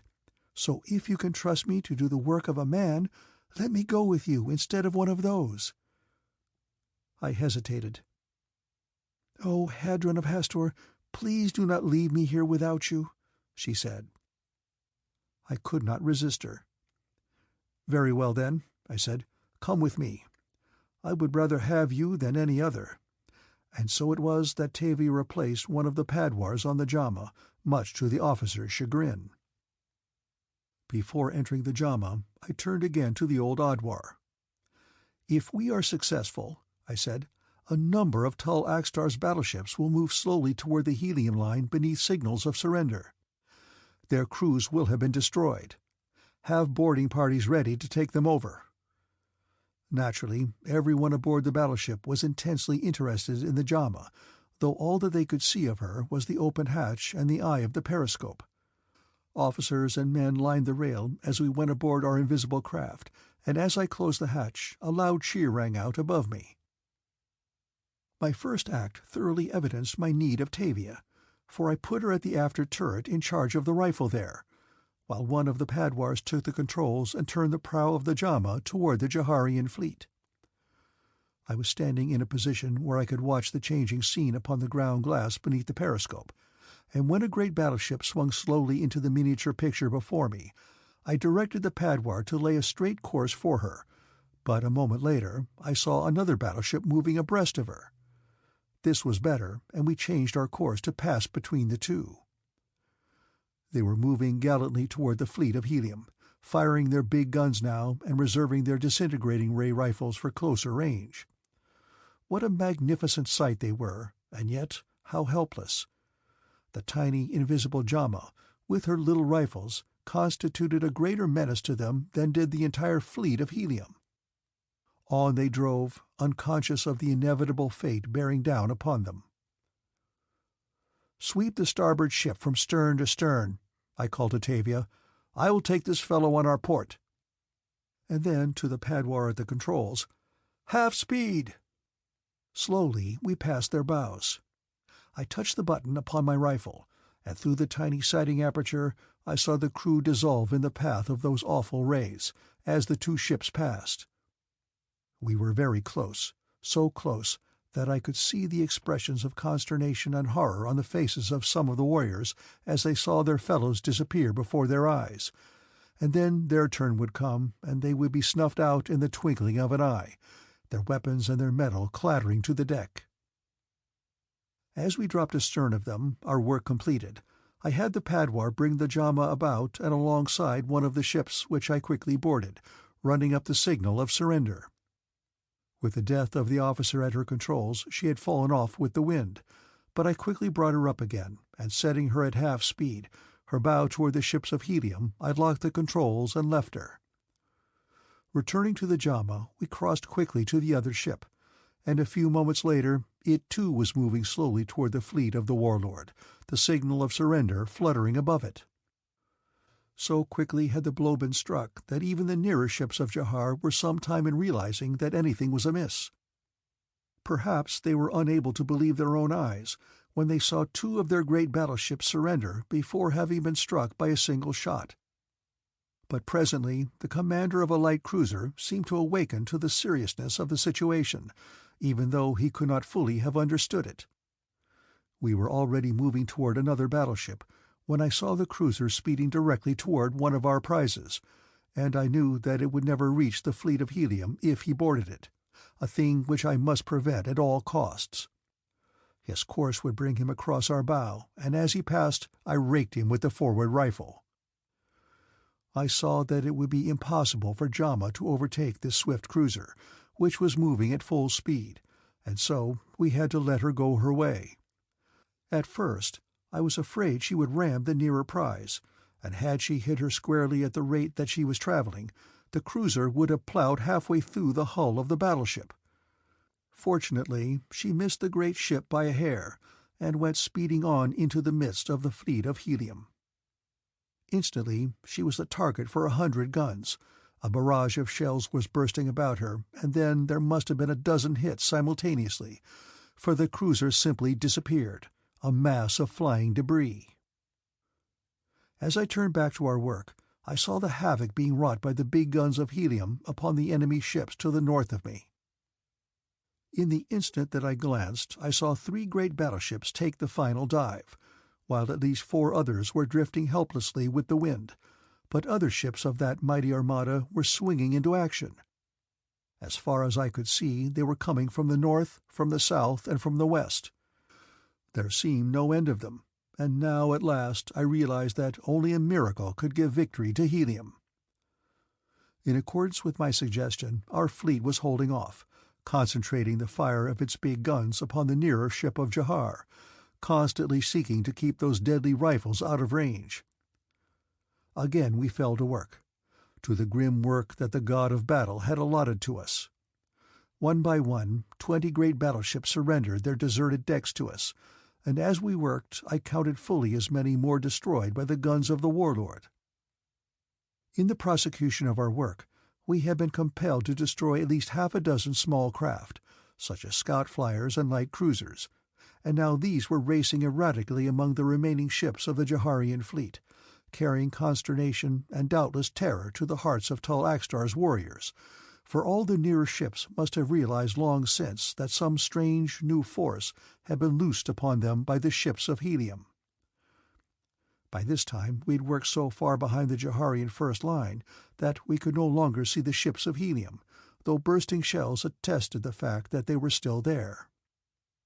From past experience, I realized that it would be necessary to protect the captured Jaharian ships from being retaken, and so I turned back, taking a position where I could watch as many of them as possible, and it was well that I did so, for we found it necessary to destroy the crews of 3 more ships before we reached the battle line of Helium.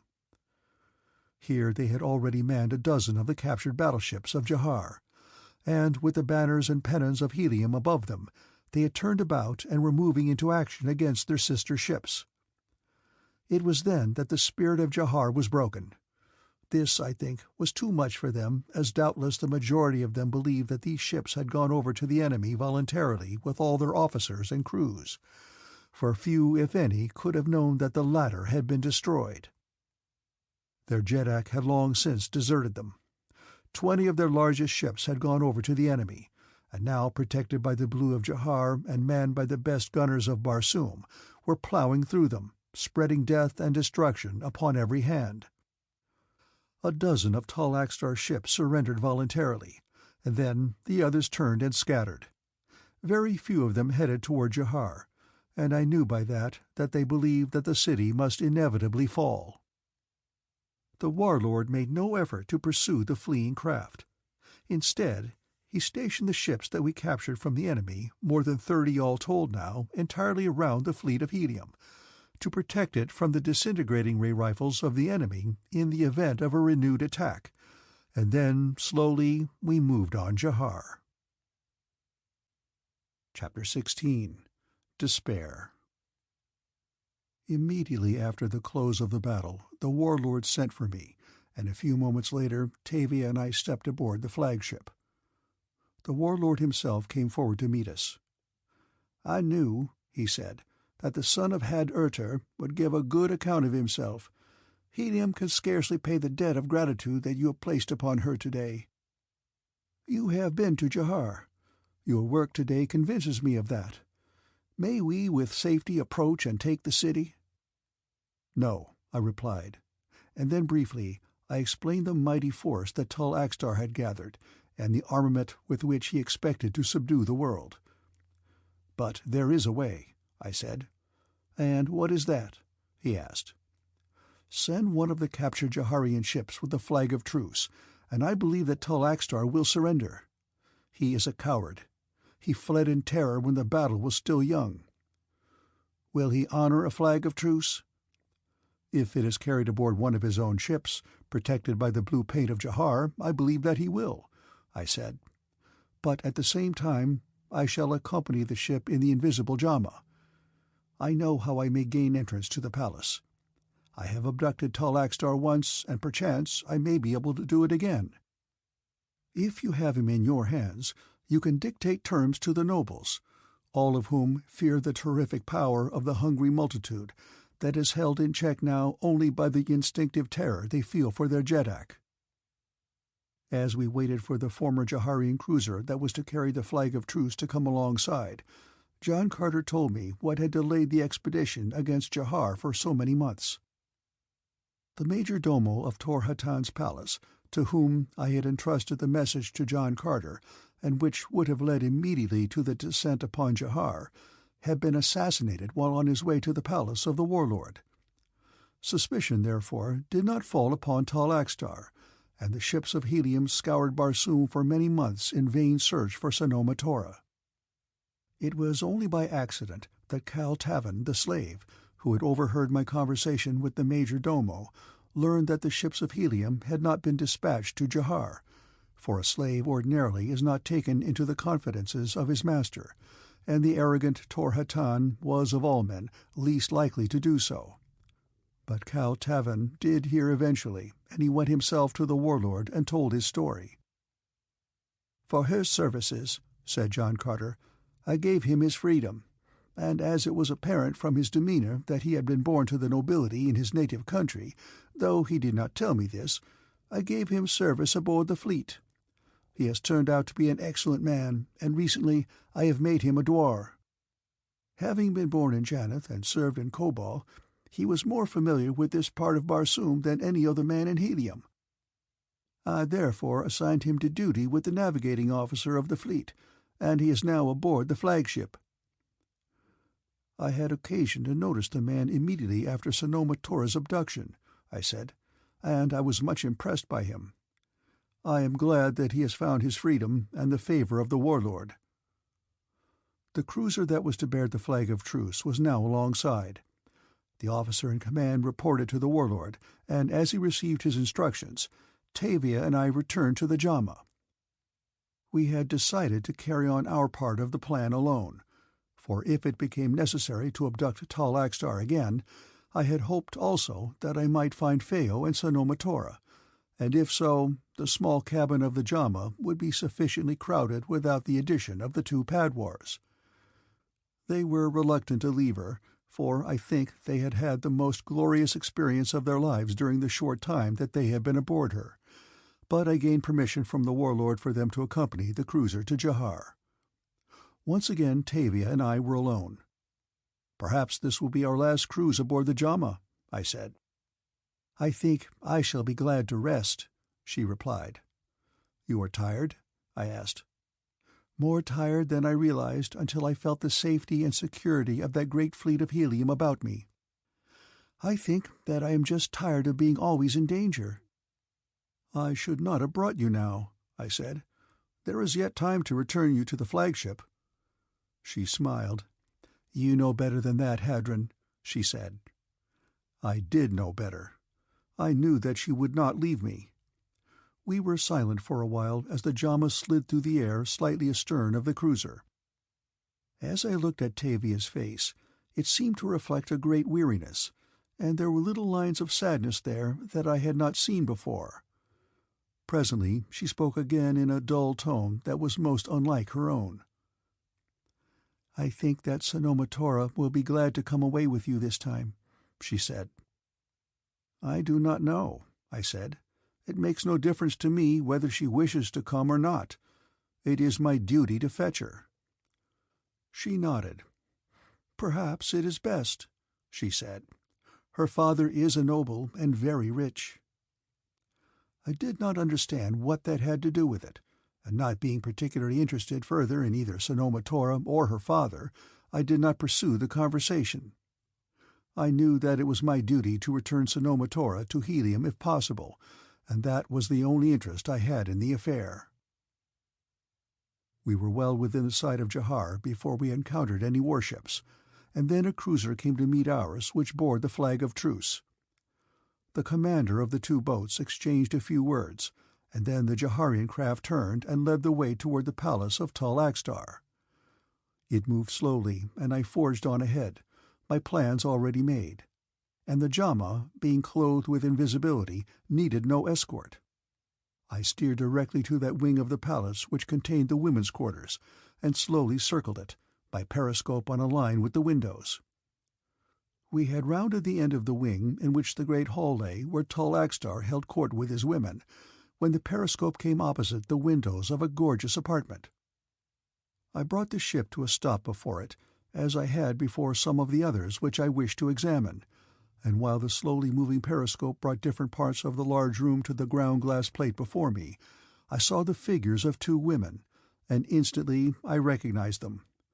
One was Sanoma Tora, and the other Phao, and upon the figure of the former hung the gorgeous trappings of a Jahara. The woman I had loved had achieved her goal, but it caused me no pang of jealousy.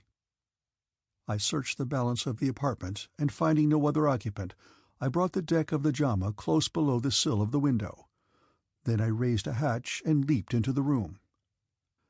At sight of me, Sanoma Tora arose from the divan upon which she had been sitting, and shrank back in terror. I thought that she was about to scream for help, but I warned her to silence, and at the same instant Phao sprang forward, and seizing Sanoma Tora's arm, clapped a palm over her mouth. A moment later I had gained her side.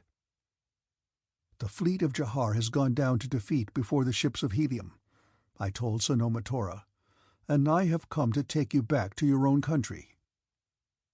She was trembling so that she could not reply. I had never seen such a picture of abject terror, induced, no doubt, by her own guilty conscience. "I am glad you have come, Hadron of Hastor," said Phao, "for I know that you will take me too." "Of course," I said. "The JHAMA lies just outside that window. Come, we shall soon be safe aboard the flagship of the Warlord." While I had been talking, I had become aware of a strange noise that seemed to come from a distance, and which rose and fell in volume, and now would appear to be growing nearer and nearer. I could not explain it. Perhaps I did not attempt to, for at best I could be only mildly interested. I had found two of those whom I sought.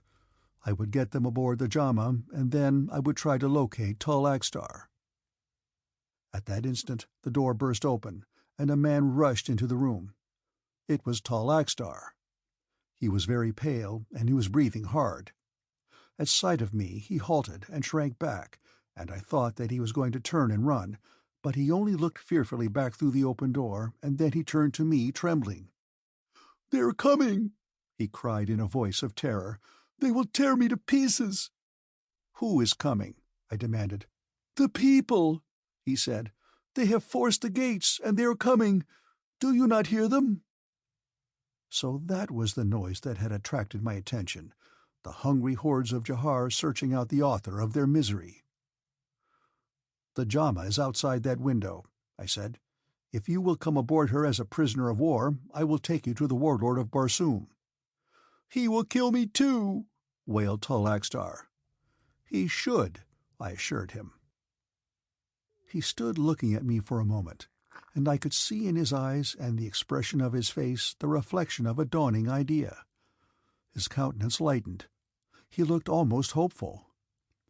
"I will come," he said, But first, let me get one thing to take with me. It is in yonder cabinet." "Hasten," I said.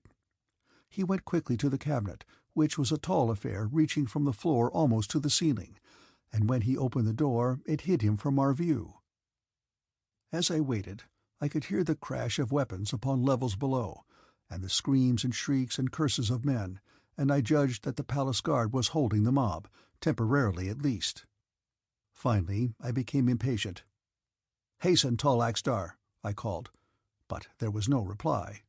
Again I called him, with the same result, and then I crossed the room to the cabinet, but tall AXTAR was not behind the door.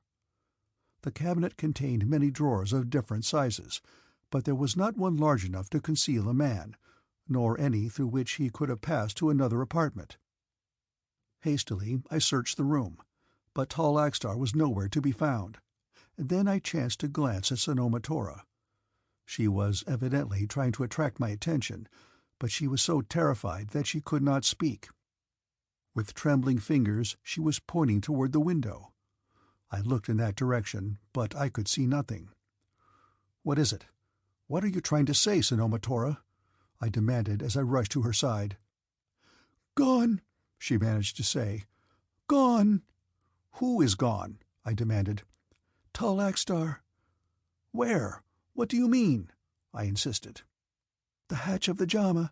I saw it open and close." "But it cannot be possible.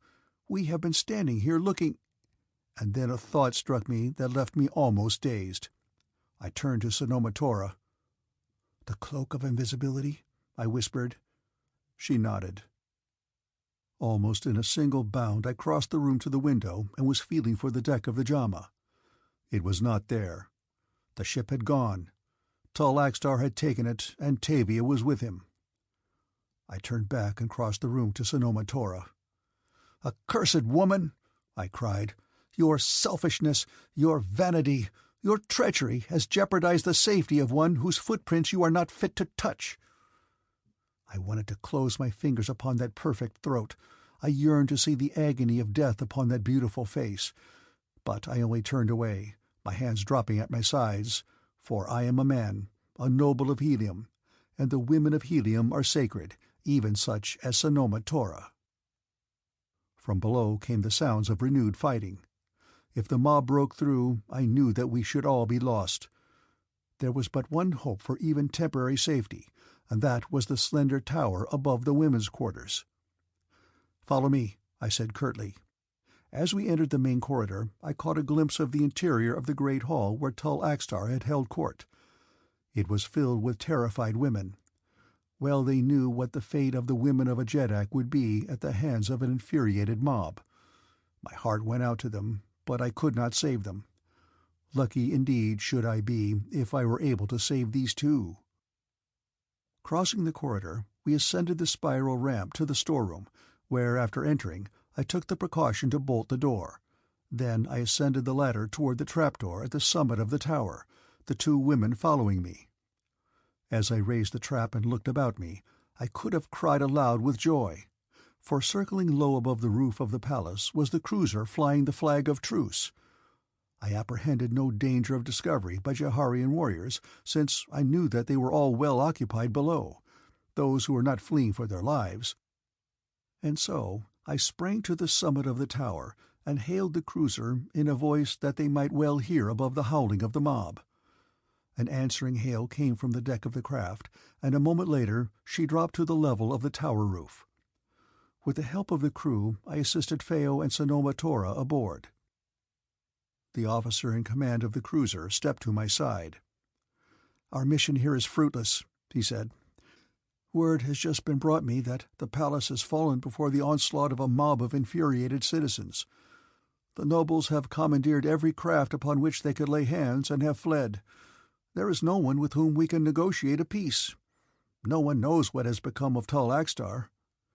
"I know," I told him, and then I narrated what had happened in the apartment of the Jadara. "We must pursue him," he said. "We must overtake him and carry him back to the warlord." "Where shall we look?" I asked. "The JHAMA may lie within a dozen sofads of us, and even so we could not see her." I shall search for him, never fear, and some day I shall find him. But it is useless now to try and find the JHAMA. Let us return to the flagship of the Warlord. I do not know that John Carter fully realized the loss that I had sustained, but I suspect that he did, for he offered me all the resources of Helium in my search for TAVIA. I thanked him, but asked only for a fast ship, one in which I might devote the remainder of my life in what I truly believe would prove a futile search for TAVIA, for how could I know where in all wide Barsoom Tall AXTAR would elect to hide? Doubtless there were known to him many remote spots in his own empire where he could live in safety for the balance of his allotted time on Barsoom. To such a place he would go, and because of the JHAMA no man could see him pass. There would be no clue by which to follow him, and he would take TAVIA with him, and she would be his slave. I shuddered, and my nails sank into my palms at the thought. The Warlord ordered one of the newest and swiftest fliers of Helium to be brought alongside the flagship. It was a trim craft of the semi-cabin type that would easily accommodate 4 or 5 in comfort. From his own stores he had provisions and water transferred to it, and he added wine from Tarth and jars of the famous honey of Dusar. Sanoma Tora and Phao had been sent at once to a cabin by the Warlord, for the deck of a man-of-war on duty is no place for women. I was about to depart when a messenger came saying that Sanoma Tora wished to see me. "I do not wish to see her," I replied. "Her companion also begged that you would come," replied the messenger. That was different. I had almost forgotten Phao, but if she wished to see me I would go, and so I went at once to the cabin where the 2 girls were. As I entered, Sanoma Tora came forward and threw herself upon her knees before me. "Have pity on me, Hadron of Hastor," she cried. "I have been wicked, but it was my vanity and not my heart that sinned. Do not go away. Come back to Helium, and I will devote my life to your happiness. Tor Hatan, my father, is rich. The mate of his only child may live forever in luxury." I am afraid that my lips curled to the sneer that was in my heart. What a petty soul was hers! Even in her humiliation and her penitence she could see no beauty and no happiness greater than wealth and power. She thought that she was changed, but I knew that Sanoma Tora never could change. "Forgive me, Tanhadron," she cried. "Come back to me, for I love you. Now I know that I love you." "Your love has come too late, Sanoma Tora," I said. "You love another?" she asked. "Yes," I replied. "The Jahar of some strange countries you have been through?" she asked. "A slave girl," I replied. Her eyes went wide in incredulity. She could not conceive that one might choose a slave girl to the daughter of Tor Hatan. "Impossible," she said. "It is true, though," I assured her. "A little slave girl is more desirable to Hadron of Hastor than is Sanoma Tora, the daughter of Tor Hatan." And with that I turned my back upon her and faced Phao. "Goodbye, dear friend," I said. "Doubtless we shall never meet again, but I shall see to it that you have a good home in Hastor. I shall speak to the Warlord before I leave, and have him send you directly to my mother." She laid her hand upon my shoulder. "Let me go with you, Tanhadron," she said, "for perhaps while you are searching for TAVIA you will pass near JHAMA." I understood instantly what she meant, and I reproached myself for having even temporarily forgotten Nur-An. "You shall come with me, Phao," I said, "and my first duty shall be to return to JHAMA and rescue Nur-An from poor old Fort Tak." Without another glance at Sanoma Tora, I led Phao from the cabin, and after a few parting words with the Warlord, we boarded my new ship, and with friendly farewells in our ears, headed west toward JHAMA. Being no longer protected by the invisibility compound of Fort Tak or the disintegrating ray-resisting paint of Jahar, we were forced to keep a sharp lookout for enemy ships, of which I had but little fear if we sighted them in time, for I knew that I could outdistance any of them. I set the destination control compass upon JHAMA and opened the throttle wide. The swift Barsoomian night had fallen. The only sound was the rush of thin air along our sides, which drowned out the quiet purring of our motor. For the first time since I had found her again in the quarters of the Jahar at Jahar, I had an opportunity to talk with Phao, and the first thing I asked her was for an explanation of the abandonment of the JHAMA after Tall Axtar had grounded TAVIA and me in U-GOR. "It was an accident," she said, "that threw Tall Axtar into a great fit of rage. We were headed for Jahar when he sighted one of his own ships, which took us aboard as soon as they discovered the identity of the Jeddak. It was at night, and in the confusion of boarding the Jaharian warship, Tall Axtar momentarily forgot the JHAMA, which must have drifted away from the larger craft the moment that we left her. They cruised about searching for her for a while, but at last they had to give it up, and the ship proceeded toward Jahar." The miracle of the presence of the JHAMA at the top of the peak, where we had so providentially found it in time to escape from the hunting men of U-GOR, was now no longer a miracle. The prevailing winds in this part of Barsoom are from the northwest at this time of the year. The JHAMA had merely drifted with the wind and chanced to lodge upon the highest peak of the range. Phao also told me why Tall Axtar had originally abducted Sanoma Tora from Helium. He had had his secret agents at Helium for some time previous, and they had reported to him that the best way to lure the fleet of Helium to Jahar was to abduct a woman of some noble family. He had instructed them to select a beautiful one, and so they had decided upon the daughter of Tor Hatan. But how did they expect to lure the fleet of Helium to Jahar if they left no clue as to the identity of the abductors of Sanoma Tora? I asked. They left no clue at the time because Tall Axtar was not ready to receive the attack of Helium, explained Phao. But he had already sent his agents word to drop a hint as to the whereabouts of Sanoma Tora when John Carter learned through other sources the identity of her abductors. So it all worked out the way Tall Axtar had planned, I said, except the finish. We passed the hours with brief snatches of conversation and long silences, each occupied with his own thoughts. Phao's doubtless a mixture of hope and fear, but there was little room for hope in mine. The only pleasant prospects that lay before me lay in rescuing Nur-An and reuniting him and Phao. After that, I would take them to any country to which they wished to go, and then return to the vicinity of Jahar and prosecute my hopeless search. "I heard what you said to Sanoma Tora in the cabin of the flagship," said Phao after a long silence, "and I was glad." "I said a number of things," I reminded her. "To which do you refer?" "You said that you loved TAVIA," she replied. "I said nothing of the kind," I rejoined rather shortly, for I almost loathed that word. "But you did," she insisted. "You said that you loved a little slave girl, and I know that you love TAVIA. I have seen it in your eyes."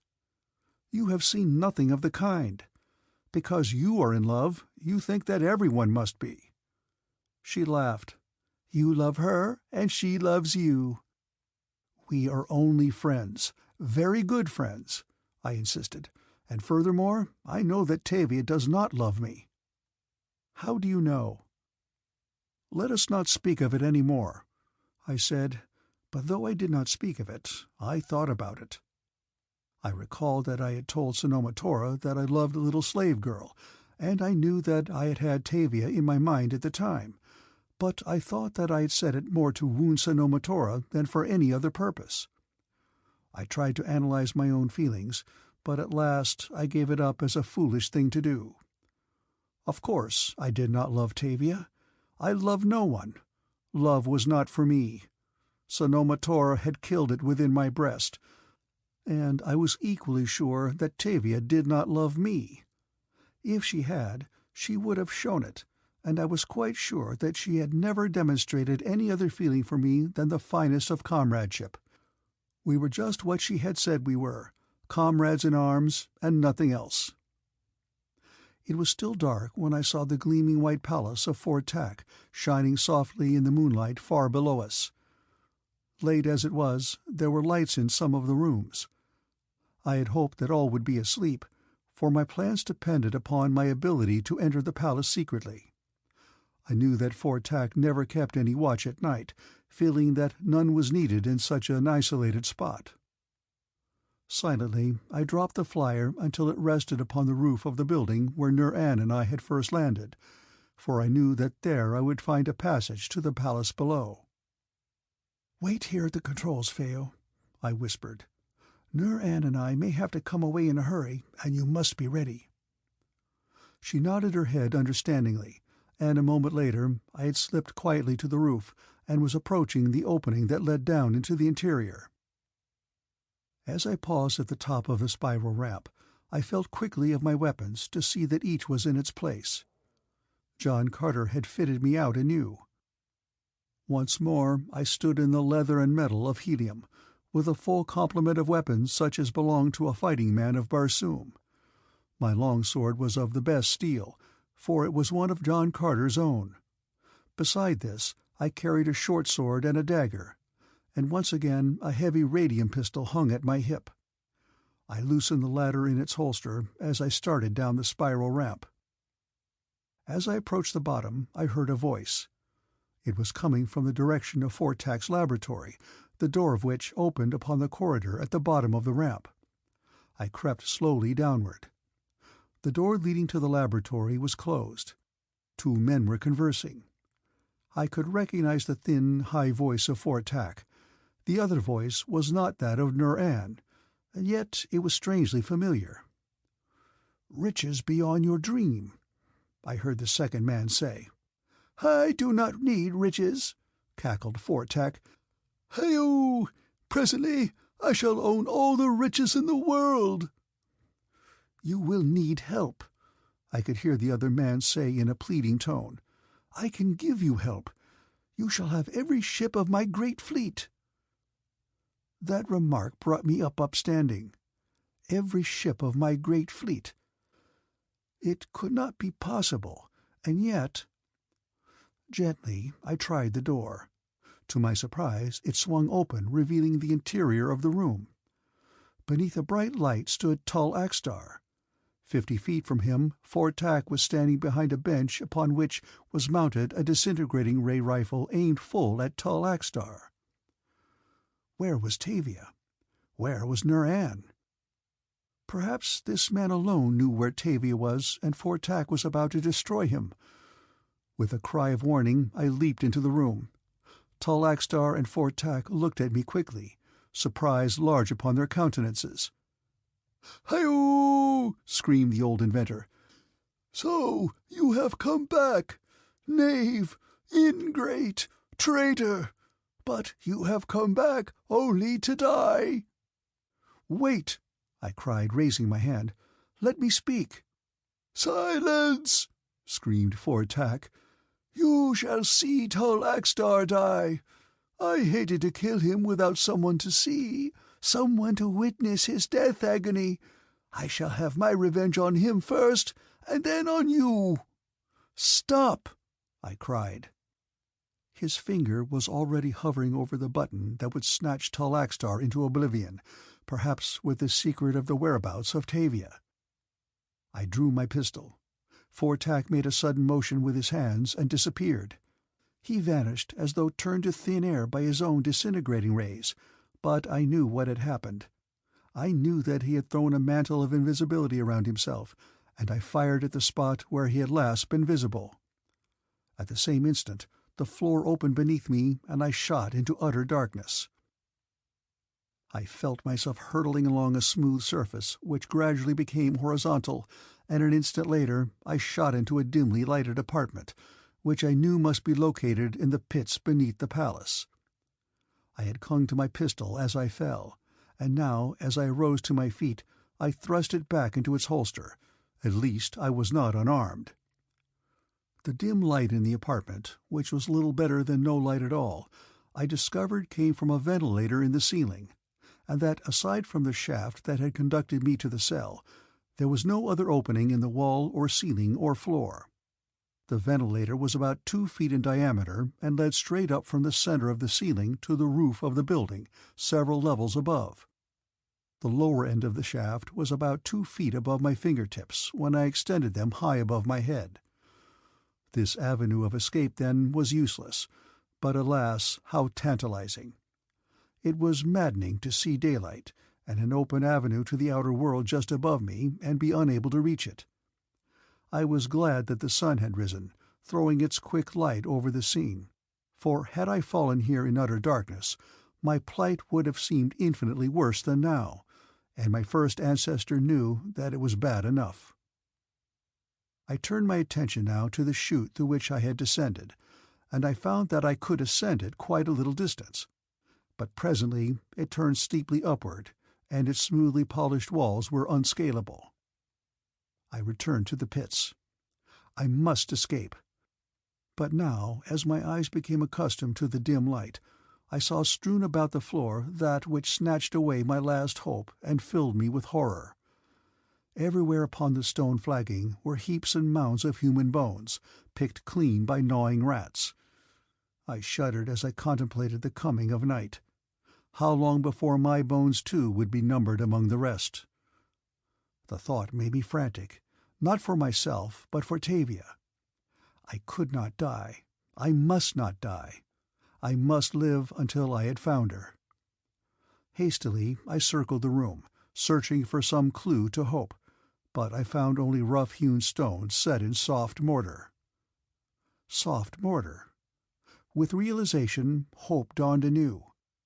If I could remove a few of these blocks and pile them one on top of the other, I might easily reach the shaft that terminated in the ceiling above my head. Drawing my dagger, I fell to work, scraping and scratching at the mortar about one of the stones in the nearest wall. It seemed slow work, but in reality I had loosened the stone in an incredibly short time.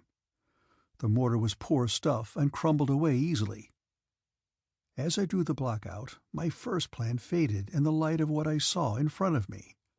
Beyond the opening, I saw a corridor at the foot of a spiral ramp leading upward, and from somewhere above, daylight was filtering down. I knew that if I could remove 3 more of those stones before I was detected, I could worm my body through the opening into the corridor beyond, and you may well believe that I worked rapidly. One by one, the blocks were loosened and removed, and it was with a feeling of exultation that I slipped through into the corridor. Above me rose a spiral ramp. Where it led, I did not know, but at least it led out of the pits. Cautiously, and yet without any hesitation, I ascended. I must try to reach the laboratory before Fort Tack had slain tall AXTAR. This time I would make sure of the old inventor before I entered the room, and I prayed to all my ancestors that I should be in time. Doors leading from the ramp to various levels of the palace were all locked, and I was forced to ascend to the roof. As it chanced, the wing upon which I found myself was more or less detached, so that at first glance I could see no way whereby I could make my way from it to any of the adjoining roofs. As I walked around the edge of the building hurriedly, looking for some means of descent to the roof below, I saw something one level below me that instantly charged my attention. It was a man's leg protruding from a window, as though he had thrown one limb across the sill. A moment later I saw an arm emerge, and the top of a man's head and his shoulders were visible as he leaned out. He reached down and up, and I saw something appear directly beneath him that had not been there before, and at the same instant I caught a glimpse of a girl, lying a few feet further down, and then I saw the man slide over the sill quickly and drop down and disappear, and all that lay below me was the flagging of a courtyard. But in the brief instant I knew precisely what I had seen. I had seen tall AXTAR raise the hatch of the JHAMA. I had seen TAVIA lying bound on the floor of the ship beneath the hatch. I had seen tall AXTAR enter the interior of the craft and close the hatch above his head. It takes a long while to tell it when compared with the time in which it actually transpired, nor was I so long in acting as I have been in telling. As the hatch closed, I leapt. Chapter 17. I Find a Princess. It would be as unreasonable to aver that I fully visualized the outcome of my act as I leaped out into space with nothing visible between me and the flagstones of the courtyard 40 feet below, as it would be to assume that I acted solely upon unreasoning impulse. There are emergencies in which the mind functions with inconceivable celerity. Perceptions are received, judgments arrived at, and reason operates to a definite conclusion, all so swiftly that the 3 acts appear simultaneous. Thus must have been the process in this instance. I knew where the narrow walkway upon the upper deck of the JHAMA must lie in the seemingly empty space below me, for I had jumped almost the instant that the hatch had closed. Of course, I know now, and I knew then, that it would have been a dangerous feat and difficult of achievement even had I been able to see the JHAMA below me. Yet, as I look back upon it now, there was nothing else that I could have done. It was my last chance to save TAVIA from a fate worse than death. It was perhaps my last opportunity ever to see her again. As I jumped then, I should jump again under like conditions, even though I knew that I should miss the JHAMA. For now as then, I know that I should rather die than lose TAVIA. Although then I did not know why, while now I do. But I did not miss. I landed squarely upon my feet upon the narrow walkway. The impact of my weight upon the upper deck of the craft must have been noticeable to tall AXTAR, for I could feel the JHAMA drop a little beneath me. Doubtless he wondered what had happened, but I do not think that he guessed the truth. However, he did not raise the hatch as I hoped he would, but instead he must have leaped the controls at once, for almost immediately the JHAMA rose swiftly at an acute angle, which made it difficult for me to cling to her, since her upper deck was not equipped with harness rings. By grasping the forward edge of the turret, however, I managed to hold on. As tall AXTAR gained sufficient altitude and straightened out upon his course, he opened the throttle wide, so that the wind rushing by me at terrific velocity seemed momentarily upon the point of carrying me from my precarious hold and hurtling me to the ground far below. Fortunately, I am a strong man. None other could have survived that ordeal, yet how utterly helpless I was. Had tall AXTAR guessed the truth, he could have raised the after hatch and had me at his mercy, for though my pistol hung at my side, I could not have released either hand to use it. But doubtless tall AXTAR did not know, or if he did, he hoped that the high speed of the ship would dislodge whoever or whatever it might have been that he felt drop upon it. I had hung there but a short time before I realized that eventually my hold must weaken and be torn loose. Something must be done to rectify my position. TAVIA must be saved, and because I alone could save her, I must not die. Straining every thew, I dragged myself further forward, until I lay with my chest upon the turret. Slowly, inch by inch, I wormed myself forward. The tubular sheeting of the periscope was just in front of me. If I could but reach that with one hand, I might hope to attain greater safety. The wind was buffeting me, seeking to tear me away. I sought a better hold with my left forearm about the turret, and then I reached quickly forward with my right hand, and my fingers closed about the sheathing. After that it was not difficult to stretch a part of my harness about the front of the turret. Now I found that I could have one hand free, but until the ship stopped I could not hope to accomplish anything more. What was transpiring beneath me? Could TAVIA be safe even for a brief time in the power of tall AXTAR? The thought drove me frantic. The JHAMA must be stopped, and then an inspiration came to me. With my free hand I unsnapped my pocket pouch from my harness, and drawing myself still further forward, I managed to place the opened pouch over the eye of the periscope. Immediately, tall AXTAR was blind. He could see nothing. Nor was it long before the reaction that I had expected and hoped for came. The JHAMA slowed down and finally came to a stop.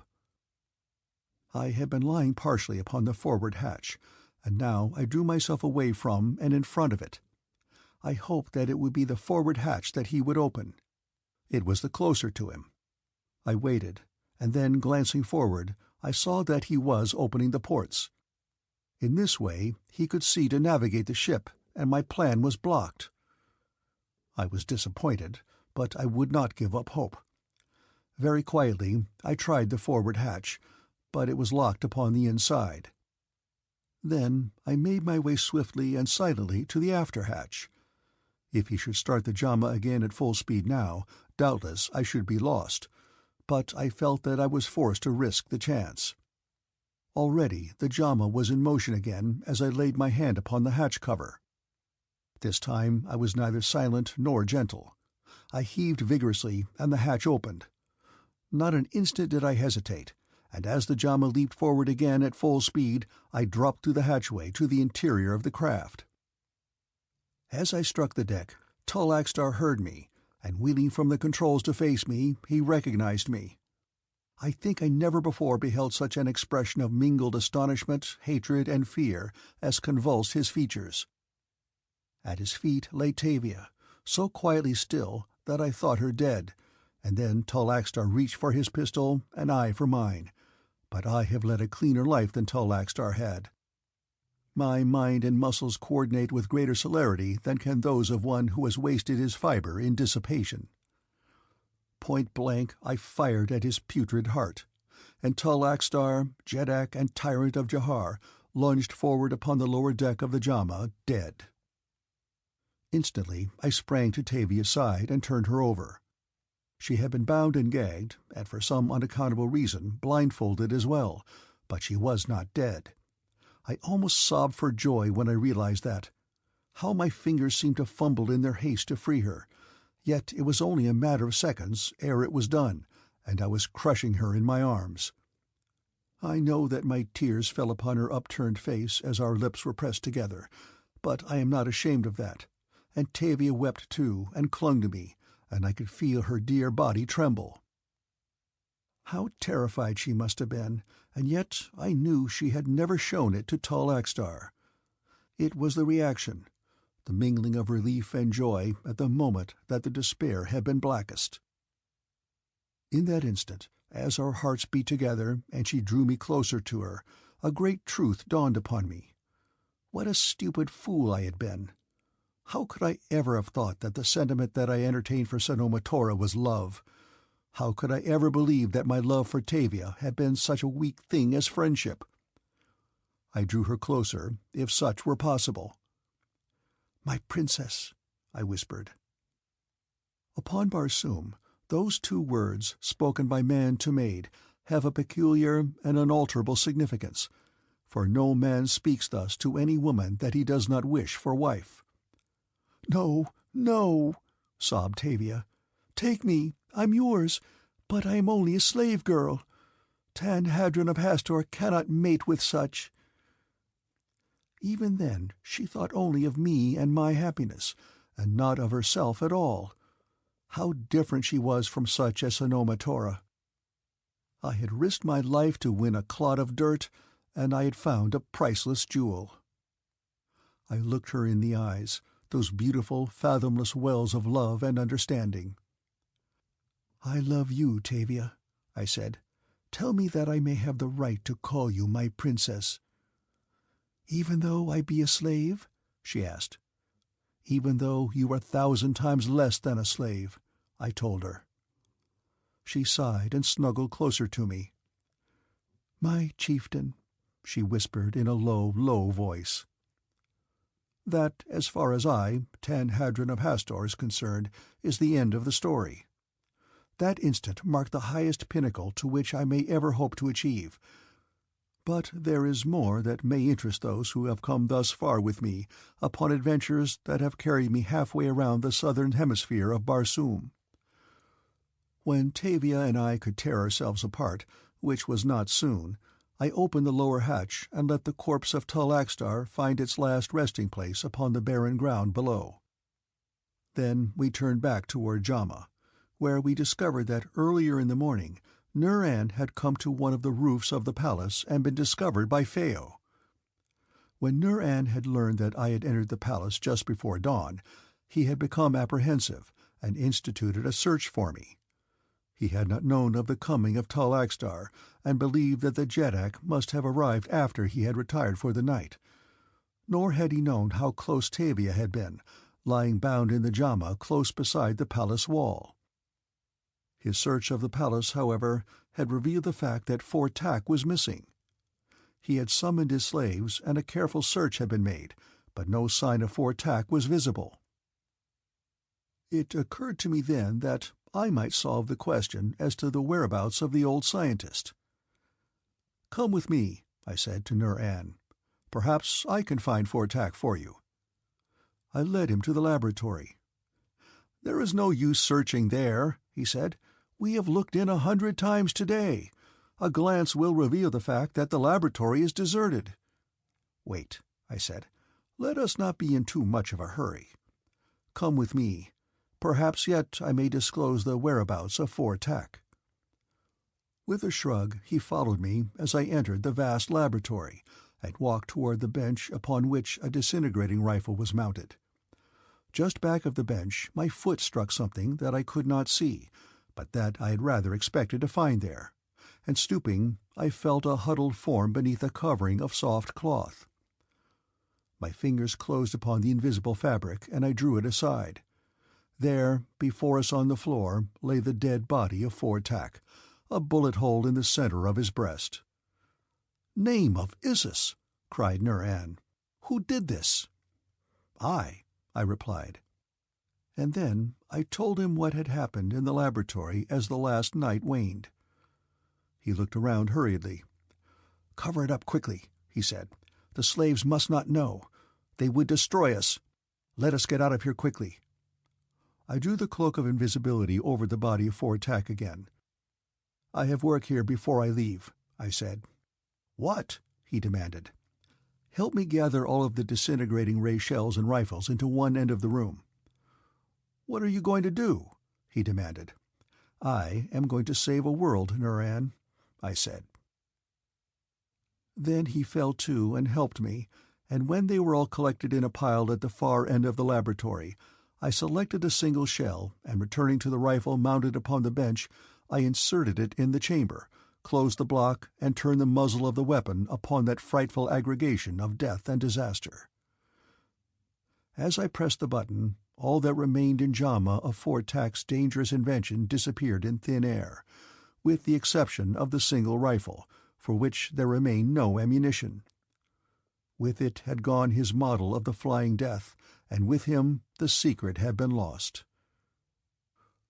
Nur-An told me that the slaves were becoming suspicious of us, and as there was no necessity of risking ourselves further, we embarked upon the flier that John Carter had given me, and taking the JHAMA in tow, set our course toward Helium. We overtook the fleet shortly before it reached the twin cities of Greater Helium and Lesser Helium, and upon the deck of John Carter's flagship we received a welcome and a great ovation, as shortly thereafter there occurred one of the most remarkable and dramatic incidents that I have ever beheld. We were holding something of an informal reception upon the forward deck of the great battleship. Officers and nobles were pressing forward to be presented, and numerous were the appreciative eyes that admired TAVIA. It was the turn of the dwar Kal Taven, who had been a slave in the palace of Tor-Hatan. As he came face to face with TAVIA, I saw a look of surprise in his eyes. "Your name is TAVIA?" he repeated. "Yes," she said, "and yours is Taven. They are similar." "I do not need to ask from what country you are," he said. "You are TAVIA of Chaneth." "How do you know?" she asked. "Because you are my daughter," he replied. "TAVIA is the name your mother gave you. You look like her. By that alone I should have known my daughter anywhere." Very gently he took her in his arms, and I saw tears in his eyes, and hers too, as he pressed his lips against her forehead, and then he turned to me. "They told me that the brave Hadron of Hastor had chosen to mate with a slave girl," he said. "But that is not true. Your princess is in truth a princess, the granddaughter of a Jed.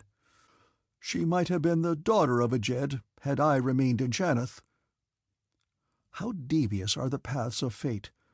How strange and unexpected the destinations to which they lead! I had set out upon one of these paths with the intention of marrying Sanoma Tora at the end.